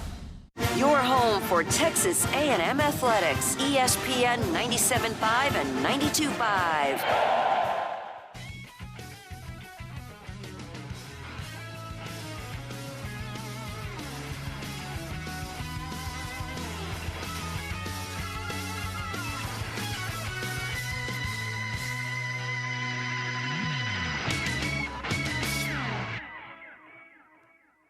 I only had 4. Closing up this edition of the Rich Eisen Show, Susie Schuster in for Rich Eisen, Tom Pelissero winging it over here right now to sit in here tomorrow. And TJ, what if his bags get lost? Then you got to come back to work tomorrow. Then, you know what I'm saying? Come back to sit on camera? Okay, I will be available. You come back home like your husband did. You know, this is your home. Yeah, thank you. Thank you for that, TJ. And you're not just saying that because I bring you donuts. Hey, no. But you do, so it's like... But I do. What do you think Tom's going to bring tomorrow? Because he was kind of feeling the heat a little bit there. He also gave you, those guys don't need any more that was a little disrespectful. And then he kind of he dumped on us. Zing. Yeah, like we were overweight. Wow, maybe we should stop saying but then again, up to him and being because excited. we do kind of clown him a lot when we find out he hasn't seen a movie. So it's usually on a text chain, though. We kind of give Tom crap.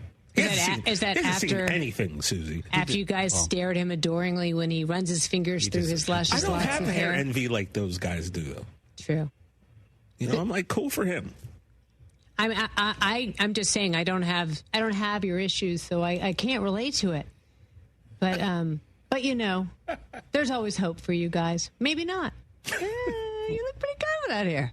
Brockman can grow some hair. He just chooses not to.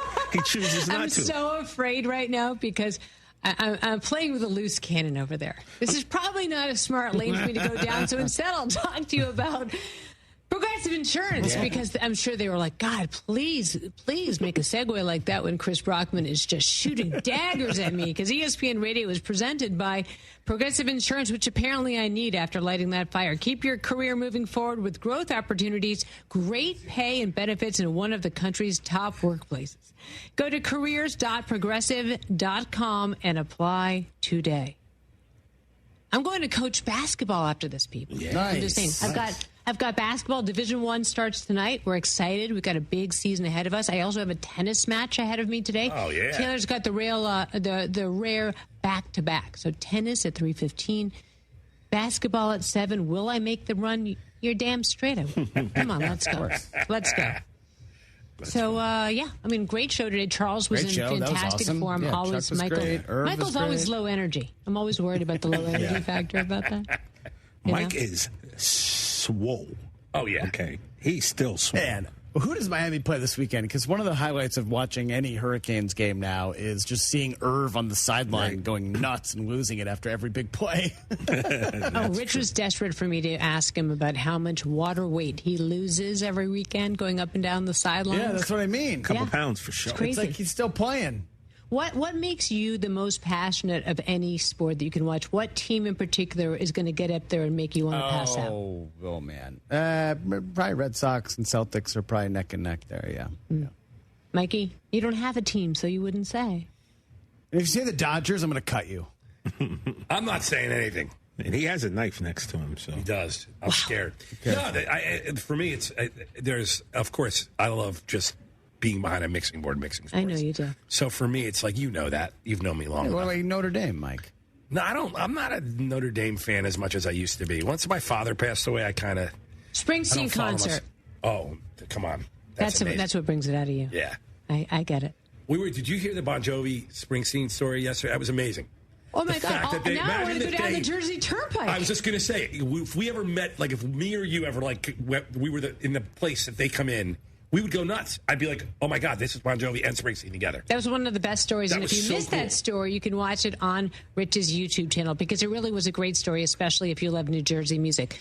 We got under a minute. What's yours? I got to be honest. I think I'm at the stage now where I used to be that way over the Cowboys. And then one year I was driving home from a friend's house. I was the type who a loss on Sunday would keep me mad till Wednesday, like legit.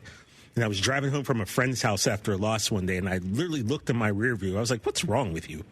So I've kind of taken that. I don't get so hyped. I enjoy sports and my teams, but I don't have that reaction as much anymore. There's moments for sure, but overall, I'm kind of chill now. Yeah, I hear you. Yeah. It used to be bad, For me, it was all TB12 all the time. Let's go, Pats. Speaking of which, we got through the show. We didn't even talk about Bill Belichick and UNC. Man. Now I really have to come back tomorrow. Thank you for taking in this edition of The Rich Eisen Show.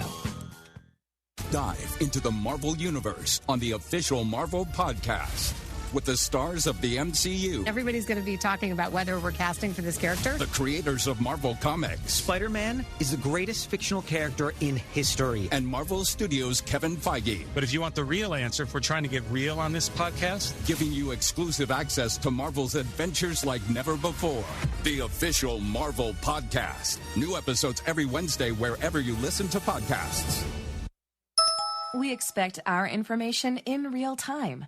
U.S. Med carries continuous glucose monitors, which provide real-time readings of blood glucose levels. U.S. Med is an approved provider for Medicare and over 500 private insurers.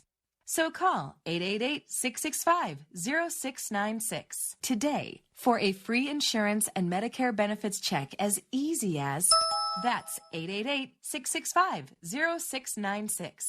Football season is in full swing, and Underdog is the best place to get in on all the action. You can make picks and win money right now in Texas. You already know that Underdog is my favorite app, and playing on Underdog is so easy. Just pick whether your favorite players would go higher or lower on stats like rushing yards, receptions, touchdowns, and more. Get your picks right, and you can win up to $5,000.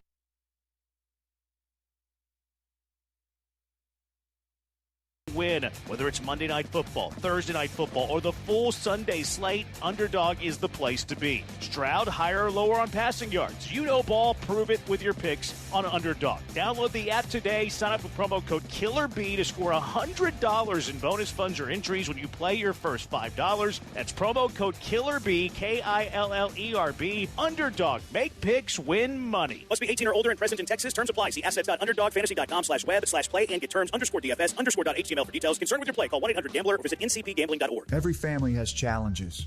Every family has secrets. Every family has a gay uncle that gets too drunk and starts asking you about your buddies. But not every family has a feature-length documentary film made about it. But yours could. Go to yourheritagefilm.com and reach out. We sit down with your loved ones, visit about their upbringing, career, history, kids, school, everything. And we make a movie. They have a blast, and you have something truly special for generations. yourheritagefilm.com. What's up, guys? Sean Mapes here. Prize Picks is the best way to win cash on your Texans this football season. Make your picks in less than 60 seconds and turn your takes into cash all season long on Prize Picks. Prize Picks is the only app that offers stacks, meaning you can pick the same player up to 3 times in the same lineup. Want to pick more on Josh Allen's pass yards, rush yards, and touchdowns? Now you can have all of them in the same lineup, only on Prize Picks. You can now also follow other Prize Picks players directly on the app and copy their lineups in one click. Whether it's a friend, a celebrity, or just someone whose picks you like, hit the follow button and check out every lineup they create in the brand new Feed tab on Prize Picks. You can even follow me. Join the millions of users and sign up for America's #1 daily fantasy sports app. Just download the Prize Picks app today and use promo code MAPES to get $50 in lineups after you play your first $5 lineup. That's promo code MAPES to get $50 in lineups after you play your first $5 lineup. Prize Picks. It's good to be right. Must be present in certain states. Visit prizepicks.com for restrictions and details. The John Clay Wolf Show. Here's what's going on in the Wolf Pack. Bobo, we appreciate you. Thanks, man. Gigi doesn't. She said, you left me hanging, but whatever. I still love you. And I was there first. You're talking about the show meeting we had yesterday. She's the only one that showed up. Yeah, and I'm sitting there like, yeah, guys, I'm 3 minutes early. Right. What the heck? That was 50-1 odds in Vegas. The John Clay Wolf Show. Every Saturday morning. ESPN 97.5. When you switch to Progressive, you could save bundling your home and auto. Then you could put that money towards some of the surprisingly more expensive things in life. Attention passengers, we've reached 10,000 feet and internet is now available for purchase. I just paid hundreds for this flight, and you can't even throw in internet? I'll just take the free pretzels. Sorry, but I do have snack boxes for sale. I'm just gonna sleep. In that case, we are selling pillows and blankets as well. I'll just breathe. That's free, right? Life costs a lot, so bundle and you could save with Progressive. Progressive Casualty Insurance Company, affiliates, and other insurers. Not available in all states. Macy's Star Deals Week is back. It's one incredible week packed with epic savings on the best fall styles. That means luxurious 100% cashmere sweaters are now just $79.99. The latest beauty from Shiseido, Mac & More, $30 off every $150 you spend. Plus, exclusive online-only daily flash deals and so much more. It's the one week you really can't miss. Macy's Star Deals Week is going on now. Savings off already reduced prices. Exclusions apply. This is ESPN 97.5, KFNC, and 97.9 HD2 Mont Bellevue, Houston. Brought to you by Zadok Jewelers. Houston, standing by, over. Jeremy and Joe starts now. On ESPN 97.5 and 92.5. Broadcasting live from the mobile Veritex Community Bank Studios, located at the Katie Rice Harvest Festival. Here's Jeremy Branham and Joe George.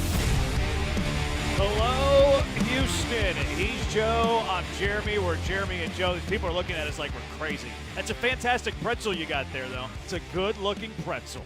Looks very, very good. We're inside of Katy Crossing Ice House. We're here for the Katy Rice Harvest Festival, which is going to be awesome. I was looking at the concert lineup that they have. They got a dozen artists that are all phenomenal. That'll be out here. They got a car show, Boots and Brews, tons of contests. It's going to be an awesome time in Katy today. It's going to be an awesome time in Katy this weekend as well for the Katy Rice Harvest Festival. Awesome. This is the first time I've been in downtown Katy in a long time, probably like 10 years. I forgot how cute it is. It's like romantic. It's intimate. It's like kind of old school. Yeah. It's nice. Yeah, I like it. I've never been to downtown. Yeah, you don't know who Gary Joseph is. Who's a living legend. Well, I've just never lived out in this area. I've lived in a lot of different areas in Houston. I've lived in downtown, in the Galleria, in Lake City, Webster, Kingwood. I never made my way to Katy. Open invitation if Gary Joseph's in the area to swing on by Katy Crossing Ice House and hang out with us. Probably is busy. He's probably when do high schools get out these days? I don't know. I haven't been to a high school in decades. I think like 2:30, 3 o'clock. So he's probably getting ready for a practice, right? Yeah. They probably have a little after-school practice, getting ready for a big game. Oh, it's a Thursday. Should be a walkthrough if they play a normal Friday. Yeah, it's not a big day today for them. No, it's not a big day. I mean, Gary Joseph, what do you want to do? Like teaching 3-tech or like hanging out with Jeremy and Joe? Yeah, well, I mean, everyone hangs out with us. Hang out with Jeremy and Joe. But a lots to get to today. If you want to swing on by, it's a good spot to have a little cold beer. Great spot to have a phenomenal-looking pretzel. Great spot to just hang out. And if you're looking for something to do this weekend, Katy Rice Harvest Festival, just go ahead and put it in your Google Calendar now. Lots to get to today. Rockets preseason basketball, baby. What are they called again? Liftoff? No, it's All Fire? All Fire. All Fire, which is that's a doozy. That's a doozy of a slogan for the season. But All Fire. We'll get to that a little bit later. Some Houston. I was looking at the Texans odds today, which I thought was pretty interesting. Lee Sterling's going to hand you your weekend winners. Adam Ronis is going to win you your fantasy league. And Bad Take Boulevard coming up a little bit later. Also, we're gonna do our gambling segment. I think we're calling it the fix, but I'm not sure because I ex-nayed the two favorites in an underdog. I think the fix is good. You like the fix? I think we agreed on the fix. You okay that Junior Broncos is the one that suggested it though? Yeah, it's fine. He doesn't like me, but whatever. Yeah, it's kind of a love-hate. He's got some good ideas occasionally. Yeah, he does. He has some. I like the fix. So we'll be doing that a little bit later, handing you out some winners as well. Lee Sterling's going to hand you winners. We're going to hand you winners, and then Adam Ronis has been on fire, by the way, with what he's got going on over at the WAP. But the news in the city is that the Astros have cleaned house. Joe Espada's back. Dana Brown is back. The pitching staff. They're safe for now. Mm-hmm. They're marked safe for now on Facebook, which I don't want the pitching staff to go. But Alex Cintron got.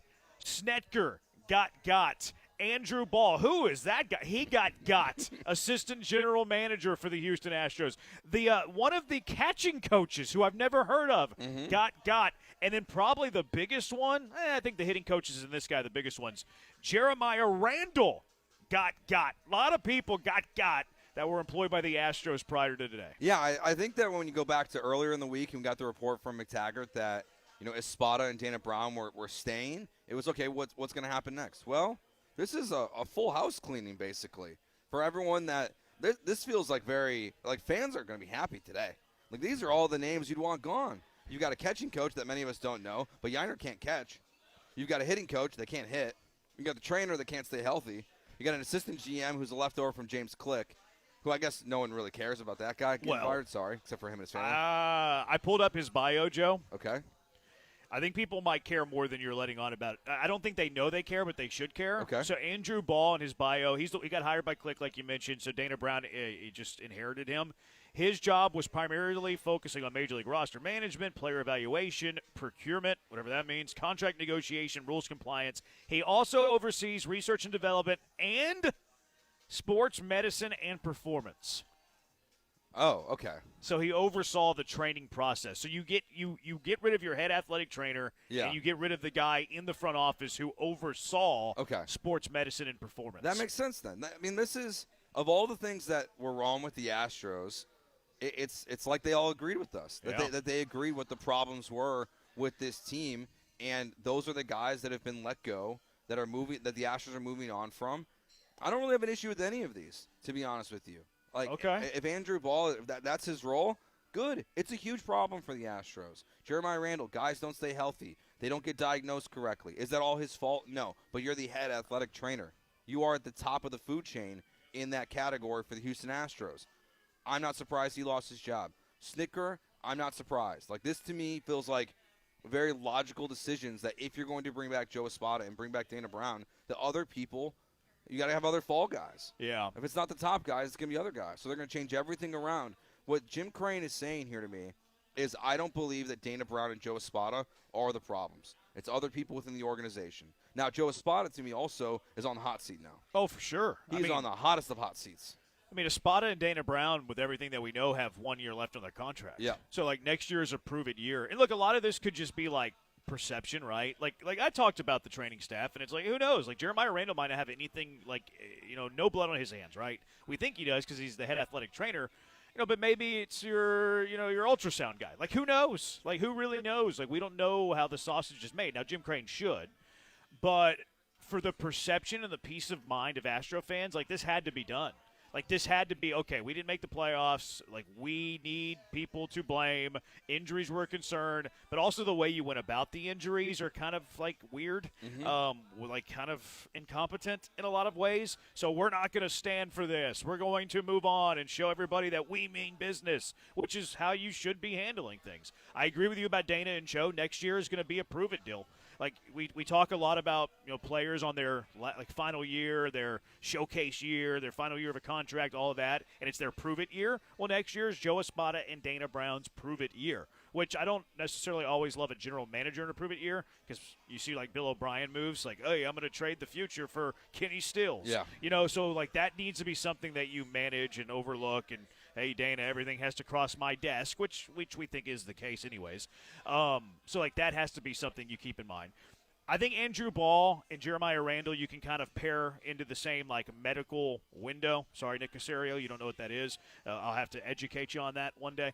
But I think you could put Andrew Ball, oversaw sports medicine, Jeremiah Randall, head athletic trainer, in charge of sports medicine, kind of in the same bundle. That needed to be done from the optics point of view, but also the fact that Yordan Alvarez was playing several months with a broken bone in his hand that they didn't figure out until, like, 3 weeks after he was already on the injured list. So, like, I blame the medical staff there. And if you're in charge of the medical staff, I have to look in your direction. Kyle Tucker was literally running on a treadmill last year with an undiscovered broken bone in his leg. That is incompetent stuff. Like, anybody in the medical field knows that inflammation's a thing that can distort and prevent you from seeing, like, bones.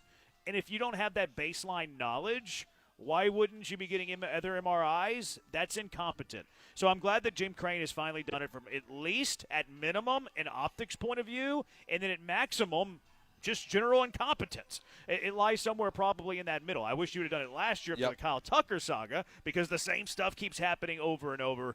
That seems like a no-brainer there, though. I'm happy they finally did it because it wasn't a lock to me that it was going to happen. No, not at all. Because, again, this is something that James Click talked about after the Astros won the World Series before he lost his job.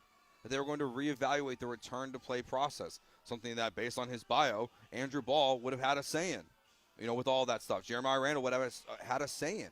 And so it's been years now that you've been talking about injuries and mismanagement because it really did, to me, start in 2022 where these problems really started to occur. Like, Springer and Correa is separate from this conversation.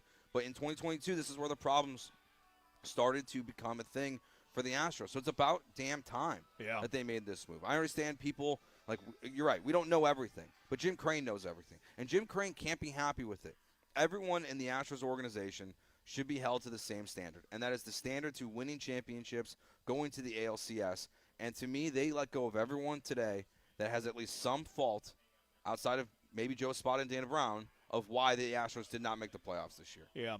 I mean, some of this stuff, it's hard to be, like, super preventative medicine. Like, you want them to be that, right? Sure. Like, you want to be, hey, we're going to put together this plan that's going to prevent our pitchers from tearing their UCL. Like, it's inevitable. Like, a lot of this stuff is going to be inevitable. Pitchers nowadays with velo and spin are going to blow up their UCL.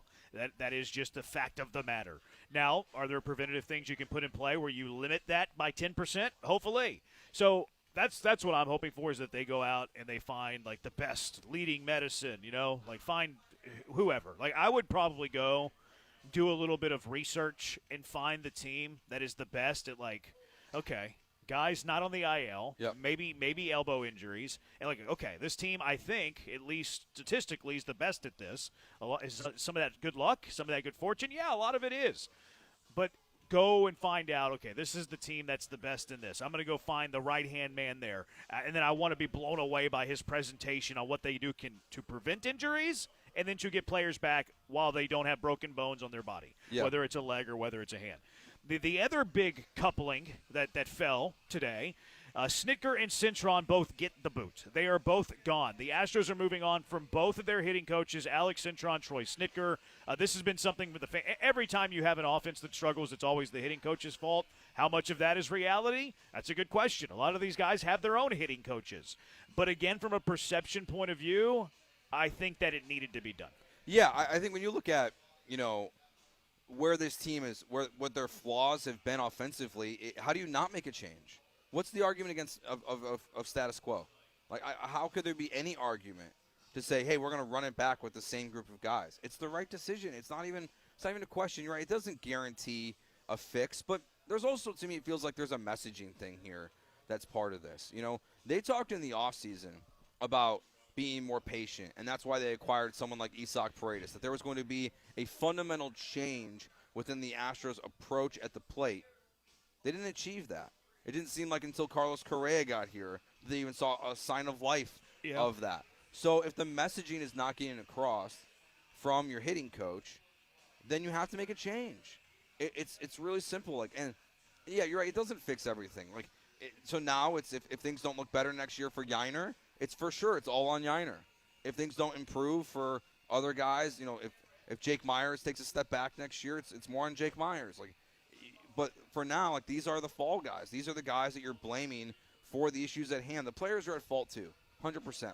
From the injuries, for bad luck, for the performance at the plate, the performance in the ballpark, the players are at fault. But the only way to improve it, the first step is trying to change your coaching. Before you can change your players, you got to change the coaching first. Yeah. See, I think a lot of the play discipline stuff is more the build of the roster than it is Snitker and Cintron. Not saying that I'm advocating for them to remain as the hitting coaches of the Astros. You do bring up a good point about the Correa thing, though, because it did seem like there were moments after Correa was like, "Hey, we need to be better at having at bats." They were better at having at bats and it's working counts. Is that dumb luck? Yeah, probably. Because Correa also said that, hey, whenever you have aggressive hitters, you don't want to take away their aggression. You know what I mean? Jose Altuve is never going to be a guy who works, a count. Not consistently. Jeremy Pena is not a guy who's going to work a count consistently. Yainer Diaz is not a guy who's going to work a count consistently. So a lot of it is the roster buildup. But again, from, the peace of mind of the fan base, I like it. I think it is good, and I'm also very fascinated which direction that they go. I think it's more of a mentality than I do it is the mechanics of the swing. Yeah. Because a lot of these players have swing coaches. I was reading something on the Blue Jays hitting coaches, and they're we have different mentality based on situation, based on count, based on score. It's not this okay, option A, option B, plan A, plan B. It's we go to the plate with a game plan. We go to the plate with a game plan in a 1-0 count, 2-0 count. We go to the plate with a game plan on a 1-2 count. Mm-hmm. Runners at first and third, one out. So I'm very interested in which direction they go, and I would love something like that. I mean, it's a way better approach than just be patient, wait for your pitch, or just be aggressive, because that's what it feels like it is. It feels like it's two extremes. It's either be patient or be aggressive. It doesn't feel like there's that balance. So finding someone and where do they go? I think is really interesting too in terms of, the organization and their connections. What is Joe Espada's connections? I guess the Yankees from back in the day. Dana Brown's more the Braves organization. So it feels like they might also be kind of going into a territory where maybe they're bringing in guys that they don't have relationships with necessarily, because they're not two guys that have a ton of experience in multiple organizations and things like that. So where do you find a guy? What are you looking for? Like, who's the model? I think the Blue Jays is a good model to look at. I wouldn't put the Dodgers in that mix because they just have so much talent that I don't know what value their hitting coaches provide. You're looking for guys who get the most out of a little less talent. Like who's getting the most juice out of the squeeze? I'm with you on the Dodgers. I also don't love the approach of like boom or bust, like home run or nothing. Like which was what the Yankees kind of did. Which like a lot of who Espada worked with in New York, they're different now because new coaching staff, all of that. But yeah, it's going to be fascinating. It's going to be fascinating to see who they hire in both fronts. But again, needed to be done, I think. Yeah, it was. I think all this is the right decision. I don't think there really should be any pushback for any of the guys that lost their jobs today. Yeah, I haven't seen a whole lot other than like, hey, injuries happen. How can you blame the athletic trainer for that? I think it'd be the incompetence we talked about. Tucker, you don't discover he has a broken bone in his leg for several weeks, months, was literally on a treadmill. They didn't place him on the IL immediately, and they had a walk-off like the week after he broke his leg, somewhere in that window, and he's like limping to celebrate while we later found out he had a broken bone in his leg. Yordan Alvarez was swinging bats for months with a broken bone in his hand. Like, that's some gross negligence. Yeah, like you have to call, like looking at the injured list here last year for teams, the Astros had 26 players on the injured list last year, it looks like. And I think this number might even be off a little bit. But, like, the low teams are like the Cardinals had 13, the Giants had 14, the Mariners had 14 players. Man. Like, the Phillies had 14 players. Like, how are you having half the injuries that the Astros had? And that's where it's not even just who you hire. It can be part of just the interview process. Right, exactly. Of like, what went wrong? What do you, like, from the outside perspective, what do you think is going wrong here in Houston? That's a great versus question. What you're doing right in Seattle? Why are your guys having less injuries? Why is this rotation that Seattle has built up not really had the amount of injuries? Like, they're dealing with it a little bit now, but like Wu and Castillo and these guys, for the most part, have been healthy since they were part of this, dominant Mariners rotation they've had for the last 2 years. Why are they much more healthier than you? Look, I would love to hear an outside perspective on the Luis Garcia thing specifically. Like, if you see a pitcher who hasn't pitched in a year and a half go out there in his first minor league start and is throwing 86 miles per hour, would you have shut him down? Would you have said that, hey, this is probably a bad idea, and he also ends up getting a second Tommy John and will never pitch for the Astros again? Like, what is your perspective on these things? Yeah. Because that's where, like, yes, injuries happen, but I look at Luis Garcia, Kyle Tucker, Yordan Alvarez, Lance McCullers, like, it doesn't make sense. Why are these guys not able to come back? Why is Jose Urquidy already pitching for the Tigers this year when he had Tommy John last year? Yeah. Why can't the Astros have that? The Jake Myers thing is pretty confusing too. I think it's a great idea. I would get the top 10 teams on that list for fewest injuries. Whoever's their assistant, I'd bring them in for an interview and be like, whichever one of these guys blows me away, okay. The job is yours if you want it. 713-780-ESPN, the HRP listener line. We'll get your thoughts on this if you want. Lots to get to. Texans odds to make the playoffs. Is it in play? Is it likely? Adam Ronis at 4:30, Lee Sterling at 4. Our bets to the fix. Bad Take Boulevard. We'll get to the Rockets when we come back as well. Kevin Durant making his NBA debut, his Houston Rocket debut yesterday. Does it give you more hope about the Rocket season? 713-780-3776. We're on YouTube at ESPN Houston. We're on TikTok at ESPN 975. Joe's at Joe George Radio there. I'm at Jeremy J. Branham. We're on Twitter at ESPN 975. Joe is at Joe George Radio. I'm at Jeremy Branham. Your thoughts on the Astros cleaning house today, and then the Rockets. What is your optimism for them as we get closer to the beginning of the NBA season? 713-780-3776. Jeremy and Joe broadcasting live from Katy Crossing Ice House, all part of the Katy Rice Harvest Festival on ESPN 97.5 and ESPN 92.5. Do you have the ESPN Houston app? No? Then download it now in your app store. Join us at Houston Small Business Expo on Wednesday, November 5th at the NRG Convention Center, America's biggest business growth event. It's free to attend. Network with thousands of business owners and entrepreneurs. Over 20 free business workshops, speed networking, exhibitors, and keynotes by leading industry experts. Houston Small Business Expo is free to attend on Wednesday, November 5th at the NRG Convention Center. Register online at smallbusinessexpo.com. That's smallbusinessexpo.com. Explore wildlife and nature just 90 minutes from Houston at twocreekscrossingresort.com. Attention taxpayers, if you owe $5,000 or more in back taxes to the IRS, don't wait for the October 15th extension deadline. Your problems will only continue to grow. The IRS is using advanced AI tools to identify and collect unpaid taxes faster than ever, meaning tax debt collections will become increasingly aggressive. Call Priority Tax Relief now. Their experts fight back fast and are saving their clients millions in tax debt every month. After speaking on my behalf with the IRS, my entire debt of $25,000 will be eliminated. I owed over $50,000 and they settled it for pennies on the dollar. These guys are as legit as they come. If you miss another tax deadline, you're stacking more debt on top of what you already owe with increasing penalties and interest. You now owe more today than you did yesterday. Call for your free consultation. Priority Tax Relief. Let's make your taxes our priority. Call 800-418-1404. 800-418-1404. 800-418-1404. Priority Tax Relief. Monument Chevrolet. For new and used cars, fleet sales, and service, visit Monument Chevrolet in Pasadena, right off 225 and Beltway 8 at monumentchevrolet.com. Chevrolet. Together, let's drive.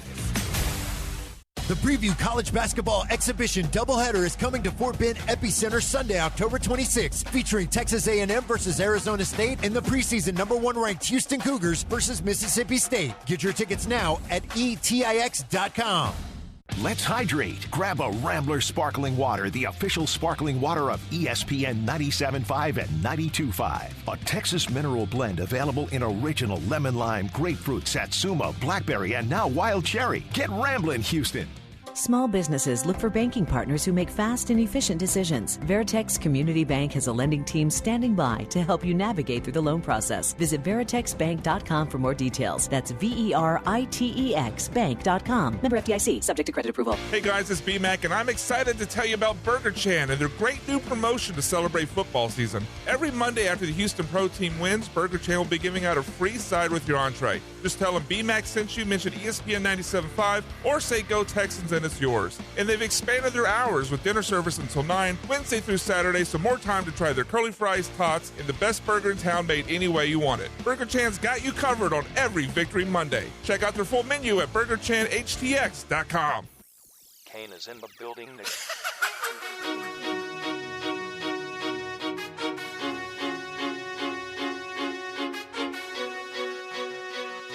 You're listening to Jeremy and Joe on ESPN 97.5 and 92.5. Broadcasting live from the mobile Veritex Community Bank Studios, located at the Katy Rice Harvest Festival. Here's Jeremy Branham and Joe George.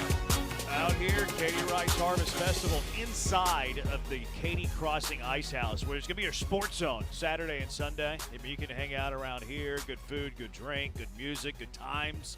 Hop in here for a little college football. A lot of good college football games on Saturday, a little pro football on Sunday. This will be the sports zone, all inside of the Katy Rice Harvest Festival in Main Street, downtown Katy, baby.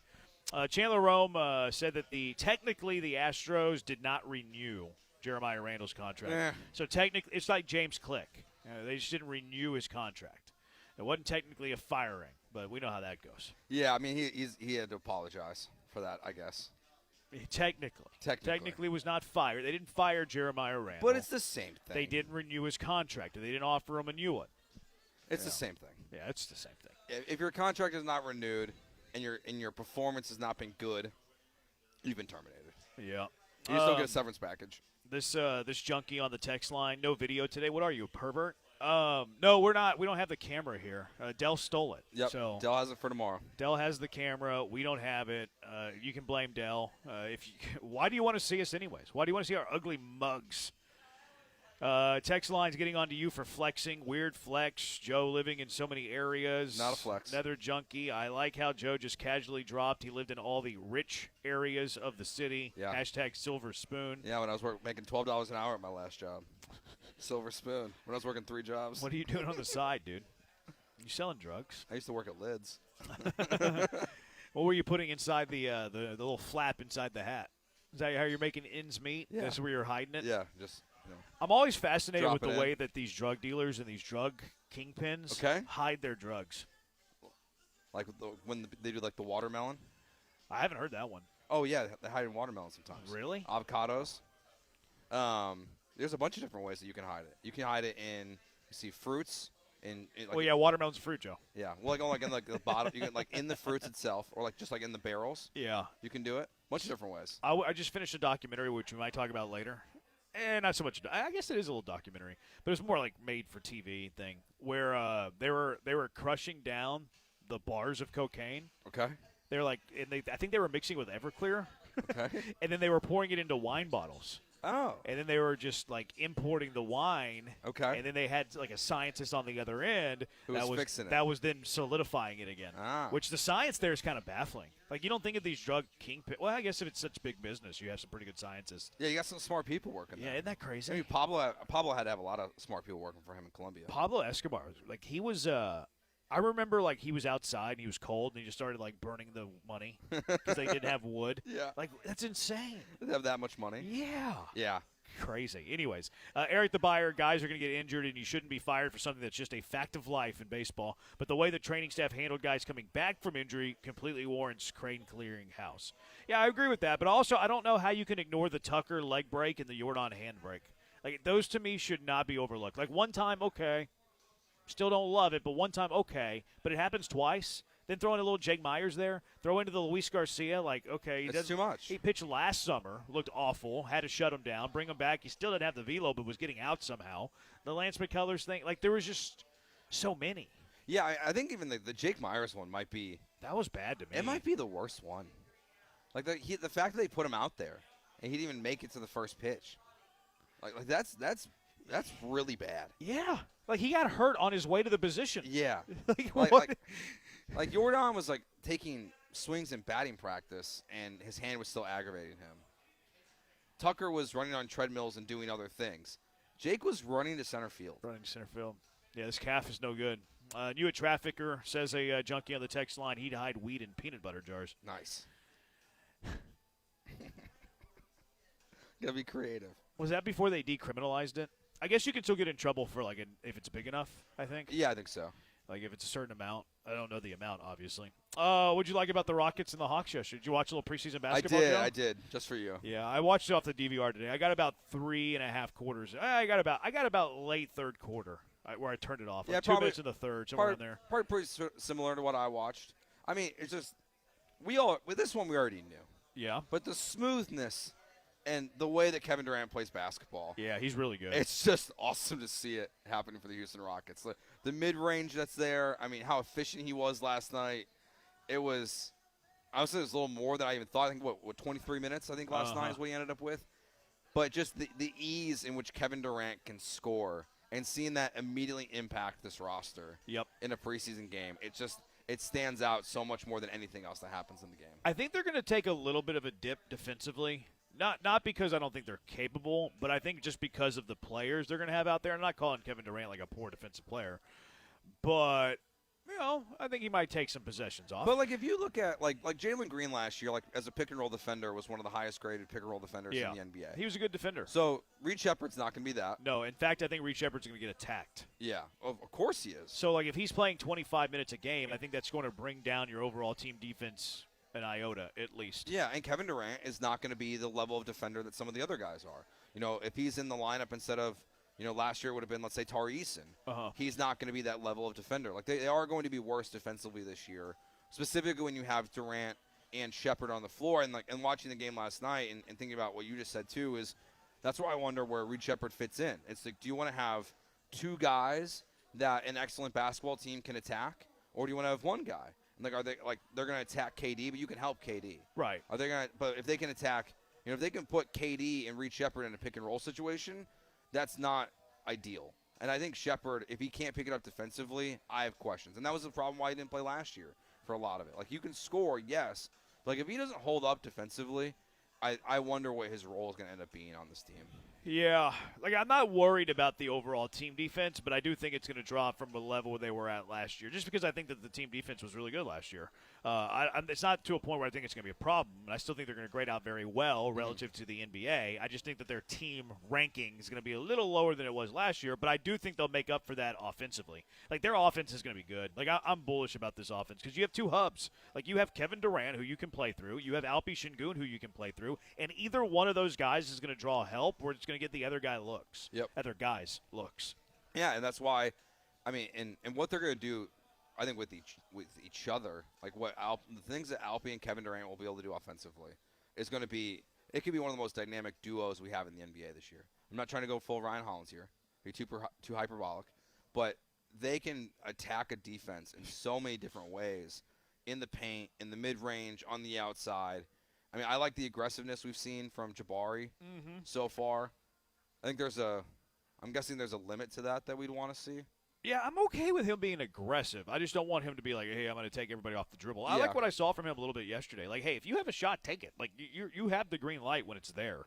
Yesterday he had a little mouse in the house, and he tried to attack him, which he got fouled. Should have went to the free throw line. They didn't give him free throws for some reason, but who cares? It's preseason basketball. But I like that stuff. Like, you have a mouse in the house, rise and fire over him. You have an open look for three. I think you could be a 40% three-point shooter on wide open threes. Like, you should have the green light. It's the same thing with Reed, too. Like, he can't be hesitant offensively. That's what I kind of liked about him yesterday. Preseason, how much stock can you buy in that? I get it.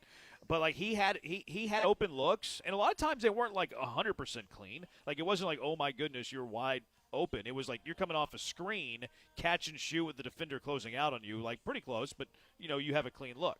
I want him to do that. Like, he has to do that, especially if he's going to be attacked defensively. Like, you have to make the opposition pay when you have good looks. So hopefully that's something that continues. I like that. I didn't pick up a lot of Ryan Hollins' hyperbole yesterday. I only picked up on one of them. Maybe you have some, 713-780-3776. The only one that I heard was he said, and look, maybe this is true. Like, I think I'm throwing this one out there because maybe it's not hyperbolic. I'm not, this isn't a 10 for me. But he said that Jabari Smith, and I've heard this other places, he said Jabari Smith is going to be the rocket that benefits the most from Kevin Durant. Where is that on the hyperbolic Hollins scale 1 to 10? I mean, everyone's repeating it right now, so like I guess I put it like a 4. Because I feel like that's kind of the narrative floating around the Rockets so far. So it's not as extreme as some of the other stuff. So I'd say like a 4. Yeah, people have said this. He's not the only one saying it. Sports Illustrated has said it. No, I think this is like a 7, though. Like, because I disagree with that narrative. I don't think that Jabari Smith is going to be the one player that benefits the most from Kevin Durant. I actually think it's going to be Alpi Şengün. I think Alpi Şengün is going to benefit the most from Kevin Durant. I think that Reed Shepard could benefit more than Jabari from Kevin Durant. I think that Amin Thompson could benefit more from Kevin Durant. I think the people that have this this take, it's more like off the floor. It's more like you have a similar body, you have a really good jump shot. He can take you under his wing and be like your tutor. He can teach you how to play with this type of frame, although he's never going to have the handle of a Kevin Durant. I look at it more on the floor, where I can name maybe 3 guys who I think are going to have more of a boost and more of a positive impact playing with Kevin Durant than Jabari's going to. I think it's going to be a man, personally. Okay. Because I think the way that, think back to the Russell Westbrook, Clint Capella era and James Harden, right? Part of the problem with Russell Westbrook and Harden there is that with Clint Capella in the middle, they wanted to attack, but Clint Capella was always in the middle of the floor. Yeah. Now you're just bringing another guy who's such a weapon, who can do all these different things on the outside. It should open up the driving lanes for Amin Thompson. I think if Jabari can start to shoot better, and then you have Alpi who can be in and out of the paint. Yeah. I think Amin's going to have much more opportunity to attack the basket because of Kevin Durant. I think from like a play perspective, I would put Amin and Alpi as like a 1A, 1B, and then maybe Jabari next. But they all should benefit. Sure. Because those open shots you're talking about, like they're going to be open because people are going to be collapsing on Kevin Durant on a consistent basis. And wide open Jabari, wide open Reed, like make 2 passes. People are going to have open threes more often this year than they had last year at any point in time. Yeah. So that really everyone should benefit the most. I wonder how often they'll go small, play Şengün at the 5 and Durant at the 4. Because I love the idea of that. Not all the time. Not for 20 minutes a game. And maybe only for very specific lineups.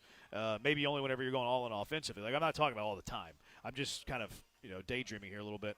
Because where I really like him in is actually in the dunk spot. Mm-hmm. Like, I liked when he played the 4 last year and was in the dunk spot and Alpe was creating. Because if you have him in the dunk spot with Alpe as your 5 and Kevin Durant as your 4, or even your 3 and a Min's playing the 4, I think that's pretty intoxicating.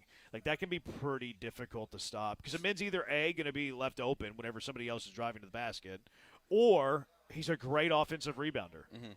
What's the small ball lineup look like then? I think that might be it. Like, I think it might be Alpe, Durant, Min, Reed, and then pick a guard. Maybe Tari. Yeah, but what's crazy is that's not small. It's not as small. It's pretty pretty long. It's not as small. I guess you just don't have a traditional 4. No. Although Tari can play the 4 and Min can play the 4 and Durant can even play the 4. Yeah, it's not that small. But that's what I love. The size that they're going to have is going to be so beneficial to them throughout the season. And they're going to be able to roll out a bunch of different lineups. I mean, we're not going to – I don't think we'll really have a good picture of what the closing group for the Rockets will look like until probably January. You know what I wonder, too? Like, they love to play the double big. But whenever they play the double big, they usually like to go zone. Like, that's a lineup where I would like Reed on the floor because you can kind of hide them defensively. Yep. So, I wonder if that's something that comes into play. But they have tons of options. It's going to be a lot of fun. It's going to be great. Fun. Going to be fantastic. 713-780-ESPN. I'll be happy if the Rockets make the Western Conference Finals, but I don't expect them to beat OKC at all. That's fair. Katie's regular season is very irrelevant. So many teams make the playoffs. The only thing is how far in the playoffs the team gets. Yeah, that's fair. I have no argument there. I think it's a fine thing to say. But my only argument against that is this is a new team that has to learn how to play together. You have to you will learn valuable things about this roster throughout the regular season. So it's not totally irrelevant. No. But I don't think that you need to win 55 games. You know what I mean? Like, you need a top 4 seed. Yeah. Okay, I think I saw ESPN predict them at the 5 seed.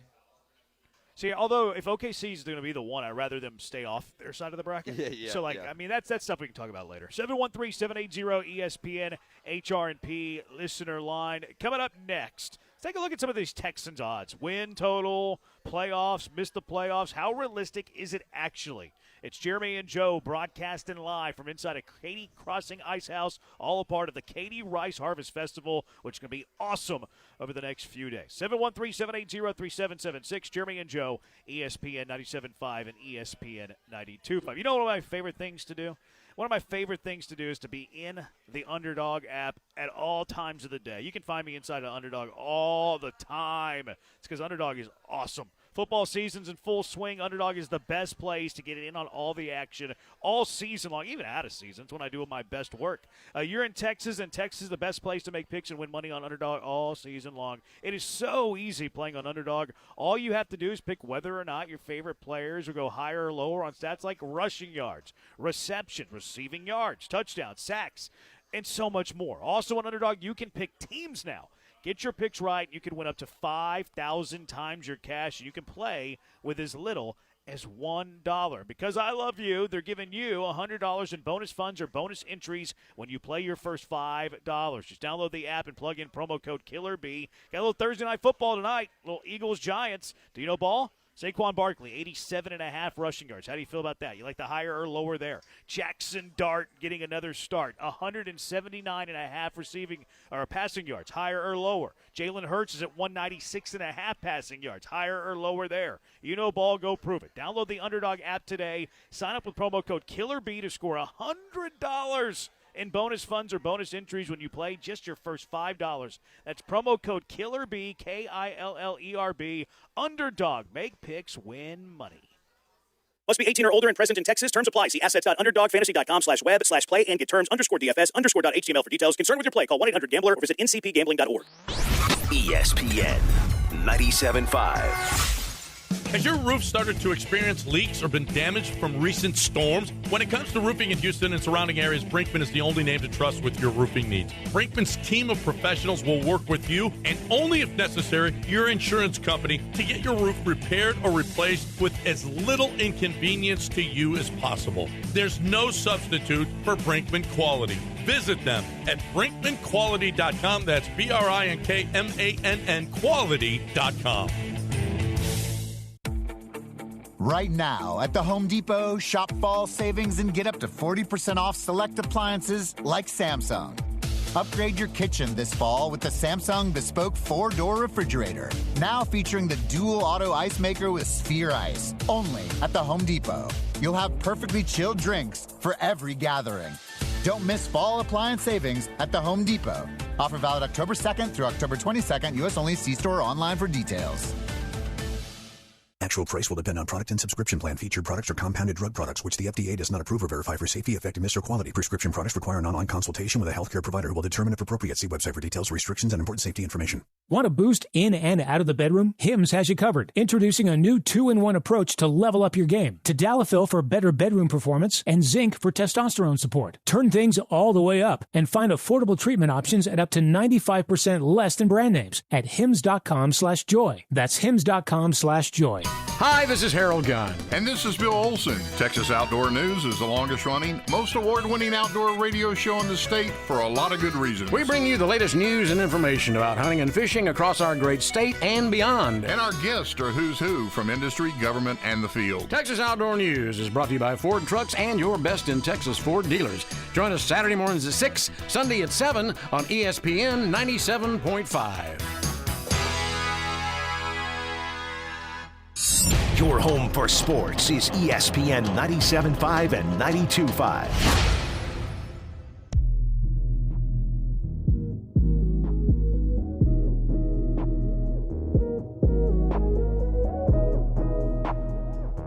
Broadcasting live from the Mobile Veritex Community Bank Studios, located at the Katie Rice Harvest Festival, it's Jeremy and Joe. On ESPN 97.5 and 92.5.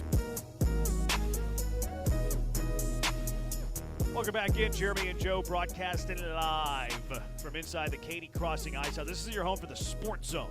Saturday and Sunday of the Katy Rice Harvest Festival. All proceeds, by the way, go to the Katy ISD Scholarship Funds and community grants as well. So doing some great things from Katy. They swung on by the mayor. Mayor swung on by and gave us a gift basket to hand out. So if you're in the area, swing by Katy Crossing Ice House, say, gift me, and we'll gift you. The gift basket, City of Katy gift basket. They got the good. It looks like a cooler there. Yep. A couple of pencils because education's very important, Joe. You can do some math with those things. Some cups. Looks like a Yeti there. That looks nice. Umbrella. I like that. Coffee mug. Yeah. It never rains in Katy though. It's always sunny in Katy. I think that's the first mayor I've ever met. Really? Yeah, I think so. I was just thinking, I was like, I don't know if I've ever met a mayor before. I've introduced the mayor of Houston a couple times. Okay. With like celebrations and stuff. Sure. The current one, Whitmire, Sylvester Turner. Turner would come talk to me all the time. And he was really talking to Elvin, but yeah, I was in there. Dusty Baker did that one time. Dusty and Gary Pettis came to a game, and like they were asking me if they could take a picture with Elvin. So I was like, I was taking a picture of Dusty Baker, Gary Pettis, and Elvin. That's crazy. It was pretty fun, but it was cool because like they start talking about like old sports stories, and it's like awesome to be a fly on the wall. Gosh. Yeah, it was really cool. My favorite thing I've ever done in my career. Favorite first time you talked to a mayor. Yeah, I know. My favorite thing I've ever done in my career was doing when I did my radio show with Elvin back in the day. Oh, I forgot you did that. Yeah, we did. It was called In the Post. It was when we had the network. That's right. It was awesome. You should have called it the A Pro and Joe. It was the because your name thing. is Joe. I know. But he would just like text me and be like, "Hey, he'd be like, Isaiah's coming on this week." I'm like, Isaiah who? He's like, Isaiah Thomas. I was like, oh, okay. Kareem's coming on. Okay, that's awesome. Yeah. No, it's pretty funny. It's because like it's also real funny too because like referees will come talk to him. Yeah. And like bow down to him. I'm sure. It's like it's just funny that like a referee who's like a position of authority like comes over like it's an honor to be in your presence. Which is funny because then like when you listen to the broadcast like he's not kind to referees very often. Oh, no. No, he'll get onto him. Yeah. Like, I'm worried he's going to get a tech every now and then, actually. Because he'll take off his headset and, like, yeah, he'll get onto him pretty good. So I was taking a look at some of this, the Texans odds and stuff. Their regular season win total is 8.5. But the over on that is actually minus 160. The under is plus 130. Wow. So Vegas feels better about them going over 8.5 than they do under 8.5. Okay. So I guess that's good. Like, we have them at 8-9. Yeah, I mean, last time we did this. Yeah, I mean, I think last week before the Ravens game, when we looked at it, was at 7.5. So that was like Vegas clearly was looking at that win last week as a loss, and then they won the game, so they just moved it up to a full. I'm surprised it's up to 8.5 still. Like, just with the way the offense looked the first 3 weeks of the season, but they're. Gun to my head, I would play the under there. I think I would too. I mean, well, especially with the value, you're getting plus 130. Yeah, I mean, it's like, who do you want? Like, who am I talking to? Like, am I talking to my gambling self or my? Because I'm looking at it from a gambling perspective, right. I'm playing the plus 130 on the under. I'm pretty good at separating church and state when it comes to that. Now, could I see them winning 9 games this year? Absolutely. Sure. Still. Sure. But if I was going to bet on it, I'm going on the under. But the thing is, I think it's a coin flip between 8 and 9. Yeah. And you're telling me that I can get better value with the under of that? I'm going to take the plus 130 because I'm getting plus 130 on what I consider a coin flip. Mm-hmm. Now, Texans making the playoffs is plus 160. Missing the playoffs is minus 200. So, like, those kind of, like, contradict themselves a little bit, although you can get to 9 wins and miss the playoffs. Yeah, I mean, it was 10 wins was the lowest mark for the AFC last year to make the playoffs, and that's what it was in the NFC as well. So I think even with this expanded playoff that they're saying, okay, it's going to take 10 wins to make the playoffs this year. And if it was at 9.5, it would look a little bit different.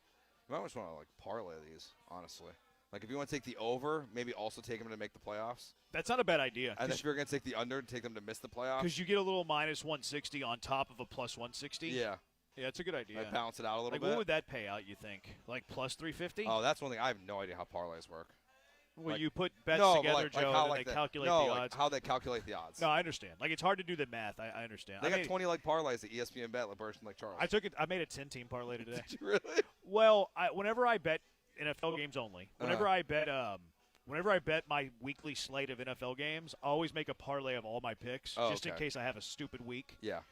Yeah, which I usually don't have 10 bets because I also separate them. I'll do against the spread, and then I'll do totals. Gotcha. And those are separate. Like, I won't ever parlay against the spread plus over-unders. Yeah. It's always, okay, how many bets do I have this week against the spread? And then I'm just going to put a little, low-dollar parlay in case I hit it. I rarely have 10 bets. Usually it's somewhere in the ballpark of 4 to 6. Yeah. This week was just a random, weird, crazy 10-team week. Yeah, and I don't know, like, what leads to that. Maybe I get a wild hair. But then my totals were down this week. I played 6 totals. I guess that is a bit high, actually. Texans to win the AFC South is at plus 625. The Colts are minus 115. The Jags are plus 130. And then the Titans are plus 25,000. So if you think the Titans are going to get hot, there is some value there. I think I'd bet on the Jags. See, I think I would just take the Colts minus 115. Yeah. Because minus 115 is not bad. No, I mean, it's for a division, close to 50-50. For a division, that's pretty good. I would imagine some of the divisions already are more extreme than that across the NFL. So, I mean, I think the Colts are going to win the division this year, but probably the value there is on Jacksonville. Also kind of betting against the Daniel Jones injury. Yeah, I mean, they're tied, right? Yeah. They're tied record-wise. The Jags are the team getting plus money. The Colts are getting minus money. I see where you're coming from there. To me, it's more about the belief in the Colts more than the Jags. Although I do worry about a Daniel Jones injury, which you always point out. I think it's a fair thing to worry about. All right, 713-780-3776. Do you like any of these plays from a Texans point of view? 713-780-ESPN. Also, when we return, who are your playoff teams right now in the AFC? We forced Joe to do this the other day live without thinking about it. Mm-hmm. We'll do it as well. And how many teams and which teams, maybe, have to fall out for the Houston Texans to make it? Who's the playoff team now that would fall out if you do think the Texans will join the dance? 713-780-ESPN, 713-780-3776. Jeremy and Joe broadcasting live inside a Katy Crossing Ice House as we get you ready for the Katy Rice Harvest Festival in Katy, Texas on ESPN 97.5 and ESPN 92.5. ESPN 97.5. Attention taxpayers, if you owe $5,000 or more and back taxes to the IRS, don't wait for the October 15th extension deadline. Your problems will only continue to grow. The IRS is using advanced AI tools to identify and collect unpaid taxes faster than ever, meaning tax debt collections will become increasingly aggressive. Call Priority Tax Relief now. Their experts fight back fast and are saving their clients millions in tax debt every month. After speaking on my behalf with the IRS, my entire debt of $25,000 will be eliminated. I owed over $50,000, and they settled it for pennies on the dollar. These guys are as legit as they come. If you miss another tax deadline, you're stacking more debt on top of what you already owe with increasing penalties and interest. You now owe more today than you did yesterday. Call for your free consultation. Priority Tax Relief. Let's make your taxes our priority. Call 800-418-1404. 800-418-1404. 800-418-1404. Priority Tax Relief. Friday Night Lights means one thing, high school football. And with football comes the homecoming game and the homecoming dance. Make sure you look sharp with Giorgio Dante suit separates at Suit Mart. Jackets start at just $89.99. Vests from $29.99. And pants from $39.99. Choose from black, midnight navy, or charcoal gray. Then finish the look with a marquee slim fit dress shirt starting at only $22.99. Be ready for the big night with homecoming style from Suit Mart. We all have someone we love, like the favorite lyric in our favorite song. You can't imagine life without them. So tell them today, I love you. Get screened. It could help save their life. Visit cancer.org/getscreened to learn more. It's Dewberry Farm's annual Fall Festival, September 13th through November 9th. Bring the whole family for a day filled with pumpkins, great food, and over 40 exciting rides and attractions. Explore the Texas-sized pumpkin patch. Take photos by a life-size pumpkin house. Meet our friendly barnyard animals and get lost in our corn maze. Celebrating 9-time CMA award-winning artist Lainey Wilson. Stay late for Dewberry Farm's spooky Halloween event, Boo-rific Nights, featuring 3 creepy haunts and thousands of glowing jack-o'-lanterns. Get tickets and info at dewberryfarm.com. John and Lance, weekday mornings from 7 to 10.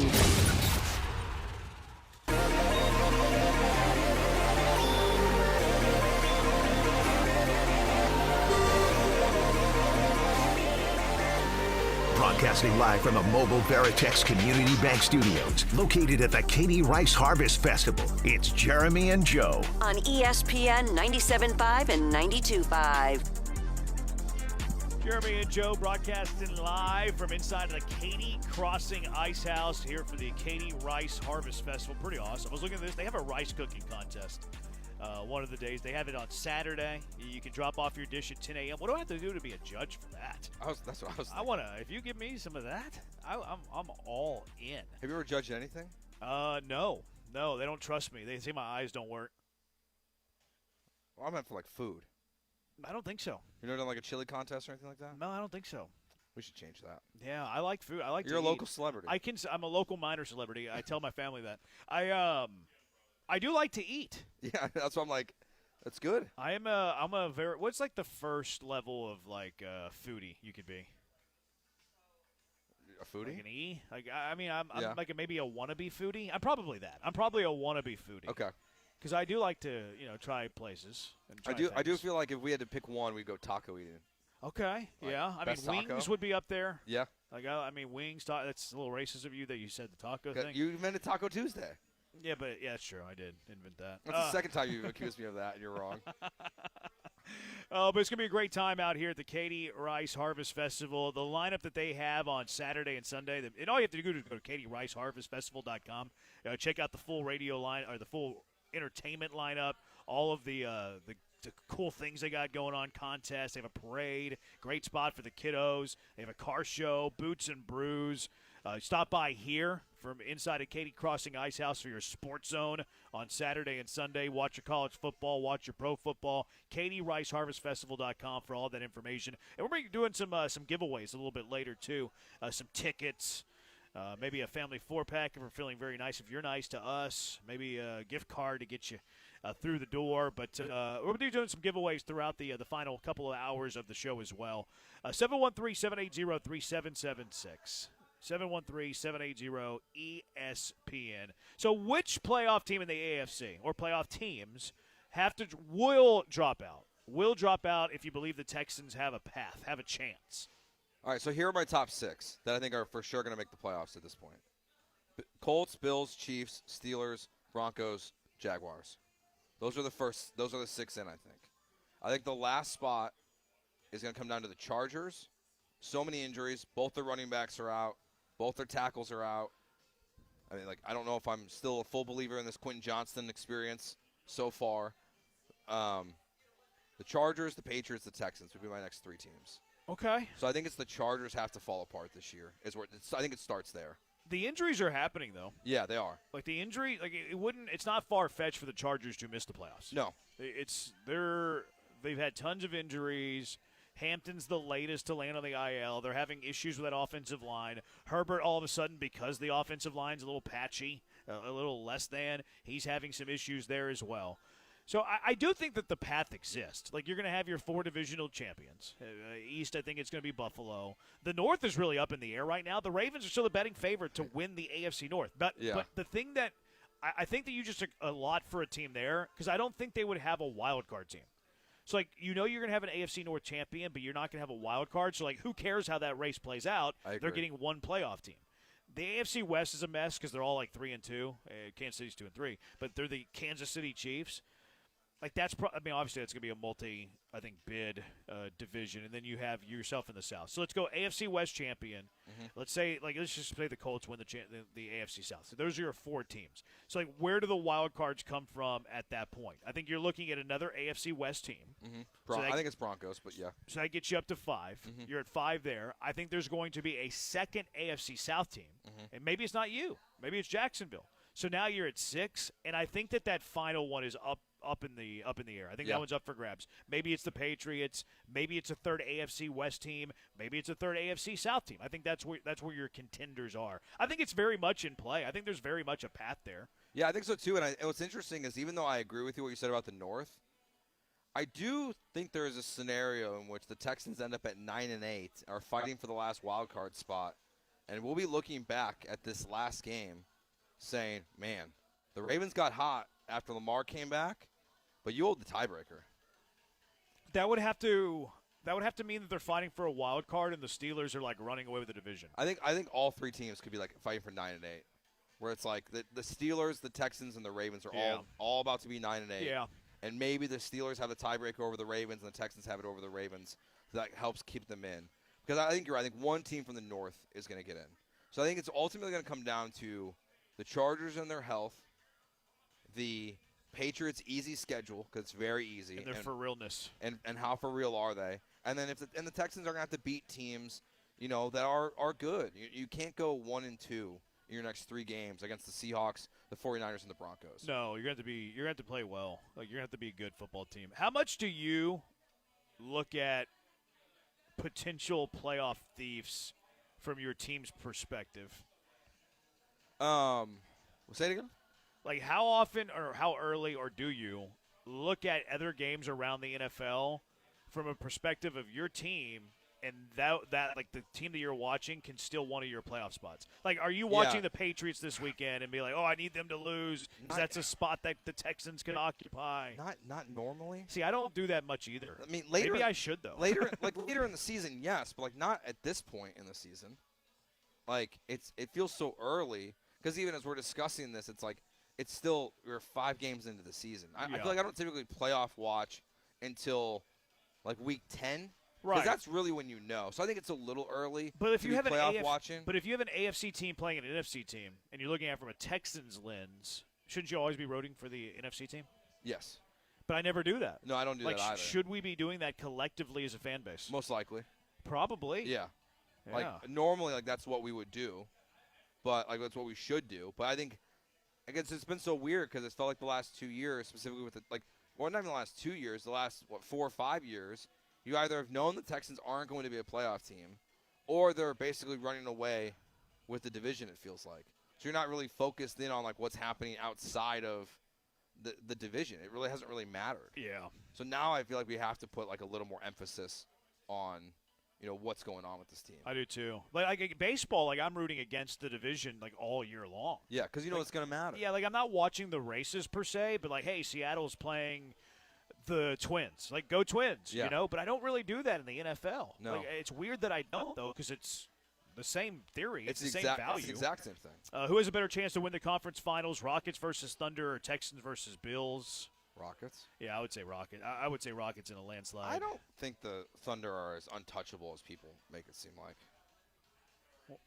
Okay, why is that? I think they're good. I just don't think – I know, and they're young, and they have SGA, but I think they're gettable. Like, I don't think they're going to be like the new LeBron or the new Warriors or Jordans or Spurs or anything like that. Like I don't think they're going to come out here and roll off 4 or 5 championships. Yeah, I agree with that too. And also, I think if SGA rolled his ankle in the Western Conference semis, I think you would become the favorite to win that series. Yeah. You know, like they're a sprained ankle away from being the best team in the Western Conference.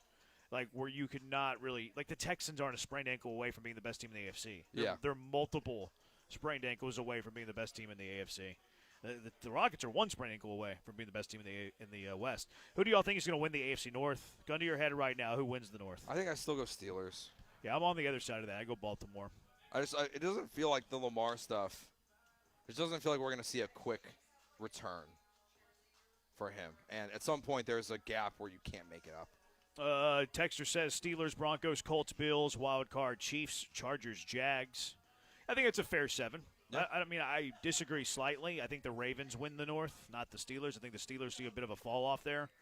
I also would maybe push back that the Chiefs still win the division, but I don't have a problem with that 7. I don't put up too much of a fight. No, I mean that's what my 7 is right now. Yeah.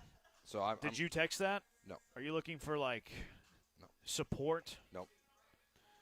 Branham, you're just paying more juice, adding parlays. Don't quit your day jobs. I know it's a foolish bet, but I like to do it for fun. They're still fun. It's a hobby of mine.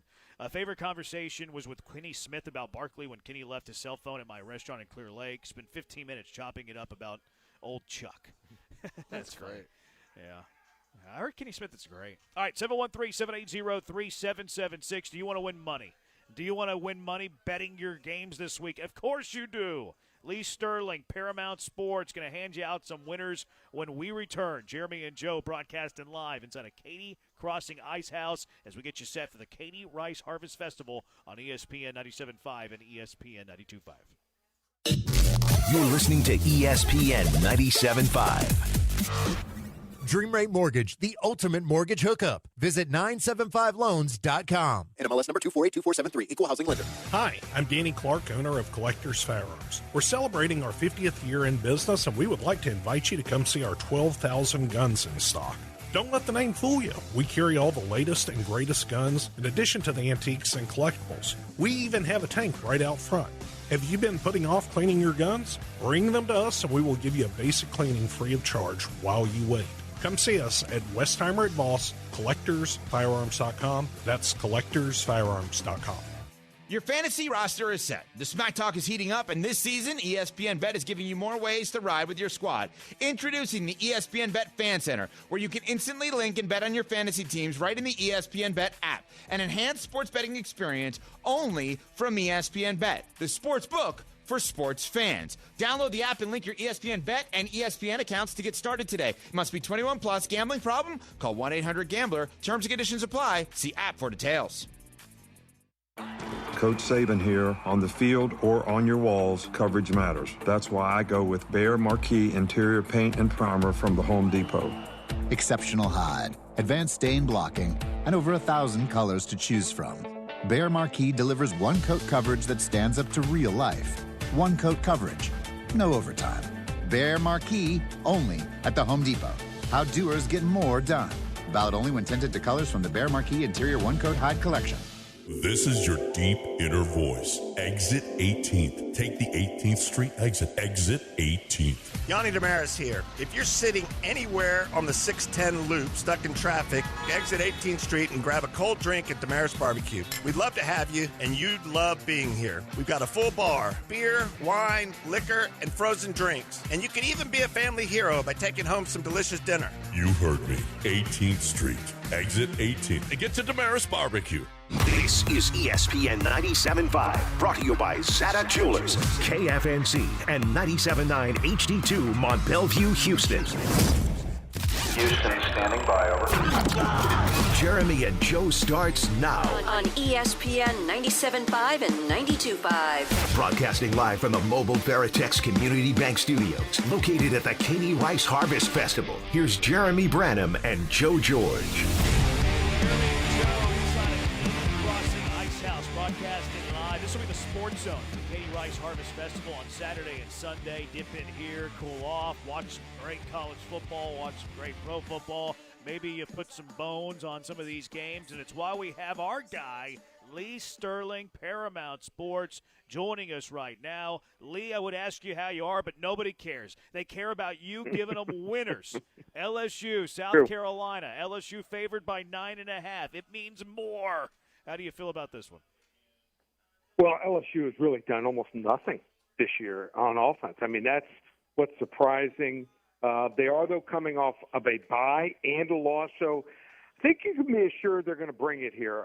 The offense, like I said, they don't have the great running back, don't have, obviously the, KJ Jefferson or Jamar Chase out there, but got a bunch of pretty good guys. I think South Carolina is still not very good. I mean, they were ranked number 11 at one point, got by a couple weeks ago a Kentucky team playing with a backup quarterback. I just think Lenore Sellers, great athlete, but not going to do real well against good teams, and probably will throw a couple interceptions. I think the Tigers get 4 or 5 sacks on them, and as an SEC home favorite, Tigers, not much better, 12-2 against the spread here.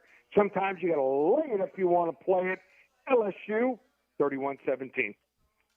Lee, got Arch Manning versus maybe Mateer playing this weekend for Oklahoma.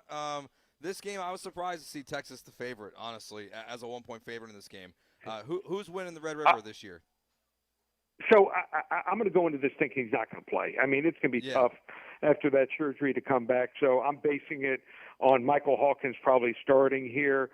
Problem for Texas is the offensive line. I mean, it wasn't Arch Manning last week. He wasn't their biggest problem. So when you're just throwing lookout blocks, I mean, you got big problems here. Texas just 2-7 against the spread since last year's SEC championship game. One of those 2 wins was by a half a point. So they got some problems brewing there. But, Oklahoma without Mateer, I mean, I think they're just pedestrian at best here. I think this is going to be a defensive struggle here. Maybe special teams is the difference. I'm going to say Texas 17-14. May not be a game I'm involved in personally betting, but for the sake of the show, got to pick a winner. We'll go the Longhorns by field goal. All right, very good. Lee Sterling, Paramount Sports, joining us. Lee, I gave you a lot of grief last week for picking against my Cougars. You were right. I was wrong. I was blinded with my loyalty to my great university. They're in Stillwater this weekend, 14.5-point road favorites in Stillwater. Do the Cougars What's bounce your back? Guess? Who's going to start at quarterback? Is it going to be Wegman or Chris? You had to take Lee, if I told you that, I'd have to kill you. I'm not able to give out that information. Okay. Well, I'm going to base it on whoever starts, because the only positive here for Oklahoma State at this point is they aren't statistically the worst team in the country. They're just nearly the worst. Even at 4-1, Houston doesn't do anything else real well except for really falling on fumbles right now. Fortunately, the Cowboys make them look good for a week here. Oklahoma State's defense been outscored, get this, the last 11 games, 518 to 241. And these coaches I'm hearing for Oklahoma State, they are looking for employment. So they're just kind of going through the motions right now. I like Houston 38-20. Lee, coming off a big win for Jacksonville. They're favored by a point at home against the Seahawks. Does Jacksonville keep it rolling, or is Sam Darnold going to ruin the party? Seattle won the last meeting, but all the way back in 2021, they only had 229 yards in that game. Problem here for Seattle is their top 2 cornerbacks, Woolen, concussion, and Devin Witherspoon, knee, are both questionable to return for this game. Jags historically don't have much of a home field advantage at Everbank Stadium, but they are 7-1-1 against the spread in the last 9 games. And by the way, Jaguars' first-year head coach Liam Cohen arrived in Jacksonville after serving as the Bucs offensive coordinator, after watching what his former squad did against the Seahawks defense last week. I think Cohen should have a pretty good idea how he wants to attack the Seattle defense this week here. I like Jacksonville here. Small favorite, 28-23. Lee Sterling, Paramount Sports on the HRNP guest line. We'll keep it in the division. AFC South, Colts, maybe the most surprising team in the NFL. Danny Dimes has it rolling with Shane Steichen. Arizona, maybe the most embarrassing loss of the year, blowing that game last week to the Titans. You had the DeMarcado fumble. You had Jonathan Gannon punching him on the sideline. Fined $100,000. Colts minus 6.5. What do you think of this number? Well, I mean, there's so many different elements to that game. I personally, looking at the replays, did think he was actually over the goal line, and that happened to me. My high school or college coach, I'd probably still be running sprints. So, I've had my face mask yanked a couple times, so never did anything that bad. But it's a change. These times have changed here, and they can't cut the kid because their top two running backs are out. So they're in a pickle here. I see Kyler Murray running around for 4 quarters, doing just enough to keep the Cardinals in it with a chance to win it, but not enough for them to actually get the job done here. Early team favored. Indy wins 27-24, but Arizona, they get the cover. Lee, what's your game of the week, and where can people find it? Yep, Texas A&M and Florida. What a great game this is. Florida has found themselves knocked off Texas last week. Dominating fashion. A&M undefeated. Can they keep rolling? So this is a huge game on Saturday. First 5 callers that want to get it, just call 800-400-9741. I'm going to give them the game for free. We're on a roll. Last weekend went 10-1. 2 weeks before that, 9-5 and 9-4. No one hotter in the country. How about this? You want to try us out? We don't call it October. We call it Locktober. You can get every game through the end of the month, and there's games even on Tuesday or Wednesday until the end of November. So you want to try us out for 3 weeks? Normally $497. If they use coupon code SAVE200, just $297. Also on Sundays, we've gone 5-0, 5-0, and 5-0 on our 5 for 55 promotion. You want to try that out? 5 games every Sunday, just $55. Window pops open with all 5 games, so you don't have to call back tomorrow, Saturday, or Sunday morning. You're ready to go. You want to get on that promotion, 5 for 55, or the Locktober special, just one place, ParamountSports.com. Lee Sterling, you're giving it away, my friend. Good luck this weekend. Yep. Okay. Thanks, guys. Lee Sterling, Paramount Sports. Check out Locktober, baby. Locktober. It's my favorite time of the year. It's the best time of the year. Locktober is why wouldn't you want to get in on all the action Locktober? He's trying to dig in for info for me though. Did you see that? I know he was trying to get it out of me. No, I don't work that way, Lee. I can handle an interrogation. I thought you were going to give it up there for a second. I mean the report. I mean the Big 12 has availability reports. Oh, that's right. They just started that this year, right? Yeah. I mean I saw the availability report. I think it was today. It said he's probable. Well, that means I'm going to do the Bill Belichick. We're going to have an injury report out here in the next couple hours. I don't know if you want to do a Bill Belichick anymore. Yeah, it's not good. Yeah, we believe in that? We believe in the rumors there? There's a lot of smoke coming out. I saw something today where he told a kid not to come back. He was hurt too, He was right? hurt, yeah. We don't have time to rehab you or whatever. Yeah. I mean, Lane Kiffin did that. Yeah, he did. He did that with I think it was a mental health thing. Yeah. Yeah. It was even worse. Yeah. That was even worse. No, things just don't seem to be going well in Chapel Hill, to say the least. I think that Jordan girl ruined him. I don't know if it matters. I just think it's not a good fit, I don't think. I think it matters. I mean, is she the reason why he took this job? So she no, can go back I don't to think college? so. I don't think she's the reason that he took this job. I think he took this job because he wanted a path back to the NFL. Yeah. And he felt like he had to go prove it somewhere, and the only place he could go prove it was college. Yeah. He should have been a DC, an NFL DC. I agree. Now, I just think you'd want to. Also, would a head coach want to hire Bill Belichick as their NFL head? You'd have to be in the right situation. Yeah. you'd have to be like McVay. Like, you were bulletproof, you know? Like, there's not many coaches in the NFL that would be comfortable having the greatest NFL coaching resume in their building. Like, could you imagine, like, if, like, Ben Johnson would have been like, yeah, I'm going to bring in Bill Belichick as my DC? He might have been able to pull it off because he was such a hot commodity for so long. Yeah. But, like, Liam Cohen. Yeah, that's not happening. Because the hard part is and like I know fan noise doesn't matter for everything, but as soon as something goes wrong, it's hire Bill. Like Mike McDaniel. Yeah. Like, he's not doing that. Shane Steichen. Like, he wouldn't have done that. I thought he was going to be the Cowboys coach. Obviously, didn't play out that way. Yeah, but people give Jerry Jones way too much credit for hiring big-name coaches. He's not interested in hiring big-name coaches. He's interested in hiring head coaches he can control. Ever since Parcells, has he ever hired a big-name coach, or has he hired controllable coaches? Mm-hmm. People might look at McCarthy and be like, well, he's a big-name coach. Was he, though? At that stage, was Mike McCarthy a big-name coach? Because I'm not sure if Jerry Jones hired him that anybody else would have.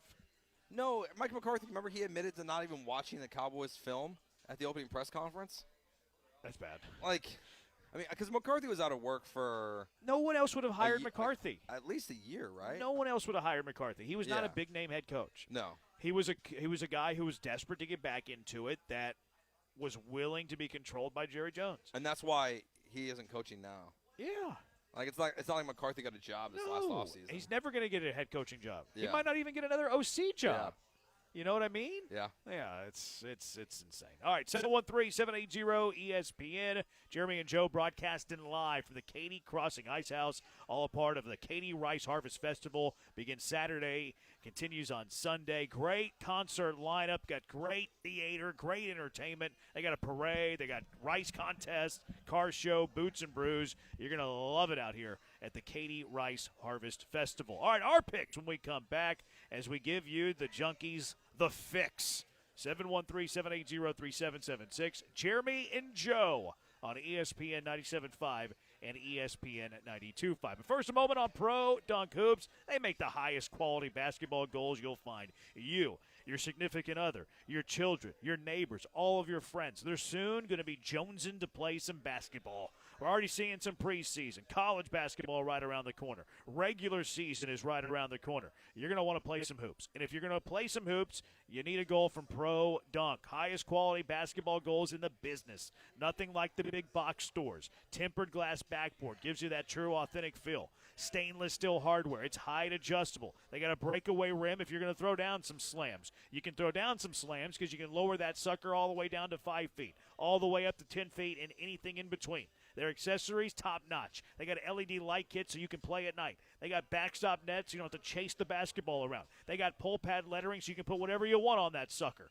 and lots more. And you can order everything, including professional installation, online at ProDunk.com. Yes, the pros at ProDunk professionally install your goal at the perfect height, perfectly straight. You don't do a thing. You're not going to screw it up. Let the pros at ProDunk do that work for you. And right now, if you call ProDunk and mention hearing this ad, you're going to receive the Lightning Adjust drill-powered height adjustment feature for free. That's a $249 value. It's going to be installed for free, too. So act now. Helps you raise and lower the goal 10 times faster with no effort. Sounds like that's for me. So take advantage of this now. 281-351-9822, 281-351-9822, or check them out online, ProDunk.com. That's ProDunk.com. ESPN 97.5. Attention taxpayers, if you owe $5,000 or more in back taxes to the IRS, don't wait for the October 15th extension deadline. Your problems will only continue to grow. The IRS is using advanced AI tools to identify and collect unpaid taxes faster than ever, meaning tax debt collections will become increasingly aggressive. Call Priority Tax Relief now. Their experts fight back fast and are saving their clients millions in tax debt every month. After speaking on my behalf with the IRS, my entire debt of $25,000 will be eliminated eliminated. I owed over $50,000, and they settled it for pennies on the dollar. These guys are as legit as they come. If you miss another tax deadline, you're stacking more debt on top of what you already owe. With increasing penalties and interest, you now owe more today than you did yesterday. Call for your free consultation. Priority Tax Relief. Let's make your taxes our priority. Call 800-418-1404. 800-418-1404. 800-418-1404. Priority Tax Relief. Sell your house in the most simplest way. Greenlightoffer.com. Lowe's knows that free makes everything better. That's why our rewards members get free standard shipping on the things they want and need to get the job done every day. Savings for rewards members add up fast, so why wait? Join for free today. Lowe's, we help, you save. Not available in Alaska and Hawaii. Exclusions and more terms apply. Loyalty program subject to terms and conditions. Details at lowes.com/shipping terms. Subject to change. When you switch to Progressive, you could save bundling your home and auto. Then you could put that money towards some of the surprisingly more expensive things in life. May I help you? I just wanted to request a late checkout, please. Of course. That's $30 per hour for up to 4 hours. Huh. Okay, but if you can offer a late checkout, then that probably means no one is staying in that room. So if it's empty, maybe I can just stay a few extra hours. Oh, aren't you adorable? Life costs a lot, so bundle and you could save with Progressive. Progressive Casualty Insurance Company, affiliates, and other insurers. Not available in all states.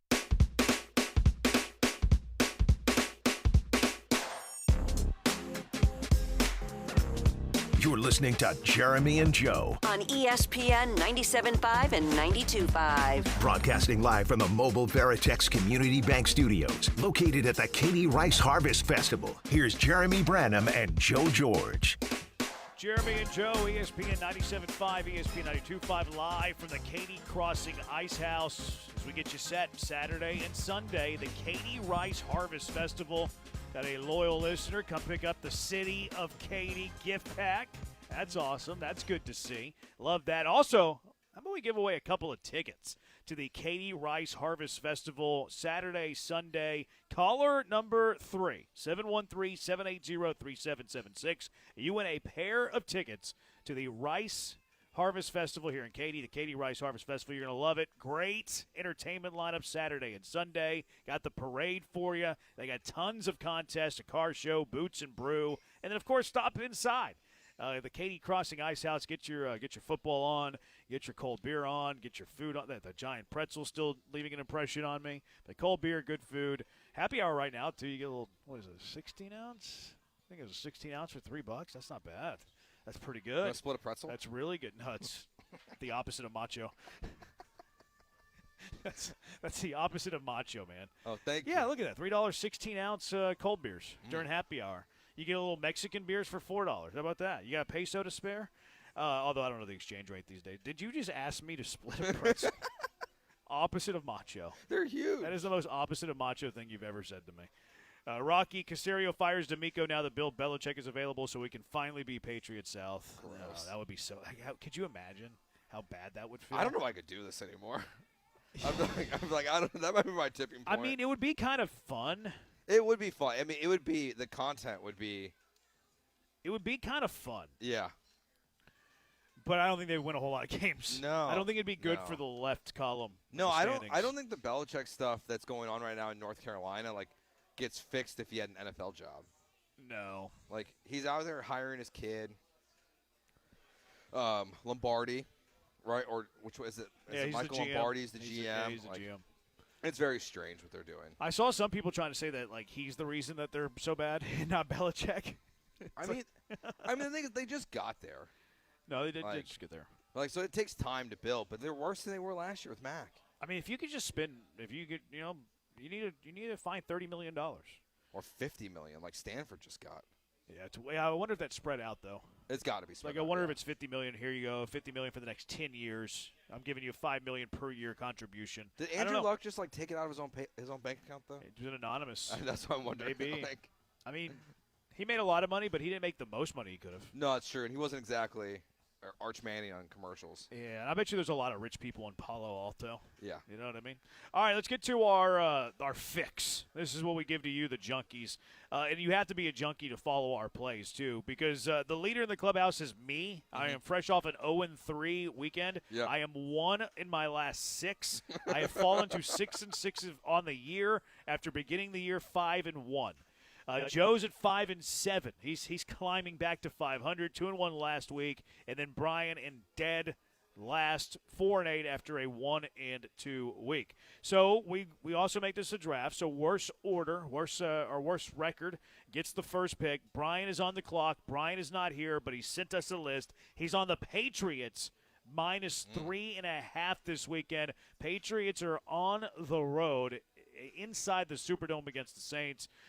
I actually didn't play this game personally. If I had to play it, though, I would have picked New England. I have New England winning this game by 5 or 6 points. No, I agree. I like the side of this. So I guess that means I'm up now? Yeah, you're up. You're on the clock. Well, the Texans won by a lot last week. They did. Against the Baltimore Ravens. You picking them against the bye? Yeah, I'm taking the Rams. -7.5 on the road in Baltimore. I think they're going to crush the Baltimore Ravens again this weekend. That was number 1 on my big board. Really? The Rams were my number 1 pick on the big board, which tells me that maybe it was a sucker's bet. Well, maybe next week, I'll pass you and then you can pick before me. No, I don't like that either. So the biggest margin of victory that I had on Branham big board this week was actually Rams over the Ravens. I had the Branham metrics has the Rams beating the Ravens by 17. The second highest one that I had was one that that Vegas disagrees with me here. I think Buffalo goes into Atlanta fresh off a loss and whoops them. I agree. Whoops them. Branham Metrics has the Bills winning this game over Atlanta by 14 points. I got this at 4.5.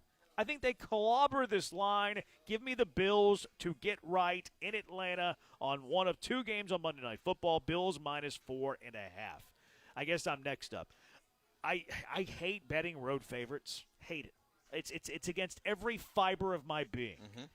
I love the road favorites this week. Love them, which I don't know if I like that or not. I guess we'll find out on Monday. Actually, Tuesday, because my first pick was a Monday nighter. I don't think much of Carolina. I think Carolina stinks. I think they're terrible. I think the Dolphins gifted them that game last week, the second most embarrassing loss of last weekend. Dallas's offense, I believe in. They're rolling. Now, their defense is suspect, but they're playing a terrible offense. I think the Cowboys go into Carolina and pick up a double-digit win over the Panthers. They're only giving 3.5 on the road. I like the Cowboys -3.5 against the Panthers in a road game. I like that one. That was high on my board as well. I'm going to go college here. Okay. Give me – I don't even know what Georgia Tech is anymore. What are they? They're still the Yellow Jackets. The Yellow Jackets? They've always been. Your entire life they've been the Yellow Jackets. I was going to say the Bees. I knew that was wrong. I was like, it's some kind of thing that can I have a sting Georgia you. Tech T-shirt. Dude, why? Someone bought it for me. Okay. Well, I'm taking Haynes King.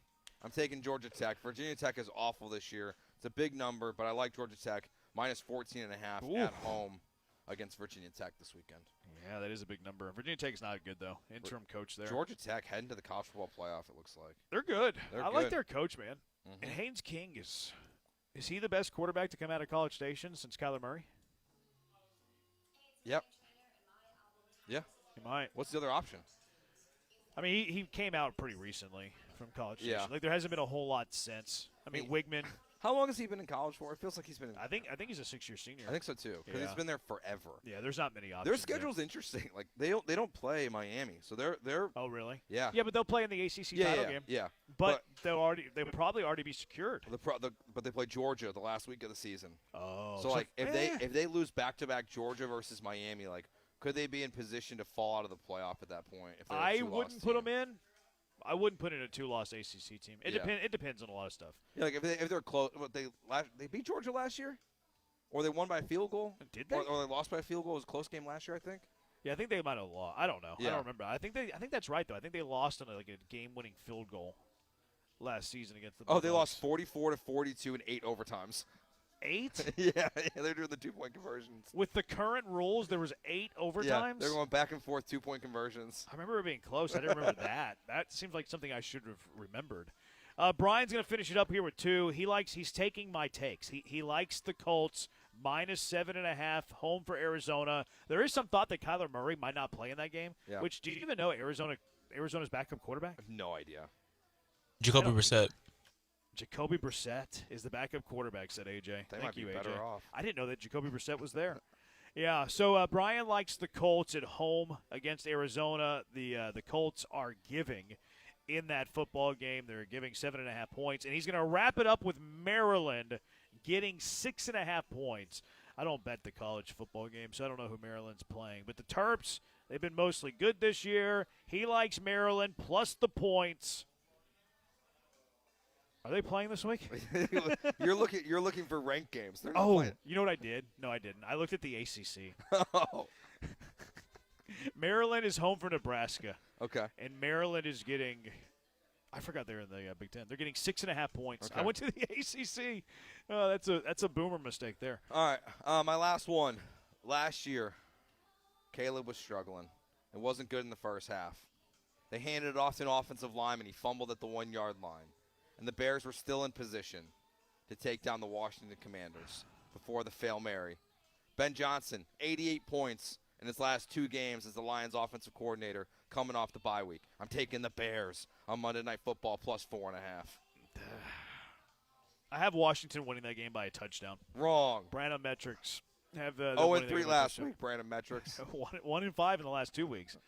It hadn't been great. Brandon Metrics have been there's a glitch, I think. The last one that I'm going to take, I think Tennessee's getting a boost in Vegas because they won a game last week. Whenever Arizona flat out handed it to them, DeMarcado drops the ball before he allegedly crosses the goal line that gets punched by his head coach. Cam Ward threw an interception. The Titans scored on an interception. Kyler Murray got hit in the head with a snap that concussed him. I know the Raiders have been lousy, but I think the Raiders win at home against the Titans. They're giving 3.5 points. I'm willing to give the points. Raiders cover the 3.5 against the Titans. They're a desperate team. They're a better team. I think they win convincingly over the Titans. Double-digit win here. They're giving 3.5. So I got the Vegas Raiders. I think Vegas has it wrong, and the Vegas Raiders are going to win. Yeah, I like that one. Thank you. Even though Geno's been awful. Yeah, he's been bad. Worst quarterback in the NFL. 18 pesos to the American dollar. Is it that much now? I always thought it was like 8 or 9 pesos to the American dollar. Maybe I haven't been paying attention. Investment banker and former Stanford football player from back in the day, Bradford Freeman, is who donated the money. So, are we breaking news here? I didn't know that was widely I didn't know that. Public information. Maybe we're breaking news. Brandon Metrics is flawed, obviously, if your picture's sub 500. Obviously, you're flawed because I'm 6-6. 6-6 is not below 500, junkie. You're the flawed one, not me. All right, 713-780-3776. It's Jeremy and Joe broadcasting live from inside of Katy Crossing Ice House. We get you ready Saturday and Sunday for the Katy Rice Harvest Festival. Proceeds go to the Katy ISD Scholarship Fund and Community Grant. So you're going to have a great time out here, hanging out, having a lot of fun, drinking some cold beer inside of Katy Crossing Ice House. And you're also doing good for the community. All right, we're going to step aside for a moment. When we come back, Adam Ronis, fantasy and betting on Fantasy Life from Sirius XM. You can catch him on Twitter, TikTok, at Adam Ronis. He's been on a heater lately, too. We'll talk to Adam Ronis with Jeremy and Joe on ESPN 97.5 and ESPN 92.5 when we come back. First, I got to tell you about the greatness of Underdog Fantasy. I love me some Underdog. I'm always on the Underdog app playing around in there. They're always usually taking care of me, too. Promos like 30% profit boost and Boostober going on right now. You can get that every day. But that's not the best offer today. In fact, the best offer today, they're giving me at least a 40% profit boost on a little bit of Thursday Night Football. I'm going to play this right now. Football season is in full swing, and Underdog is the best place to get in on all that action. You're in Texas. Texas is the best place to make picks and win money on Underdog all season long. It's so easy playing on Underdog. Pick whether your favorite players will go higher or lower on stats like rushing yards, receptions, touchdowns, and much more. And also on Underdog, you can pick teams. Get those picks right, and you could win up to 5,000 times your cash, and you can play with as little as $1. Underdog taking care of you, too. They're giving you $100 in bonus funds or bonus entries when you play your first $5. So what are you waiting for? Download the Underdog app and plug in that promo code KILLERB, KILLERB. Saquon Barkley, 87.5 rushing yards. I like the higher there. Jackson Dart, 177.5 passing yards. I think the Giants are going to have to throw the ball a lot today because they're going to be trailing. Give me the higher there on that one. Just a couple of the picks you can play with some Thursday night football. You got your full slate of Sunday in the NFL, and then, of course, you got a pair of Monday night games coming up as well. So download the Underdog app today and sign up with promo code KillerB, and you're going to score $100 in bonus funds or bonus entries when you play your first $5. That's promo code KillerB, KILLERB. Underdog, make picks, win money. Must be 18 or older and present in Texas. Terms apply. See assets.underdogfantasy.com/web/play and get terms _DFS_.html for details. Concerned with your play, call 1-800-GAMBLER or visit ncpgambling.org. The best in Houston sports talk is ESPN 97.5 and 92.5. McGrath Pest Control kills bugs so you don't have to. McGrathPestControl.com. Summers in Texas are hot, but not for me, John Granado, because I have Coors Light. And Coors Light is all about keeping Texas chill. Do you want to beat the summer heat? I recommend cold, clean, crisp, refreshing Coors Light. Grab a 12-pack or case so that you got your home base covered. And when you're hanging at your favorite watering hole, order a bottle or a bucket with those beautiful blue mountains. I love me some Coors Light. You will too. Choose chill. Choose Coors Light. This message is approved by the man of the people, John Granado. Let's go! You're still glowing, flirting, grooving. You still got it. But your immune system weakens as you age, making it harder to fight flu, pneumococcal pneumonia, RSV, and COVID-19. Vaccines are a key part of any health routine and help strengthen your immune response. Ask your doctor or pharmacist which vaccines you need. Schedule in minutes at vaxassist.com. Sponsored by Pfizer. This is the story of the one. As a maintenance supervisor at a manufacturing facility, he knows keeping the line up and running is a top priority. That's why he chooses Grainger.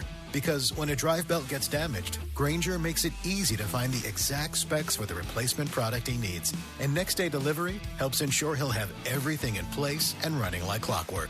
Call 1-800-GRAINGER, click Grainger.com, or just stop by. Grainger, for the ones who get it done. Join us at Houston Small Business Expo on Wednesday, November 5th at the NRG Convention Center, America's biggest business growth event. It's free to attend.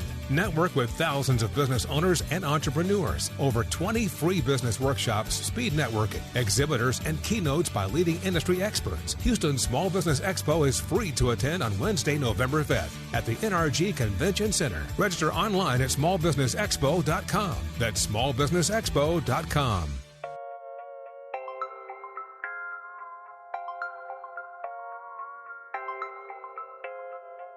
You're listening to Jeremy and Joe on ESPN 97.5 and 92.5. Broadcasting live from the Mobile Veritex Community Bank Studios, located at the Katie Rice Harvest Festival. Here's Jeremy Branham and Joe George.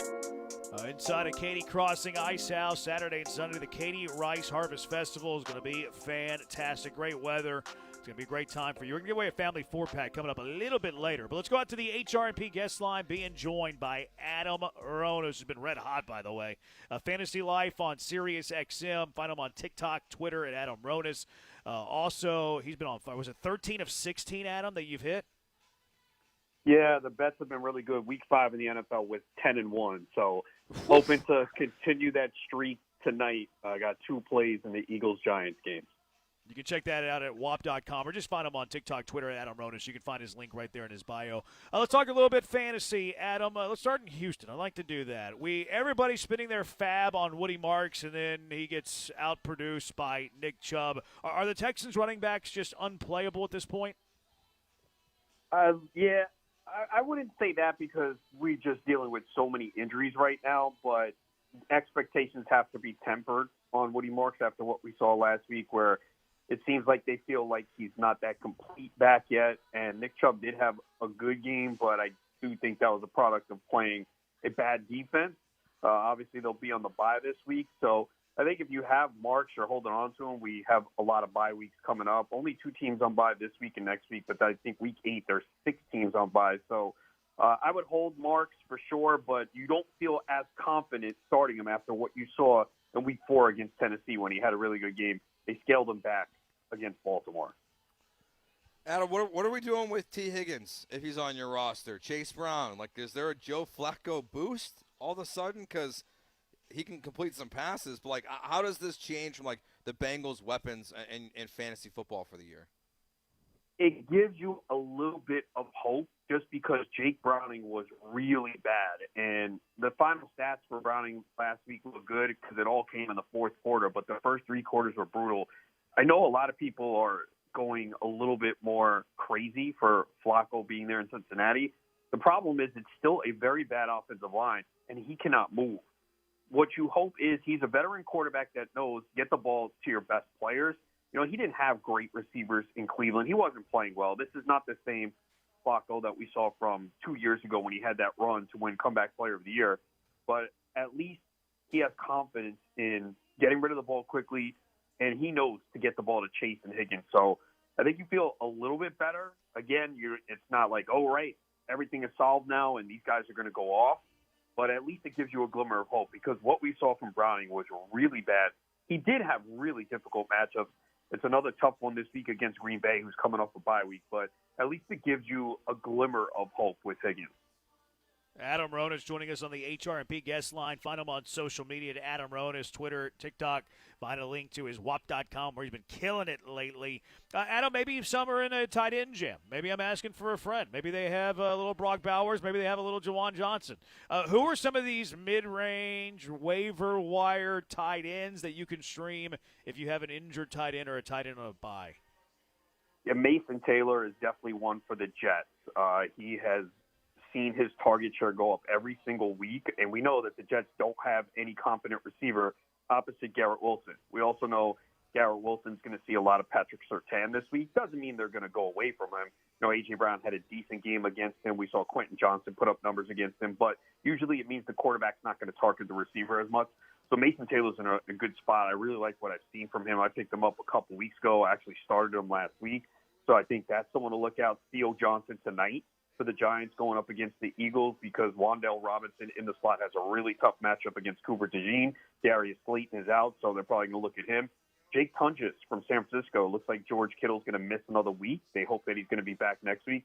Tunges has been solid filling in for Kittle. If you want to go even deeper, A.J. Barner from Seattle had a big game last week. They're going up against Jacksonville this week, so they could pass a little bit. So those are some of the tight ends. And I guess even Michael Mayer could be back this week from a concussion with Bowers likely still out. Bowers did not practice again today, and I don't think he'll be back this week. What are you doing? Like, if you're in a desperate spot for, like, let's say, like a wide receiver, are you just going all in on whoever's playing the Baltimore Ravens? Are you picking up like Tutu Atwell at this point just to put him out there because you know Baltimore can't stop anybody? That feels like one of the best fantasy matchups. Are you looking at a team like Baltimore and just saying, hey, I'm going to play everyone I can against that team this week? Yeah, you certainly can do that, and we know that the Rams' passing game is explosive now. It's usually mostly Puka Nacua and Devontae Adams, but we've seen Atwell make some big plays. So in a desperate spot, yeah, the Ravens might get some players back on defense, but it has been really bad. No one expected the Ravens to be in this spot. They do have a bye week coming up next week, so more than likely Lamar Jackson probably sits. He didn't practice today. But it was insane going into this week. They were still favored to win the division because, number one, you have Pittsburgh at 3-1, who I'm sure a lot of people don't buy, the Bengals and their struggles, and the Browns. So, and the Ravens' schedule gets really good coming out of the bye. So I do think a lot of these Ravens players, if you got off to a good start, are kind of a buy low because I could see the Ravens making a run with Lamar Jackson healthy. They come off the bye. They have the Bears, the Dolphins, the Vikings, the Browns, and the Jets. I mean, they can reel off a lot of wins when they come back. Adam Ronis joining us on the HRP guest line. How are you handling the KC running back spot? Do you put any love in Smith at all? This is so brutal because I really think Pacheco, especially last week, he's looked good on some of these runs, and they take him out. Like, I don't understand how a running back is supposed to get into a rhythm where Pacheco breaks off a 12-yard run, you take him out, you put in Kareem Hunt.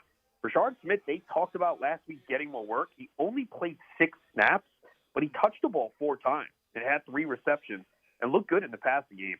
So I do think, like, Smith is a guy in deeper leagues I've had on my roster, and I'm just waiting. But right now, you can't start him just yet because we know what they're doing. It's Pacheco getting some carries, and then they bring in Kareem Hunt on short yardage and especially near the end zone. So he's getting these goal line carries.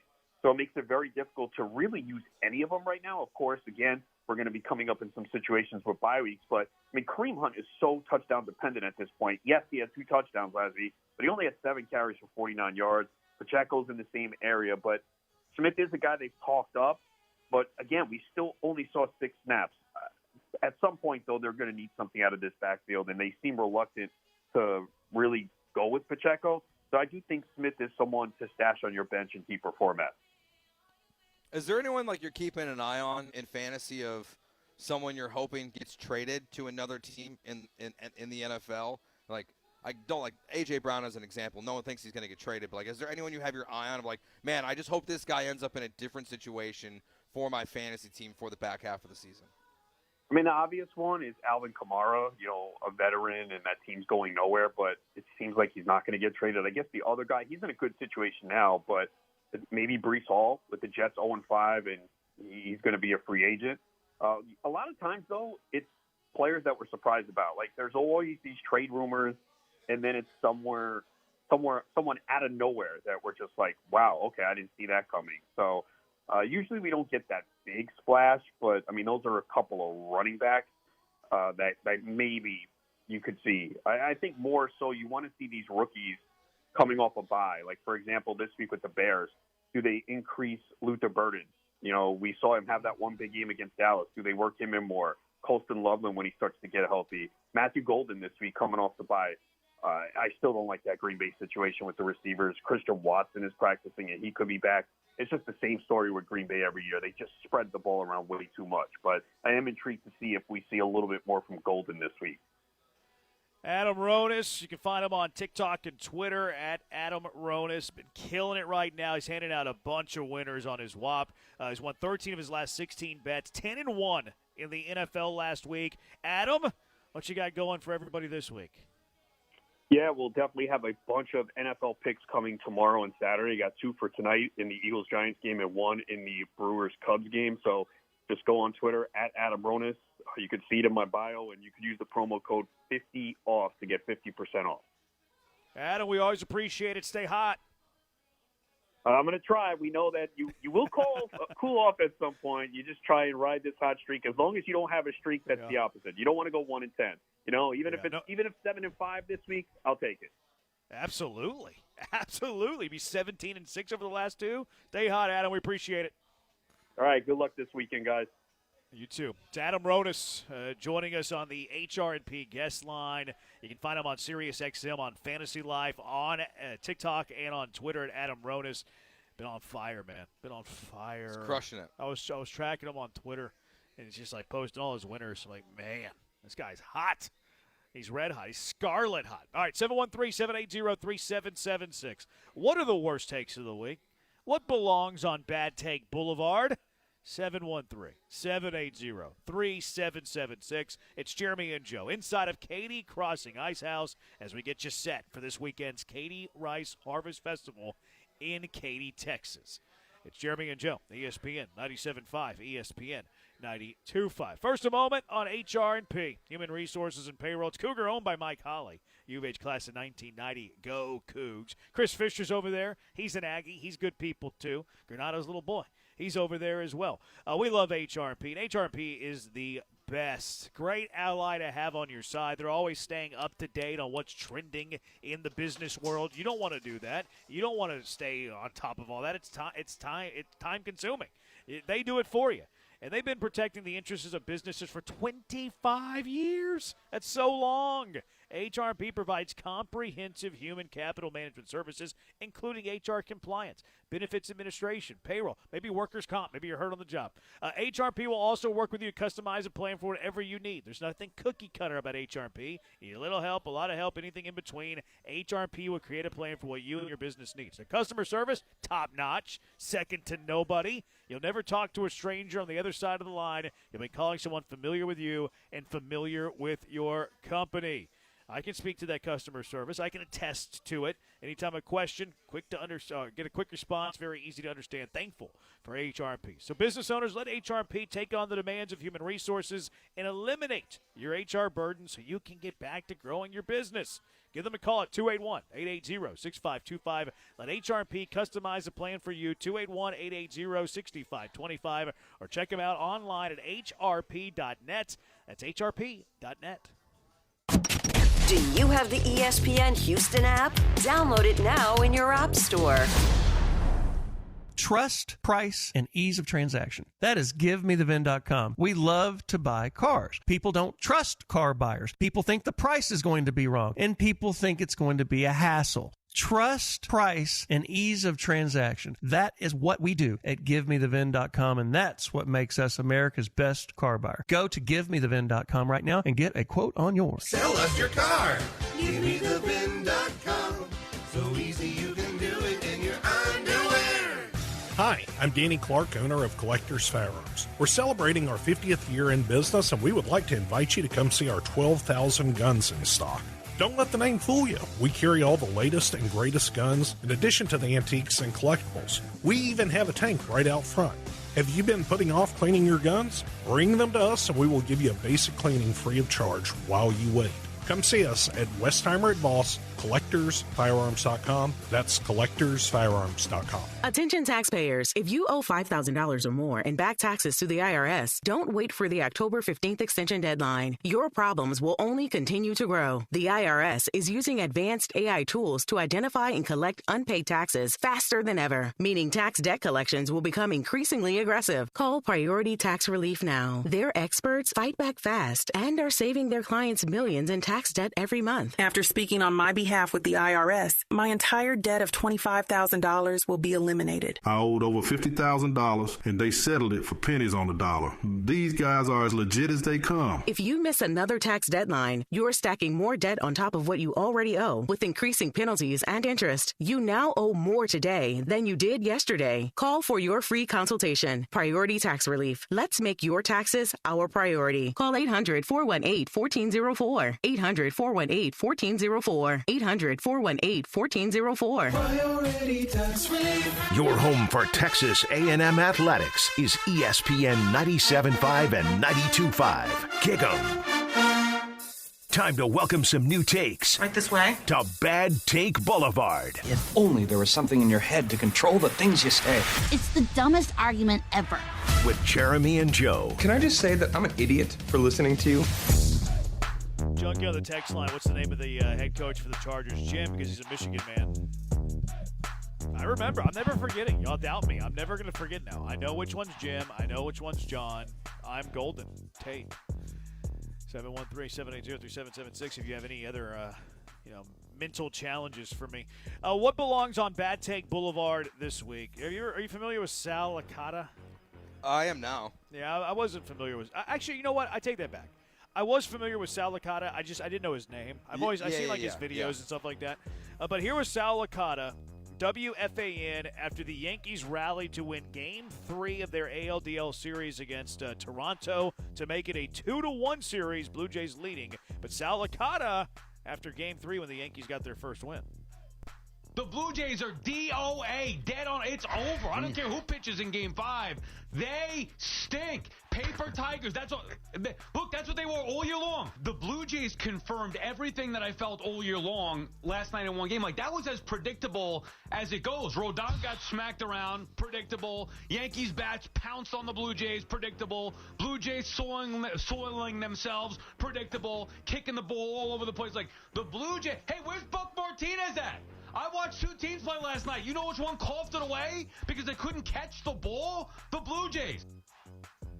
Now, Sal Licata after Game 3. It's funny he called out Buck Martinez. I know. He's dunking after a 2-1 series deficit. Blue Jays won last night at Yankee Stadium 5-2. The Yankees lose. Oh, I love that Vlad did that. Oh, so good. It was so good. Dave Ortiz was asking him to do it a lot of times. Yeah. He did it like 4 times. And you could tell Jeter and A-Rod were both a little annoyed. A-Rod doesn't know what to think. He's just so dumb. But Yeah. Jeter was definitely triggered. Yes. He was very upset. Yeah, it's great. Like, I don't know. Well, you're down 2-0 in a 5-game series. Why are you making takes like that? Be excited about the one win. Like, relax. Hot take season. They're DOA. They're dead on arrival. Where's Buck Martinez? It's 2-1, man. You could say you think they're still going to win, but, like, dead on arrival? I don't care who's pitching Game 5. Neither the Blue Jays because it doesn't exist. Yeah, Game 5's over. There is no Game 5. They'll play in Game 5 of the ALCS. The FS1 crew all picked the Yankees, too. Of course they did. So Sal Licata, FS1, y'all make the list because y'all are. You just made the list! Did you see this Laker fan who's suing LeBron James? I did. LeBron James did that second decision thing, which it turned out to be Hennessy. Mm-hmm. Yep. It also came out like 20 minutes ago that LeBron James is going to miss the next 3 to 4 weeks because he has sciatica. Okay. Which maybe he should have been doing ads for Bengay. I don't know. Yeah. Maybe a little icy hot. But there's a frustrated Laker fan who's suing LeBron James after being quote-unquote duped by his Decision 2.0. It's led this fan to buy 2 tickets in the Lakers' final home game because he thought it would be the final time LeBron played in a Laker uniform, I guess in the regular season. The fan claims the tickets lost all their value and is seeking $856 in damages. I think the bad take here, because I kind of like suing him because it's funny and, like, yeah. the headlines are like, worth it. I think the bad decision here is thinking that, or the bad take here, is thinking that LeBron was going to retire. Yeah, I don't – but at the same time, like, how much is your lawyer going to cost? See, I think that's why he's doing it for the giggles. Yeah. I think he's doing it for the LOLs. Now, do you sue him for also missing an opening day, the opening night? Well, I don't know if he bought those tickets. Yeah, I mean, someone else could, though. Jump on the bandwagon. Class action? See, I was kind of hoping that. To see a bunch of people, because the ticket prices got, like, absurd. like they got pretty out of control when people thought it was going to be a retirement. Like, did people actually fall for this and thinking it was going to be a retirement? Yeah, but people are dumb. Especially in L.A. Like, they're dumb. Especially in L.A. And what's funny, too, is that, like, what if it is his last game still? Oh, yeah. Like, it still could be. It still could be his last game. Like, the bad take might be suing him for it not being his last game when it ends up being his last game. That's a good point. Because he still could retire. Mm-hmm. Huh. Interesting point. Tony Romo, who, what do you think of Tony Romo? Awful. Yeah, I'm not a huge fan. I actually didn't like I never liked Tony Romo, though. Like, people fell in love with him his first couple of years in the chair. I was never in on Romo. No, I didn't like the screeching and. No. Yeah, I wasn't a Romo guy. But and he was just guessing plays, and people were like, "Oh my god!" Yeah, and that's not the job of a color commentator. Like, he was just out of the league, so he knew everything. And, and the further he got away from being out of the league, he didn't know what was going to happen. No. Also, that's not the job. The job isn't predicting the play. The job is telling me why what I just saw happened. Yeah. Like, even if you predict the play right, great. Like, you're just showing off. Like, that is nothing for my entertainment or enjoyment. But anyways, here was Tony Romo this past weekend. There's a player on the Eagles named Zach Bond, which, I mean, if you're not a casual, you know the name. But he's never played for the Broncos. Keep this in mind. He has never played for the Broncos. Here was Tony Romo talking about Eagle Zach Bond as they played the Denver Broncos. That area, Tony, as Mims is brought down by Bond, who's making some plays on this series. I can tell you Denver wants him back. He was in Denver's facility, and then all of a sudden somebody grabs him named Vic Fangio, and he comes over to Philadelphia, and now they love him. First team All-Pro. He's just been outstanding. Now they love him. He's just been outstanding. He's so confident, too. So I thought for a second, okay, let me see if he signed to the practice squad there for like a week. Yeah.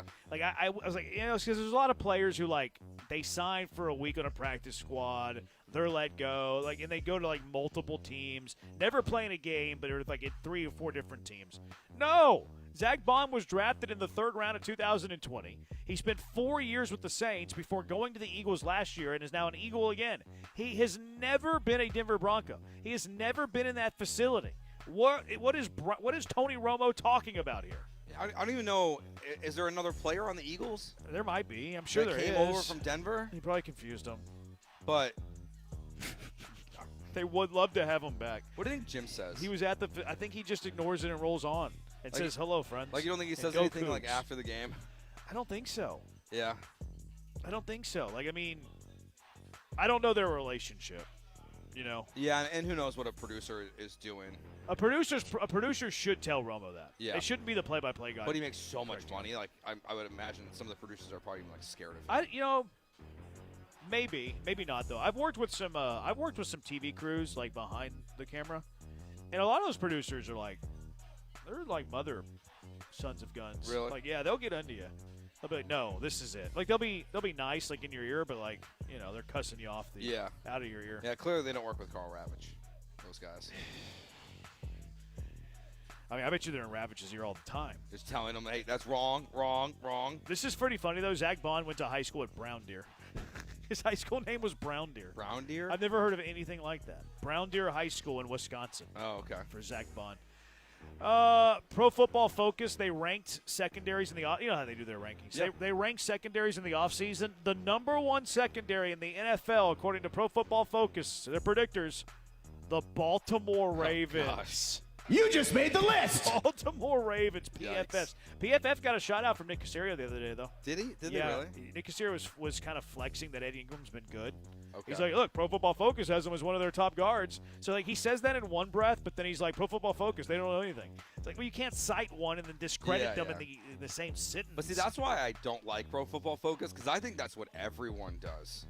See, like when you're like, for the most part, when you're gassing up a player, like fan, media, whatever, they love to use Pro Football Focus as ammunition to defend someone or attack someone. Yeah. But then when they're on the opposite side of the grade, they discredit it. They ignore it and they discredit it. Yeah, you're right. I've talked to coaches about how they feel about Pro Football Focus at both levels, and they say that they generally like it.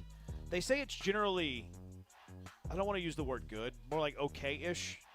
Like generally okay-ish, generally above average. The thing that I've heard where they kind of screw up is they have a tough time because they don't know. Mm-hmm. They don't know scheme. They don't know the player's responsibility on a single play. So obviously it's not like the coach on their staff grading a player knowing what they're supposed to do on that specific play. They kind of just grade a win or a loss on every play without knowing the goal of each play. Yeah, and that's where it's like one of those, like, you take it with a grain of salt. Generally okay. Yeah. But like, you shouldn't be, like, making decisions based off Pro Football Focus. No, definitely not. Definitely not. I think it's okay with what we do, though, to generally have an idea if a player is okay or not. I agree. Like, it's not like I think this player is better than this player because his Pro Football Focus grade is 1 point player better than this. But I think, like, if you make a trade for a guy, and it's like, oh, he's a 75 Pro Football. Like, I think it's okay to be excited about that. It's good for us and for fans. I think it gives you a general baseline of that player's standing in the NFL. Yep. It's certainly not gospel. It's certainly you have to take it with a grain of salt, but I think it's a decent measure of, okay, you picked up a guy in the offseason. What does his recent form look like? Oh, okay, he's pretty good. Yeah. He's good. He's, I think you have to I think it's okay-ish. Base on Balls and Matt on Twitter were very defensive when I said that A.J. Hinch reunion is dead. Oh. They went as far to say, no, it's not. It's still going to happen. I mean, unless he wants to be assistant general manager or head of athletic training, I don't think it's going to happen. Unless they're going to surprise us after they lose? I don't know if the Tigers are going to lose or not. I think if McTaggart reported it's as good as gold. No, it's gold. But I am rooting for Hinch tomorrow. Very much so. And I then, think everyone is. Minuit on Twitter. Whenever the Red Sox signed Alex Bregman, he said that Alex Bregman's going to take the Red Sox to the World Series. So all you Twitter randos, you just made the list. He did his job for the most part. He wasn't that great down the stretch. Yeah, but he was good in the playoffs. He was good in the playoffs. Yeah. Where do you think he plays next year? I think Boston. I'm going to say he doesn't play in Boston. I just don't know where he goes. They have so many. I think he goes to the Tigers. Really? Yeah, they almost signed him last offseason. They Yeah. signed him this offseason. I mean, the Red Sox have so many young players. Yeah. I don't know. It's going to be interesting. Because it's like, do you want to go with the veteran who's more expensive, or just roll out the younger players? Like, the fans want the more expensive player. Right. But Tigers would make a lot of sense. And then you could also repurpose the money, though. Yeah. You could spend it somewhere else where you have a bigger need. My They have a lot of good young infielders. Yeah. Isn't Suarez a free agent? Yeah. Daniel? Yeah. Yeah, he's a free agent. Could he end up in Seattle? Bregman? Yeah. Yeah, I guess he could. I think they would be more likely to re-sign Suarez. Yeah. But maybe. I don't know if Bregman wants to be up there. I think Bregman likes the limelight a little bit too much playing Seattle. Yeah, I think My guess is he plays in a big market. I feel like he stays in Boston. Yeah, I think that's probably the favorite. But I'll have to look up odds on that. I'm sure that's the betting favorite. I throw Detroit in the mix, though, because he almost signed there last year. They could use his veteran presence, that whole thing. Yeah. All right, 713-780-3776. Let's talk some college football. The Bill Belichick stuff that's going on. And is anyone a lock for the college football playoff as we talk to you right now? 713-780-3776. Jeremy and Joe broadcasting live from inside the Katy Crossing Ice House as we get you set for Saturday and Sunday, the Katy Rice Harvest Festival in Katy. Jeremy and Joe, ESPN 97.5, ESPN 92.5. ESPN 97.5. All right, guys, football season is underway. We're loving it, but you'll love it even more if you play along with the games you're watching, and that's what Underdog Fantasy allows you to do. Download the app, Underdog Fantasy. Use promo code Lance on your first deposit. When you play your first $5, you're going to get $100 in bonus cash into your account. And playing Underdog is easy. Just pick whether your favorite player or set of players is going to go higher or lower on stats like rushing yards, touchdown passes, receiving yards. You make the decision. You can pick as few as 2. You can go up to 6. You can win 500 times your original play. There's so many different ways to win with Underdog Fantasy. But you've got to download the app and get started today to play. Use that football knowledge and make real money completely legally right here in the state of Texas. Pick higher or lower on the statistics and watch the money come in. It's Underdog Fantasy. Use promo code Lance. Must be 18 plus and present in Texas. Terms apply. See assets.underdogfantasy.com/web/playing get terms_DFS_HTML for details. Concerned with your play? Call 1-800-GAMBLER or visit ncbgambling.org. Hi, this is Sean with Greenlight Offer, and I buy houses cash. If you own a house and want to sell it fast at a fair price, I'm your guy. Call me at 832-779-4000. I can pay cash and close in as little as 3 days. I buy houses in any condition, any price range, and any location in the Houston area. I'm a local real estate investor who buys several houses a month, and I want to buy more. I buy inherited houses, vacant houses, behind in payment houses. I even buy my tenant won't pay me the rent houses. Do you own a house that is trash and needs thousands of dollars repairs? That's fantastic, because I love buying junk houses too. Skip all the hassle and headache of listing, dealing with agents, showings, and who knows what else. If you own a house and want to sell it fast, give me a call today. Sean at Greenlight Offer, buying houses. Call me at 832-779-4000. That's 832-779-4000.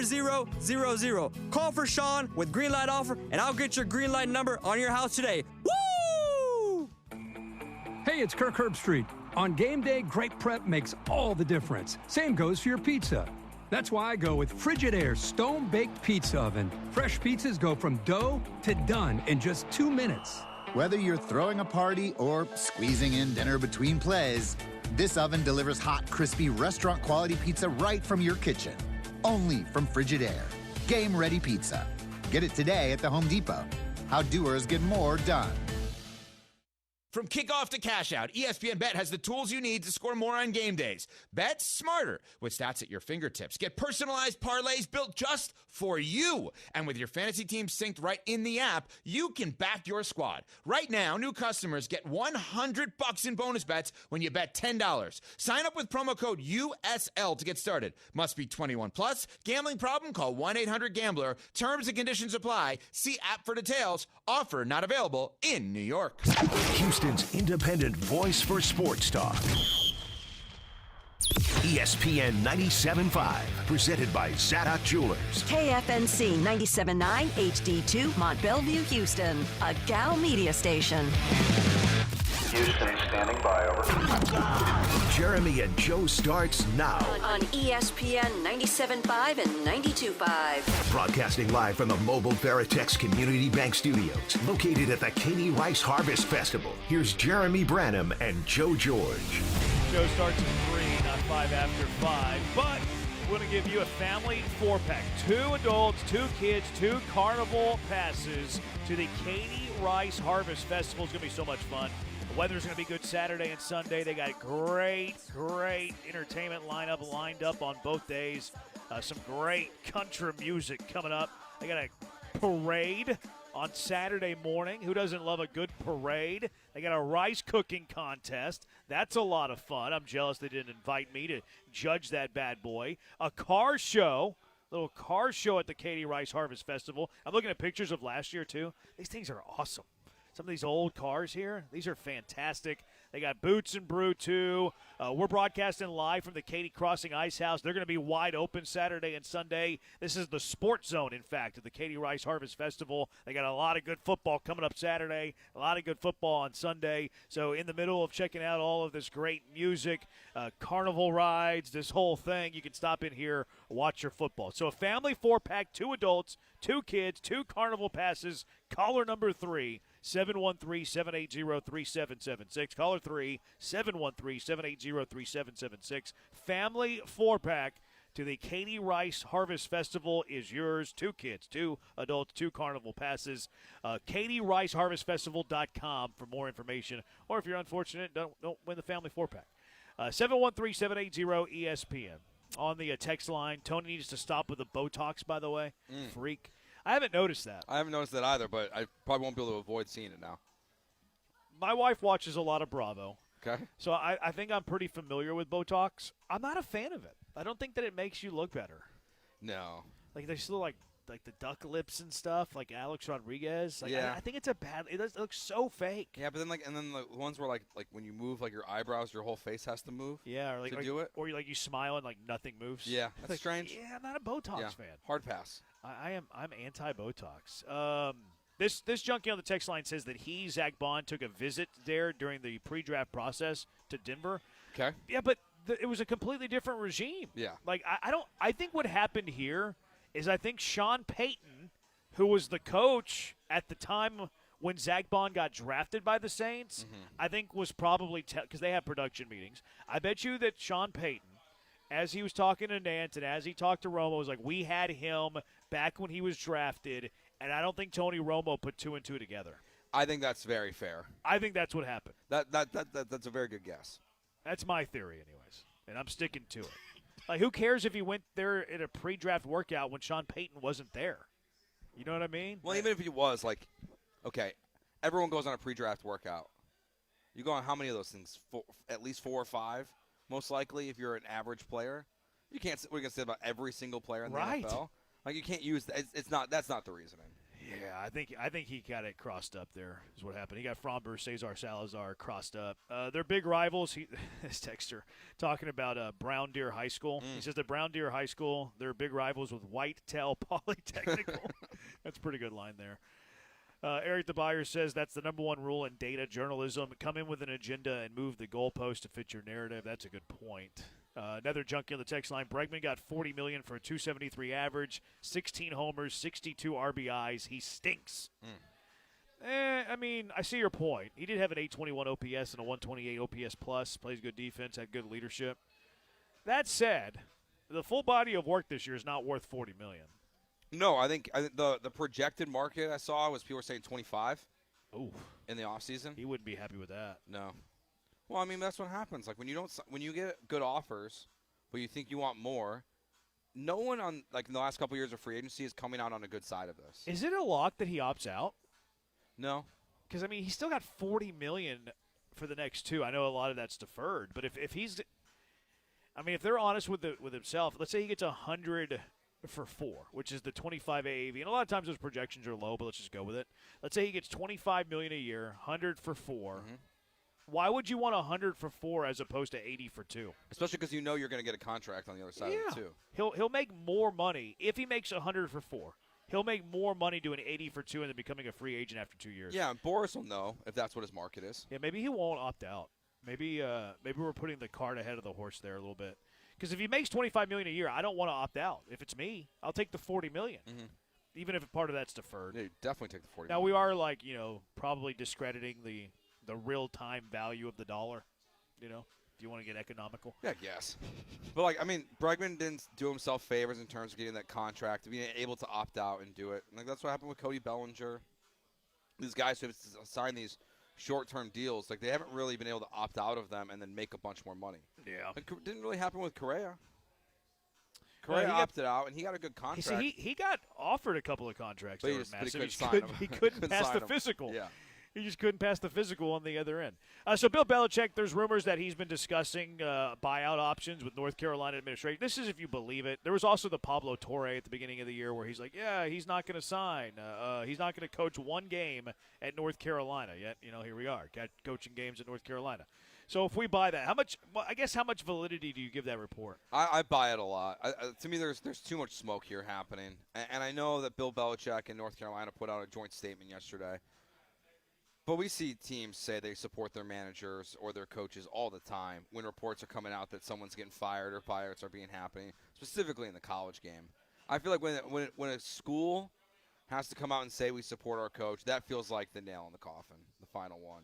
Yeah. So I buy it. There's too much coming out with parents talking about the culture and how things are going there. The report about the player that we mentioned earlier who supposedly is hurt and Bill Belichick basically turned off his keys to the facility.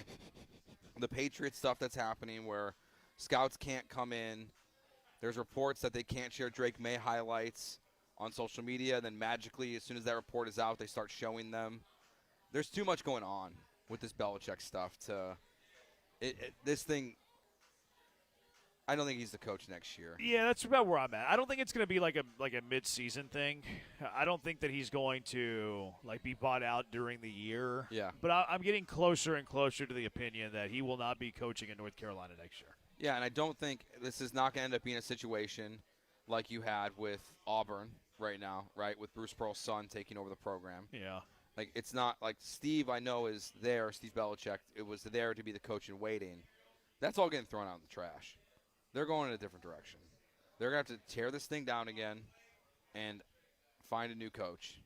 It was very weird to me, too, that they went from Mac Brown to Bill Belichick. Yeah. It feels like a lateral move. I know one coach in the NFL forever, one coach college forever. But, part of the season's for moving on from Mac, we think he's too old. But then you hire Belichick.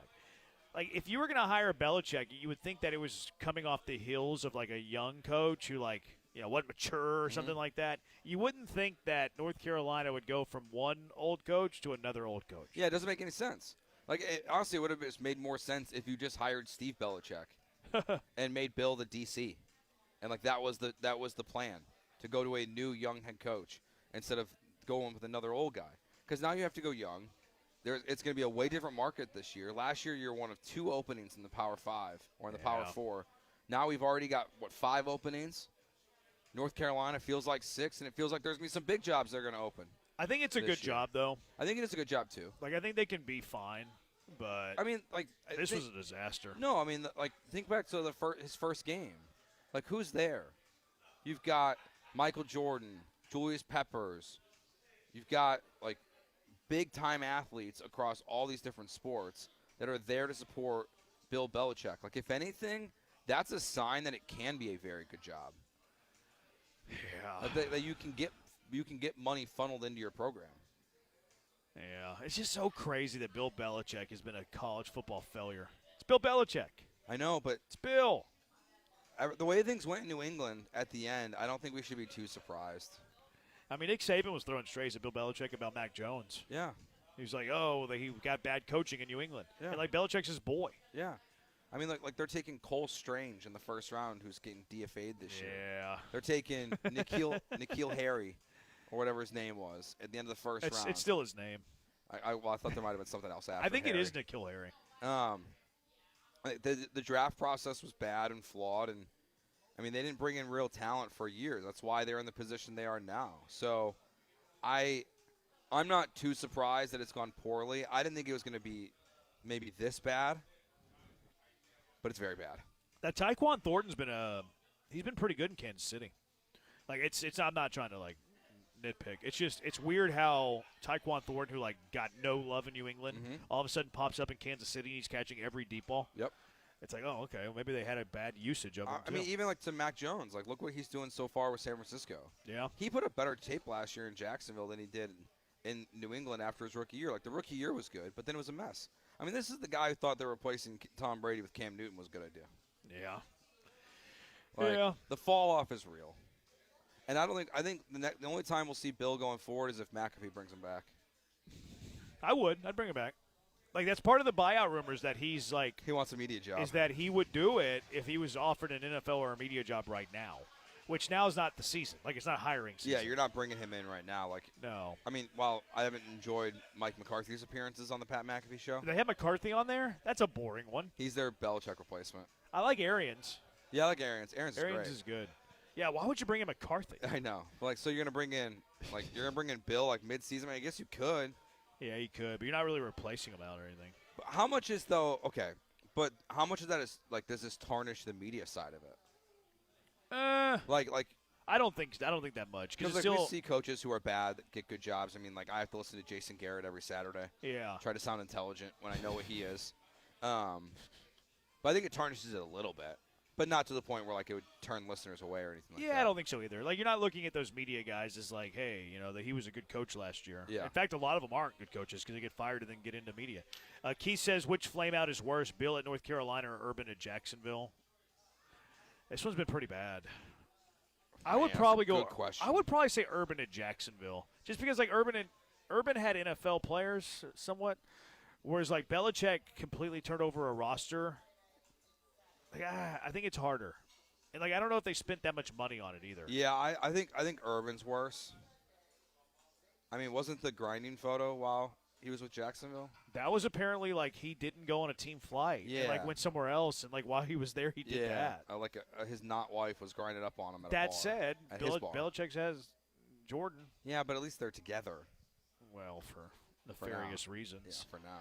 All right, Will of Bits coming up next. You never know what you're going to get. You just know it's going to be very, very good. Jeremy and Joe broadcasting live, Katy Crossing Ice House, as we get you ready for Saturday and Sunday, the Katy Rice Harvest Festival. You'll want to be here. It's going to be a great time. Weather's going to be great. Music's going to be great. The cold beer inside of Katy Crossing Ice House is going to be great, too. Will of Bits with Jeremy and Joe on ESPN 97.5 and ESPN 92.5 when we come back. Oh, the greatness of Two Creeks. You're looking to escape the rat race for the weekend, the hustle and bustle of the job, traffic, whatever's causing you stress. I have the best weekend idea for you. Two Creeks Crossing Resort on Lake Livingston. Escape the city, enjoy the relaxing great outdoors. Book your stay now, twocreekscrossingresort.com. Open green spaces, wildlife, beautiful majestic trees, and some of the best fishing in Texas. You can't beat it. It's only 90 minutes from Houston. You're there in an hour and a half. You can escape the city without traveling too far at Two Creeks Crossing on Lake Livingston. Hike their 92-acre property. Kayak, play some pickleball, hang out by the pool with a drink. They got glamping for you. They got the cabins. They have a beautiful treehouse. We stayed in the treehouse when we went there. Branham family loved it. You have an RV? They got the perfect RV hookup spots for you as well. Perfect stay for anybody. If you book now, you're going to save 20% off. That goes on all throughout October, so take advantage of the savings. 20% off when you book your stay at twocreekscrossingresort.com. The beauty of Two Creeks, too, is you go out there, it's like you're hanging out with family. They got things that they're doing each and every weekend. Like tomorrow, for instance, a little Frozen Friday, kicking off their fall festival. Bonfire and s'mores tomorrow. Then on Saturday, how about this stuff for the kiddos? They got a kids craft. They got kids activity. Play a little bingo. They got some live music there, too, with Austin Tellez. And then college football at Swampers, so you don't miss a snap of your college football. So book your stay now, twocreekscrossingresort.com. That's twocreekscrossingresort.com. ESPN 97.5. Attention taxpayers. If you owe $5,000 or more and back taxes to the IRS, don't wait for the October 15th extension deadline. Your problems will only continue to grow. The IRS is using advanced AI tools to identify and collect unpaid taxes faster than ever, meaning tax debt collections will become increasingly aggressive. Call Priority Tax Relief now. Their experts fight back fast and are saving their clients millions in tax debt every month. After speaking on my behalf with the IRS, my entire debt of $25,000 will be eliminated. I owed over $50,000 and they settled it for pennies on the dollar. These guys are as legit as they come. If you miss another tax deadline, you're stacking more debt on top of what you already owe with increasing penalties and interest. You now owe more today than you did yesterday. Call for your free consultation. Priority Tax Relief. Let's make your taxes our priority. Call 800-418-1404. 800-418-1404. 800-418-1404. Priority Tax Relief. Grilling alone? That's a flag on the play. Grab your crew, fire up the pit, and pass around some andouille, cracklings, and a little boudin from the Best Stop Cajun Market with 2 Houston area locations in Katy and Baytown. That's how you turn a tailgate into a party. Keep your grill hot and your plate full. Shop at Best Stop Katy or Best Stop Baytown before game day. Keeping the Cajun playbook never tasted so good. Listen up. Are you experiencing ED, weight gain, and fatigue? Get a P-shot, Botox, and stem cells to improve your blood flow. Lose weight with GLP-1s like semaglutide. Improve your energy with low T pellets and peptide therapy. See Dr. Mitchell in the Woodlands. Visit ErectionCenter.com or call or text 972-355-3771. That's 972-355-3771. No more excuses. Start living your best life today. 972-355-3771. Listen to Texas Radio Hall of Famers John and Lance weekday mornings from 7 to 10. You're back with Jeremy and Joe, and I honestly have no idea what's happening next. Could it be the next great food debate? Jeremy being a giant buzzkill? Joe trying to do math? Carry the one, Joe. Carry the one. Or maybe they'll recklessly label people as casuals. Let's find out. It's time for the Wheel of Bits. Oh my goodness, would you look at this? What an enormous spin. Giant buzzkill. I don't know how I feel about that. I mean, what was just buzzkill? Yeah, it'd be better. Okay. And the way that that Michael said giant, too, kind of bothers me. Why? It's like giant. He's putting like ruthless aggression into giant. He's trying to make sure he buzzkill. gets the point across. If he went like giant buzzkill, I don't think I would take exception to it. But okay. Giant buzzkill, like I've been a buzzkill to him. It didn't feel great. So Wheel of Bits today. I finished 3 shows, documentaries. Okay. Over the last week or so. First one, Black Rabbit. Jason Bateman. Who's the other dude that's in that? It's like a big name. I'm terrible with actor names, but big name. I've been telling you about Black Rabbit. You have. Finally finished it up. Black Rabbit's very good. Highly recommend. It's on Netflix. Jude Law? Yeah, Jude Law, the balding European guy. Very good show. I highly recommend Black Rabbit. I'm not going to get any spoilers because I'm anti-spoiler. I don't like to put any paint on the canvas. I think it's messed up. I think it's mean. I think it's selfish. But I'll just give you a little rating on Black Rabbit. Okay. I'm going to give Black Rabbit an 8.4. An 8.4? 8.4 for Black Rabbit. It's the best thing that Jason Bateman, not Batman, has done since Ozarks. Okay. Is it Ozarks or Ozark? Ozark? I can't remember now. Yeah, Ozark was very good. It is very good. Black Rabbit, very good. 8.4. 8.4. 8.4. Check it out. Tell me what you think. My brother-in-law put us on this one. It's called Jury Duty on Amazon. And I didn't know how I was going to feel about it. But what they do is they find a guy who has no idea what is going on other than he's going to be in a jury duty, and they tell him that he's going to be part of, like, they're doing like a massive like mock, like a massive documentary about like the jury duty process, and they're going to have cameras there, and they're going to interview you, and you're going to do like interviews, and you're going to talk about the court case, and they're doing like a behind the scenes look of what it's like to be in a jury. It's on Amazon. But what they don't tell them is that everybody there is an actor or actress. So the other members of the jury, actors, actresses, both lawyers are actors, actresses. Even like the defendant is an act. Like they're all like the judge, actor. Like everyone in there is an actor with the exception of one lone jury member. And then they go through like the whole thing. They like do some like radical stuff to like really like throw them off, like confuse them, make them like whatever.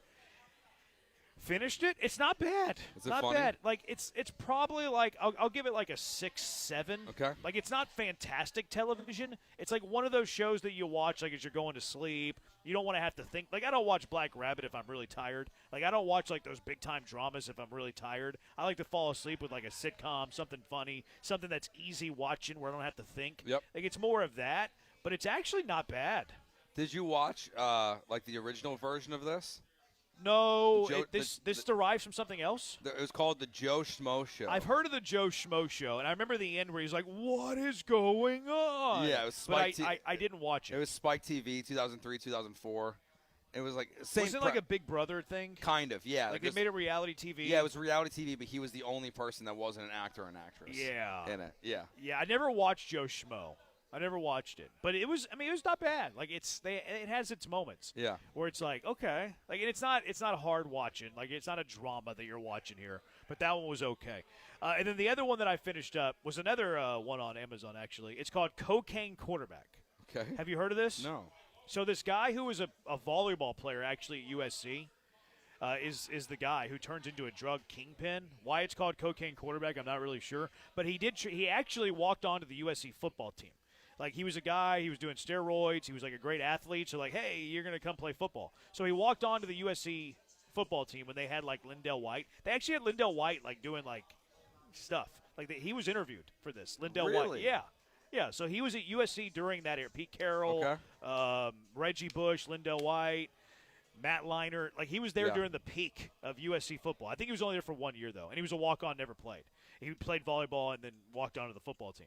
So, in a way, he was like, I don't know how he really, like, found his way in this, but he turned out to be working with the Mexican cartels. Okay. And he was actually the guy that figured out how to, like, blend, like, hard cocaine with Everclear and liquefy it to make it into wine bottles. Yeah. And then he was shipping it to Australia, and then they were selling it in Australia. And he was making tons of money, but he was having trouble, like, washing the money and, like, making it, clean. And he got in trouble with the cartel, owed him $4 million, but ended up paying him back. It's actually really good. What is it on? It's on Amazon. It's called Cocaine Quarterback. This one's pretty good. Probably like a 7-2. This is a first now. I can ask someone I work with this question. Yeah. What do you think of the challenge this season? So I haven't watched the most recent episode. Okay. But I've liked it. It's fine. No, I've liked it. What was the premise this year? Like New Guns or whatever? Yeah, what do they like call Vets it? versus New Guns or whatever. Vets versus New Threats? Yeah. Yeah. No, I've enjoyed this season. I am disappointed with the size of one challenge legend. CT? Well, I didn't want to spoil it, Joe. Well, I mean, you see the trailers and he's fat. Yeah, I wonder if they asked him to do it late in the process. Because, like, whenever there was an episode, I don't want to say when, but there was an episode where, like, they kind of alluded to the fact that he didn't have a chance to get in shape. Yeah. So I wonder if they either asked him later if maybe he had, like, an injury or something. Yeah, because he looks hefty. He can't climb the little, like, ladder. I know. It's been a tough look for him. It's been a bad look for him this He's season. like the greatest challenger of all time. Yeah. He's like they're acting like he's a Nisa. Yeah. That wasn't very nice of me, but it is true. Yeah, I recommend all of those though. Texture Giant Buzzkill is pretty accurate. You've been known to kill a show vibes a few times. LOL. That's not true. I'm a great time. A great show that I've been watching lately is Burn Notice. Burn Notice is a 10 out of 10. I love Burn Notice. I've never checked it out. It's very good. Very, very good. 4280. Yeah, that was a funny line in that, but I'm not going to read it. Keith said it sounds like the Joe Schmo show. The Golden Girls is the best show to fall asleep to. My wife will put that on every now and then, actually. Kristen Wiig was in Joe Schmo. Is that true? Did you watch that? I don't remember that. It was a long time ago. I guess no spoilers doesn't apply to true stories. Yeah, I did kind of notice I was doing that with Cocaine Quarterback. Yeah, I mean. But it goes into detail. Like, I had to set up the screenplay. Yeah, it's like, I don't know how do you, like, if everyone knows the end result. I didn't give you the end result. The only one documentary I was like, I did not want to spoil for people was, what's it called? The one that's about the guy who killed someone in Galveston. Oh, yeah, I know you're talking about. The guy that was like HBO. Yeah. Yeah, I know his face, but I don't know his name. Durst? Yes, Durst, yeah. Something Durst. It wasn't Fred Durst. That was Limp Bizkit. Robert Durst? Yeah, I think it's Robert. I never watched that one. It's good. The ending's great. Really? Yeah. I'll have to check it out. How do y'all watch sports and all these shows? I watch these shows at night when there's not sports on. And since the Astros haven't been playing, there's been a lot of nights open. For you, yeah. Yeah. I've been locked in.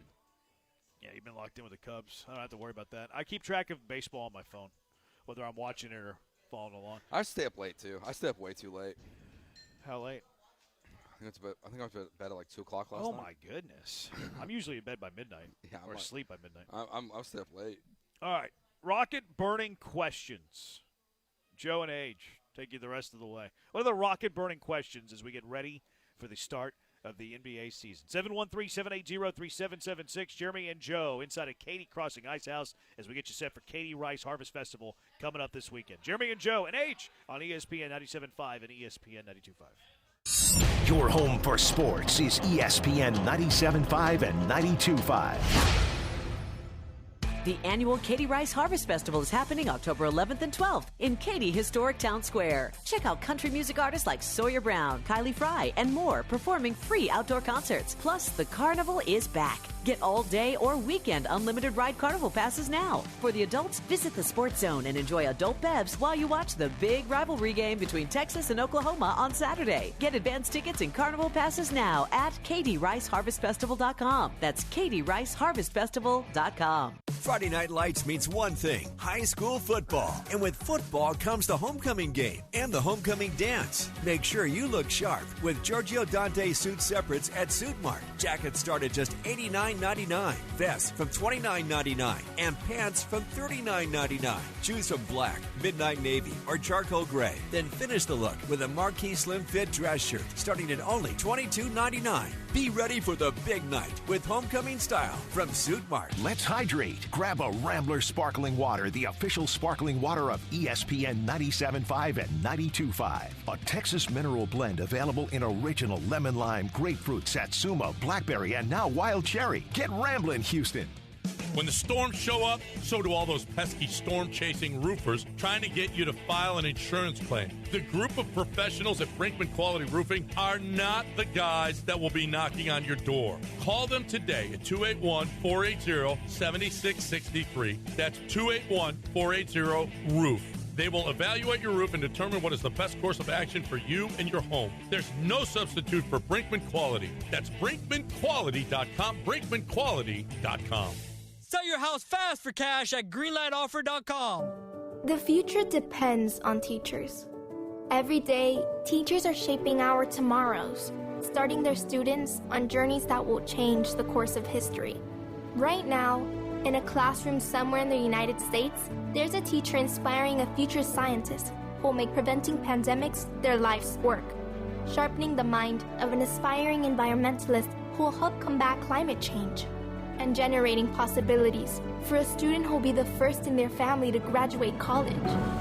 It all starts with teachers who meet challenges with creativity, who reinvent education for the future, who work towards a school system that lifts up every child, regardless of race, income, or zip code, and to enable the full potential of our students, our communities, and our country. Explore a career that leaves a legacy you can be proud of. Shape the future. Teach. Learn more and receive free support at teach.org. Hi, I'm your kid's old jeans. I've been in the drawer for a while and really missed the playground. You should swing by Goodwill and drop me off. Donating me helps Goodwill's mission to provide career training and support services right here in the community. Plus, I can get back into the game. Donate today. Tag, you're it. To find your nearest Goodwill locations and to learn more about our mission, please visit Goodwill.org. Goodwill, where your things start new lives. With Progressive's Home Quote Explorer, you can easily find the right home insurance for you, even if it's not with Progressive. But if you don't choose us, then sure, okay, it's not going to work out. We're not going to cry about it or stay awake wondering what our future together would have looked like. We can't get emotionally invested, even if it sounds like we are. Progressive's Home Quote Explorer allows you to easily compare home insurance rates and coverages in one place, even if it's not with us. Progressive Casualty Insurance Company affiliates and third-party insurers. Comparison rates not available in all states or situations. Prices vary based on how you buy. I love you. I shouldn't have said that. This sandwich, it's a complete game changer. Hello, this is Mike, and a little thing I love about the Chick-fil-A Pretzel Cheddar Club is that juicy chicken with that toasty pretzel bun. That bun, it's crispy, cozy, just amazing. With the pretzel bun, the Dijon mustard, and the chicken, it makes that sweet, savory kind of combination. It's everything that you love about food rolled into one. It looks phenomenal. It tastes great. It's delicious. Order the Pretzel Cheddar Club with Cherry Berry and Sprite for a limited time on the Chick-fil-A app. Real guests paid for their testimonial. Houston is Soccer City, USA, and World Cup 2026 is coming our way. Join me, Glenn Davis, every Tuesday and Wednesday, 6 Central Time for Soccer Batters ESPN 97.5, presented by the Daspit Law Firm.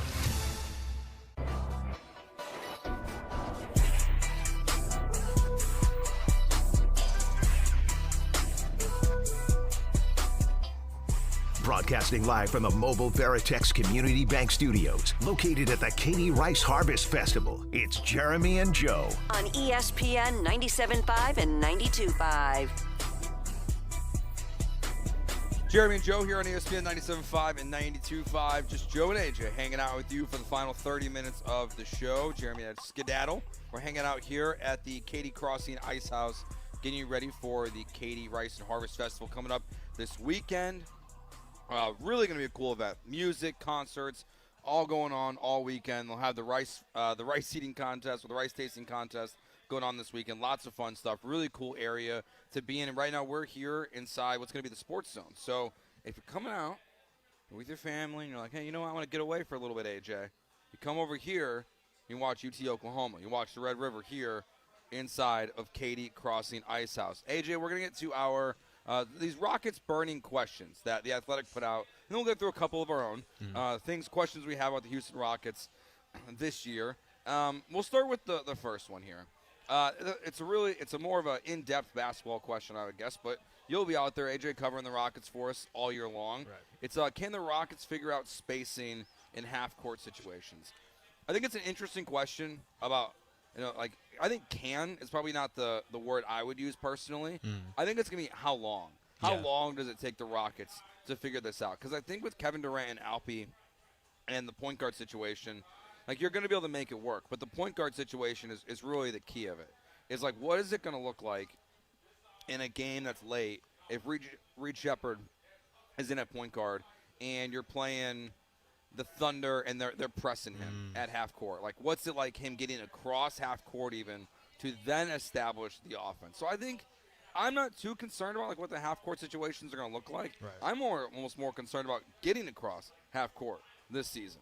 Yeah, same. I mean, honestly, in that situation, for example, against OKC, you definitely don't want it to be Reed handling the ball, bringing it up. But, I mean, Kevin Durant, he's shown that he can be a playmaker at times, too, even Amen as well. So it's going to be interesting seeing the dichotomy of that in that situation. But, I mean, yeah, but I think they'll be fine, though, honestly. Udoka's going to be able to, make sure that they're able to move it around in the right way and then also draw with some good plays, too, as well to create spacing as well. I mean, Kevin Durant being on the floor alone, he creates that threat too, and to make it easier for example, a Reed Shepherd on the court as well. Yeah, I think, in the half court, I think some of the stuff we've seen already, a little bit in preseason, not that it really matters. Right. But more of the stuff that we saw last year, and I think the growth of Alpi that, happened overseas. And, while I don't really care too much, it does matter. It's you have, Joe Schmoes out there, guys who are out of the NBA having great performances in that Euro League that Alpi was playing in the summer. So, I don't really care how it's going over there. But I think in the half-court situation, I think Alpi's going to be a much bigger factor than I think people are kind of thinking about. I think even with Fred, I just think of, Alpi in the post having the ball and being able to pass it the way that he can to Durant or Jabari or Reed, whoever, Amen cutting to the basket. I think the offense is going to go through Alpi a lot this year. So I'm not really worried about their half-court offense. I think, if anything, the only thing I'm, worried about right now is what Jeremy and I were talking about earlier. I'm curious your thoughts on that, AJ, is the defensive stuff. How much of a step back do they take defensively this year? When Reed or another point guard are out there with Kevin Durant and the core group of guys on the floor. Right, yeah, I think Reed defensively, that's going to be the biggest question mark. I mean, he's going to take up the challenge. I mean, he's going to have minutes for sure. But, for example, the backup point guard, if it's Aaron Holiday, I'm not really too concerned about that from a defensive perspective. But, yeah, I mean, that's I guess the biggest question as well. You like to see that.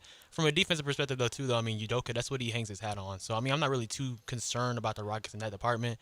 As long as, they can relatively stay healthy, that's the biggest factor about that. But you have guys like a Tari Eason when he's healthy, of course, too. Amen Thompson, he was a first-team all-defensive player in the second season last year. So I think they'll be fine. Even Kevin Durant, I mean, he has his moments, too. He's older. But I think that they'll be okay and still one of the best teams defensively in the league. I can't wait for, the first time, what Jerry mentioned earlier, when, Kevin Durant just kind of, takes a play off. I can't wait to see Ime's response. Yeah.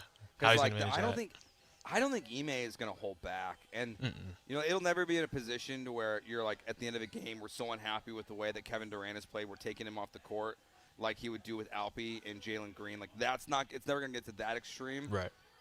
But I just can't wait to see it because I don't think he's going to hold back, and that's why I think he's such a well-respected coach, because he's going to treat everyone on this roster equally. Exactly. From Shepherd to Durant, I think the only Durant exception is that if he's not playing well at the end of the game, unless the backup group is in and they're making a huge run, which even KD would understand I don't think we'll ever see Kevin Durant not on the court. Nah, for sure not. The only time he shouldn't be on the court is when he's tired or hurt. And later, that's it. Yeah, and back-to-backs. Right, yeah. I would imagine. Like, my own thought on that is I got the hiccups at the worst time, AJ. You just got to split him and Tari. Yeah. Like when you have these back-to-backs, like Tari's off one day, Durant's off the next one. I don't think there'll be anyone else that'll be doing back-to-backs and taking off. I think it's just those two guys. Yeah. This year. Yeah, that should be it. This one's not on this doc, but what do you think about the Russell Westbrook stuff that Kevin Durant was saying about, it'd be dope to reunite with him? It's not happening, and we don't want it to happen either. I think the Rockets have to be in like a really desperate place. Right. And I mean, the fact that Russell Westbrook's not signed to me like surprises me. Mm. I don't know what situation. I'd imagine he's looking for like a team that's going to win a championship this year. I don't think teams that are not competitive are even interested in the Russell Westbrook market, to be honest, because they know like what it can bring. So you have to be a team that's going to be competitive to want him here. I think the only way Russell Westbrook comes, I think Reed Shepherd has to be playing poorly, and then you probably have to have an injury as well. Yeah. I don't think they're going to make a move before, before the season starts to bring in Russell Westbrook, because even though like it would be dope, like that to me, when I hear Kevin Durant say that, I hear someone like talking kindly about their friend. Mm-hmm. Like I don't know if that's a basketball thing. Like, yeah, it'd be awesome to play with Russ again, but like, would it be? Because like James Harden thought the same thing. Like I don't really know like if I believe that they're going to feel that way. Speaking of Kevin Durant, a second question they have is, when will Durant sign his extension? I can't believe he hasn't signed one yet. I thought the media day, like the media press conference day, was really interesting that Rafael Stone said he wouldn't talk about it. Right. And then Kevin Durant was like, no, I intend on signing it. Yeah. He's just open about it. It's not done yet. Yeah. Yeah. So it's interesting to me, like it's not done. I'm not worried about it. Even to the point where if they were not to sign Kevin Durant to an extension at all, and he were to walk in free agency, I would be disappointed. But it's not the end of the world, I think, in terms of like what you draft capital and Jalen Green giving up for KD for a year. Right, because you still have a majority of your young core as well too, in a depth. So, yeah. So like I don't think Kevin, and I don't think that's going to happen. I think Kevin Durant's going to sign his extension. My guess is it happens before Christmas. Yeah. I think there's still a good chance it happens before the first game of the season. I was just about to say that in the next 2 weeks I wouldn't be surprised as well. Like you're already going to kind of be the story. Like on October 21st, you're one of two games that are happening that day. You're opening the season in OKC, where Kevin Durant started his career, where they're going to be raising a banner. Like everyone's going to be talking about OKC. Like if this was Jerry Jones, they would announce the contract extension on opening day. Oh, for sure. And they would make sure nobody's talking about the Oklahoma City Thunder and the banner they're about to raise. They're only talking about Houston Rockets. But, yeah, I would be shocked if we get to January 1st, 2026, and Kevin Durant has not signed a contract extension. It's interesting to me, but I cannot imagine there's a world in which he's not locked up long term.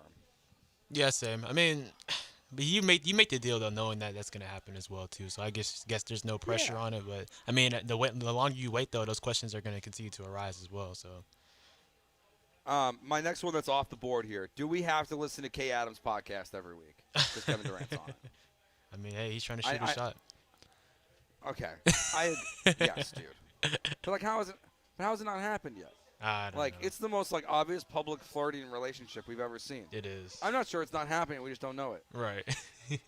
Like it's so strange. Like they're like talking about bringing her to Rockets games and all this stuff. I'm like, but we already knew that Kevin Durant was playing in last night's game. But like he said it himself on her podcast. I'm like, am I gonna have to listen to 15 minutes of Kevin Durant and Kay Adams talk about the NFL?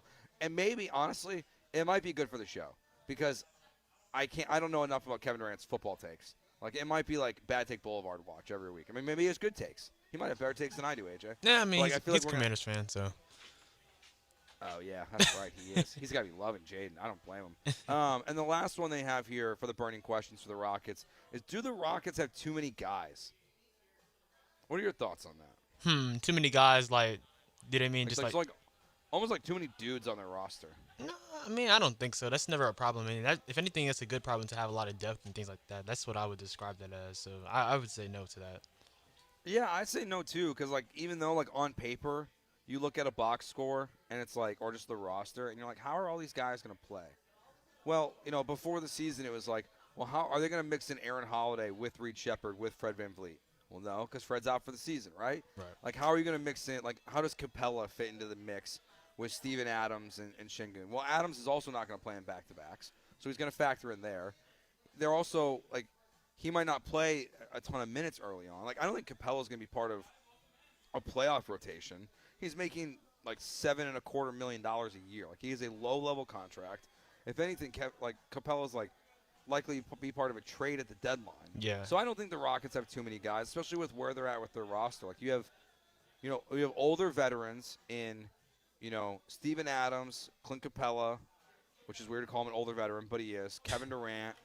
But then you have guys like who have gotten injured. Like you have, Tari Eason, who's had a really unfortunate injury luck throughout his career. So that's what I think right now. It's almost like the Astros conversations we have about the rotation before this last season. Like, well, if everyone's back and everyone's healthy, like how do you get everyone into the rotation?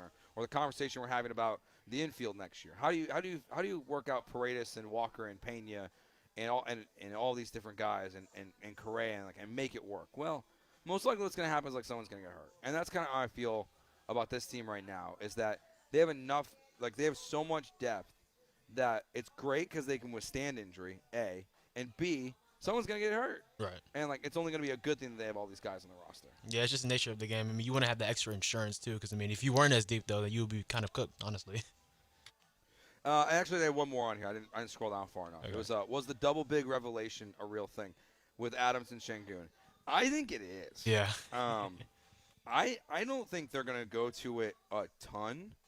But I think between Şengün and Adams and then Şengün and Capella, I think we're going to see a lot. I mean, I think we're going to see some massive lineups. Even when we were talking about small ball earlier, like what is small ball for the Rockets? The only small guy on the roster at this point is like Aaron Holiday and Reed Shepard. Reed, that's it. Everyone has like 7-foot wingspans. Like what? Like Jayshawn Tate? Like I guess. Yeah. It's like, but he doesn't factor into like a small ball roster. I mean, your small roster is still going to be one of the biggest lineups in the NBA this year. I would be disappointed this year if the Rockets aren't in top 3 in rebounds. They're so huge. This team's massive. Yeah, they're going to dwarf teams. Yeah, absolutely. I mean, that's why I also said, about the defensive stuff too as well. I mean, there's really no excuse for them to also not be in the top of that from the category standpoint as well too, statistically. Yeah, I mean, the Rockets, I think, I saw ESPN's prediction again that, they're going to finish 5th in the Western Conference this year, and they pointed to the Fred VanVleet injury. And I think it's fair because I think to me it's the biggest concern or question mark of the season. It's not even particularly close. Of just what does the point guard rotation look like for the Houston Rockets this year? I think it's going to be heavy on men and Reed, and it's more of if Amen Thompson's your lead point guard, what does creating the offense through Amen look like? But then I think it goes back to my point about it's just he's part of the guys just getting across half court and getting the ball to Alpi or KD, and they're creating the offense at that point. So while the Fred VanVleet injury is tough, and the concern for me is not about double bigs or how it works. It's more about, okay, there's 10 seconds left to go in the game. You're down by 1. Kevin Durant's getting double teamed. Who's taking the shot? Is it Alpi? Is it just whoever's open? What is the plan there? That's one of the things I'm most curious about for the Rockets this year is just who's the other guy? Because in the past, it would have been Fred. Even though we all get frustrated with some of the shots that he would take, they're kind of reckless, but they'd go in sometimes. What does that look like for the Rockets? I'm very, very curious about. Yeah, that's the biggest hesitation and question. Someone else is gonna have to step up as a playmaker, but I'm intrigued also just to see. This is kind of different, but how improved Amen Thompson is, at least from the mid range, something like that. Even if he adds that to his game, that'll help the Rockets tremendously as well too. All right, Joe and Jeremy and Joe. See, whenever Jeremy leaves me or is not here, I always slip it on an accent. Maybe we just have to do that permanently. It's Jeremy and Joe here. We're broadcasting live from inside Katy Ice Crossing, home of the Sports Zone for the Katy Rice Harvest Festival coming up this weekend. You can still get your tickets and everything like that. It's a beautiful, beautiful area. So coming out this weekend, we will take our final break here. When we get back, let's do our car wreck of the day. ESPN 97.5. More than 6 million kids in the U.S. have ADHD, and many aren't getting the support they need. At understood.org, we can help. Sometimes in class, the only thing your child can focus on are the thoughts racing through their head. Why am I always falling behind? Why do I feel so alone? So different. Your child is looking to you for answers. But as a parent, you probably have a lot of questions too. What should I do next? Where do I even start? At understood.org, we provide parents with the resources they need to help kids with ADHD thrive. Your child wants to thrive. Be the reason they do. Visit understood.org/the reason to get started.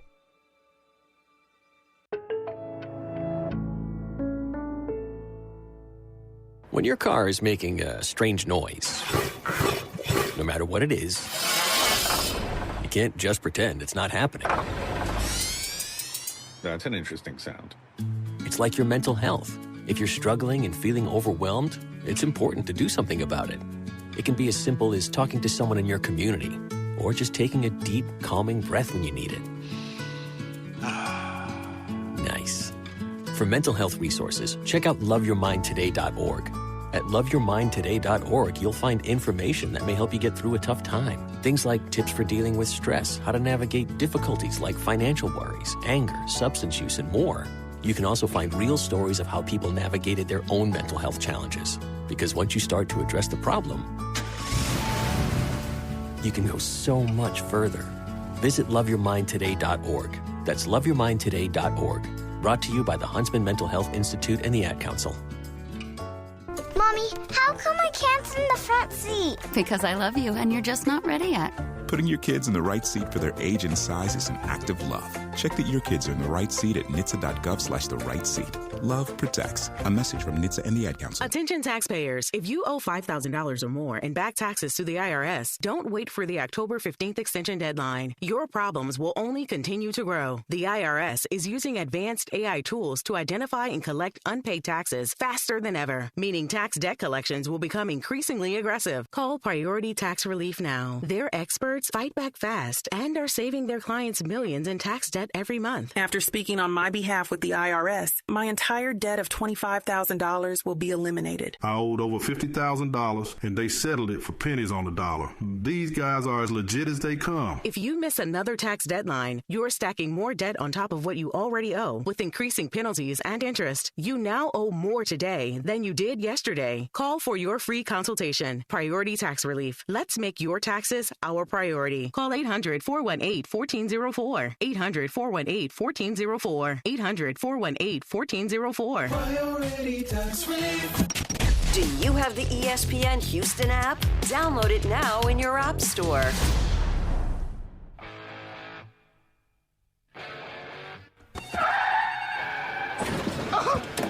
You all right? My leg's broken. The ball's coming through. I'll give you a bone, you prick. Where's my money? This is the car wreck of the day.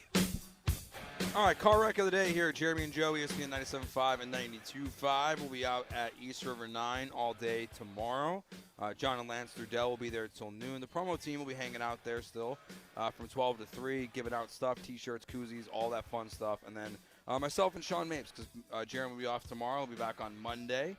We'll be there hanging out with you at East River 9 tomorrow from 3 to 6. But right now, we are at Katy Crossing Ice House, the sports zone for the Katy Rice Harvest Festival. You can go to katyriceharvestfestival.com/tickets to get your tickets right now. Saturday for adults and Sunday, $10. It's from 10 to 10 on Saturday and 12 to 6 on Sunday. Children 12 and under are free for both days. And you can also get unlimited passes for the carnival rides. Saturday, $30. Sunday, $30. Or if you're coming both days, all weekend, unlimited rides both days, $50. Admissions and carnival passes are sold separately. Let's get to our car wreck of the day here.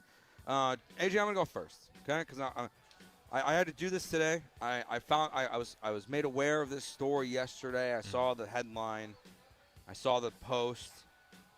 I wanted to be friendly to my dear friend Jeremy Branham. He's my teammate. We're friends. He's not here now, so I had to put the University of Houston on Bad Take Boulevard because a third-party website sent out an email to ticket holders and others claiming that they got the win against Texas Tech. Had to apologize. Again, it was a third party.